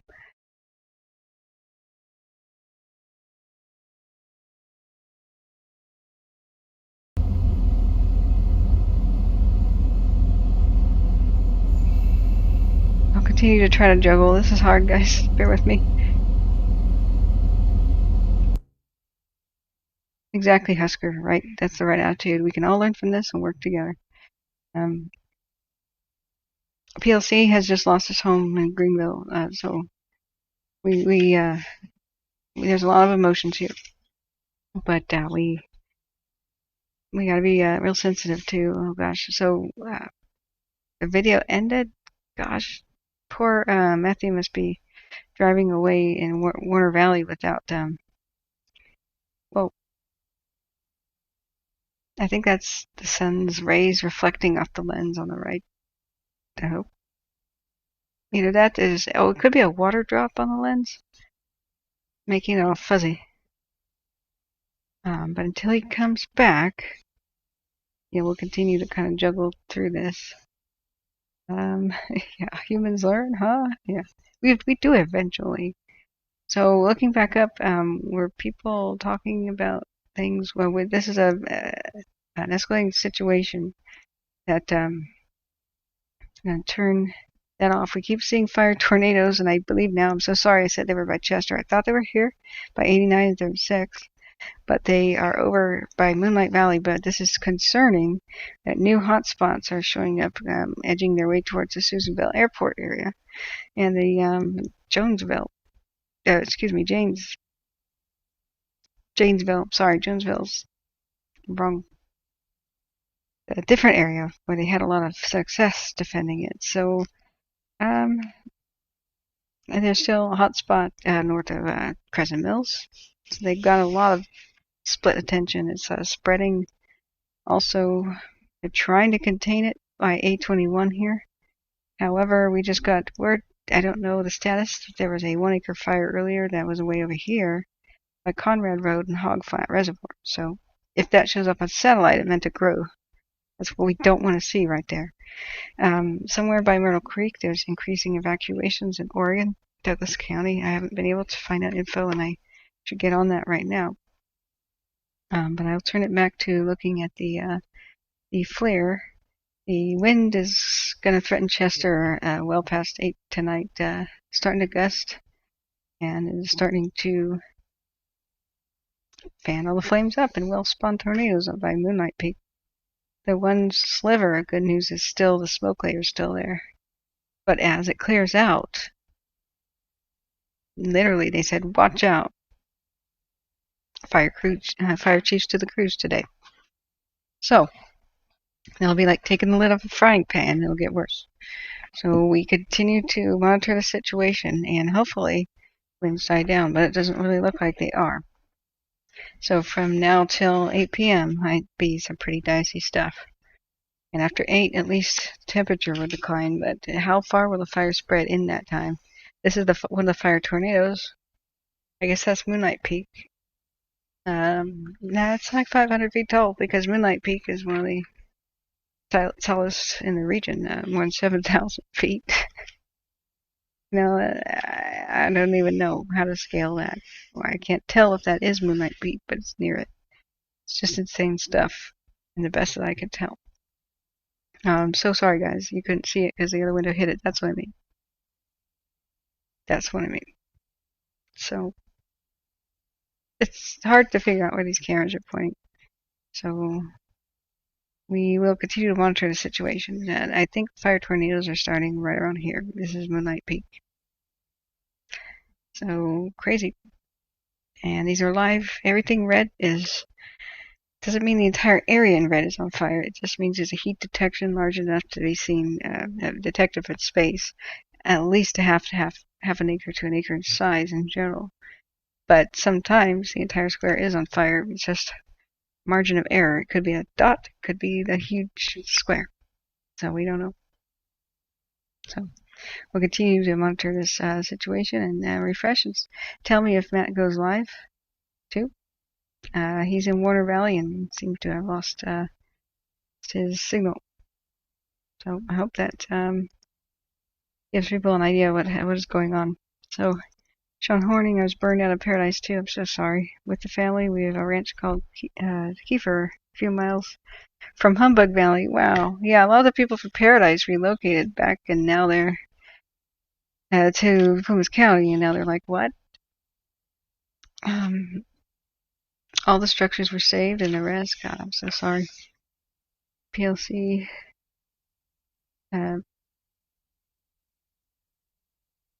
I'm going back to here too.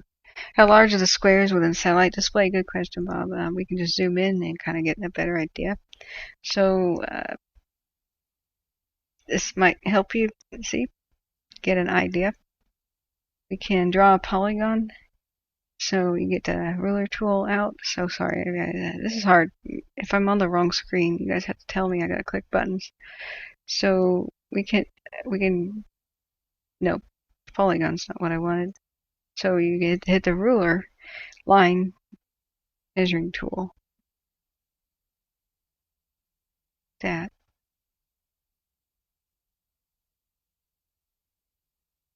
would be 6.69 miles in diameter. Actually, maybe we do want the polygon tool. For area, yes. Some of these you have to buy pro. Okay, click equals draw, escape equals undo, shift click equals freehand, double click,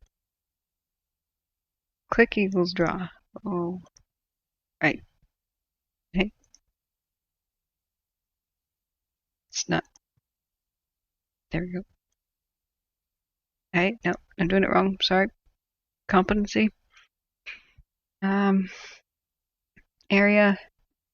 Click is draw, escape, undo, shift click is freehand, double click is end. Shift click. No, not over. Oh, God. The heck is going on? It's wild. It's gone wild. I've never done this before. I thought it was going to be easy. Oh, it's bouncing off the terrain? Is that the issue? Okay. Ah, I got it right.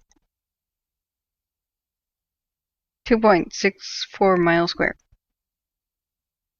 Yeah, so somewhere within a 2.5 mile radius, or area, excuse me. That would be roughly what it is. Let's see if Matthew is back. So this is live with the satellite. The red are heat detections, new ones, within the last 15 minutes. So we're warily eyeing whatever's going on over here.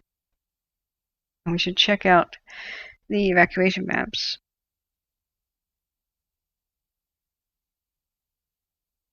And see if they've changed. And also check out the Susanville area. Gosh, that's the one for Plumas County. Oh, where's the one for...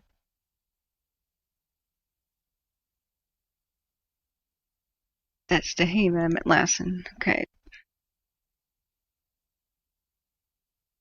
I don't see anything particularly different than before. So I want to check on Douglas County too. And if Matt... Oh, 2 minutes ago. Okay, I think he's back. Here we go. Back towards town.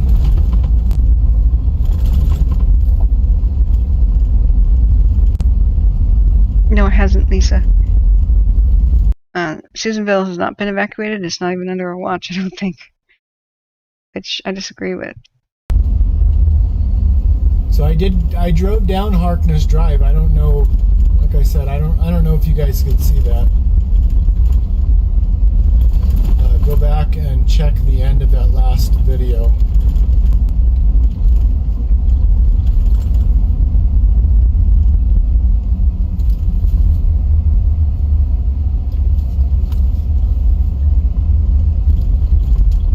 Yeah, he's a pro journalist. He's got a press pass. This is his job. He also has a marked truck that says journalist. So.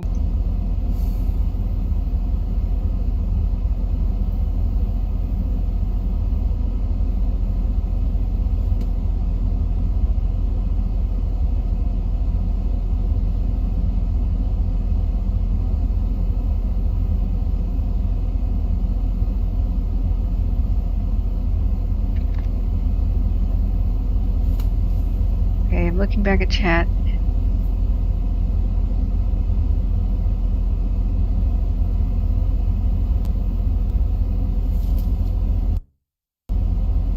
So sorry. I hope, Sean, you take care. I'm going back and look. Does anybody have any questions or want me to look at things? I'm trying to just keep abreast of the rapidly changing situation. We have a lot going on. A lot going on with the wind generally blowing to Susanville. And his video just keeps getting interrupted. I keep monitoring the feed on the left to see if we're having any tornadoes action happening. Westwood, Cassandra, Westwood is okay. As far as we know, the west shore of Amalur is okay, but we don't want to see any hot spots there. We don't. Gosh, okay.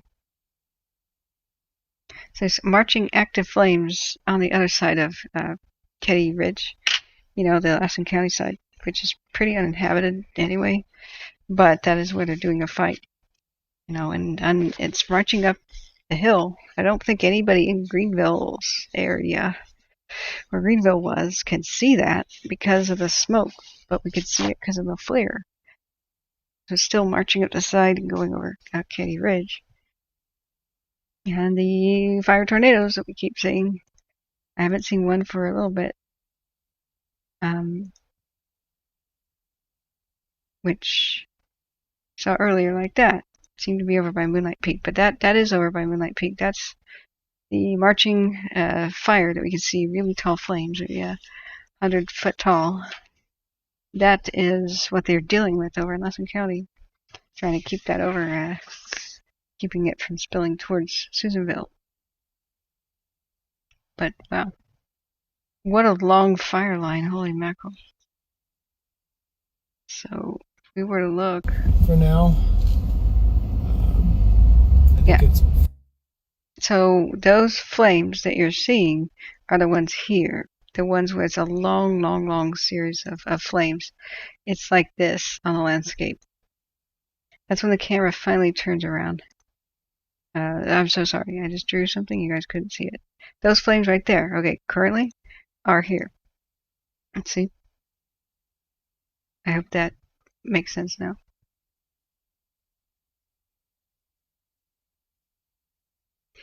Very occasionally if the camera goes north, so it was a little bit discombobulating. So this camera's twisting around like on a swivel, head on a swivel, trying to look what's going on. So those are here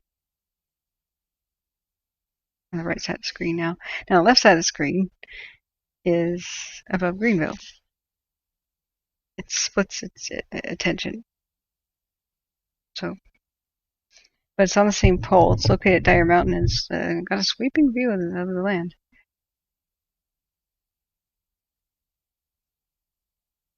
Just some unreal stuff. Yeah, you can't stop 100-foot flame, 200-foot flames, but you can stop 100s. I don't know about that. When the trees are on fire, you can't really put them out unless you cut them all down. And when it's a wall of 100-foot flames coming, ooh. Amp, I don't know how to say your name, Amp. You're just going to be known as Amp. Who has caught fire? Here in Greece, they have put explosive devices on the country that would burn alive. I'm so sorry to hear about Greece. This is Plumas County, California. There's fires all over, and in Oregon, Washington, Fairly Canada. safe. Oh, Matthew's on. Oh, now he's not. Gosh, how frustrating. So this is California, Northern California, Sierras.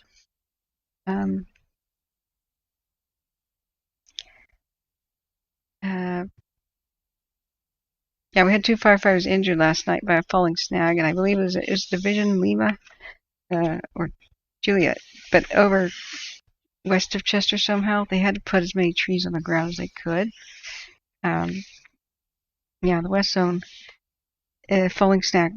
So it almost crushed them. They almost had a fatality. I believe they had a life flight situation.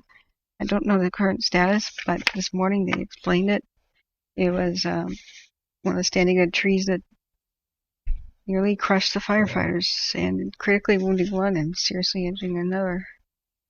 Yeah, it's pretty sad to hear about. We're still waiting for Matthew to come back. That's live images. The moving, the fires just I don't know how fast it's spreading, but that's.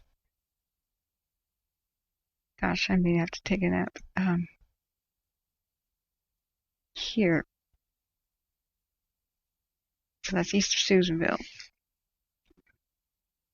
The camera on the right is. Sorry, west of Susanville, very far west. Whew. Alright, sorry if I gave anybody a heart attack.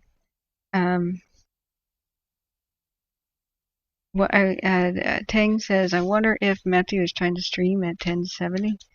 If he streams at 720, it might not lag out as bad. Might let him know. He can't hear any of our chat right now. It's malfunctioning. I could try to send him a private message, but if you could get on Facebook, you could PM him too. That's frequency, right? Oh, you mean 720p? He's actually been streaming from 320p.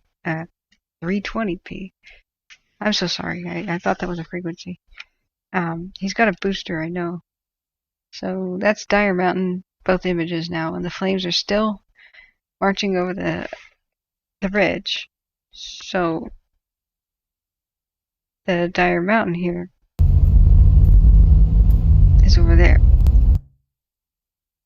So he's cutting in and out. It seems like it's actually even his booster. You normally wouldn't have any cell phone coverage. His booster is just giving him 1 bar constantly in many places.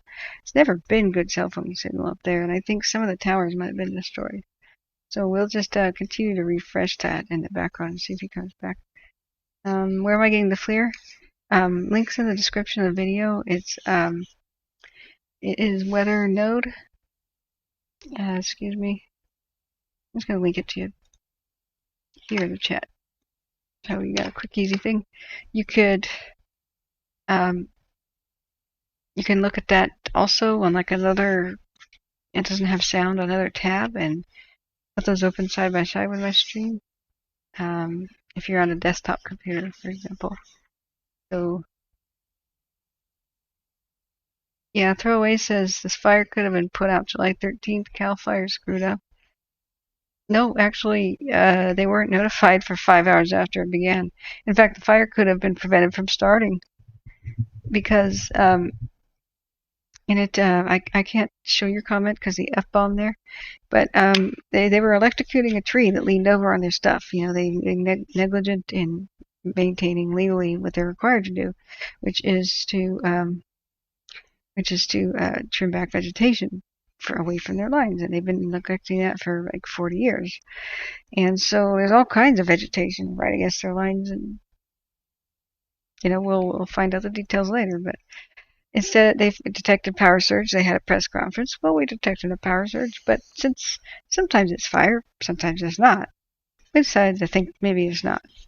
Even though one of their own equipment people go out there and went, holy crap, and he tried to put it out desperately, but couldn't. It's energized. So they didn't de-energize, and that tree got fried like the electric chair. And so eventually even living trees will catch fire because the electricity surging through them is drying them out.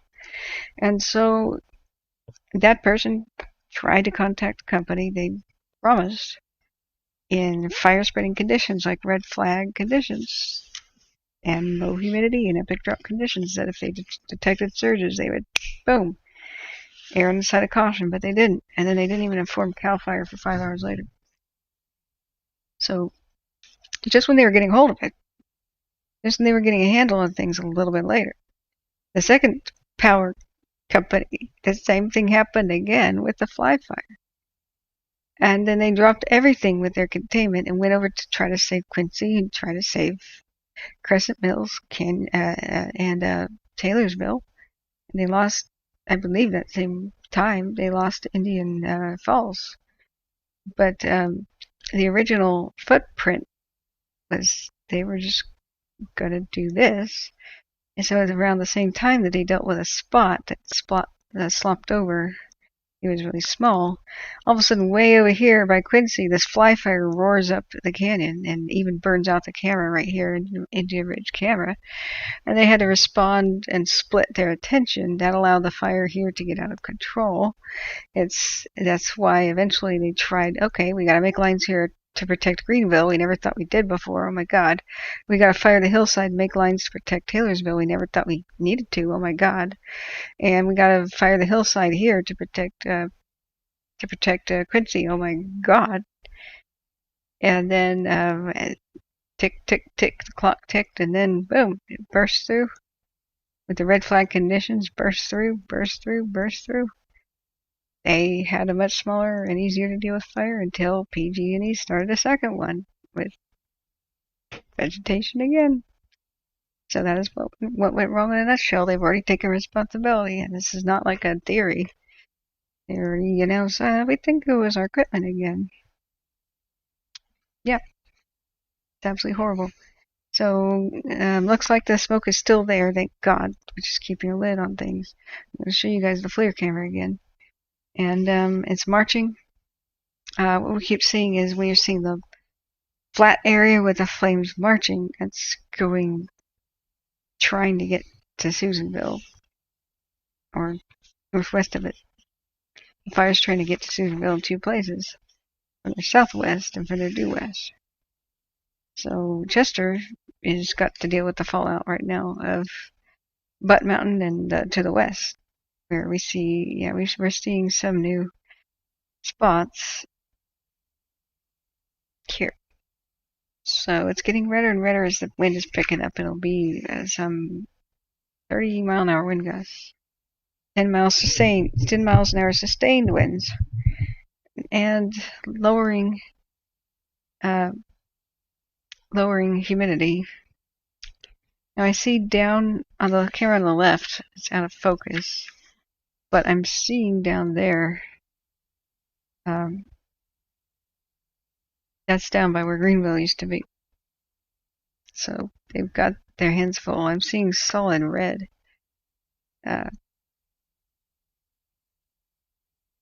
On the mountain above Crescent Mills and south of Greenville.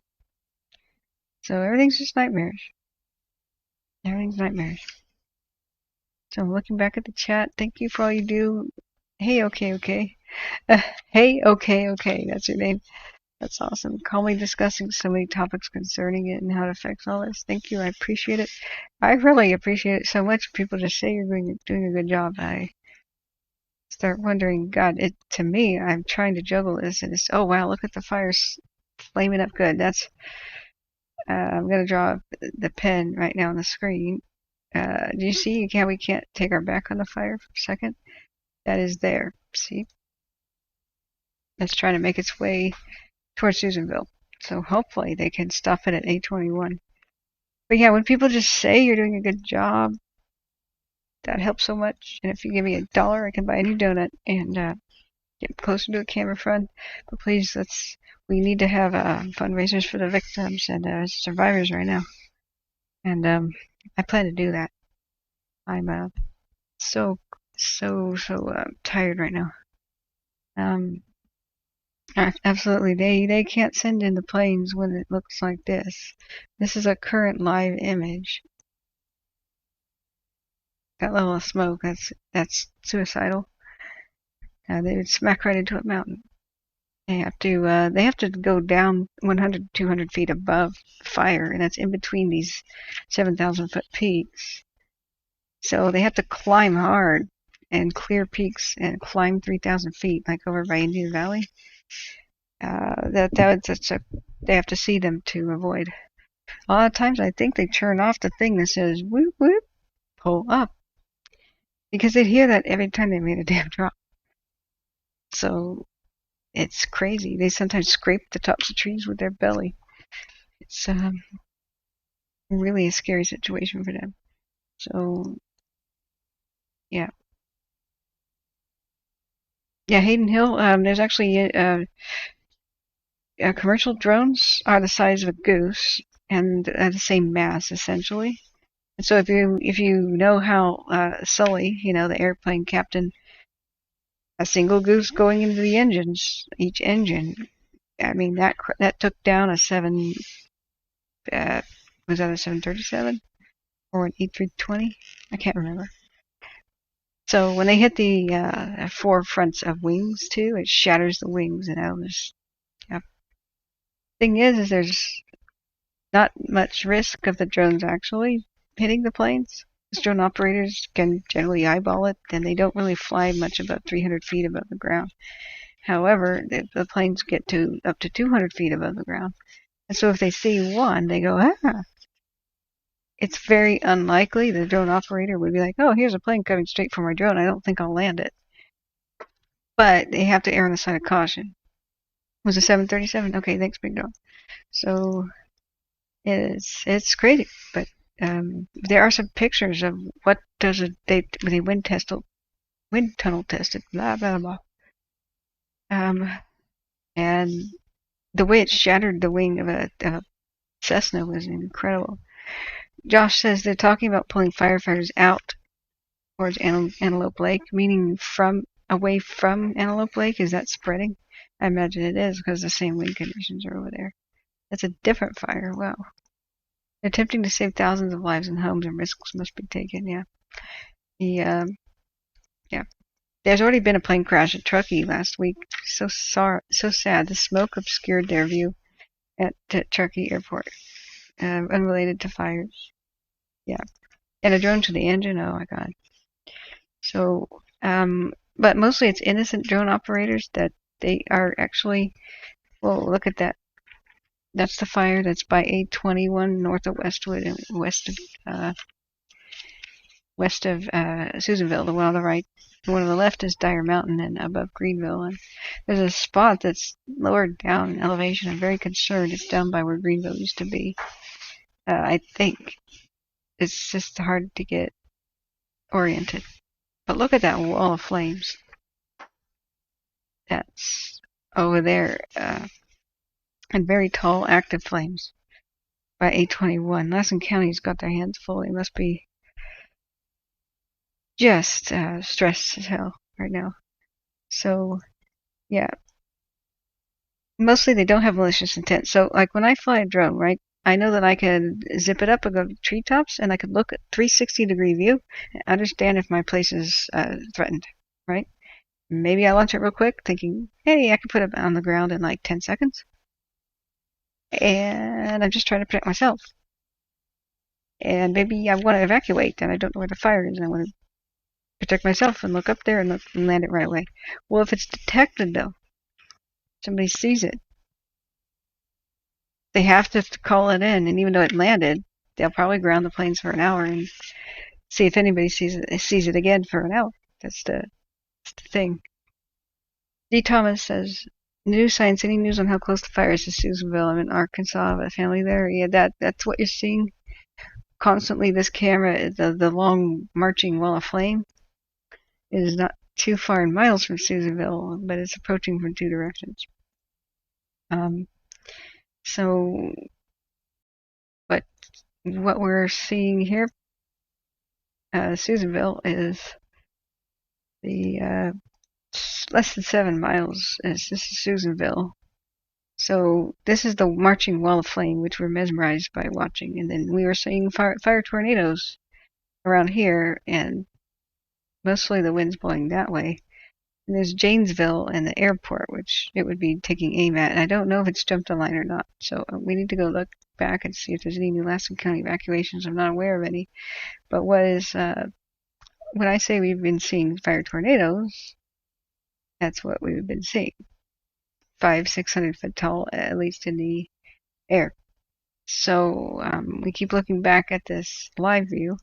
Haven't seen any lately. But the camera keeps going by Moonlight Peak sometime. So there's a smaller fire. It's called the by McCoy Flat Reservoir, Hog Lake over here. That was 1 acre in size several hours ago, and I haven't heard anything about it. But it's called the Conrad incident. So it's not showing up though on camera. But in general, the wind's pushing the fire towards Susanville every day. But they just said 6 in the morning they're very confident that they could contain it. But we see these heat detections keep popping up closer and closer to Susanville from the south. So I don't have confidence like they do. They've been wrong, and we lost Greenville, Indian Falls, Canyon Dam. We almost lost West Almanor and Prattville and Almanor. And we almost lost Chester yesterday or 2 days ago, and they're battling to save Chester right now. We lost Rich Bar from this fire too. We almost lost Quincy, and they saved Taylorsville and Crescent Mills by the skin of their teeth. Those places are not out of the woods. So I don't share their optimism. They've been wrong. And when I've been saying that towns are in danger, yeah, great, Josh. He's saying that the Conrad incident, was stopped at 1.5 acres. Wonderful. When I tell people that you're in danger, usually about 3 hours later, there's a mandatory evacuation. Sometimes I've been happy to give people extra hours to get out. I'm so upset that they told people to get out of West Fir when they had less than 2 hours before the fire was approaching from 2 different directions and covering their only 2 ways out. I was saying for many hours, guys, get away from West Fir. And I'm happy that some people listened, and I'm so happy that I told people at Post Mountain with the McFarland fire to get out early, because we heard on the radio, they said, get people out of there. And so the official channels came up with it like more than an hour later on social media. They were going door to door, but there was 3,000 houses over there to go door to door too. So I don't know why they're so optimistic about things. They let people in to Greenville and Eleanor West after they had been away from their homes for more than a week. It said it's safe, just be on the lookout. And then within hours, a little bit later, well, that was the previous day, but when most people came back the next day, within hours, no, actually, the fire's coming, get the hell out. Everybody run for your lives. So nobody knows who to trust or what the heck to believe. But myself, Daniel Kearns, and Zeke Lund, and just regular firefighters in chat, we're the ones who seem to understand the gravity. A lot of these crews are not from here, and they don't know what happened last year. That this fire is not, if they were like, oh, we've never seen fire do this before. Well, were you guys paying attention to what happened last year? This is the same terrain and the same time of year and the same area. So it just, maybe they're just not familiar with the area, but whatever is going wrong, it's going terribly wrong. And so you shouldn't trust the fact that they seem to be looking at models and trusting them. That's in its infancy. We should trust your gut. I outlined the worst case scenarios so people can prepare for that. I'm not making prophecies or predictions. I say where the fire has a potential to go based on all the data. That's, well, simple. Fire is a slave to the wind and follows the wind. And we know that it jumps from ridgetop to ridgetop, mountaintop to mountaintop, and runs along ridges. So this is what I've been predicting is generally right, but not because I'm some sort of a prophet. It's just like basic fire behavior. The only thing I don't know about, and we all don't know about, is will their lines hold? I can't look at them. But when you prepare for the worst, you can be pleasantly surprised, but you don't want to underestimate the worst and not be prepared for that, right? So I just tell people a straight dope. Here's the best case scenario. They stop everything today and everything's cool. And everything's saved. Awesome. Could happen. They were enthusiastic about that. But you know how enthusiastic they were? Before the Greenville thing? Before we lost 5 towns? They were the same level of enthusiasm. And then they publicly apologized. So that is what could happen. The middle ground could happen where we take some loss today. Or worst case scenario could happen today. Where fire rings the lake. Gets bigger. Marches towards Nevada. Enters deeper into, I think that's Shasta County. This is a 5-county fire now. So, we can turn on Lassen County, guys. Here we go. I don't think they're saying anything right now, but I'm sorry, we'll monitor that. What does yellow and orange mean on CalTopo? Is it just degree of breakout? Oh, I'm glad you asked. I'm happy to tell you guys. So when you turn on fire activity button like this, you check GOES satellite or MODIS and VIRS. There's 2 different scales, but there's a tiny button right here. See this at the bottom of the screen? Oh, I'm sorry, wrong screen. Here. So you go and you turn on fire activity, right? On GOES Live or MODIS, choose one. But down here is a tiny fire button at the bottom of the screen. If wind is on, you can't see it. You gotta turn wind off. So for GOES satellite, red is less than 10 minutes ago. A heat detection large enough to be visible from space, about an acre in size at least. Now, orange happened, detected 10 minutes to an hour ago. Yellow, 1 to 6 hours ago. Gray, 6 to 12 hours ago. And so this has a huge margin of error. So each one of these areas is, well, what did we measure that a little bit ago? Like 3 square miles? At least? Ish. 3.5 square miles?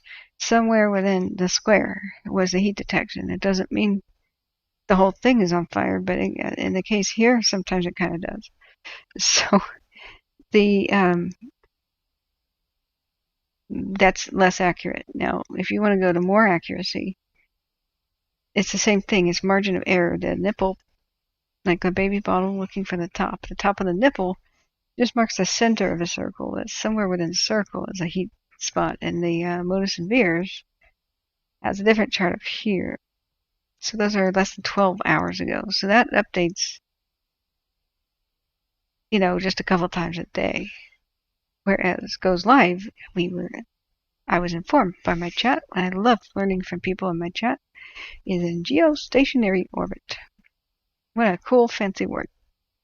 So it is basically somehow propped up by magic, hovering right above California pretty much all the time.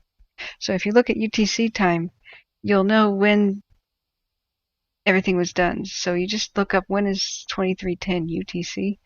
Well, that means 4:10 in Pacific. It is now 4:14 Pacific. So 4 minutes ago. And when you look at Modus and Veers, you gotta zoom in to figure out zoom in, and it'll have mountain time for some reason. And you can just do whatever time zone equivalent you need to do. So that's how that works. We don't want to see more red, but red's popping up. And let's look back now at it keeps swiveling around. There's just fire in many different places. West shore of Almanor is looking good, knock on wood.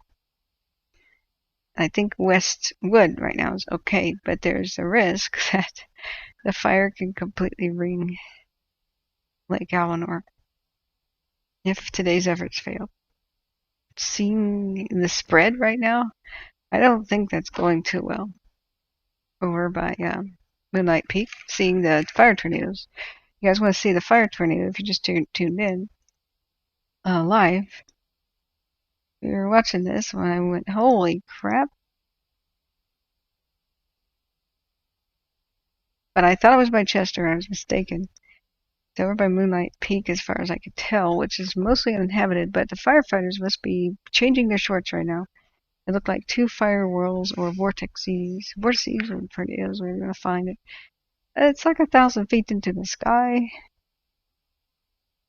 That is insane. Just absolutely insane. And we keep seeing them. We keep seeing them over by Moonlight Valley. So, is the fire becoming more active?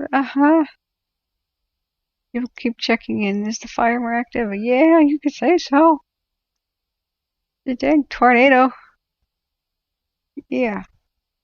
That's what's going on. I'm sorry, were you guys not able to see that? I keep forgetting. Excuse me. Here we go. There. See? This is my stream from just a little bit earlier. 1,000 foot fire tornado. Over by the Moonlight Peak area. We're seeing crazy stuff happen. So we've seen separate ones, 3 so far. That one was like a double.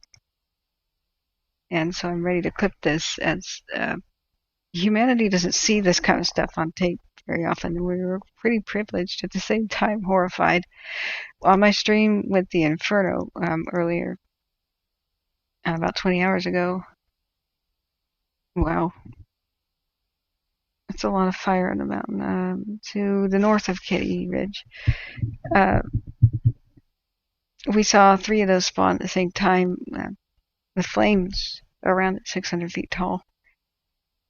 And if I didn't capture on film and somebody said that, I'd be like, I'd make that sound that horses make with their lips. How you do it? You know, whatever. But then we saw it live and we just went, oh God. So we're holding on to our butts. Looking back at the chat, somebody was on the news. Did somebody come in?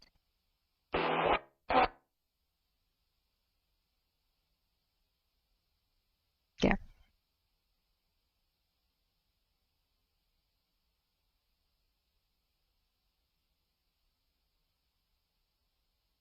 Oh wow, 500 firefighters are going to go on vacation next week without an emergency declaration. Well, the president's been asked to declare a national emergency, and why hasn't one been declared before? I don't know.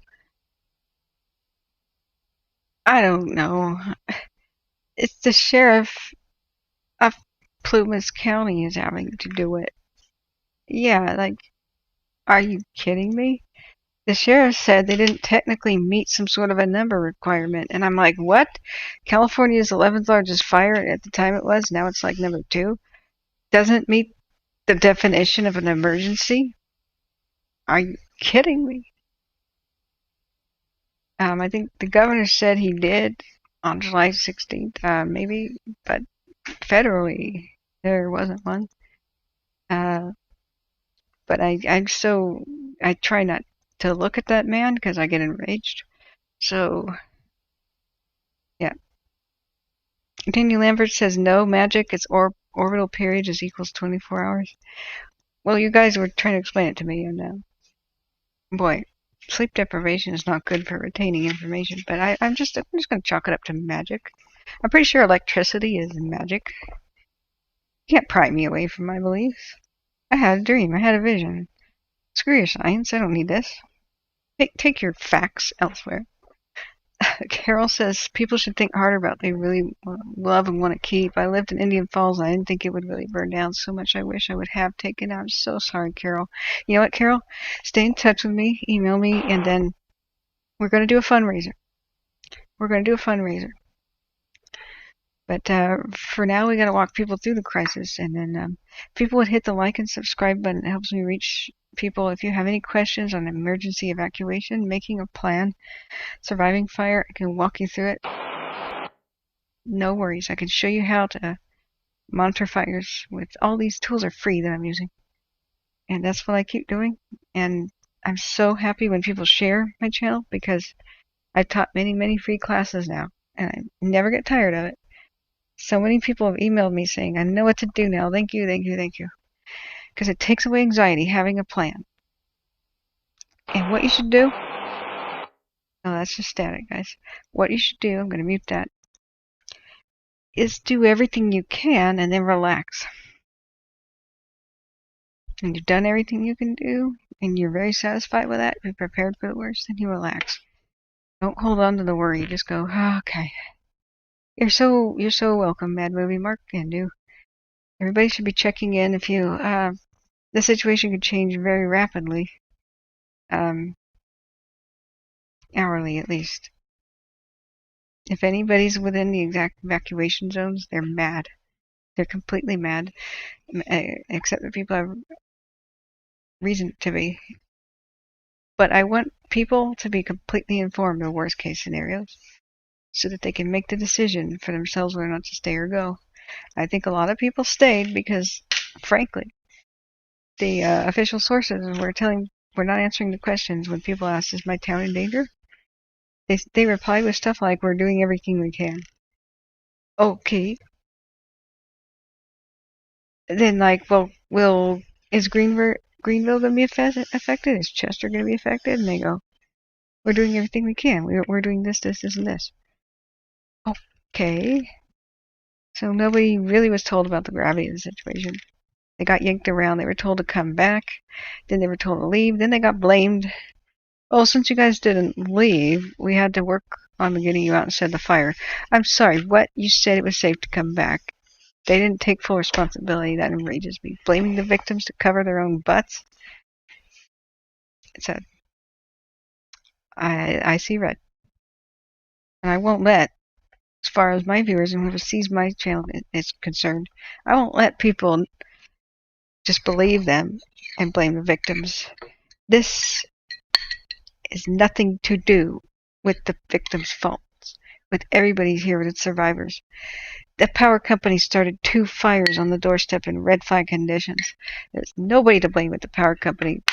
And it's okay for officials to make mistakes. They gotta own them, though, and apologize for what they did, and just say, we'll try to do better. But victim blaming makes me see red. I won't allow that to happen without the other side of the story. Theresa Burr, as a child of California State Firemen, we knew that the vacation days off get canceled when there's a big fire unless it was a major vacation with planes, weddings, big events. Dad went to the fires, yeah. I'm so sad that their vacation's canceled. They've been working 16-hour days for weeks in 100-degree weather, 65-pound backpacks, sticking their hands literally into the ashes to feel for heat. 2 of them almost died. A third was injured very early on in this fire. A whole bunch of them almost got killed at Canyon Dam the other day. And they've barely slept for a month, and they're gonna get vacation canceled. Vacation isn't like you and me, oh, we have fun. It's necessary because they collapse. It's just, yeah. And the FEMA came in, and they were like, oh, they're just there to help with radio comms for Plumas National Forest. What? The buses came in and went right past people. Yeah, Cheryl says it's been months, not weeks up here. Yeah. Absolutely insanity. Yeah, CAL FIRE's union protects their vacation except in state of emergency. Well, back in the day when they had those laws, I completely understand it. It meant that they would hire more people, an adequate amount of people, rather than work to death the few on the line. But the world has changed a little bit since those things have happened. And they may have to be a little flexible. But really, heart attacks. People get heart attacks from working too hard. Before the 40-hour work week was installed, like back in the days of child labor and no labor laws, back then, men only lived to be about 68 years of age on average, mostly because they were worked to death and only had Sundays off. They were working way beyond 40 hours, and so are firefighters. And this is in hazardous smoking 5 packs a day worth of smoke. Yeah, I mean, some do choose to say, but it's not actually accurate in this condition. They said come back to a huge amount of areas, so thousands poured back in, trying to see if their homes were still standing and eager to just. They said all you got to do is remain vigilant. You're still on watch. And you don't understand that over here, that a lot of people don't have the telephone because it's their summer homes. Cell phone reception is spotty as hell. Many don't have a TV. We didn't. We didn't have a phone or TV at our cabin. And so if we were to hear about any emergency, you either have to have an emergency radio constantly on. The power's been cut for weeks here. On battery power or crank power. And they painted themselves into a corner. They didn't think about this. Oh, if the S hits the fan, how are we going to go door to door and tell thousands of people to get back out? Some of which are on remote mountain roads. That's why people are missing. There's a lot of people who would have no idea until it knocked on the door that the fire's coming. They didn't give people very much time. A lot of people were just bewildered. So, yeah, and it's true. APAR says, Catherine, yes, overwork causes heart attacks and strokes, especially stressful work like firefighting. And now they've just linked wildfire smoke. Oh, God, look at the fire there. That is really flaming up. That's west of Susanville and north of the peninsula. I hope they can stop it at 821. It's flatter ground. That's the only advantage. But, oh, my God. I keep, on my other screen, guys, I'm looking at new hot spots. Some of them are there. And in general, the wind is blowing to the northeast. I hope Chester's okay and such. We'll have to sit here and see. But yeah, that's the camera looking at this. See this right here? Susanville to the right. It's this.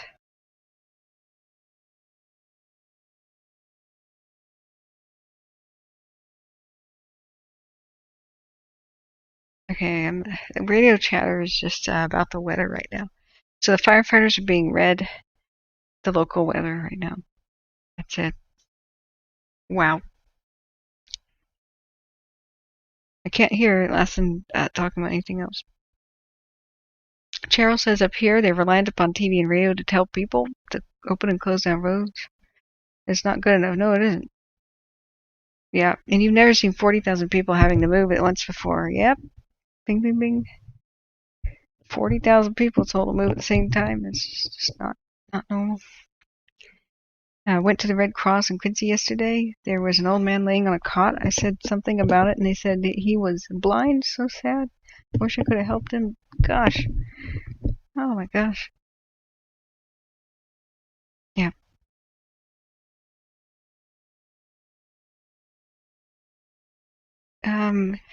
Cats are an invasive species, and they're decimating the bird population in the United States. They kill billions of birds a year. They finally got real statistics.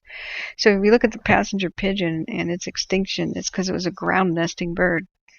Wherever we introduce cats, ground nesting birds go extinct. So they can't be outside, even if you think they are. You should make yourself a cat playground, a fence deck area for your cat.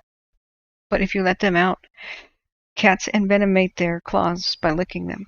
So it's like a Komodo dragon with their saliva. They're now considered the only mammal that's venomous, really, domestic mammals especially. So we found out it was these bacteria in their saliva is designed to kill birds. So they can constantly lick their paw and envenomate their claws. So all they do, even they have the instinct to bat a bird with their paws, even if they're not trying to kill it. So just touching the bird, especially scratching one, means the bird's probably going to die within 4 to 5 days. So there's a characteristic walking pattern that bobcats have and other cats as they patrol their territory. They pounce on birds and the birds get away, but they rake them with their claws, or maybe get one bite in or something. But as the bird will struggle to live and die over the next several days, it won't get far. They first lose the ability to fly, get sick on the ground, and then fall over. Even if the cat just touched the bird's feathers, that's going to end up in the bird's mouth because they preen their feathers every day. And then it gets in their mouth and they die. So the cats, there's a saying of old trappers, cats come back. When you see bobcat traps, you put a trap there to get that bobcat because they retrace their steps and they go in a characteristic corkscrew pattern. And they're going around in corkscrews looking for the dead birds. It's a strange thing, but it finally makes sense. That's why even cats that don't really hunt or bring back birds, your pet that you think doesn't harm birds actually is. Your cat drinks out of a bird bath, and then birds come and drink. And then they die. Yeah. So even unsuccessful cats are killing birds. And plus, here's the thing about birds. You would think that they start flapping in the nest and stretch their wings and that they take off from the nest, that they learn flight. And finally, they just take off and they go up in the sky and they've known flight, right? Well, that's wrong. They always fall out of the nest and sort of flap down. And almost all North American birds spend time on the ground for several weeks learning to fly, and they learn from the ground up. So sitting there on the ground squawking, and then their parents are up there in the trees watching them and bringing them the food. And these baby birds are helpless. North America doesn't have, other than the bobcat, any other predator, really, that specifically is a bird hunter or particularly good at getting birds.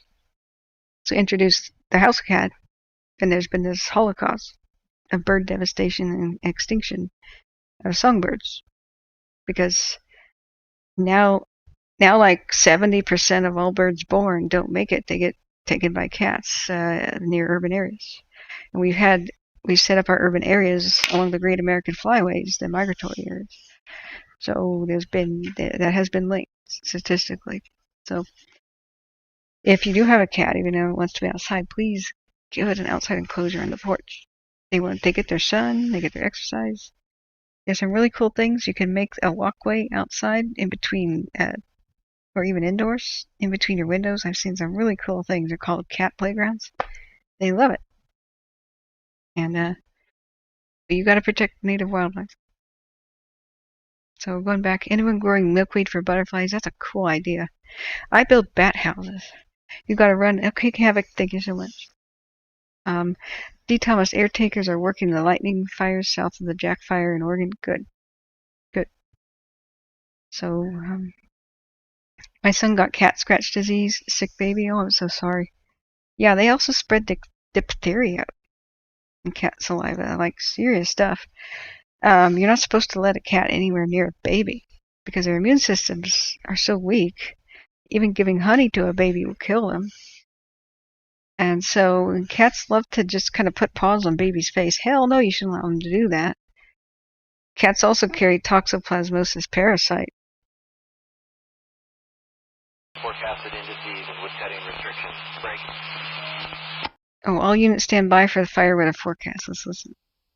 Discussion stage. Dry conditions will persist with poor humidity recovery expected again tonight across slopes and ridges. Dry and breezy west to southwest winds are expected Sunday afternoon as a trough brushes by to the north. This may result in isolated areas of critical conditions mainly across the eastern Quincy district. High pressure will build next week with another round of hot and dry conditions. Break.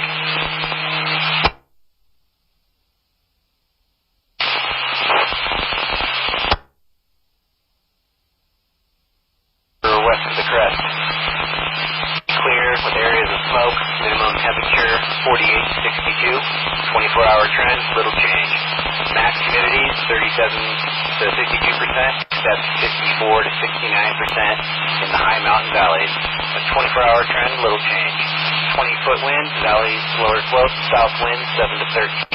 Ridges, upper slopes, southwest winds 7 to 13. LAL of 1, CWR of 0. Break.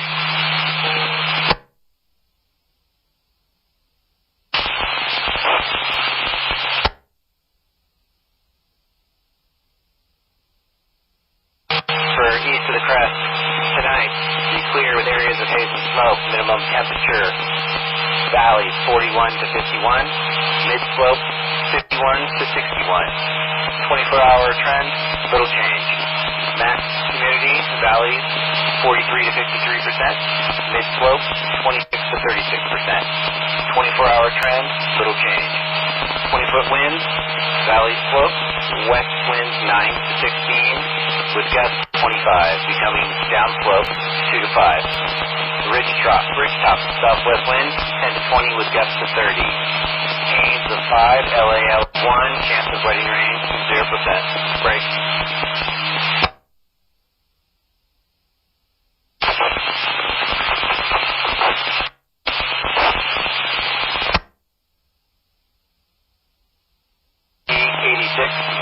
VI 88, staffing level 5, adjective extreme, project activity level Echo Victor, wood cutting is open till 1300, dispatch level high.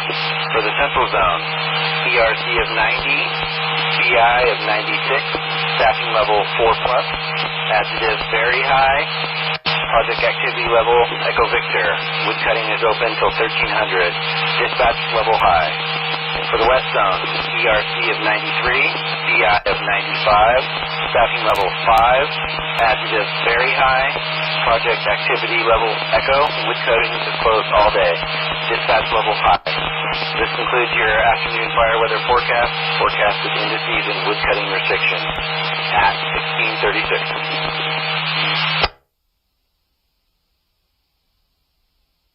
David 451, we're going to need you down at the jail, so if you can tie in with Tony and figure out what they need there.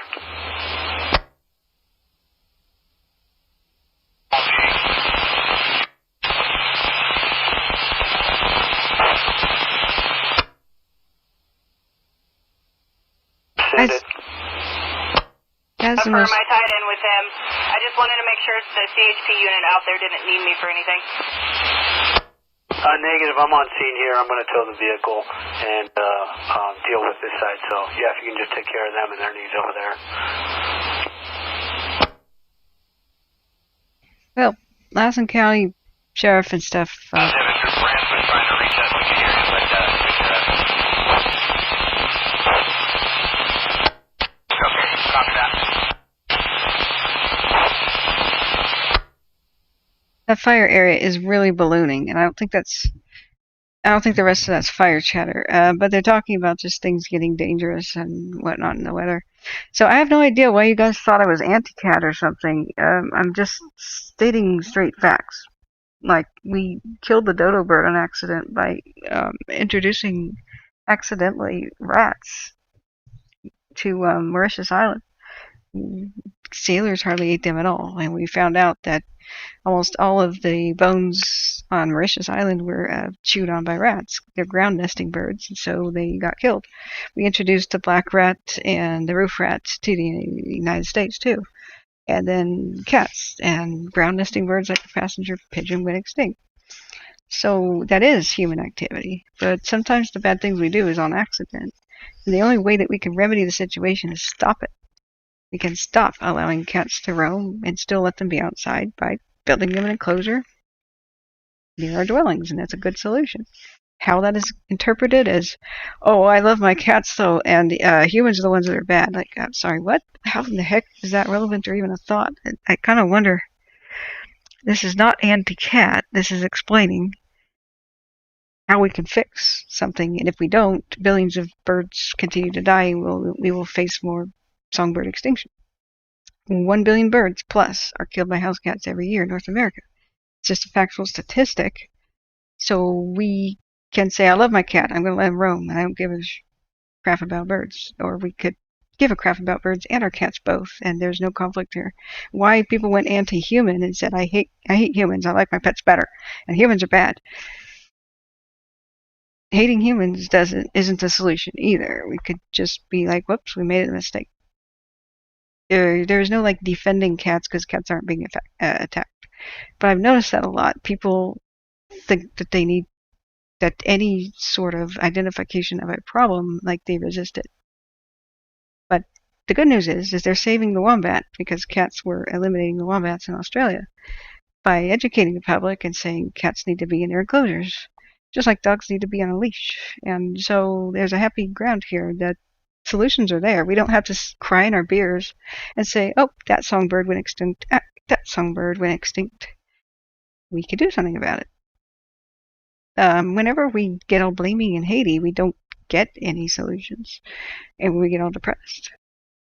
So we could just do that. That's the thinking process that I have, and I am always very surprised by the reactions I get when I think people should be happy that when we identify what the problem really is, it's one that we can solve. Whew! Extinctions don't have to happen. Woo! Yay! Yay! That's the reaction I expected. Sorry. So, I have no idea. So I'm gonna get off that subject, and I'm very alarmed by what I'm seeing, guys. Look how huge it's spreading around here, northwest of Susanville. So that's breaking news. The fact that cats have been found to be a venomous animal is like, holy crap, mind-blowing stuff. I plan to do a documentary about that. Who knew they were like the Komodo dragon? That's evolution is scary. Let's see here. What we keep seeing is it keeps flipping over, but the massive marching wall of flames is here, represents this really tough battle. They're going to try to stop it, I think, at 821. Which is right here on the map, and we're just seeing this get huge. Just like, dang, wow, dang. So we all have to resist hating people, because people are never the problem. That will just lead to depression and bitterness and resentment. People are not the problem. Like, the problems are the problem. When you can solve them, you can't solve people. So if invasive species are the problem, we can, well, fix it. If our way we do pet ownership is the problem, we can fix it. That's the problem. If our ignorance was the problem, we'll fix that. We can educate the public. If something else is if, I don't know, poverty is the problem for poaching, which it usually is, we can fix it. But humans aren't the problem. And I was super depressed and like anti-human hateful when I was a kid growing up, because that's this horrible message. We are the solution and not the problem. These are things we can fix. You feel such relief when you really assign blame to the problem, and it fixes your relationships too. You don't ever say to somebody you want a problem solved with, you're the problem, because you can't solve someone. Your action is the problem. I have an alternative. Or this idea is the problem. I have an alternative. Or we can't see eye to eye, but we have two good points and two different needs, so let's compromise, and failure to compromise is the problem.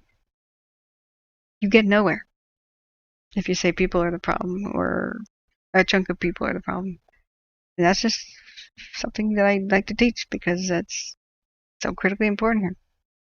So getting back to the fires, this is really, really exploding over here. Look at all the new heat detections. So I'm hoping that things are going to be okay. I'm going to look, show you the right screen. Look at all the new heat detections when we turn it back on the fire. These are pretty massive. Pretty massive. Pretty bad. So, yikes. And I never said cats are the problem. It's the way we introduce them and don't give them homes. Let them be homeless cats, and the way we let them roam. So there was no need to defend cats because I wasn't attacking them. So I am very concerned. So let's go back to the... It keeps showing the fire if it will turn back around. I want to check also off screen here if there's been any evacuation orders or information from Lassen County Sheriff. Check that out on the other side of the screen here. Going back here to 4 hours ago. 4 hours ago, due to the significant, we have a new video called Dixie Fire Containment Update. And this was Lassen County Sheriff's Office posted it. Due to the significant growth of the fire, the percentage of the containment decreased. The previously contained portions of the fire remain secure. Wow. Let me see about this. Let me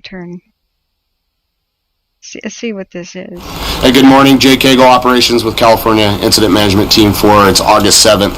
I wanted to do a short little video talking about the containment. I know that there was a lot of questions of, why does the containment continue to change? So that's all based on the growth that we've been seeing. So we're going to zoom in here a little bit and talk over the course starting from August 3rd all the way up to the 7th. So August 3rd, the incident, the complete acreage was 253,052 acres. From the 3rd to the 4th, we saw an increase of 21,087 acres. That was around just short of Chester in that area. So anytime we have growth, we have these black lines here. So at that time, it was 35% containment, but anytime we gain growth, that means we lose ground, we lose the containment that we have, and that's just solely based on growth. Another example is from the 4th to the 5th, we grew 48,363. So again, that's going to drop that containment.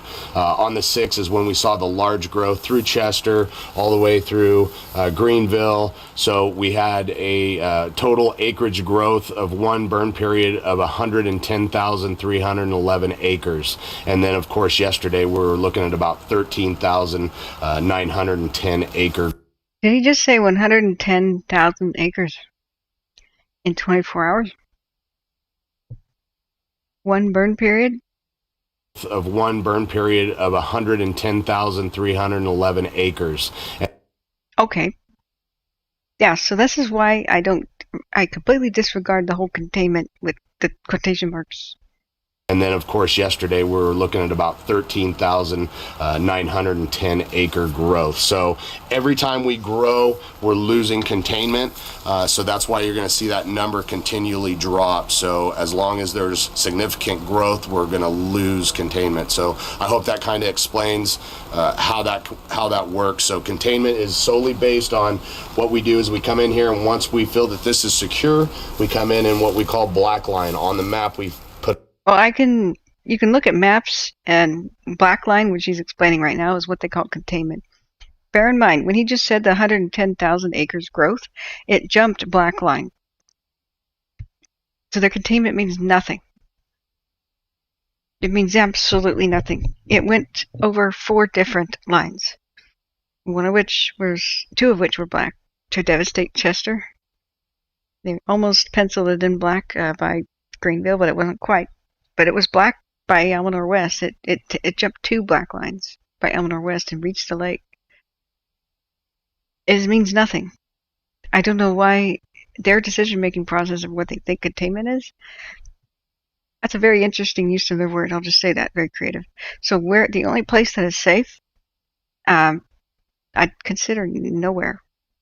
Way back where it started, where he's pointing, that might be the only black line I've trusted. But then you know what they did when I thought that is they gave Concow an alert downstream, down Highway 70 from their black line position. They thought that embers could go all the way to Concow, which was miles southwest. Do not consider anything safe in this area. New fire starts keep popping up everywhere. The most dangerous ones are the new ones that keep popping up from lightning and, well, more power lines falling down. So if what we saw was embers fly right over the black lines in high wind conditions and red flags, and so we're going to have more red flag. I wouldn't trust anywhere as really being black line or really being contained at all. The word containment in this fire is something that if I was a bitter person, I'd just guffaw laughing and slap my knee. Containment, it just grew 110,000 acres in 24 hours. Containment, I mean, this is not making fun of them. It's making fun of the concept. I don't believe that they should be telling people that black line really means anything. I think they should be telling people we did our best and this is all we can do here. There's always a possibility of these embers flying right over the top because of this unprecedented drought conditions and high winds and just insanely steep and rugged terrain with things. So there are maps like CalTopo here where you could see lines, but none of them can tell you where anything is safe. I can just show you with a pencil the perimeter. Every night they update it, and so these little lines are like the perimeter of where the active fire is. And you turn on MODIS and VIIRS. This is where satellite has detected red within the last 24 hours. So you can see what the moving head of the fires are. Now the dragon has two heads. But we've seen it jump and spread in crazy directions they never expected. So like Concow, I was saying that this is black line, the true black line, right? Back where it started a long time ago. Then all of a sudden they gave Concow an alert live on my stream. That's quite a distance away because they thought that embers could do this. It's too mountainous. The Paradise fire, here's Paradise. The original area where the fire started kind of went over here, and the embers went like that. They went way far. They just leaped from mountaintop to mountaintop. And even though they're working on getting it done here, this is where last year there was a lightning strike fire called the Bear Fire that was 68% contained. And in 24 hours, it raced down here, obliterated 2 towns on the way, killed more than 12 people, I believe, and then it hopped over Lake Oroville and threatened the town of Oroville, and nobody expected anything of the sort. Nobody expected anything of the sort to happen to Paradise. So the whole area should remain vigilant. And no matter what happens up here, what if there's a lightning strike near you or a car accident near you? I would caution against anybody feeling too safe about any place. But you can also see on CalTopo and just click a button, and if it'll come back for a second, this level here, red areas are where heat detections somewhere within the squares have been detected in the last 10 minutes. So you can see where the fires are. But today it looks very different. You can see where the area is burned. And just where high winds are, the fire that's sleeping on the ground can just come to life like a hot campfire ashes. And the fire that looks like it's out in places is roaring back to life. So I think we're going to have red flag conditions again. And those, if they do return, we could have the potential for 100,000 acres spread again in 24 hours. I'm sorry to bear bad news. That's why we're terrified. We lost, what, 5 towns already? And the others are hanging on by their fingernails. So we're going to see the potential for this to be the largest California wildfire ever. It might catch up. It might catch up. The LNU lightning complex. Because compare this fire to California's largest with fire history. It's really getting close. So the Dixie fire is straddling, 5 counties now. I think it's in the Shasta partly. So compare this to the California's largest. That was actually 24 fires that kind of merged later. It's catching up. I'm so sorry to be the bearer of bad news, but there's a reason I stopped my life and I try to give fire education to as many people as as I can. There isn't really a safe. So I'm so sorry. This is so different than others. Patriot channel of what? I'm not understanding that. Let's see here. Who should show more respect?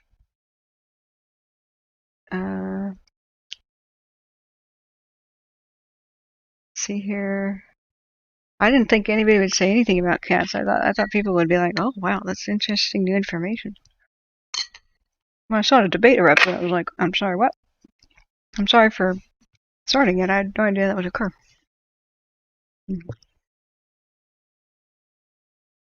Yeah, Jenny is right. Let's go back to fire-related animal talk. So, how to save your pets, how to save your livestock. So, sometimes horses are smart enough to get in a swimming pool. And Jack the horse survived 2 fires. He was found alive in the Paradise Fire in the swimming pool. But sometimes they're not smart enough, like Jack, and they just do stupid things. If you can somehow get them in something like a pond or swimming pool and make sure they stay in it, they might be okay. But you can't. It's a hard decision, but you can't really leave them in the corral. If they get caught up against fences and such, you saw lots of sheep die that way, but then they'll just run in random direction from the fire. Simply opening gates may not be good enough. An open gate may be down the fence, but the sheep panic and get in a corner or something. But confining them is either good, where the animal rescue people come by and it's easier for them to round them up, or it's bad because they're confined and the fire caught them. It's a real hard decision to make. So some people have said halters off and ropes off because it can get caught in things. I don't know what the correct thing is. If I were to go grab a horse, I think it'd be hard for me to grab it without the halter. Where do the bears go? Usually bears go into water and stand, and most animals stand in creeks and stuff. A lot of them will survive. And they sit under bridges, and that's also a good human shelter. And bears stand next to cougars and next to deer and next to raccoons. They just kind of sit there in shock. And but sometimes the instinct to climb a tree is great, which can be a bad choice. So if anybody does know more what to do with animals, I'm listening to the radio. You guys can't hear it. Let's see here. Let's go back to. And sorry, there's a question about the cameras. They're on a rotation, and so it's hard to tell which direction they're at. And I should probably fix up the thing that shows the beam direction. That's a good point. It's very confusing. I'm still confused by these cameras sometimes. So, Amber, welcome. I took wildland firefighting training, and we were told containment doesn't matter very much. True. Especially not in this drought conditions, this climate.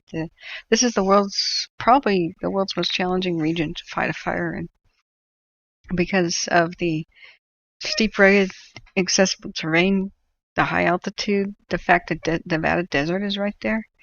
where the hot, dry winds come from Nevada, they go up, climb slightly over the mountains, and they drop in, and they go through these canyons like a wind tunnel. It's like sticking your finger through a garden hose. And they accelerate in speed, and they can reach insane speeds. And they bring with them the desert humidity. And then sometimes when the heat rises during the day, hot air can come up from the valley. And so you get the forest baked. It doesn't really receive much true rain. Mostly it's snow melt. And the trees have deep roots, and they just go like that, to get their moisture. So I'm listening to the radio at the same time. Hang on a second.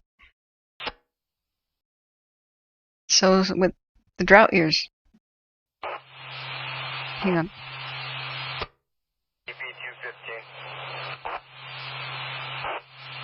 Was I drawing and you couldn't see? I'm so sorry, guys. I can't understand what they're saying on the radio, so I'm going to stop that. But the Nevada dry desert air comes like this and drops like a stone, and there's high winds. You can't always tell when that's going to happen. And they shift around a lot because hot air rises from the valley too. And so the ability to predict it is so dang difficult. And the fires, you can make the best line that you want, but the fire will jump over it from peak to peak. And when it's on a peak, it's critical to go put it out up there so the embers can't travel long distances. It's like throwing a paper airplane out the top of the Empire State Building versus a 2-story house. But they watch helplessly because they can't reach the ridge top, so they can call an airstrike. But this is such a huge area with huge mountains. Airplanes can't put it out on the top. And mostly, if you have smoke conditions like this, it is current. This is current, the Butte Lake camera. Come on now. It'll refresh. They can't fly in this. So, it'll come back in a second, I hope. So what can you do? You can build lines, and then if you and get further away from the fire, then hopefully it won't reach your lines that quickly. You can do the last resort, and sometimes it's a good resort. I'm not saying it's bad. You can try to get ahead of the fire, like they did this successfully, I believe, to protect Taylorsville. When the Dixie fire, sorry, not the Dixie fire, the FLIR fire started, which now has merged with the Dixie fire, they did this to protect, here's Taylorsville. And so, somewhere right here on the road, the power line and vegetation got married, and it was a volatile relationship, and it ended in a bad way after they kissed, And then the fire raced up. In general, this is the wind direction every day, kind of pushing the fire towards Susanville, which I never thought would be threatened, but holy crap. So it raced up the hill, and then at night, the winds kind of go back down that way towards the valley. And so they could use this. First of all, it's scary. They had to try to figure out how fast is the fire getting there. So here's a ridgeline. If they could stop it here, that would be best, because if the fire was here above the town of Taylorsville, even if they stopped it right here, the next day's winds would rain the embers on the town and light it on fire, right? So they want to stop it back here, or back here, whatever they can do. So they can use, even though the fire's coming that way, they could use a strategy. Make this line here, right? And make this line here, or at least walk here, and light when the wind is blowing that way at night, when it's nice and cool. It's not really going to affect the big trees, but it's going to burn the brush and the shrubs and the pine needles off the ground and the logs that are falling, and smaller trees or dead trees, whatever they can do to make it less of an inferno. They can light fires in this direction, and it'll travel this direction and meet this line, and they'll have a bit of scorched earth. And I'm not saying this is exactly how it went, but this is like a illustration of a concept. So this, I don't mean it's obliteration. People misunderstand backfiring. It doesn't hurt the big healthy trees in general. It's done at night when the wind is not very fierce. and they walk around patrolling it and making sure it's not getting bad. And so that is basically a method that they used. So during the day, the wind picks up and the fire goes, "Arr!" and it comes and it meets a lot less fuel and it stops and slows down. Now they can react. Is that a pilot? I may have heard a pilot. I'm turning the radio back on. So that's what they've been doing at Crescent Mills, Taylorsville, and other places. Just the crew will be overnight and departing tomorrow evening for 7 and we should have a rental car standing by and jumping off tomorrow night. Sound like a pilot. Let's check out aircraft.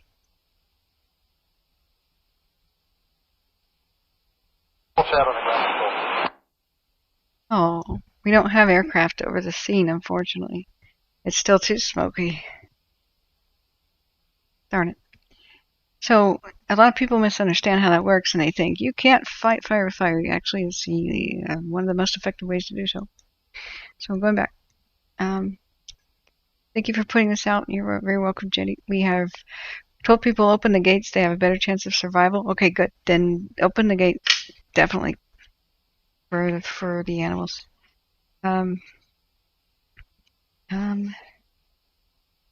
Yes, Diverse Presentations says, I knew someone from Idaho. She didn't want to tell people where she was from because she didn't want people to move there. Didn't realize how beautiful it was. Same thing about Willamette Valley.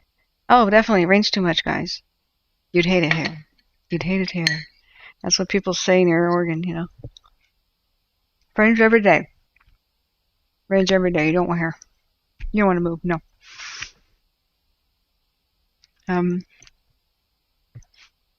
Exactly. D. Thomas says, if the fire is 15 to 20 miles from you, to the west, downwind. Let's go back to the cameras.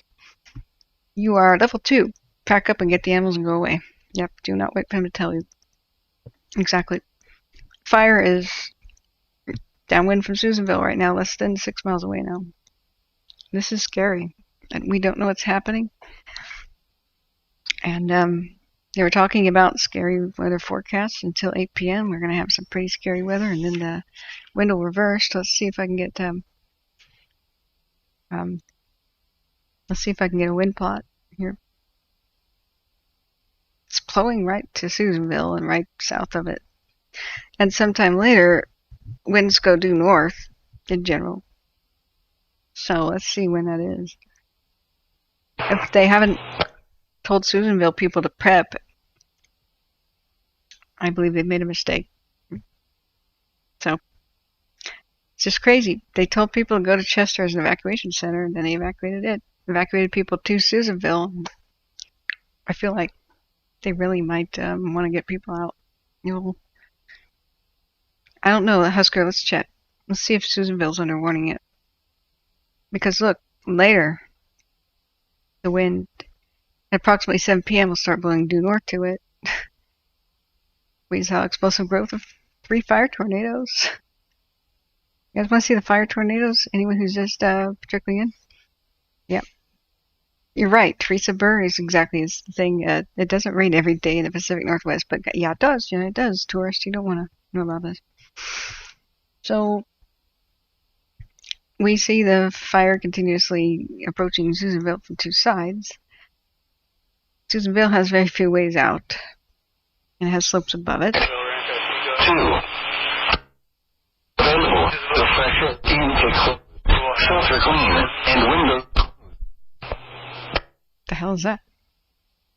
Anyway, let's look at the evacuation stuff, guys. We know it's vulnerable.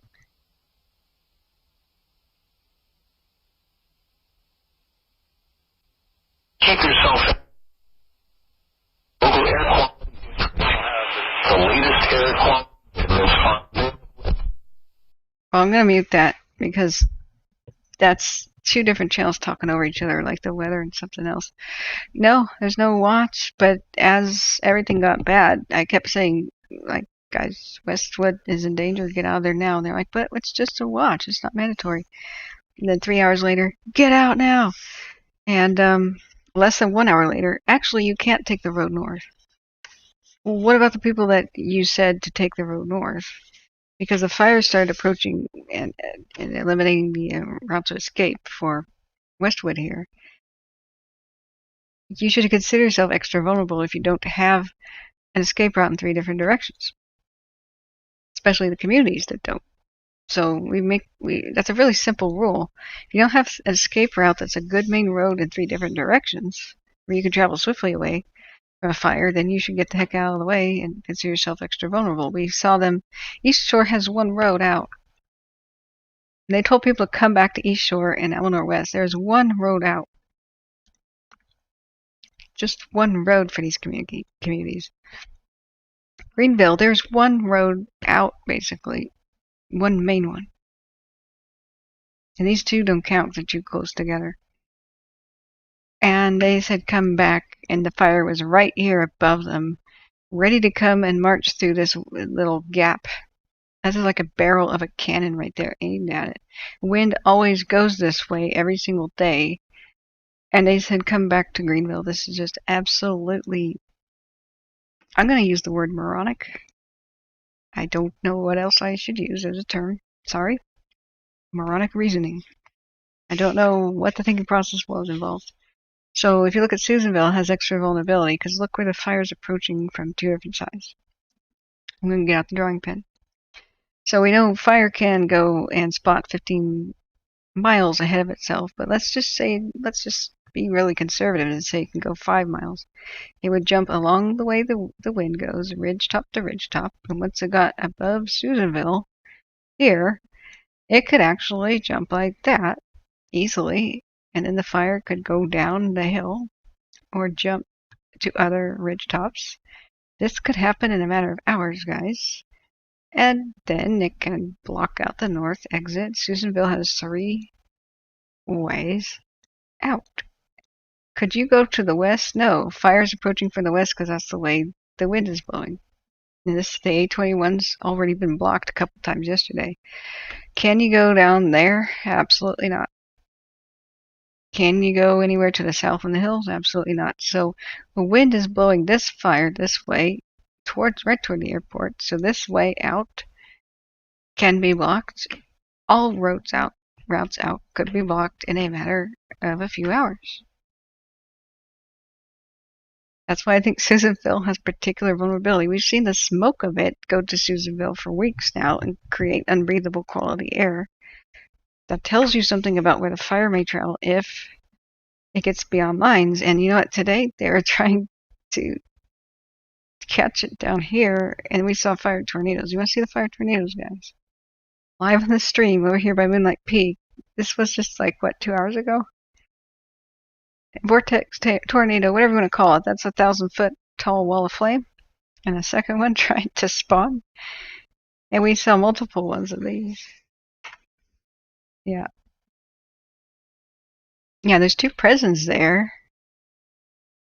Have they evacuated people? I think they did because of the air quality. They thought it was inhumane to leave the prisoners there. Why isn't it inhumane to put the evacuees there? It's just, wow.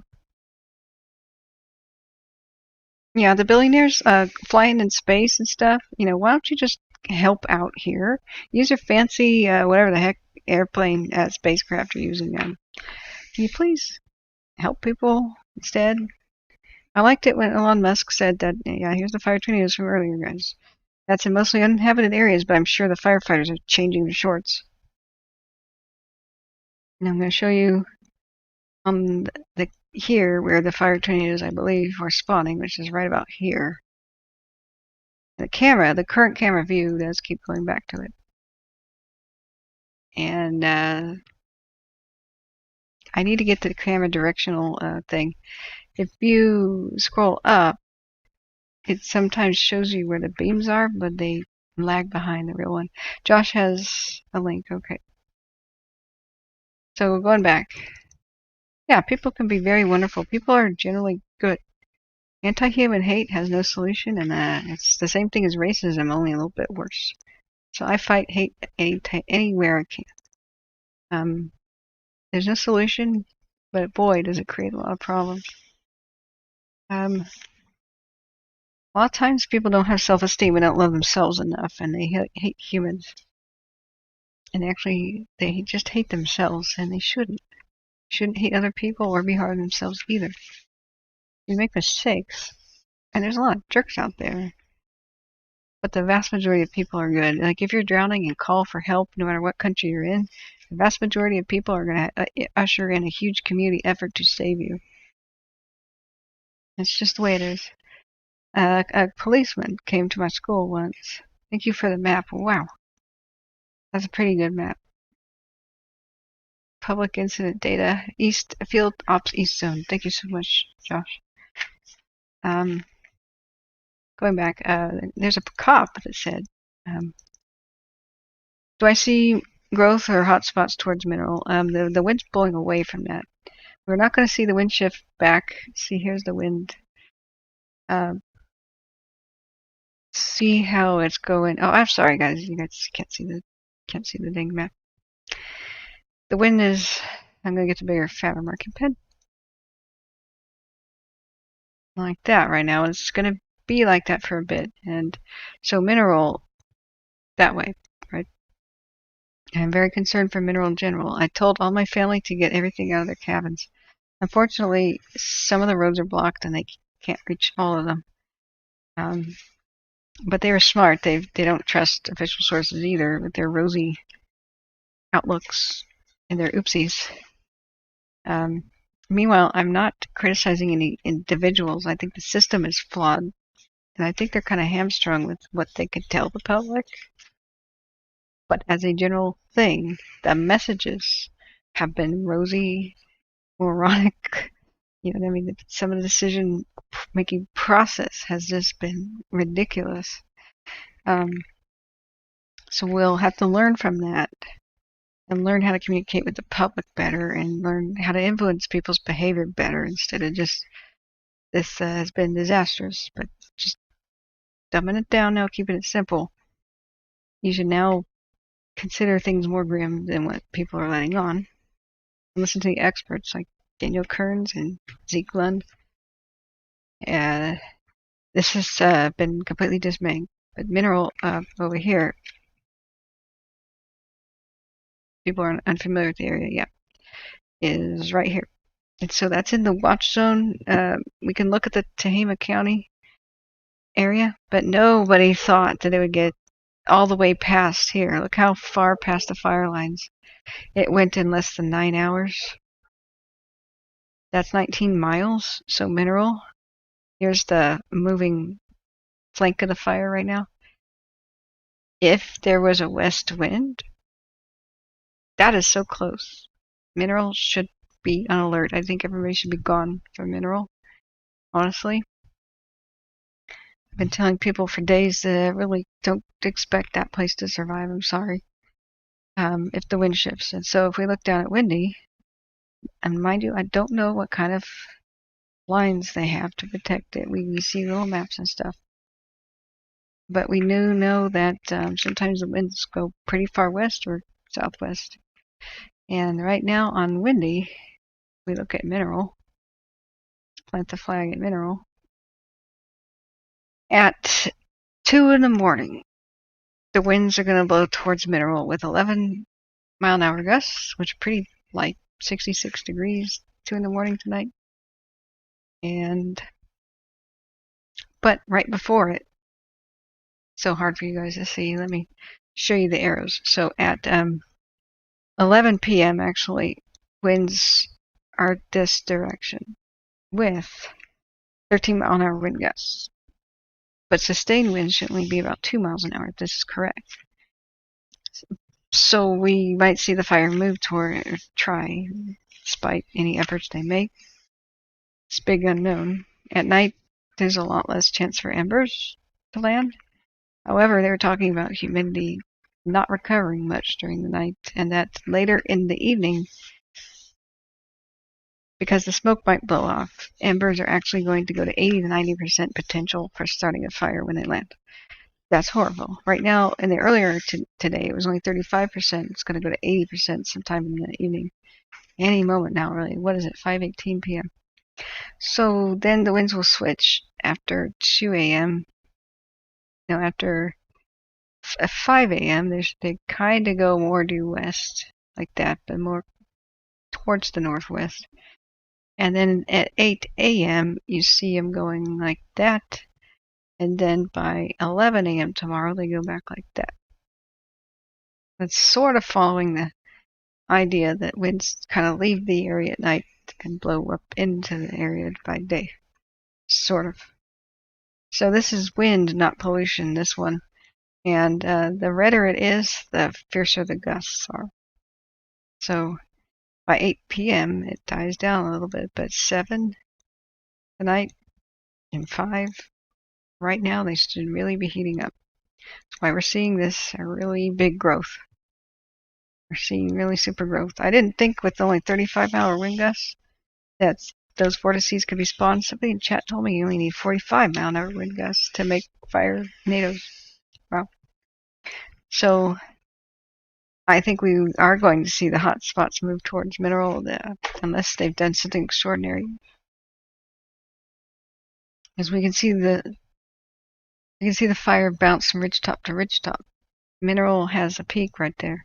So as I was outlining the other day, since we have moving fire here, if the wind blew it here, and then here, and then here, this is a high peak over the top of a valley where it could rain embers on for about long before the things in between burn. That's just the way it works. It's spooky in this terrain. So we could see mineral affected soon tonight. I'm hoping we don't. They're working real hard as they can, but it's mostly luck with this situation, this mega drought, determining what survives. We never thought we'd lose Greenville. That's just a shock. We almost lost Chester that night live on stream because the wind went due north, and there were so many people in town battling the embers. We still lost the beloved town restaurants on the outskirts, and we almost lost the airport. It's unbelievable. That is a firefighting airport. They can't even defend where they launch planes, next to a giant lake. So I'm dismayed. And when I tell people the worst case scenario, you can adjust for it, be prepared for it. I don't believe in sugarcoating things. But once you have prepared for the worst, you can now relax and just realize a lot of this is out of our hands, so don't worry what you can't control. So, going back, Joseph Sealis, welcome everybody. California has a major corruption problem. The California Public Utilities Commissions and PG&E and stuff. Well, we don't blame parties. Corruption can be on either side of the fence, but I do know that Newsom is corrupt and has in bed with PG&E, bails them out. And so I believe they should become a public utility in the conflict of interest. Stop playing the pockets of politicians. That's absolutely. But California does have a huge corruption problem. But you know what? When Enron was around, wasn't Republican governor? Wasn't that the I'll be back? I don't know if Arnold was involved with that, of course. And he's looking. It was kind of a joke back then, but he's looking like maybe we should bring him back. Really, you know, I don't know. I don't endorse candidates unless I've really seen them behave, but I haven't found any hope on either side, and I keep saying we need new blood. Instead of career politicians, let's get somebody with firefighting experience and put them in power. That's what California needs, is a firefighter leader. Somebody educated, nonpartisan, just wants to get stuff done. Put that person in charge, I'll endorse them. But I was so sad during the presidential debates. None of the candidates mentioned the fires. Oh my God, guys! Did I not show you what I was showing you because this stupid window was open? I'm sorry. I have to go back and tell you what I was doing. But none of the presidential candidates mentioned the fires when the West was burning down. Like it wasn't even an issue. Washington, wake up! Wake up! The most populous state of the union, with the largest economy, is a flame. You may want to pay attention. So I have not been particularly enthusiastic about old blood. New blood. We need new blood. Yeah, if you guys want to discuss who you might think is better, that's okay. In general, if you don't fight, just say I like this person, that's fine. But I don't get political. I call out the governor because he's a terrible person who has enabled. I mean, it's just terrible. RRD in front of your name. If you bail out the company that just killed 100 people, not only just by fire, but by poisoning well water and giving people cancer and covering it up, Flint, Michigan style. If you bail out that company that is going to pay out the victims and limit the amount of money the victims can have, and then smack them around by saying that that company, which has lit more than 1,500 fires, most of the worst fires in California, the deadliest, because they don't maintain their lines and don't care. At least the upper echelons don't care. If you limit their liability, make it so they don't have to pay the victims very much, and authorize them to rate hike on the same victims to pay the victims, that's nasty. Go ahead, criticize him all you want, but mostly just talk about his replacement. We know he's bad. We know he's corrupt. We know it. And then NPR does an investigation and other things saying he's fooling people. People got hopeful. He said I increased the California firefighting budget, but he actually slashed it by $150 million. Psychopathic, in my opinion. I don't think he's a Democrat. I think he's a criminal wearing a Democrat name tag. You know, I do not have a high opinion of that man. However, go ahead and just have your ideas, but we're not going to fight. We're not going to fight. We don't blame people. We don't discuss conspiracies. We don't get political. We don't blame one party or another. It's a very complicated issue, and we're going to come together. Divisive talk goes on in the chat. Then you're invited to leave. Blaming each other is what got us into this mess. We haven't been able to come to an agreement and do anything about things. Yeah, corruption transcends party. You know, it's any evil person can put a name tag and say I'm for this party and not really represent its values. You know, there's all kinds of scandals on each side. Check my email right now. Okay. Oh, yeah, he's done lots of bad things. And if you just Google the article, he seems to have slashed the firefighting budget by $150 million, but says he's increased it by $500 million. That's NPR's investigation. Now, just go ahead and check it out. But right now we gotta see what the heck's happening.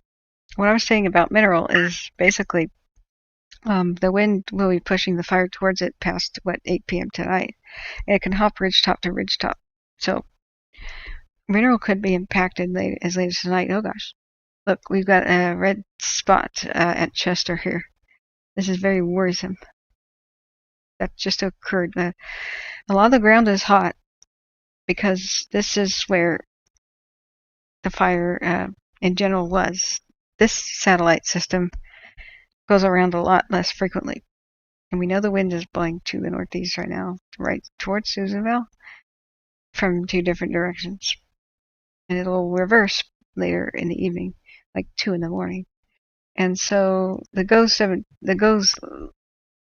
satellite is a lot less accurate. It doesn't mean that all of that's on fire above Chester, just somewhere within the square is a heat spot, probably is bigger than an acre. So we can keep looking back at, that's the marching fire. It just moves it. It's hard to tell people and orient people. But when you see the flames on the ground, which is very scary, it's here going towards Susanville in general, following the wind. And when the camera pivots back around, I'll orient you, because it keeps going 360 degrees. Both cameras are on the same tower. And it keeps pivoting around. So that is, flames on the hillside. That's over by Moonlight. So I want to give you an orientation real quick. when you see the flames on the hillside, it's down here. Now when you see, wow, the fire is at the camera. This is where the camera is. So it's going to be seeing it come up towards the camera. The fire is real close. When you see a rocky outcropping, it's this. And so it's generally rotating in a 360 degrees area. So let's go back and look at it. This is a rapidly evolving situation. Look at all these hot spots.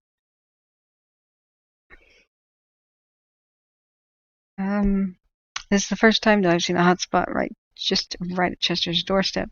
So we do have a webcam going on in the town somewhere. At this point, I'm wondering if evacuation notices will change as it gets closer and closer to Susanville. But I think I need to show you guys the fire tornadoes we've been seeing. This is real. 1,000-foot tall flames in a spiral up next to Moonlight Peak is real. Moonlight Peak is mostly uninhabited, but the firefighters there got to be changing their doors. I would be. So I just want to show you guys the actual fire tornado. This is earlier from my stream today. That's today, not that. This.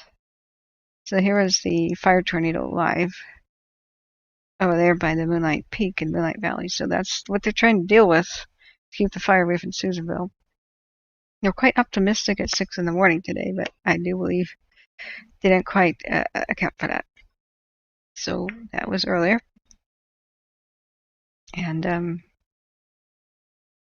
they're going to try to stop the fire from approaching Susanville by the 821, this highway. And then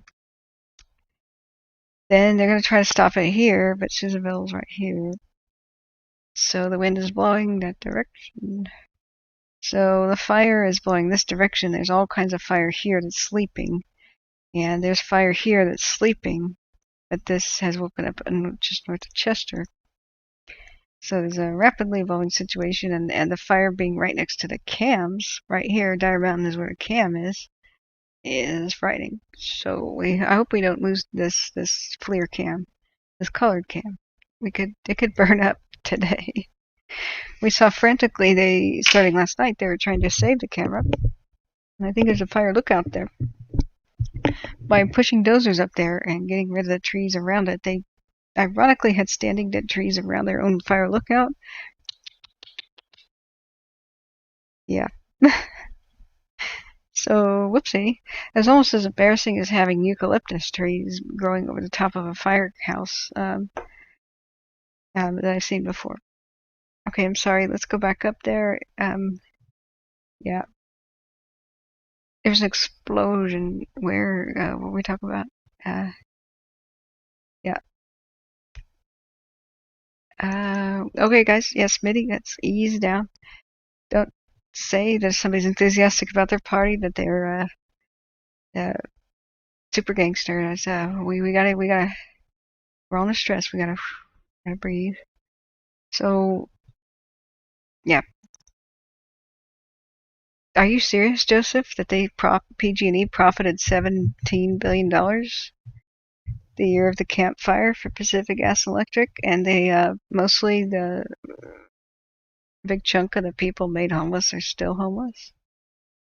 There's something wrong. I haven't verified that statistic, but there's something wrong. So, but we can fix bad politicians. We can throw them out. So, yep. We should focus on the fire right now, though. I just wanted to explain to people who have tuned in what's happening and why people of California want to recall him and why they're enraged. I'm enraged too. He almost killed my brother, and by enabling a company, he almost indirectly killed my own brother. And that company did kill my family friend, and 3 of my family members nearly got killed in other fires that just keep getting started by the power company. They started more than 1,500 fires in the last couple of years. That's an average of 1 a day. Some of them have gone to be the biggest, most expensive, and deadliest fires in California history. They're all crazy. Lives again. He's live again. Okay, I'm so sorry, y'all. Let's check out Matthew Henderson. Yay, he's live. Cool. So he's our boots on the ground, incredible, amazing reporter. Please like and share his channel because he drives through and he checks on people's property and he can give us information about what's going on.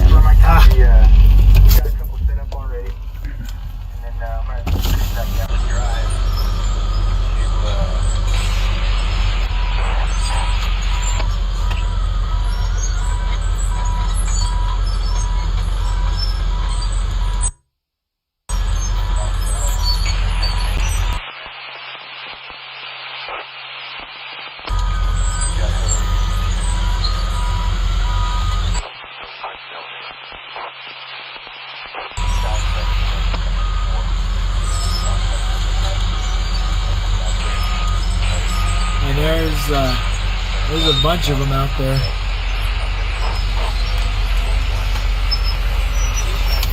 You can see a little wind direction thing there. Got some wind going. Okay. Back to driving. So I see 1, 2, 3, 4, 5, 6 dozers out here working so far. And they're clearing this huge line that goes to the east of A21.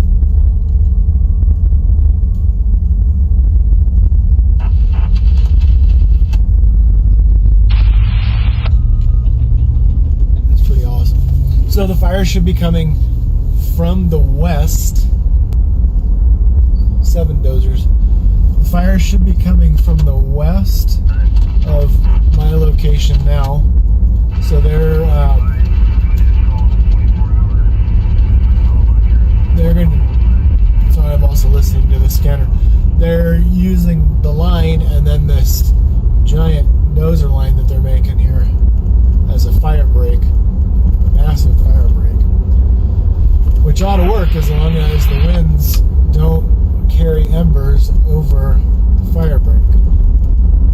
And that's where they get in trouble, is they build these huge lines and then, until the fire's here and it's wind tested, there's really no way of knowing whether it's going to work. There's another dozer out there working.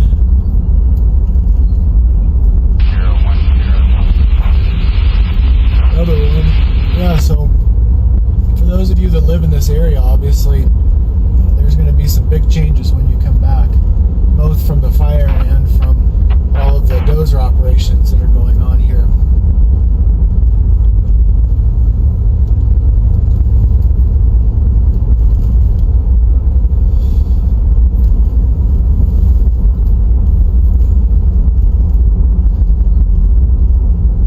And I'm just kind of keeping an eye off to the west, to the left-hand side of me for that fire. I don't know how close it is to where I am, but I would expect that if it was imminent, this road would be lined with firefighters. Coming up on the railroad crossing, and Biz Johnson.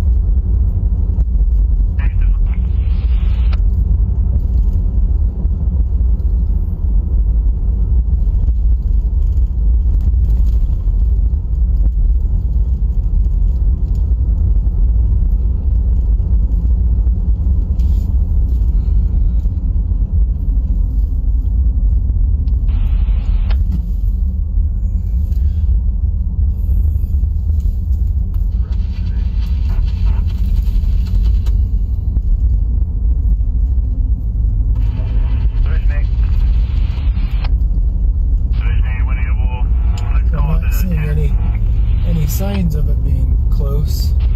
It's very hard to tell through the smoke.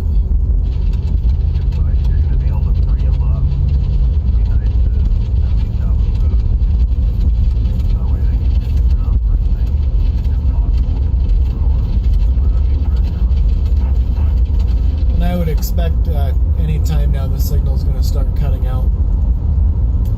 Okay, guys, I'm going to make it clear like I do every day.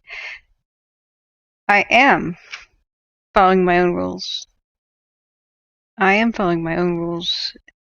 There are no politics such as things that go nowhere. Left versus right is liberals. Liberals' fault or that group's fault. There are no politics like that.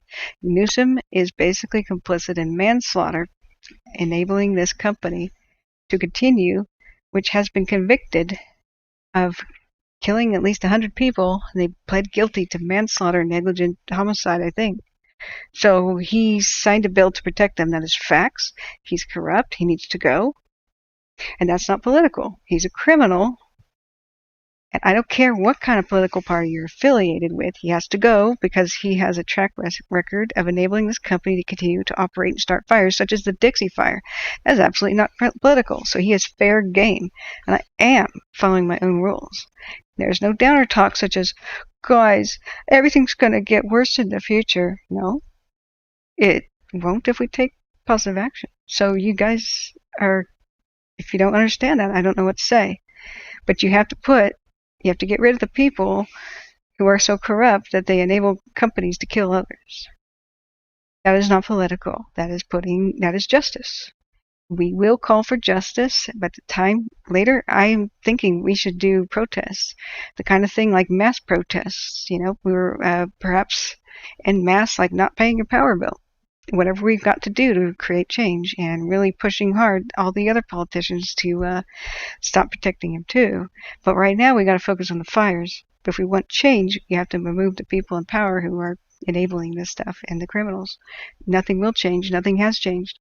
When he killed, when pg&e started the fire, the Cascade Fire that killed so many elderly people and my former neighbors and our family friend, he didn't do anything, or the former governors didn't. They protected pg&e. And then 1 year later, the Paradise thing happens, and he protects them. And 85 people die. And then the next year, last year, pg&e starts the Zog fire, and more people die. He says that he's going to get tough on them, and he does not. So that is solving the problem of the fires. This is facts only, and those are the facts. You can look them up. PG&E has started more than 1,500 fires. So what you're allowed to do is criticize Newsom. But my new mods that I put last night at 10 o'clock at night didn't know that part about it. I didn't realize that we weren't aware, and they deleted some comments about Newsom, but go ahead. He's fair game. The dude's a nut and like a criminal. So this is my channel, and we are here to solve and problem solve about the solution. And I don't care if there's a D or R in front of your name, but if you enable that kind of crap, you gotta go. So he's out there blaming everybody but himself, but it's on his watch. He won't take responsibility, and don't listen to a thing he says. He says that he increased California's fire budget by $500 million, and we find out with NPR's investigations he slashed it by $150 million. According to NPR, he's not being truthful with the public.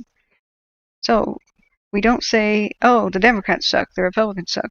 We don't say liberals suck, or this or that. We don't say anything like that. That doesn't go anywhere. That's not good. We have to come together instead of fighting each other. That's what he wants. He attacked, the president and stuff instead of taking responsibility. Left versus right means nothing gets done. Left and right together to get things done together. Wow, magic's going to happen. If you don't get that, I don't know what to say. But that's the rules. Now we're going to go back to the fires because there's a crisis unfolding. If we don't come together and deal with it, we will die together. We are all in the same boat. Crocodiles are surrounding the boat. We are in a war against fire. These dragons, okay? Maybe I should say dragons of fire, are here to kill us all. There's not much of the state that hasn't burned yet at this point. It's time to act right now. Come together and shut up and stop fighting. There will be no bickering in my chat. I will throw you right out. Back to the fires. Now, this is Matthew Henderson. He's awesome. You guys should invade his channel and give him tons of likes and give him money, too. This guy is awesome. He's been driving around, and he's been checking on people's properties at the risk to his own life. I'm going to turn off the radio because that doesn't seem fire-related and turn him back on. And we'll find out where he's going. If you guys give him some gas money, he'll go check on your property.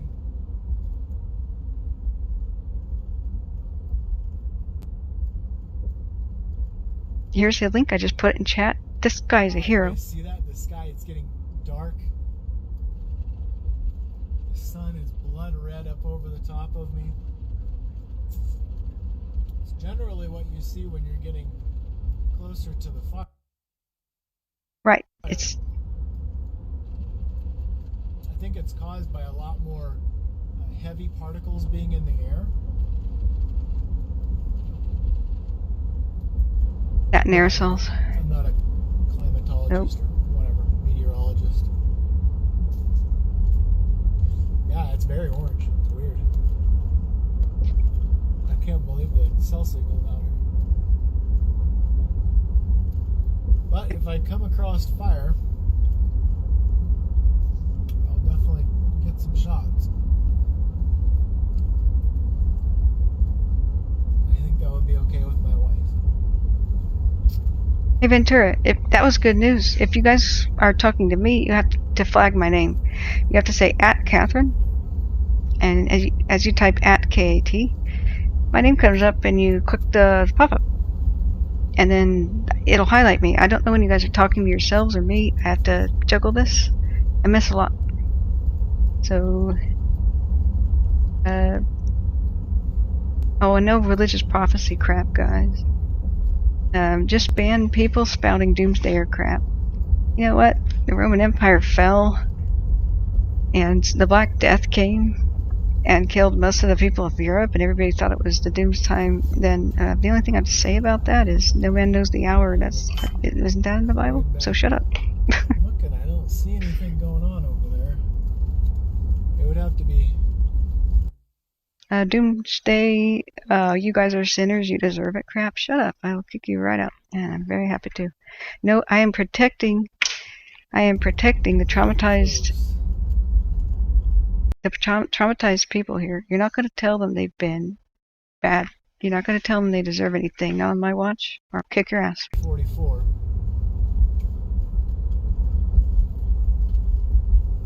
I'll punch you so hard to exile, you'll circumnavigate the globe a few times before you land. But you'll never come back.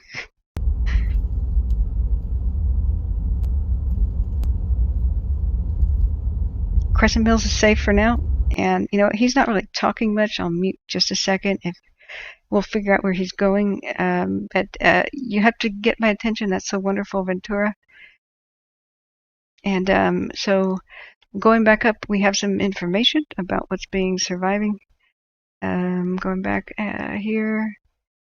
Helen Henthorne, great. Thank you for the information. Tamarack Fire dropped down into the Owens Valley from Markleyville rather swiftly.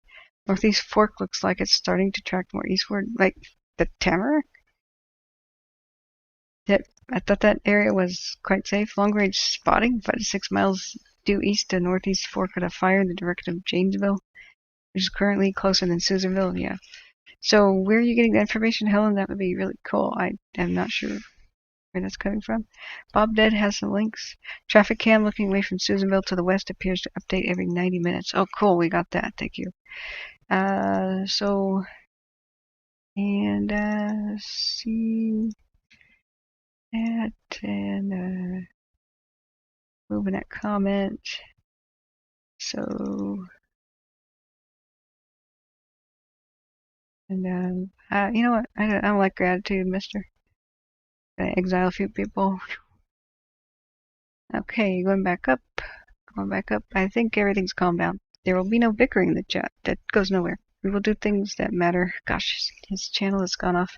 Every time that he loses his cell phone, he tries to come back. And sometimes it's right away. We'll give it a second. And this guy's awesome. Matthew almost got killed in the Indian Falls area. He had to run away with the firefighters. So when he was today going over by the 821 road, they've come through here with that masticator. Take 3 shots. Gosh, he keeps cutting out. But he was looking for places to hide from the fire. It's really approaching Susanville from the west. I hope they can hold it. This is really crazy, this over here. So, and this over here, we saw fire tornadoes. And before we go back to them, I want to show you guys, because we're waiting for a signal to come back. We just saw fire tornadoes by Moonlight Ridge earlier today as I was monitoring stuff. Look at that. that's basically a fire tornado or vortex, 1,000 feet maybe, 800 feet tall. That was over by Moonlight Peak. We saw several of these spawn. We keep an eye out for more, but it's absolutely insane what's going on right now. So I'm so grateful for him to be around showing us what survived and what hasn't. I'm very worried about Chester. The wind's blowing right to it, where we've had a lot of fire activity on the rim. There's something right there. So I don't think he's anywhere nearby, but he does things like return to Chester. Still fire north of Crescent Mills. That was saved last night, thank goodness. But there's fire right next to the FLIR cam. And where the fire tornadoes were spawning was right here. And it's risking new hotspots going towards Susanville and Janesville. I don't know why those places aren't evacuated, honestly. Or at least on watch, telling people to prepare. I don't understand it. But later tonight, the winds will blow back towards Chester. And what will happen is that Chester will face an assault, maybe even a greater one, when the winds go back that way. So as we're waiting for Matthew's feed to come back, the big crazy thing is we don't want to see the smoke lift, because that'll make the fire. It's like lifting the lid off a frying pan. It's keeping it damped down right now. And then going back here is, well, please start. Okay, if we look at windy later today, this is wind gusts. So red is where wind's the fiercest. And the winds will go back towards Chester, blowing back with 13-mile-an-hour wind gusts around 11 p.m. ish. So we're not sure exactly the direction it will blow, but it will be back in Chester's direction. And either like so, or a bit like that. We're not quite sure. Different places are speculating on different changes. But the fact that this one spawned some gigantic tornado things, more than 3 of them, as we were astonished and watched live. And we saw 20 hours ago 3 of them spawn in an inferno the same night that Canyon Dam was taken out. These wind conditions are very similar. It's just that there's more humidity. So I just expecting, and we can look back quickly at evacuation notices. Excuse me. Johnstonville, I thought it was Janesville. Is that a separate town? Excuse me. Johnstonville Airport area. These areas might really be impacted. I would think that they would put more alerts over there. So they thought that they could use the recycle the sheep fire scar, the containment lines that they made. And that's good. But also I see it spreading beyond, I think, where they wanted it to today. So we'll see what goes on. It is almost 6 p.m. It's 5:52. Are they going to have the meeting tonight at 7? Not that that has been very useful, but we might want to tune in.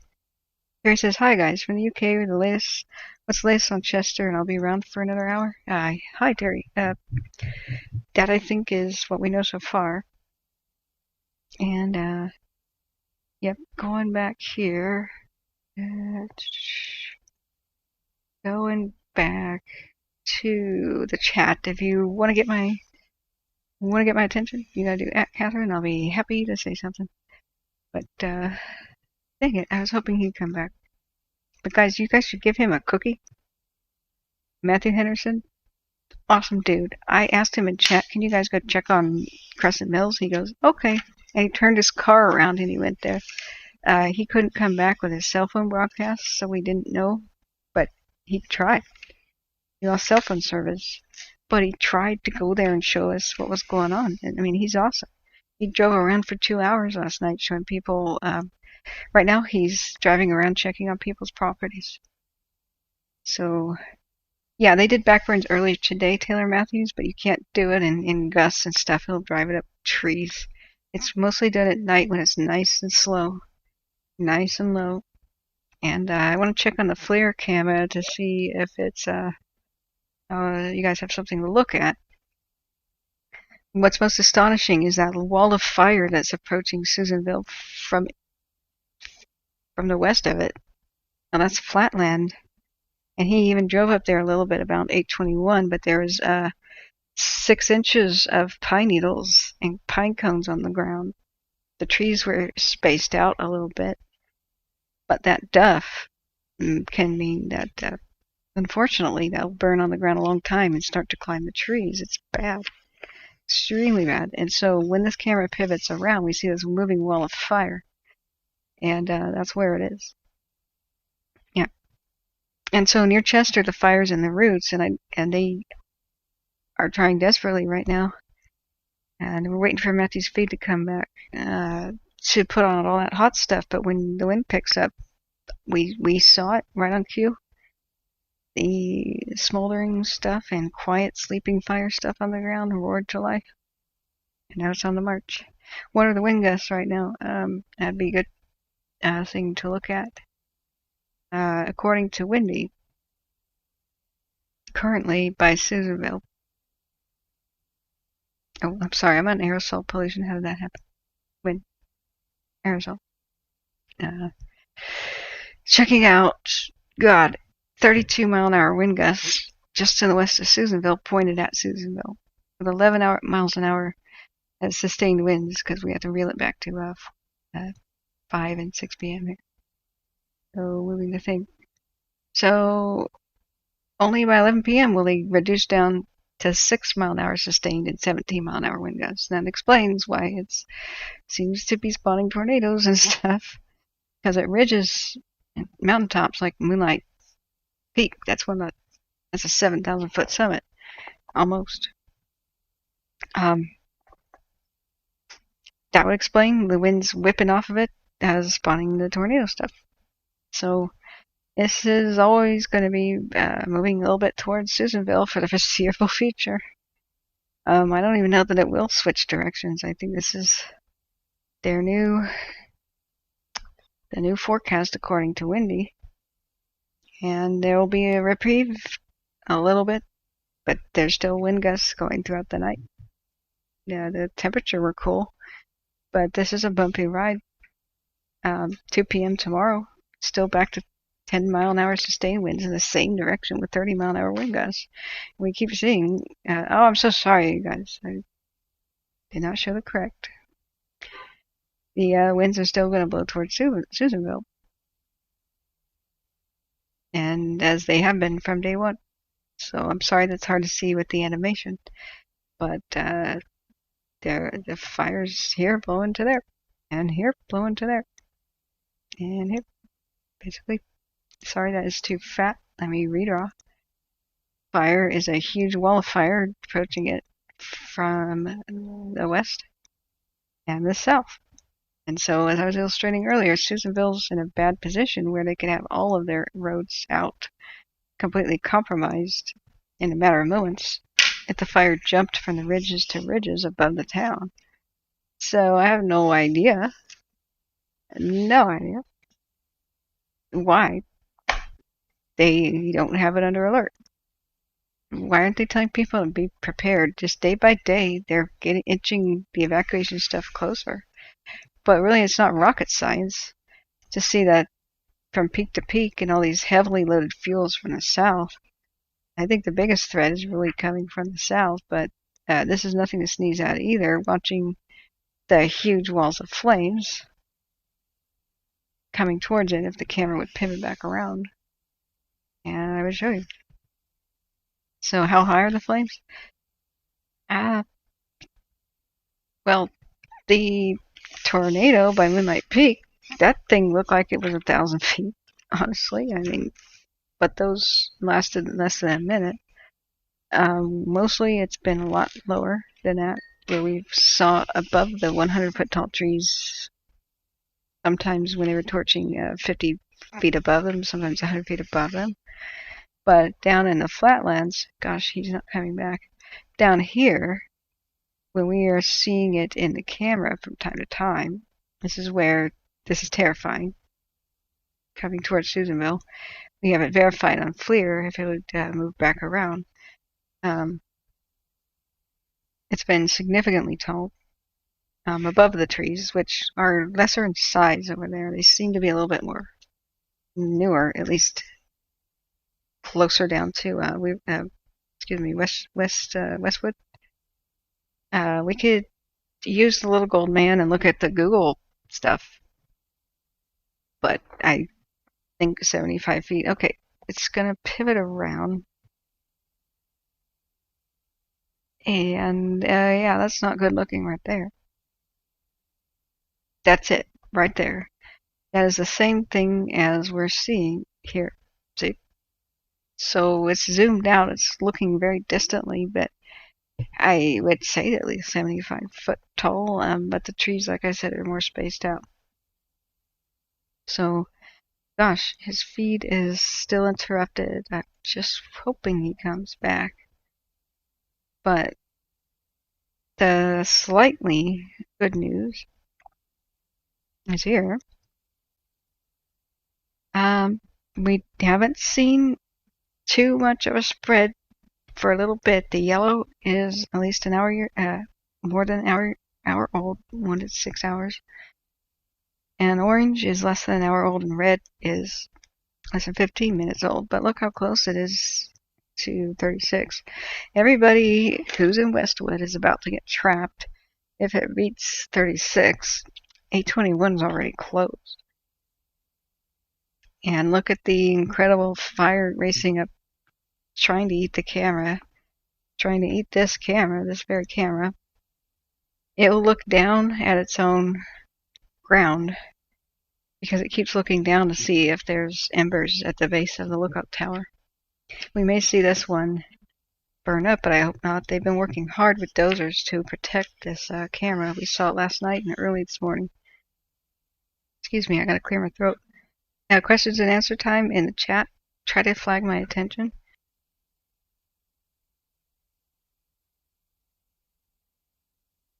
Excuse me. I'm completely congested and still shook.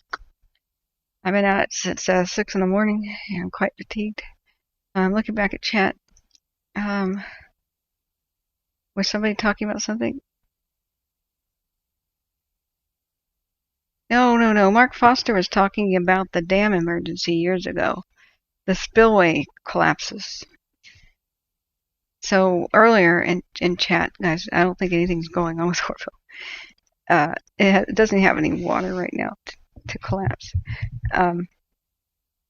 We were talking earlier about how people tell it's wrong of officials to tell people in a huge area to evacuate at once because 40,000 people took to the road at a moment's notice. With the spillway collapse crisis of a couple years ago down here at the same county, this county has been through the ringer.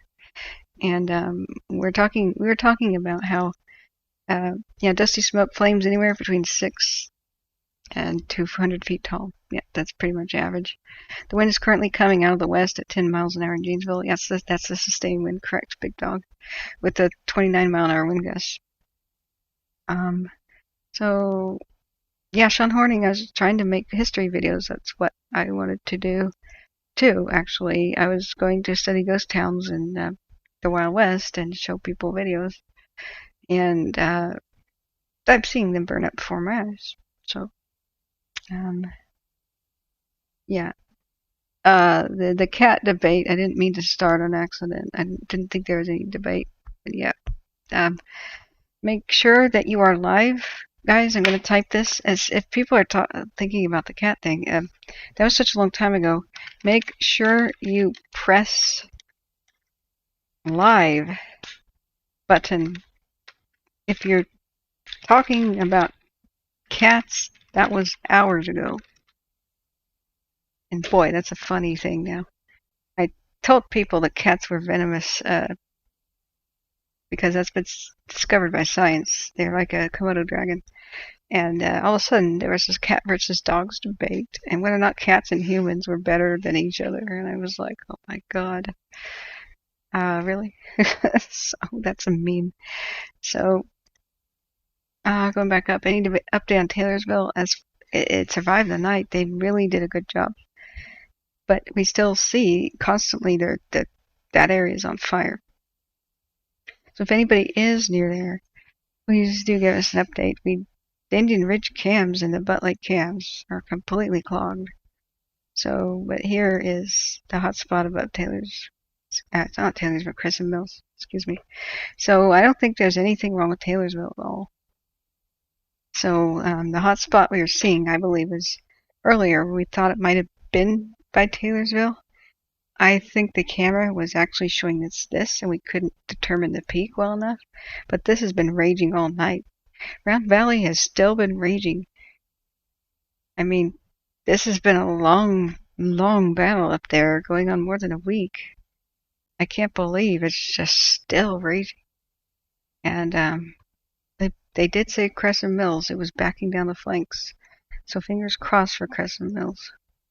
But this spot near Chester here is concerning. The moving wall of fire here is concerning. We do have fire that keeps showing up on the up here on both of the cams, moving up and crossing Kitty Peak with abandon. There's no aircraft today. I don't see any. They had 19 aircrafts ready to go, and I think they canceled that because the smoke wasn't going to lift after all. But in a way, that's a good thing. In a way, that's a good thing because the smoke was keeping this fire from becoming a monster. That was it. That's the only thing. It's keeping the humidity, but if the wind picks up and the smoke's blown away, hold on to your butts. They said that. They even said, guys, watch out. If the smoke clears around you, fire's going to whip up. And thank goodness it hasn't done it yet. I don't know when it might. Man, poor Matthew, come back. So his video is still paused. Come back.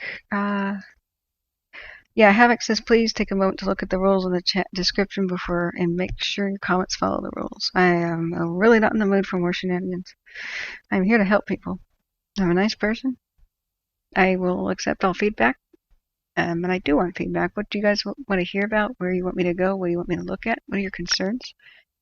Matt is totally out of service. Okay. Yeah, that's sad. But no blaming victims and no doing anything that's divisive and that blames groups of people. There's not a solution. We have to come together or perish together. So Newsom is fair game, and I've always said that every single day. He's a criminal, not a politician. So facts are that he's enabling this company to enrich themselves off of killing the populace. He's enabling them to break laws and said that they didn't have to give the victims that much money. He limited the amount of money the victims could get that they should have gotten. They're still homeless right now, and they're billionaires at the top. So, or multimillionaires. So, but I do not take any harassment. I protect my people. We have a warm, supportive family here. And so, oh wow, look at that. Now that's the marching fire that's marching towards Susanville on the right. Gosh, camera pivoted. Those are pretty tall flames, 200, 1 to 200. It's hard to tell at a distance which ones are flames and which ones are the heated smoke. Up close, it's very easy to tell. No, it's a drought. Max Smith. Just super drought. I've seen Warville extremely low before. California doesn't. What people around the world need to understand about California, and that's fire over there. It's not focus. That's by Moonlight Peak where the tornadoes were on the right side there. People have to realize California never has an average year. That's a freak year. Like the East Coast just sees kind of like average things, and other areas have kind of stable weather. California always, just because of its geography, location, it's unique, its size, rotates between floods and droughts. It's a very challenging region to control the floods and control the droughts. It's all or nothing. And so what the word average is It's taking drought years and flood years and saying that's what the rainfall should be, which is completely ridiculous, but that's what the law of averages is. It's completely off, really. And really, the better way to look at it is how dry is everything. We know it's a drought. And you basically can take vegetation, and what they did, Holt Hamley says, it was really cool, and he explained it. You snip vegetation off of live trees, and you weigh it. And then you compare that. And then you kind of like let it dry completely out when it has zero moisture, right? So you compare that too. And every single year you do that, and the years with more rain, the vegetation weighs more, right? So the more severe droughts can be kind of determined by just how dry the vegetation is. A lot of that determines that is like humidity and stuff, so dry weather and droughts. But mostly these trees up here, they don't survive on rain. It doesn't rain typically too much. It's pretty much a freak event. California gets snowpack, and then they store the water in the big dams and the big lakes. Elmore being one of them. Was once a valley meadow. Orville the same. Bullard's Bar, Round Valley, countless reservoirs, some of which are gigantic, Folsom. They stored it and use that for irrigation and drinking water and stuff. The same thing in Englebright. There's tons and tons of water storage up there. A lot of it's flood control, some power generation. But they do what they can, but they're still overwhelmed by Mother Nature a lot. It's extremely challenging to manage this. So snow melt leaks into the mountains and then is stored up in the mountains, and it comes out of springs as well, ever-flowing springs. And that's part of where water is gone. So these trees have really deep roots, and deeper in the soil it's wet in general, just from the snowpack. And so part of the drought is determined by snowpack as well. Now, if it's a rainfall thing, well, California just doesn't have much of it until there's epic downpours and mudslides and stuff. The song, "It Never Rains in California, But It Pours," spot on. So people have to understand what goes on here. So going back up, Taylor Lake is one of my getaways. Okay, Josh, fire has spotted over Dozer Line off Moonlight Valley Road. Sounds like they said Buffalo Ranch, fire very active. Wow. Moonlight Valley Road is pretty long. I said from the get-go, one of their craziest tasks they had that was most difficult is keep the fire from crossing Indian Valley.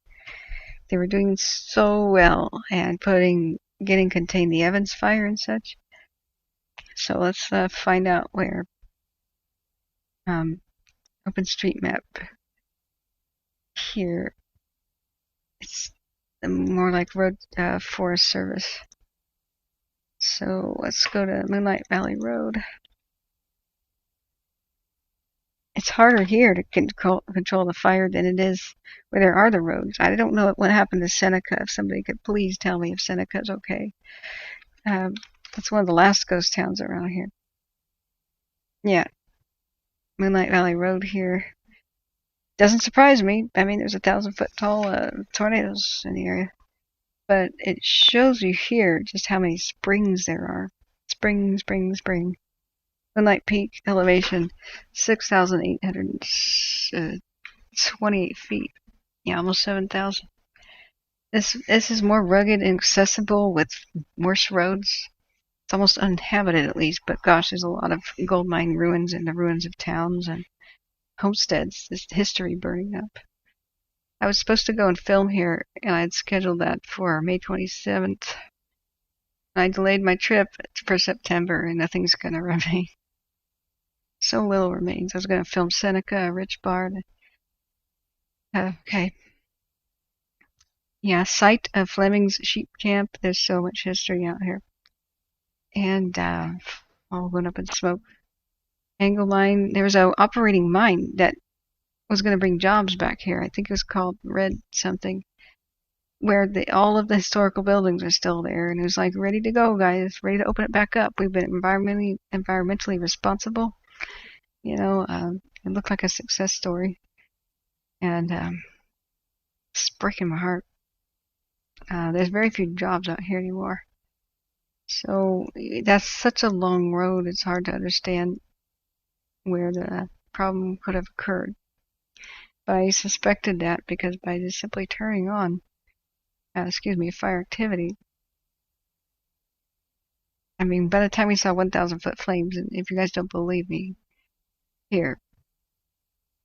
Sorry, I didn't show you the map I was looking at. It's basically underneath that mess. I can't even tell where it might have jumped the line because it's a long road. Here is the tornadoes from earlier. Fire tornadoes. We saw like 3 of these spawn, and that's just the ones the camera caught. 1,000-foot tall flames. It's 2 of them. And the dang camera turned around. But we saw several of those. I confused it being by Chester because that's where the camera angle was showing it being at the time, but it was lag and the beam was in the wrong spot. So, but I'm sure everyone on the line just has been demoralized. Everything they worked so hard the last several days, they were enthusiastic they could stop it. I wasn't, but I mean they were. And I was hoping that they were right instead of me. But I've driven in there and I know that that's insano terrain. You could be down in the little canyon, you can't see the horizon, and up above you, even climbing up higher, it takes your car like 2 hours to drive up the zigzags because it's back, forth, switchbacks. Nightmare to get apparatus in there. With no attack from the air, once it spots over from peak to peak, there's no way you can look up and see 2,000 feet above you that there's a raging fire on the peak and there's a way to get to the top. So, yeah, Havoc, you're off. Thank you so much. Yeah, get your rest. I don't want my mods to tire themselves out. I know it's quite a channel to police. It's a lot of stressed people here. We gotta remain calm, support each other. Just the main chat rule is, please, before you type things, think, can this help the situation or make people feel better? Yeah, I'm so sorry, Tim. You tried to get my attention. Sorry, apologize. And yeah. Yeah, Serene Sapphire says, my family, and let's see if we can see the flames moving towards Susanville. Have they changed Susanville status? I think I should go check Lassen County Sheriff's Office and keep refreshing that. Just like so many other times, I feel like I see it happening first, but they just delay a little bit before they make a public announcement. I don't understand what that is about. Sorry guys, I'm extremely tired. I've been doing marathon streams of 14 hours and 22 hours long with like 6 hours sleep in between. If you like and subscribe, I can get my fire survival messages out. People haven't asked me lately, and I'm hoping that's because so many know already. How to survive, how to make your evacuation plans, and your shelter-in-place plans. And I can show you how. I can give you tips on how to survive a fire. All you gotta do is ask. I'd be very happy to teach the free class again, anytime you want. Because it gives people a lot of hope that, because most fire deaths are preventable. Most people die in their cars trying to drive through flames. That's the worst way to handle a situation. If you see flames, you probably can't outrun them, even by car. You can get in bodies of water, and culverts and bridges underneath roads are the best thing. So I'll show you how to look for them on maps, and you mark them and drive your planned evacuation routes and check them out. See if you really could get under there, if it would be a good shelter. If you have a wool blanket in your car, get under there with it, throw it over your head, trap breathable air, or maybe a pond or a pool, and ride it out like so many survivors of Paradise did. Look for golf courses, big box store parking lots, grocery store parking lots. Chill there in your car.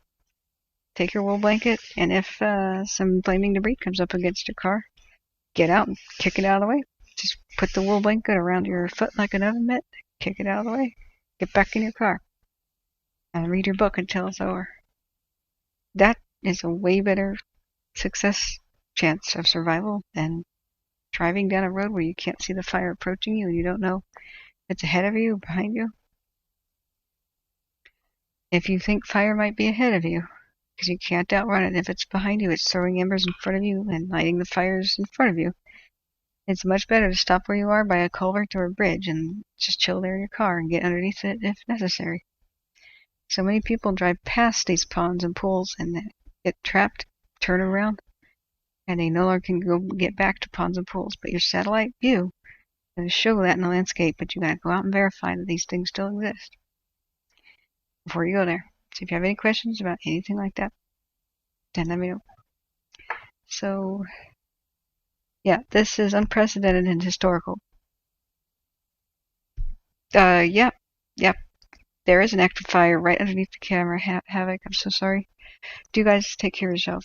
Josh says the northern edge looks like maybe it's pushing east across south side of Swain Mountain.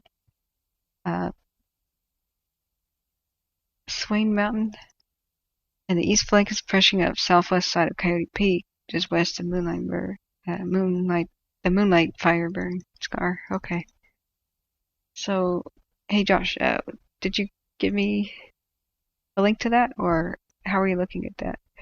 Here's Caltrans' view of an area by Susanville. We've got some law enforcement there. It might be a roadblock. And I can't make that bigger. Whoopsie. But I'll keep monitoring that. It just doesn't update very often. Elevation 5,000 feet here at Susanville. And thank you so much for hitting the like button and subscribing. That helps me reach other people with the messages and help others. I'm here doing this for free as a public service. And yeah, I may have to take a nap.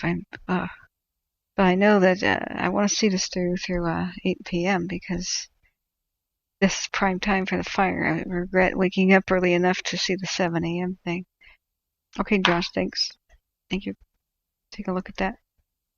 And to get my attention, say @Catherine, and I'll answer questions and look at any wildfire area that you want, as long as I have the ability to. So, yeah. That is true. A lot of Northern California's water is shipped down, and I forgot to mention that.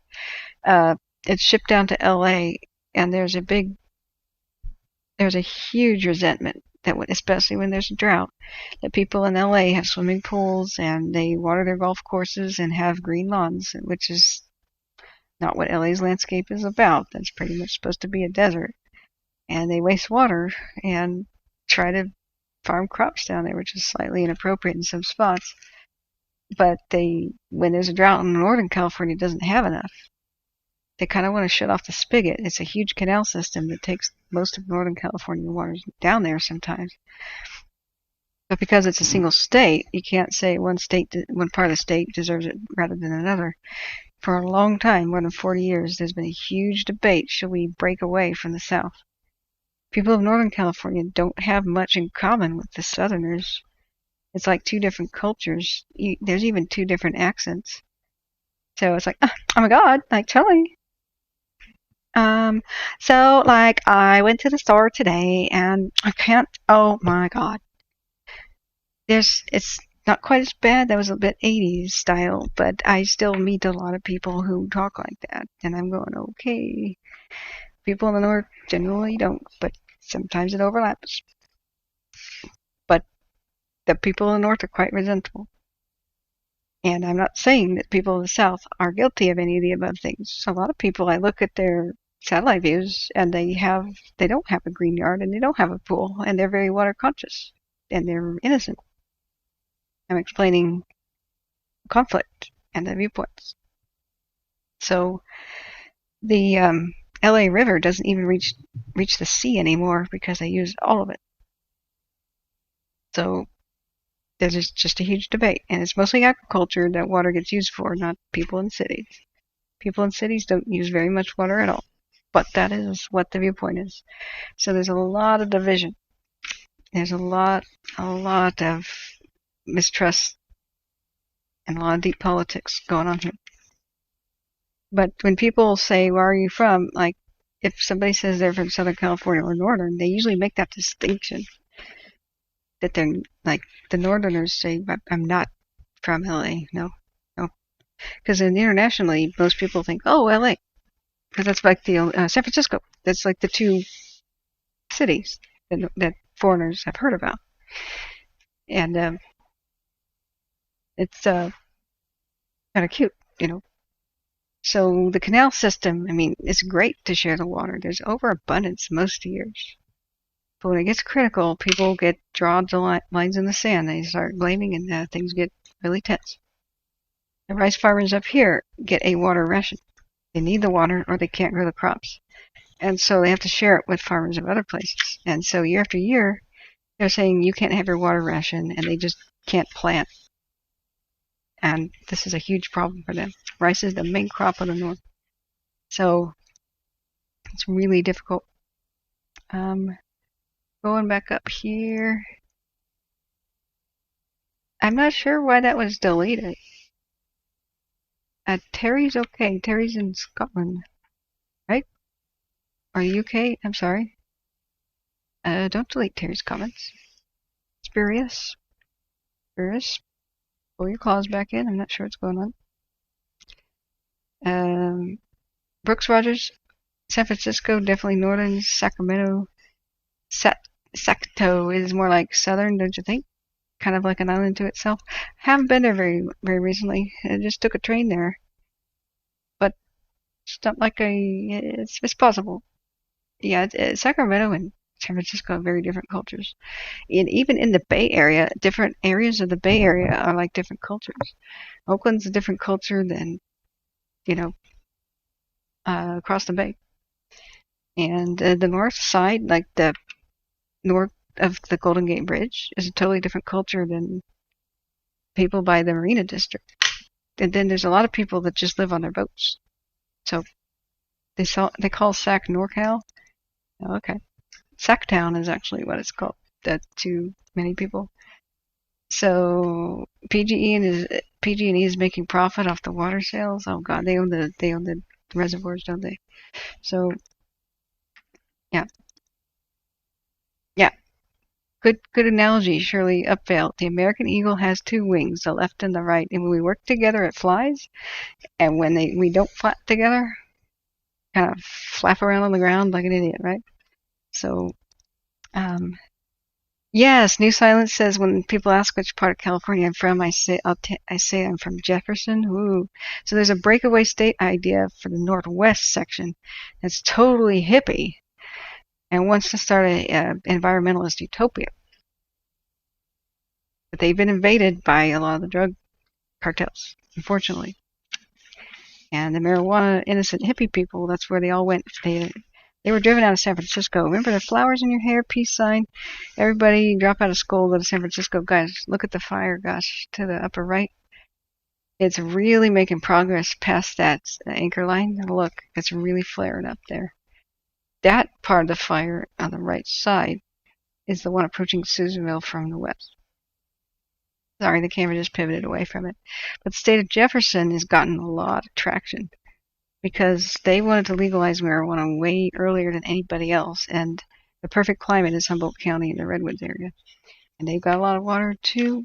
And unfortunately, recently, the 60s hippies have been driven out by really criminal gangs. If you watch Netflix, Murder Mountain, I believe, was incredible as a documentary. I went, holy crap. There's a lot of missing people up there, and law enforcement can't police it. There's like mini drug cartels up there. It is terrifying to go sometimes in California to more remote places for like me to. I look at a map and I see an old ghost town or an old camp and I go, cool. So I just go on old roads to places that most people are unaware of, and maybe where a drug growing operation is. And some of the disappearances in the national forest really are the drug cartels don't want to reveal where things are. It's not all missing hikers and stuff. You have to be very careful if you're going out to rural California. That's just the sad state of things. A lot of it's Central, South American, and drug cartels from Mexico and such, and they mean business. They kill people by the dozens or the hundreds. In Mexico, in the last few years, when the drug cartels went to war, they found pyramids of decapitated heads. Scary. So sometimes when law enforcement and these poor firefighters go out into the woods trying to fight a fire, they're getting guns drawn on them. Or people having their drug thing in the woods, whether it's a meth lab, a grow operation. There's still illegal marijuana stuff because not all counties have really allowed it.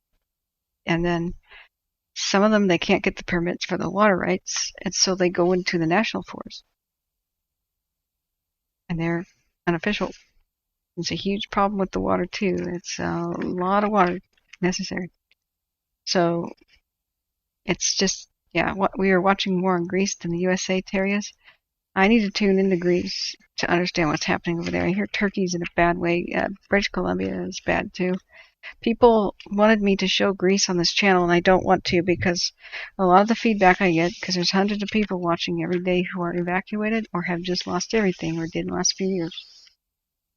They don't want to see the aftermath. So I separate the information from the aftermath as much as I can, except by request and myself having to figure it out. Like we had to show Greenville. But looking at individual homes and such that might be lost, I give warnings saying, guys, that if you haven't seen this, and I delay. Every day the maps come out with pictures of the structures lost, and I need to know that to see what history is lost. But I give warnings and I wait for hours so that people don't find out through me. Try to be as sensitive as I can, because a lot of people can't face that right now. And so seeing Greece go through that, it's PTSD flashbacks in the most literal sense for the people of this area because they've experienced all of the same. And so I haven't even seen that much of it. So, yeah, Lisa says the documentary Murder Mountain was crazy. Yeah, holy mackerel. I can't go find some of the old lumber mill sites to film my documentaries on history now. Everybody who donates $1 to me will go towards my camera fund to go and film the aftermath and interview survivors. I want to make documentaries not about fire, but history too. But there's some places that I can't go unless I had an armed escort to places like Humboldt County or wherever drugs are going. So please give generously to the survivors. Plumas Bank is accepting donations.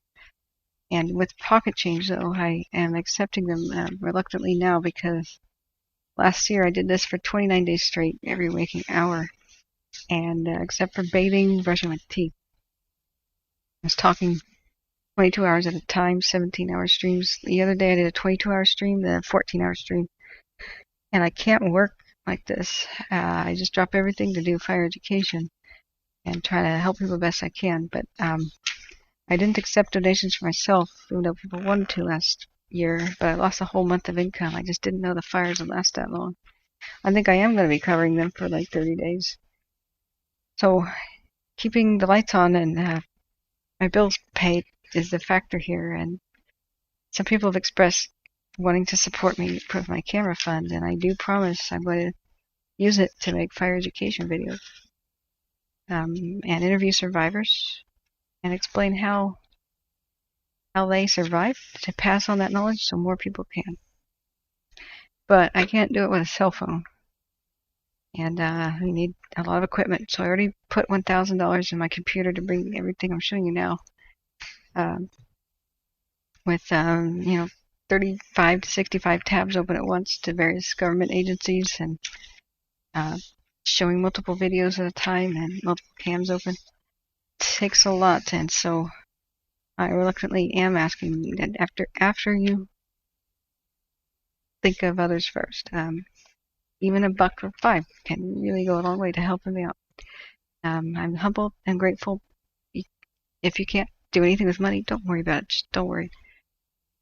But helping me with the like and sub button, or just sharing my link with your own Twitter or your social media, or like somebody who needs this information, or if I can help them, I would love to do that too.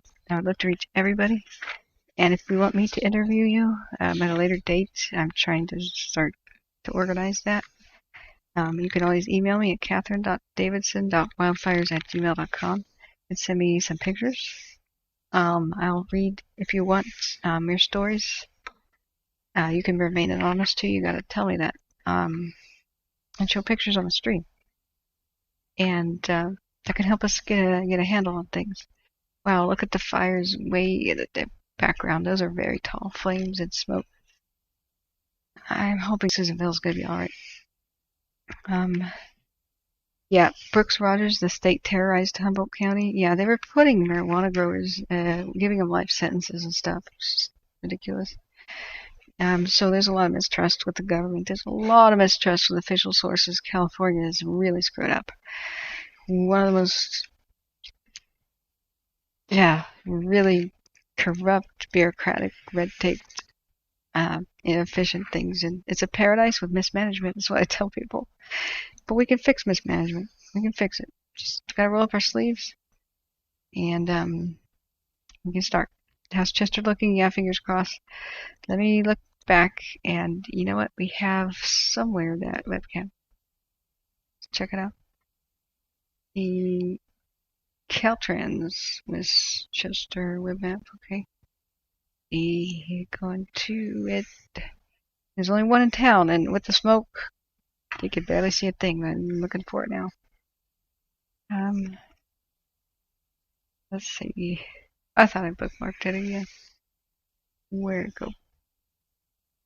Somebody have that quick bookmark?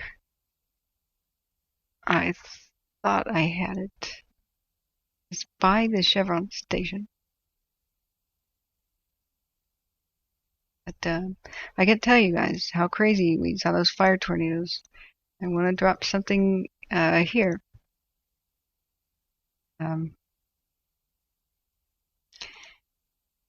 Some of the craziest, if you look up FLIR, there's plenty of people with the screenshots of like what happened not only just 22 hours ago, 2 hours ago.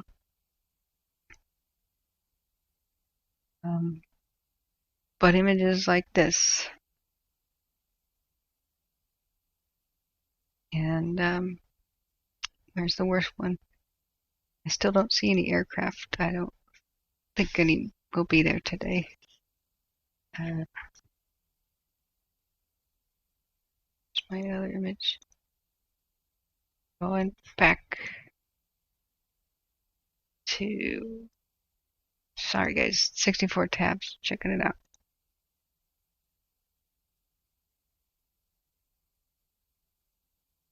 Where to go? And if you want to see the fire tornado, I can keep showing you guys the clip from my video. It was absolutely nuts. Absolutely nuts.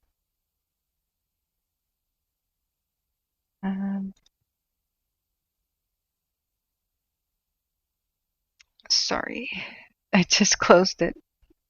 I'll show that to you in a second. I wanted to, a little bit ago, check on evacuation. So where's Lassen County? I'm wondering what they're going to do about Susanville. Ooh.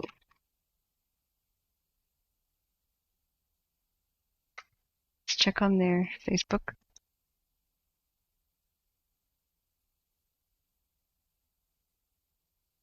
Oh, it's 6:37. There's going to be a community meeting. Cool. It's 6:37, and that'll happen at 7, guys. We'll show the community meeting. It's going to be on Zoom, so I'll be able to stream that. They have terrible audio, but I'll do what I can to adjust it live.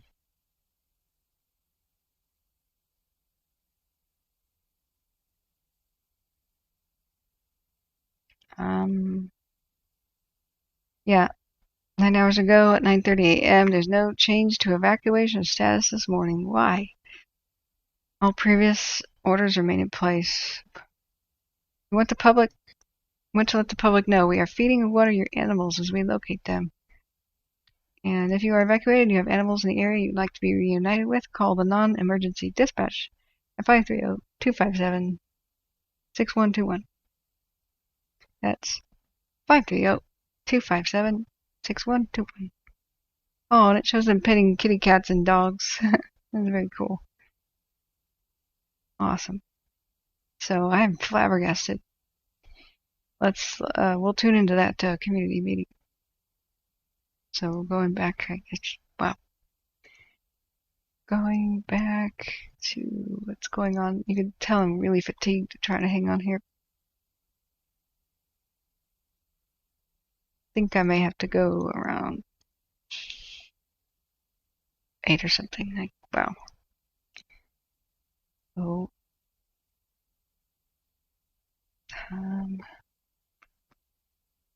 we're back. Let's look at Plumas County Sheriff's Office. See if there's any new news.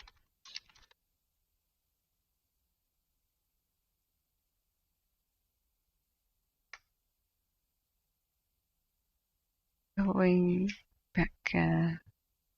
Matthew taking a break.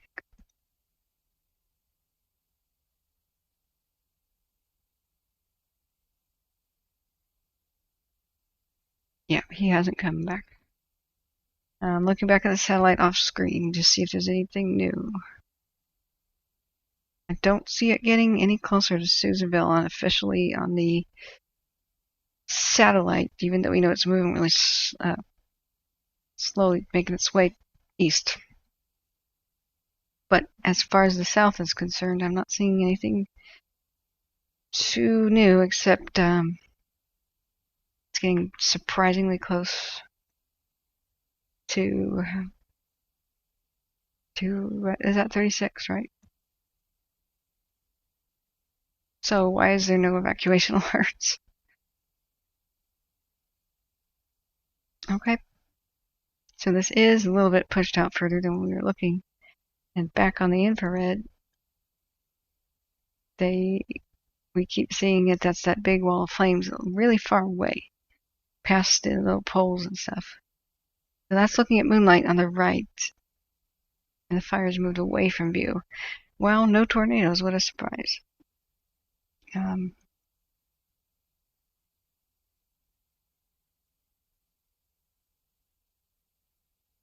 Sean Horning, Status Madness. Yeah, you can send me donuts and pizza money through PayPal. It's pinned at the top of the screen. Thank you so much, Sean, and everybody who supported me. I can't tell you, even just telling me I'm doing a good job is helpful. I'm getting a lot of hate and harassment, and even though I can shrug that off, it's tiresome.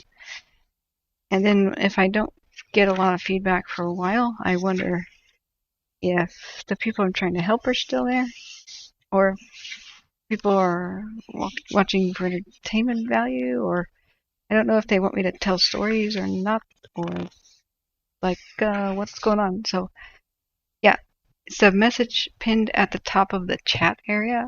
It's a pinned message. Pinned means it'll always be up at the top. Coyote Peak is a good reference point, Josh says. And Josh, Havoc, everybody, every single person in here helping me tame the chaos, and everybody being supportive. I love you. Everybody not moderation. Wow, guys, I'm so tired. Buddha.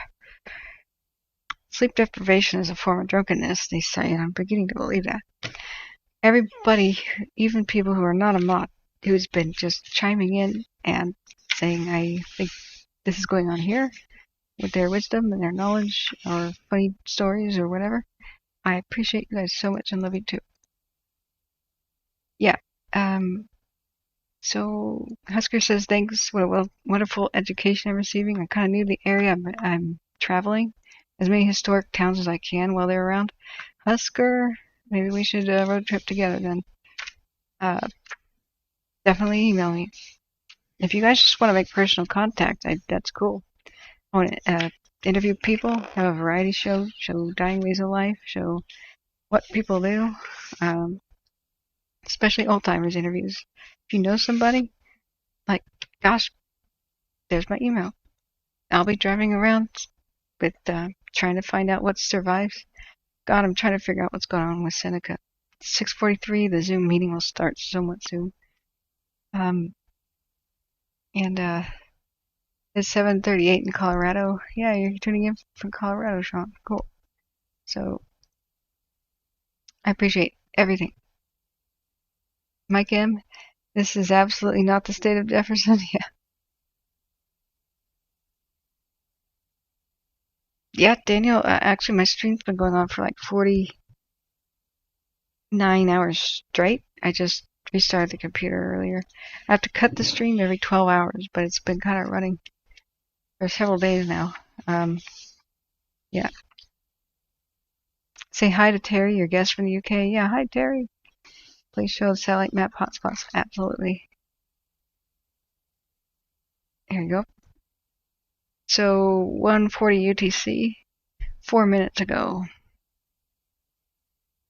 And I wish that Susanville was a bit more apparent, and maybe I can make this darker. But you see, the gray is so confusing, and that's just talking about private versus different types of land. This is ugly. This one's ugly. Do we have a better base layer that has better contrast? No.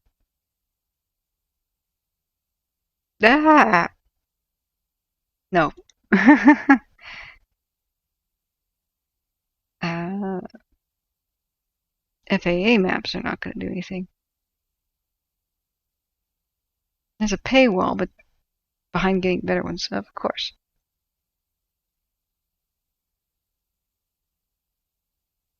Maybe I can just settle for less ugly. Maybe add a little shaded relief. There. Is that better, guys? Is it a better idea of the terrain and stuff? I'm so happy that the Conrad incident, a new fire started by Susanville up by Mount Peg Lake there, which is very close to it, but they got it under control at 1.4 acres. Yes. I'm going back. Old timers getting coffee at 5 a.m. A wealth of info. Yeah.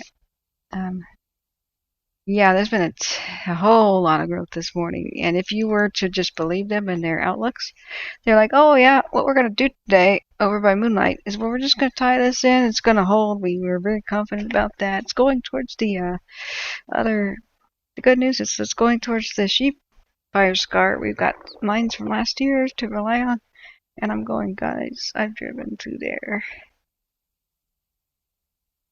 The Moonlight Fire was one hell of a horror show.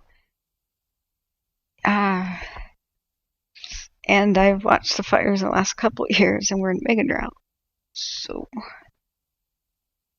I don't blame them for being confident, and sometimes you have to be very confident. This is a horrible job they're going through.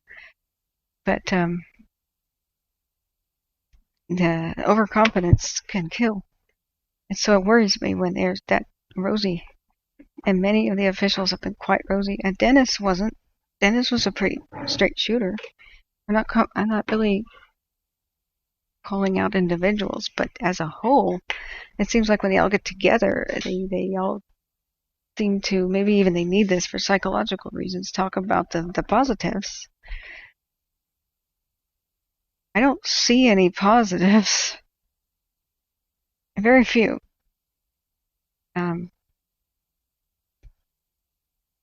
At least ever since we got the shock where after the fly fire started, I went, oh man. But this is quite concerning. So, do you want me to look in a specific part?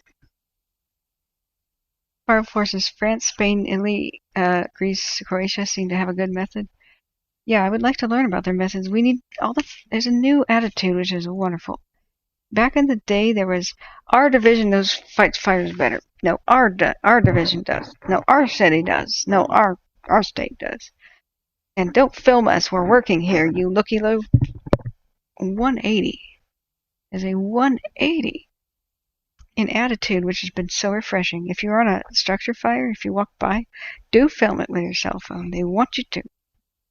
The good departments want you to. And they want you to upload it, and they're using it as training videos, and they look at themselves and they just go, okay, here's how we could have improved.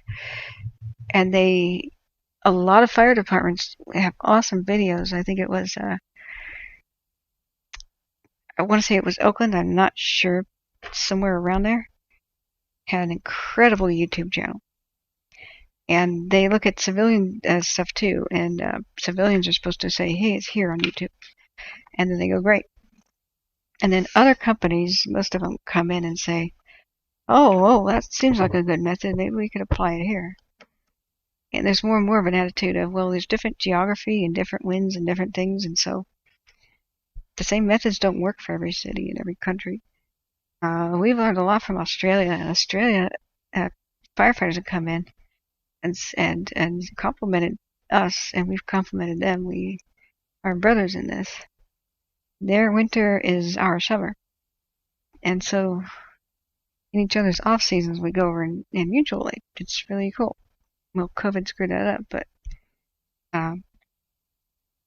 Greece has a very similar climate to California in a way, and Italy too. A lot of California is like Rome to the Butte of Sicily. It's very similar in size, but Italy differs by having mountains in the center, and we got a valley in the center. And of course, California is continental, not sticking out in the middle of the sea. But Italy has suffered so many horrible fires last couple of years. Greece and Turkey and Italy a little bit. But gosh, Greece is what the foothills are like here. It's very Mediterranean. Lots of oak and olive. There's a huge olive industry now here too. So that tells you something. Lots of olives being grown. Let me go back to the map here. That's unreal seeing that. Let's look at that fire spread on the right. There is one section far ahead of the others. It's reaching out with a finger and being wind driven, and you can see that really flaring up.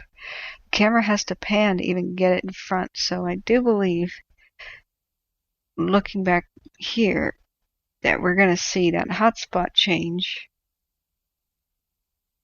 and we're going to see it move to the west, because that finger is moving that much faster than the others.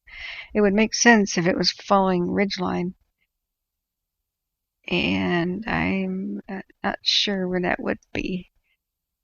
We can't tell from the video, but it would make sense if it's running along that ridge. That would explain the racing ahead, higher wind gusts, higher elevation. They're trying to use A21, a road, as the brake. They were working very hard to make that, and I'm hoping that holds. They were so confident they were going direct on it today, which is so cool. So what we don't want to see is anything getting closer to Susanville. But while eyeing that camera, it's going to be a tough job. We still see a hot spot in the north end of Chester, and I have been unable to find the camera, the webcam from the center of Chester. Let me search my bookmarks. 6:51. The Zoom meeting will start soon. Please remind me. I'm going to search my bookmarks. Let's save that. Going back to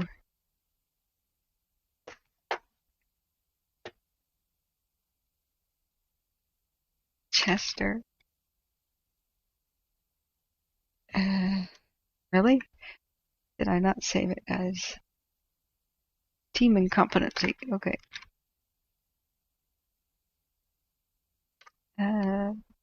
Clicking. Nope. It's not on the word webcam. Whoopsie. Somebody else has the link. I was linking it to other people in the chat. Link it back to me, Redface. Did they evacuate Westwood? Yeah, Westwood's been evacuated since the crazy events where we were seeing the 600-foot tall flames the other day. 3 winters I've returned from my slumber. I hope things haven't gotten significantly worse in the last several hours. Oh yeah, they have. So, did you see the fire tornadoes? Over by Moonlight P. I'm gonna say fire tornadoes are a worsening. That's where they were so optimistic about holding things. But apparently, I guess weather people will study that. Moonlight Peak being almost 7,000 feet tall, I guess that can kind of fork the wind and cause that swirl, if I had to guess. But we just looked over and went, oh my God, we've seen several instances of that. We saw multiple fire tornadoes spawn with 600-foot tall flames the other night with the red flag conditions, the night we lost Canyon Dam. So the coolest thing here, though, oh, I could have a pizza slice. Oh, I just realized. Yeah, I'll do that during the Zoom meeting. We have 8 minutes to the Zoom meeting, guys. Did he say what his new plan was? Which one? Sorry, what?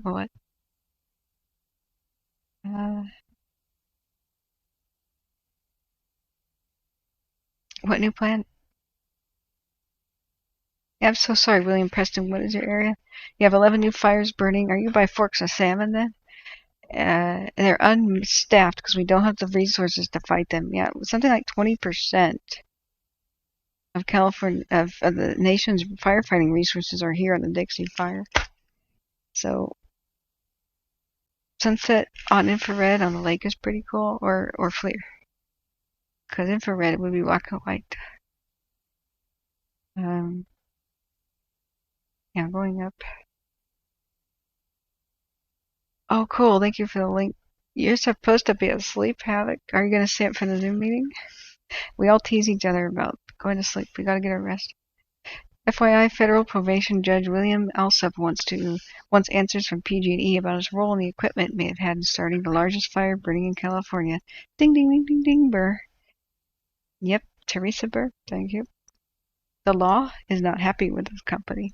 They were enraged. The Butte County District Attorney's Office wanted to slap handcuffs and see jail time for the people. I mean, you would for an arsonist or criminal negligence that killed 85 people, mostly elderly and the disabled, and erased a few towns and made more than 20,000 people homeless. You and I would go to prison for the rest of our lives. They found that there weren't any laws officially where they could do that for corporate execs, and the best they could do is a $10,000 fine. We've got to change some laws. And the same thing up in Redding with Shasta County when they started the Zog fire, and we heard live the helpless radio calls of burned people found stumbling along the road who didn't make it. I'm sorry. Sign-in, you're saying somebody's really asking for help. I'm sorry, I did not see that. Who's asking for help?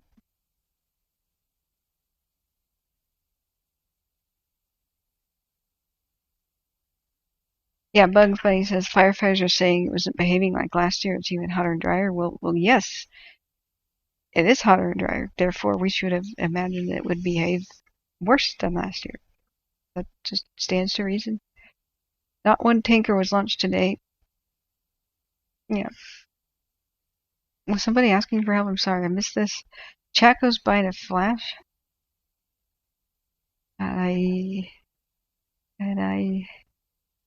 Thanks so much, Catherine, watching from Bogota. Hey, welcome.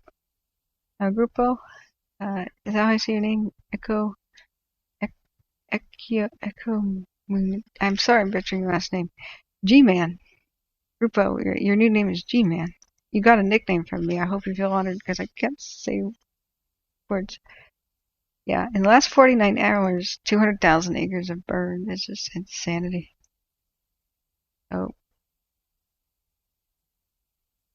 Oh, I'm sorry, Time. I need to get out of here. I'm in the parking lot across from a Taco Bell.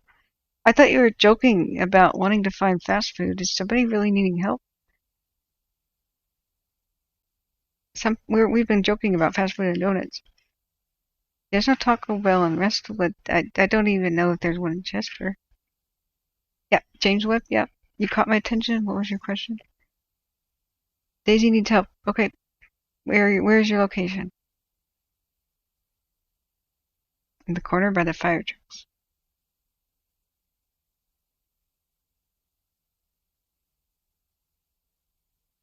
Yeah, I haven't heard of a Taco Bell being there.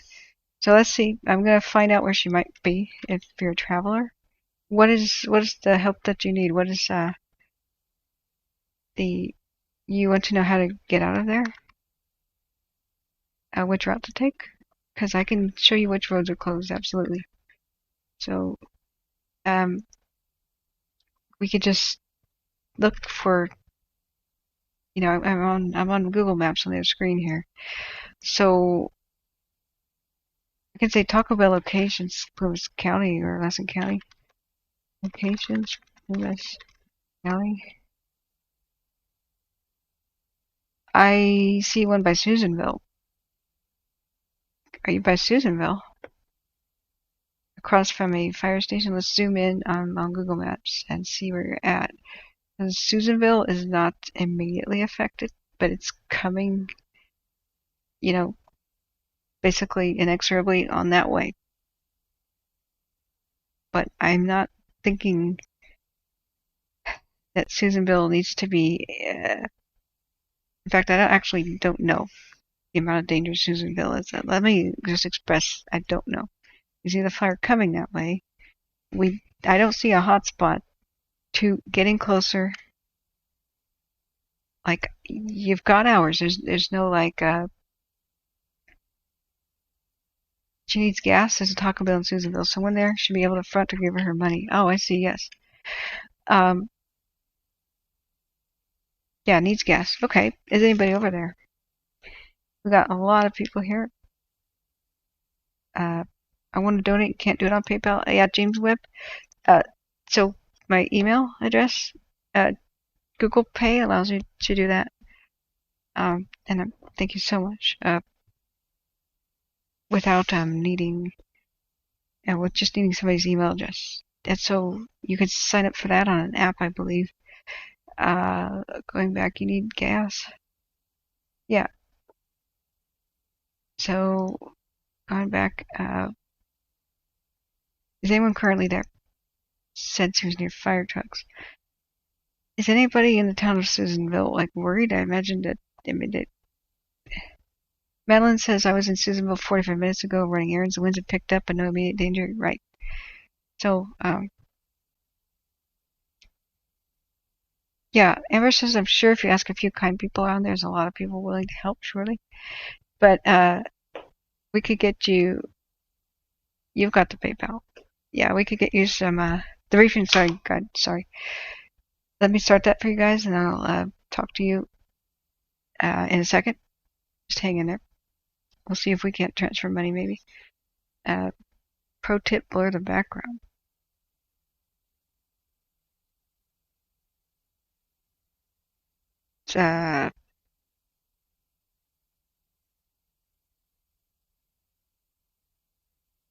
Where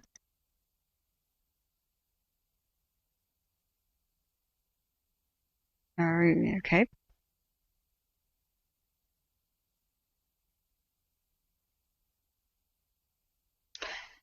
Did the sheriff's office give us the wrong link? Dang it. That was the one from straight from Lassen County Sheriff's Office. Is anybody else able to see the Zoom meeting? Gosh.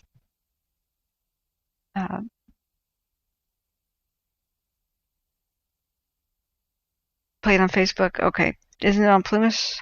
Cal Fire.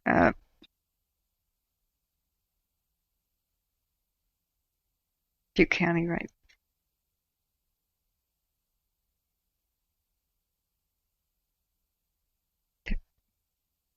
Getting it up, guys? Hang on a second.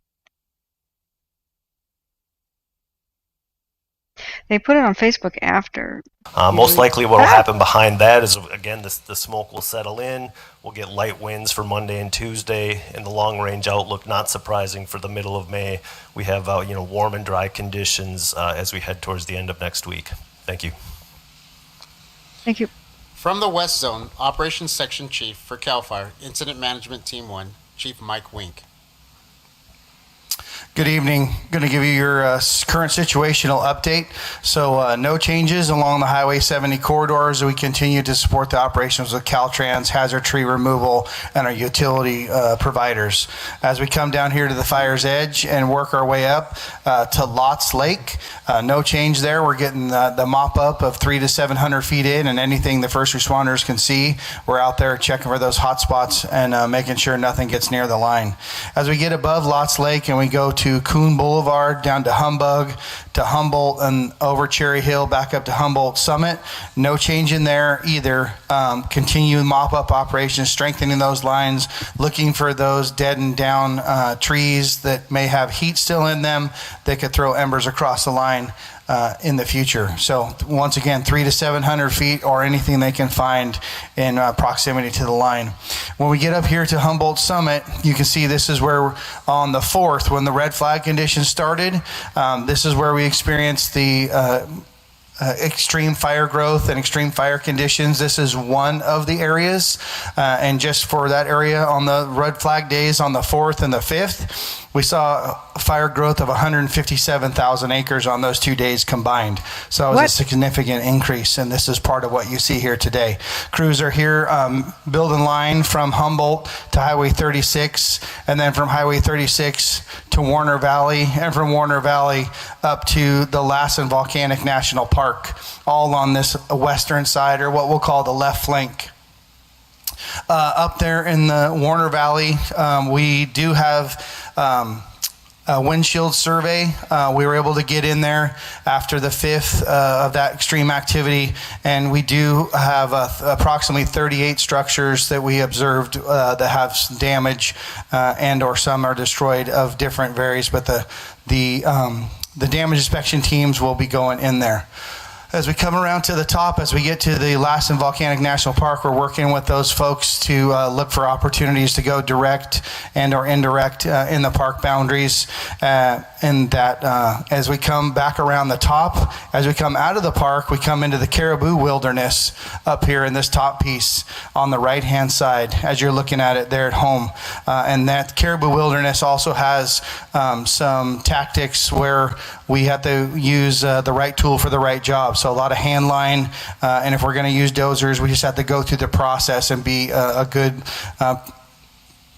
cooperator on how we're using the land and how we're doing the control efforts. As we come down around the bottom, we're now going to parallel Highway 36 as we come back down here to Lake Almanor. So once again, we're working on the fire's edge, direct line, where we're doing indirect line and contingency line. So working along Highway 36, improving that, working on the fire's edge, and then building line above the peninsula here. As we come back around into Chester, Chester has the fire burned down to the lake on both sides. No change in that area of Chester and the mill. No additional structures damaged or destroyed. Just outside of that area where there's no fire activity, at the Highway 36, Highway 89 intersection, there are some commercial structures that have been damaged or destroyed, a hotel, a yard supply facility, and some other buildings. We're not sure of the nature, but the damage inspection teams are in there. On Highway 36, just a lot of questions about St. Bernard Lodge, Deer Creek Lodge, Black Forest Lodge. No damage to any of the lodges. There are about 8 structures in that area that are damaged, though.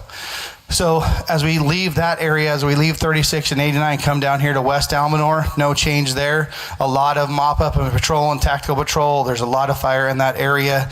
The first responders are in there keeping a close eye on that, making sure no additional damage happens. We come down to Prattville. The fire has reached the edge of Prattville. They have line on there. No damage in the Prattville area. Come down here to Rocky Point. They got line on both sides of Rocky Point down to the lake, and that's holding.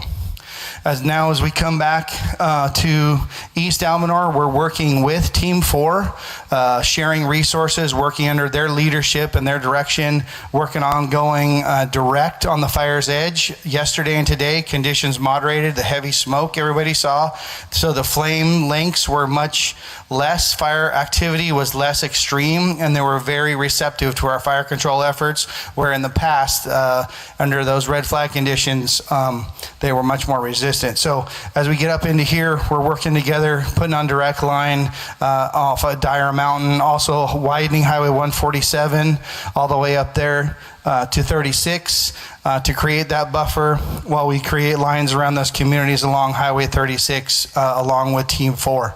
So for your current situation, a lot going on out there, still a very large incident with a lot of challenges, but one of the things today and yesterday with the heavy smoke conditions moderated, they're able to get a lot of good line in there and make great efforts in getting that contained. So thank you.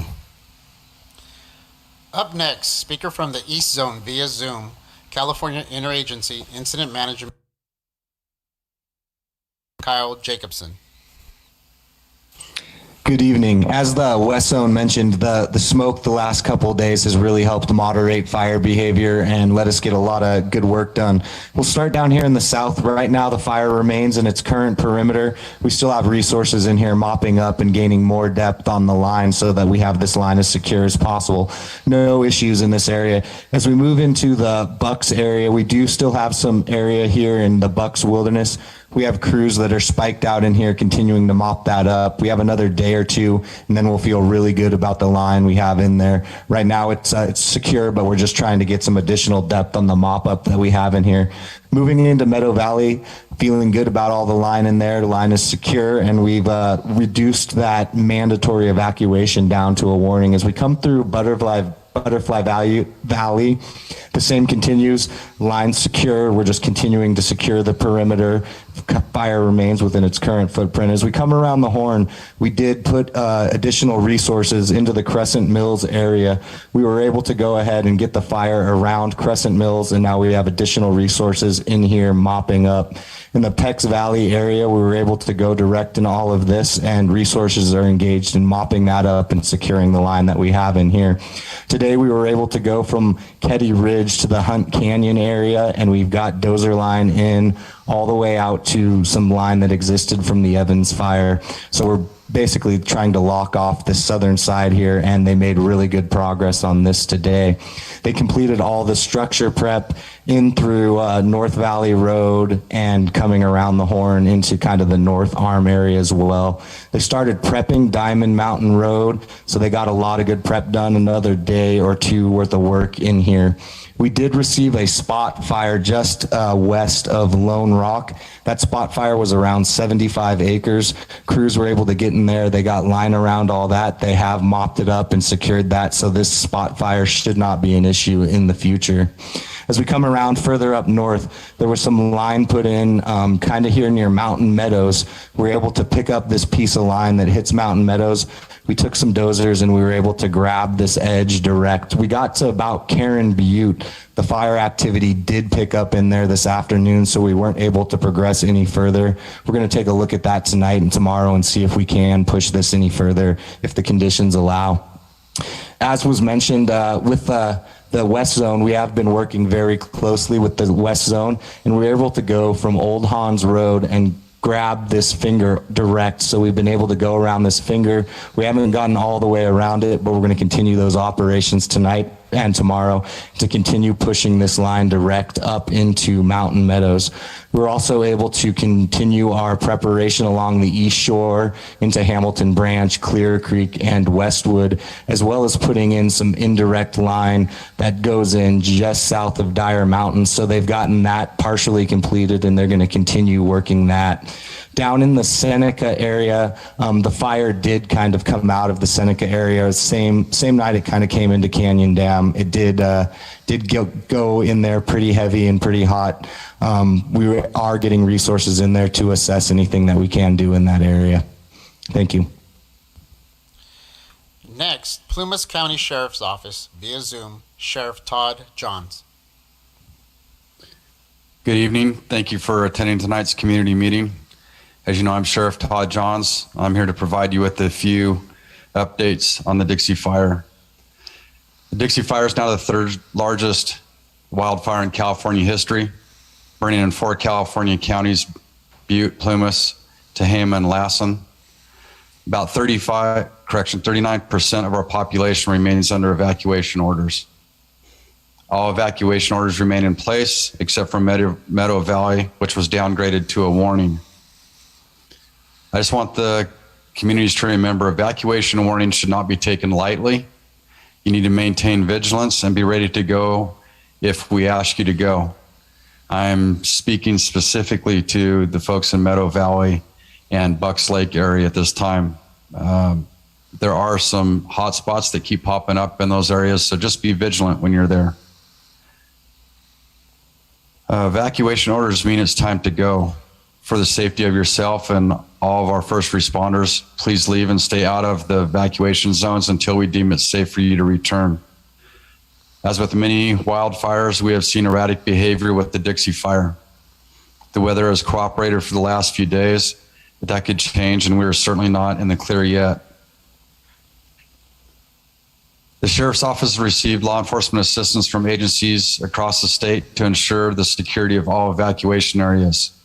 2 arrests have been made in the area of individuals who are not residents and were located in an evacuation zone. Please know that we will seek the strictest punishment under the law if anyone found looting or attempting to loot. This behavior will not be tolerated. I will say that there were some reports of looting in the Greenville area. We deemed that those reports were false. It turned out to be some buildings that were breached simply because of the fire activities. So again, I want to let folks know we are making every effort to protect your property, and we'll continue to do so until you can return. As of today, in addition to traditional patrol vehicles throughout the area, you'll also begin to see National Guard. Today, they're here to assist with securing burned and evacuated areas, and they will predominantly be at roadblocks. Their mission is to keep you and your property safe. We continue to receive reports of unaccounted people, people that are unaccounted for. So I'd ask for the public's help in locating the following individuals. At this time, we have 2 that are outstanding or unaccounted for. It's Shenandoah Listenby of Greenville and Diane Dopert of Greenville. And then additionally, Donna Shelton of Chester, who's reported to be safe. However, official contact has not been made with her. If the missing individuals or family are watching this and you are safe or know them to be safe, please contact us at 530-283-6300. Finally, if you've had to leave your pets behind when evacuating, please know that we have animal control officers leaving food and water for animals in evacuated zones. Rescue efforts of animals is ongoing and will continue. If you have lost a pet and want to see if they've been located, or if you need assistance with your pets, please call Plumas County Animal Services at 530-283-3673. Again, that's 530-283-3673. For the latest information, please follow the Plumas County Facebook page. And in closing, I just want to remind folks, our community is strong. We're going to get through this together with the continued support of our neighbors, family, and friends. To the folks at Greenville and the community of Canyon Dam, again, you have my full support in the efforts of when we start to rebuild. You have my commitment that I will seek every possible avenue of funding and support from both the state and federal government. And I know that folks want to return to those areas as quickly as possible. Know that is a priority of mine as well. Once the DENS team, the damage assessment team, completes their assessments, we will start working closely with the community to see what that looks like. And when we can safely do so, we will do that. And that is my commitment to you. And that's it for tonight. Thank you. We will now hear from Lassen County Sheriff's Office via Zoom, Sheriff Dean Roden. Hi, good evening, everyone. Dean Grouden, Sheriff of Lassen County. I want to first talk about give an update on the warnings and orders that are in place. A large section of our county is under a mandatory order currently. Basically everything east of Shasta County, the Shasta County line, and east and north of the Plumas County line, south of Highway 44 and west of Hog Flat Reservoir. So it's a large chunk of the southwest section of our county is under mandatory evacuation order. The communities within that order are Clear Creek, Westwood, Pinetown, and Silver Lake. I'm not going to discuss the warnings, but for a full real-time information and mapping related to our evacuation orders and warnings, you can go to community.zonehaven.com. Again, that's community.zonehaven.com. Those areas that are under evacuation orders, we have substantial security. We have deputies from our sheriff's office. We have our partners from CDCR, Susanville Police Department, and the Forest Service. U.S. Forest Service law enforcement has been helping us. A large portion of that area is Forest Service land, and some of those communities are surrounded by Forest Service land. So we want to thank those partners for helping us. So far, we have made 4 arrests in that mandatory evacuation areas. There were some questions in the last couple of days about, arresting people from their homes, and that's not the case. We take our responsibility to protect your homes very seriously when you can't be there because of this type of, traumatic event or this kind of, hazardous event. And the people that we've arrested are out really up to no good in those communities. So they were arrested and taken to jail. As Plumas County is, we're taking care of the animals within the mandatory evacuation zone. Food, water for the cats, dogs, chickens, and if you have animals or of animals in that area that need to be checked on, you can call our non-emergency dispatch number at 530-257-6121. There were some inquiries today. We did have a water main line supplying Westwood that was damaged by some equipment working in the area. We were able to get support personnel in there and rapidly in the morning and get that repaired so that the hydrants in the Westwood area had a water supply to them. Again, the shelters within Lassen County, we have a number of we're helping to shelter people that had to leave Plumas County, and obviously our own residents from Westwood and the surrounding communities, and those shelters are at Lassen College and Lassen High School. And I just want to thank our health and social services agencies that operate those shelters and all the volunteers that have come forward, and volunteer organizations like Red Cross. There's been a pretty substantial burden, but obviously, in these times, everyone's stepping up and helping out. And I just really appreciate everyone coming forward and helping out those people in one of the toughest times in their lives, likely. I've had some inquiries about repopulation. Obviously, as you can see from the report, there's a lot of live fire all around, those areas that are under orders right now. But I'll tell you, every day, all the law enforcement partners in all the counties, as well as members of the incident management teams, we discuss warnings and orders, evacuations, repopulation, infrastructure. We talk about those things in multiple meetings every day, and we're always giving consideration. But right now, it's just too dangerous to allow people back into those areas. I want to thank the community and the public for their cooperation and support. And unfortunately, this is such a large-scale event. We see what's happened, with our friends and neighbors, and family members that live in Plumas County. This isn't one that there's going to be a quick recovery from. It's going to take time. Sheriff Johns is going to do the best. I know he's a good friend. I know he's going to do the best he can for the people in Plumas County. We've been talking regularly, trying to do the best we can for the people in our region. And right now it's one of those times where, neighbors need to be helping neighbors. And this isn't not just today, not just tomorrow, but the months ahead. It's really important that you continue with the, cooperation and support we've seen up to this point in time, and just be patient, because again, unfortunately, this isn't going to be something that's just going to be solved rapidly. So thank you for your help and cooperation, and everyone be safe. Thank you. Our next speaker will be Supervisor for Lassen National Forest via Zoom, Deb Bumpus.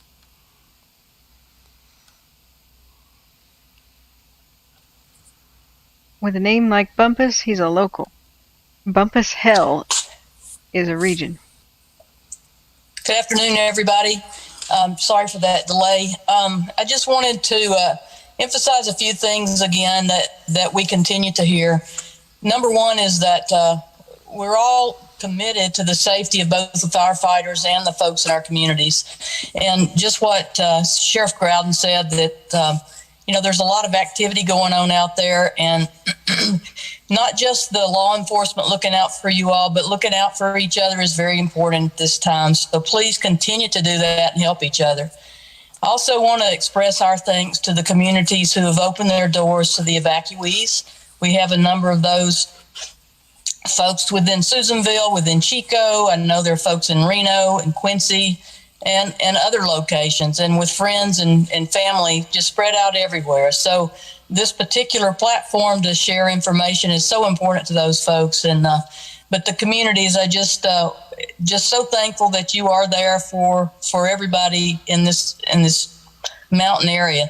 The mountain folks up here, folks that live up in this area, are very resilient, and they will pull together. We all will pull together to help us get through this. It will be a long time before things feel somewhat normal again, but if we all work together, we'll end up in a really good place. And also, I've seen a lot of the comments in the chat as we've continued this Facebook Live about the job that our sheriffs are doing in all of our counties. And I just want to express my thanks to those folks as well.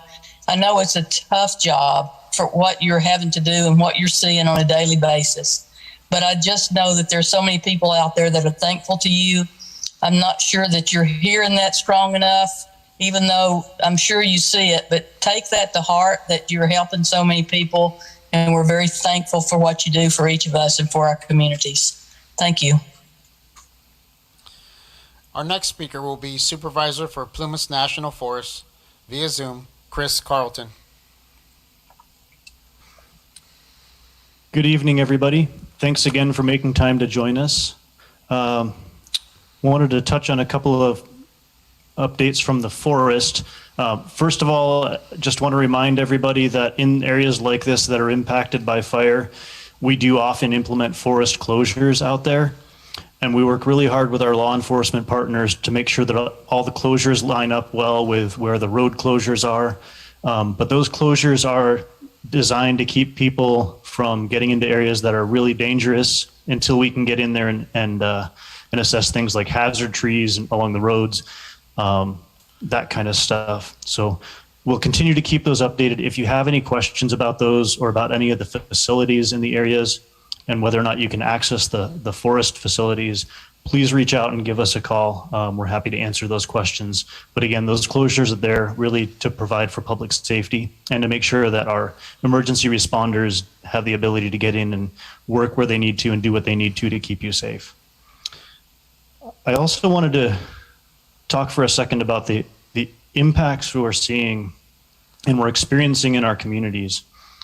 And, I was thinking earlier that the loss of any homes is always tragic, but there's something about the impacts on our communities in this area, in the rural mountain areas, I think it's because the forest and the communities are so tied together, and I guarantee that in almost every single home that's out there in these communities right now, there's something from the forest, because that's been the foundation of our communities, whether it was logging, hiking, hunting, fishing, whatever it is. People's homes around here are filled with connections to that land and to the time that they've spent there. And so when we talk about what it means to be a community, it's really not just that collection of homes. And when we talk about what the forest is, it's not just that collection of roads or those trees. It's really all together. And that's what makes this such a special place. It's the reason I moved here. I know it's the reason a lot of people moved here. And really want to acknowledge it's been incredible to see the level of support that everyone has given for everyone else. We have, like many, we have evacuated employees who are hanging out in each other's homes at as Deb mentioned, kind of all over the place. And that's just been great to see. But at the end of it, it's just a reminder of all the values that we hold and what a wonderful place we live in. Despite the disaster all around us, we continue to pull together, and I want to say thanks and have a safe evening. Next, we will hear from Lassen Volcanic National Park Superintendent Jim Richardson.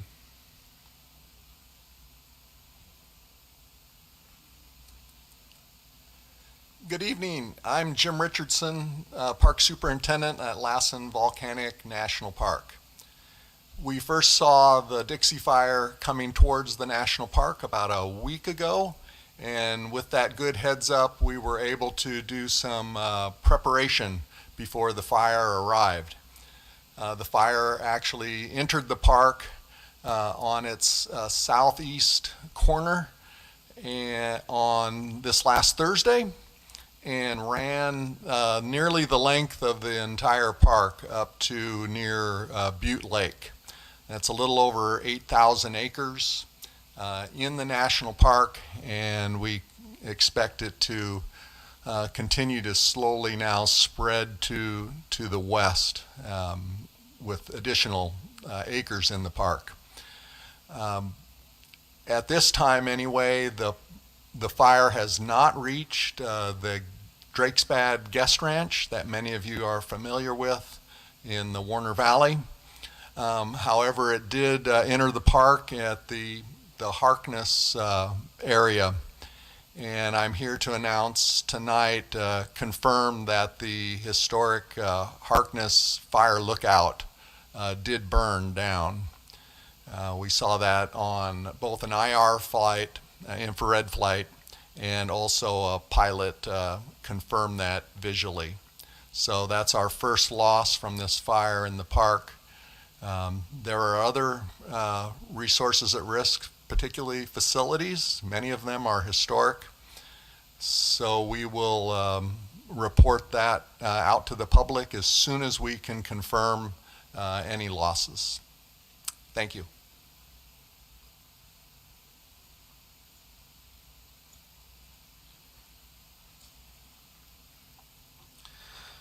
From the East Zone via Zoom, Interagency Incident Management Team 4 Incident Commander Rocky Opliger.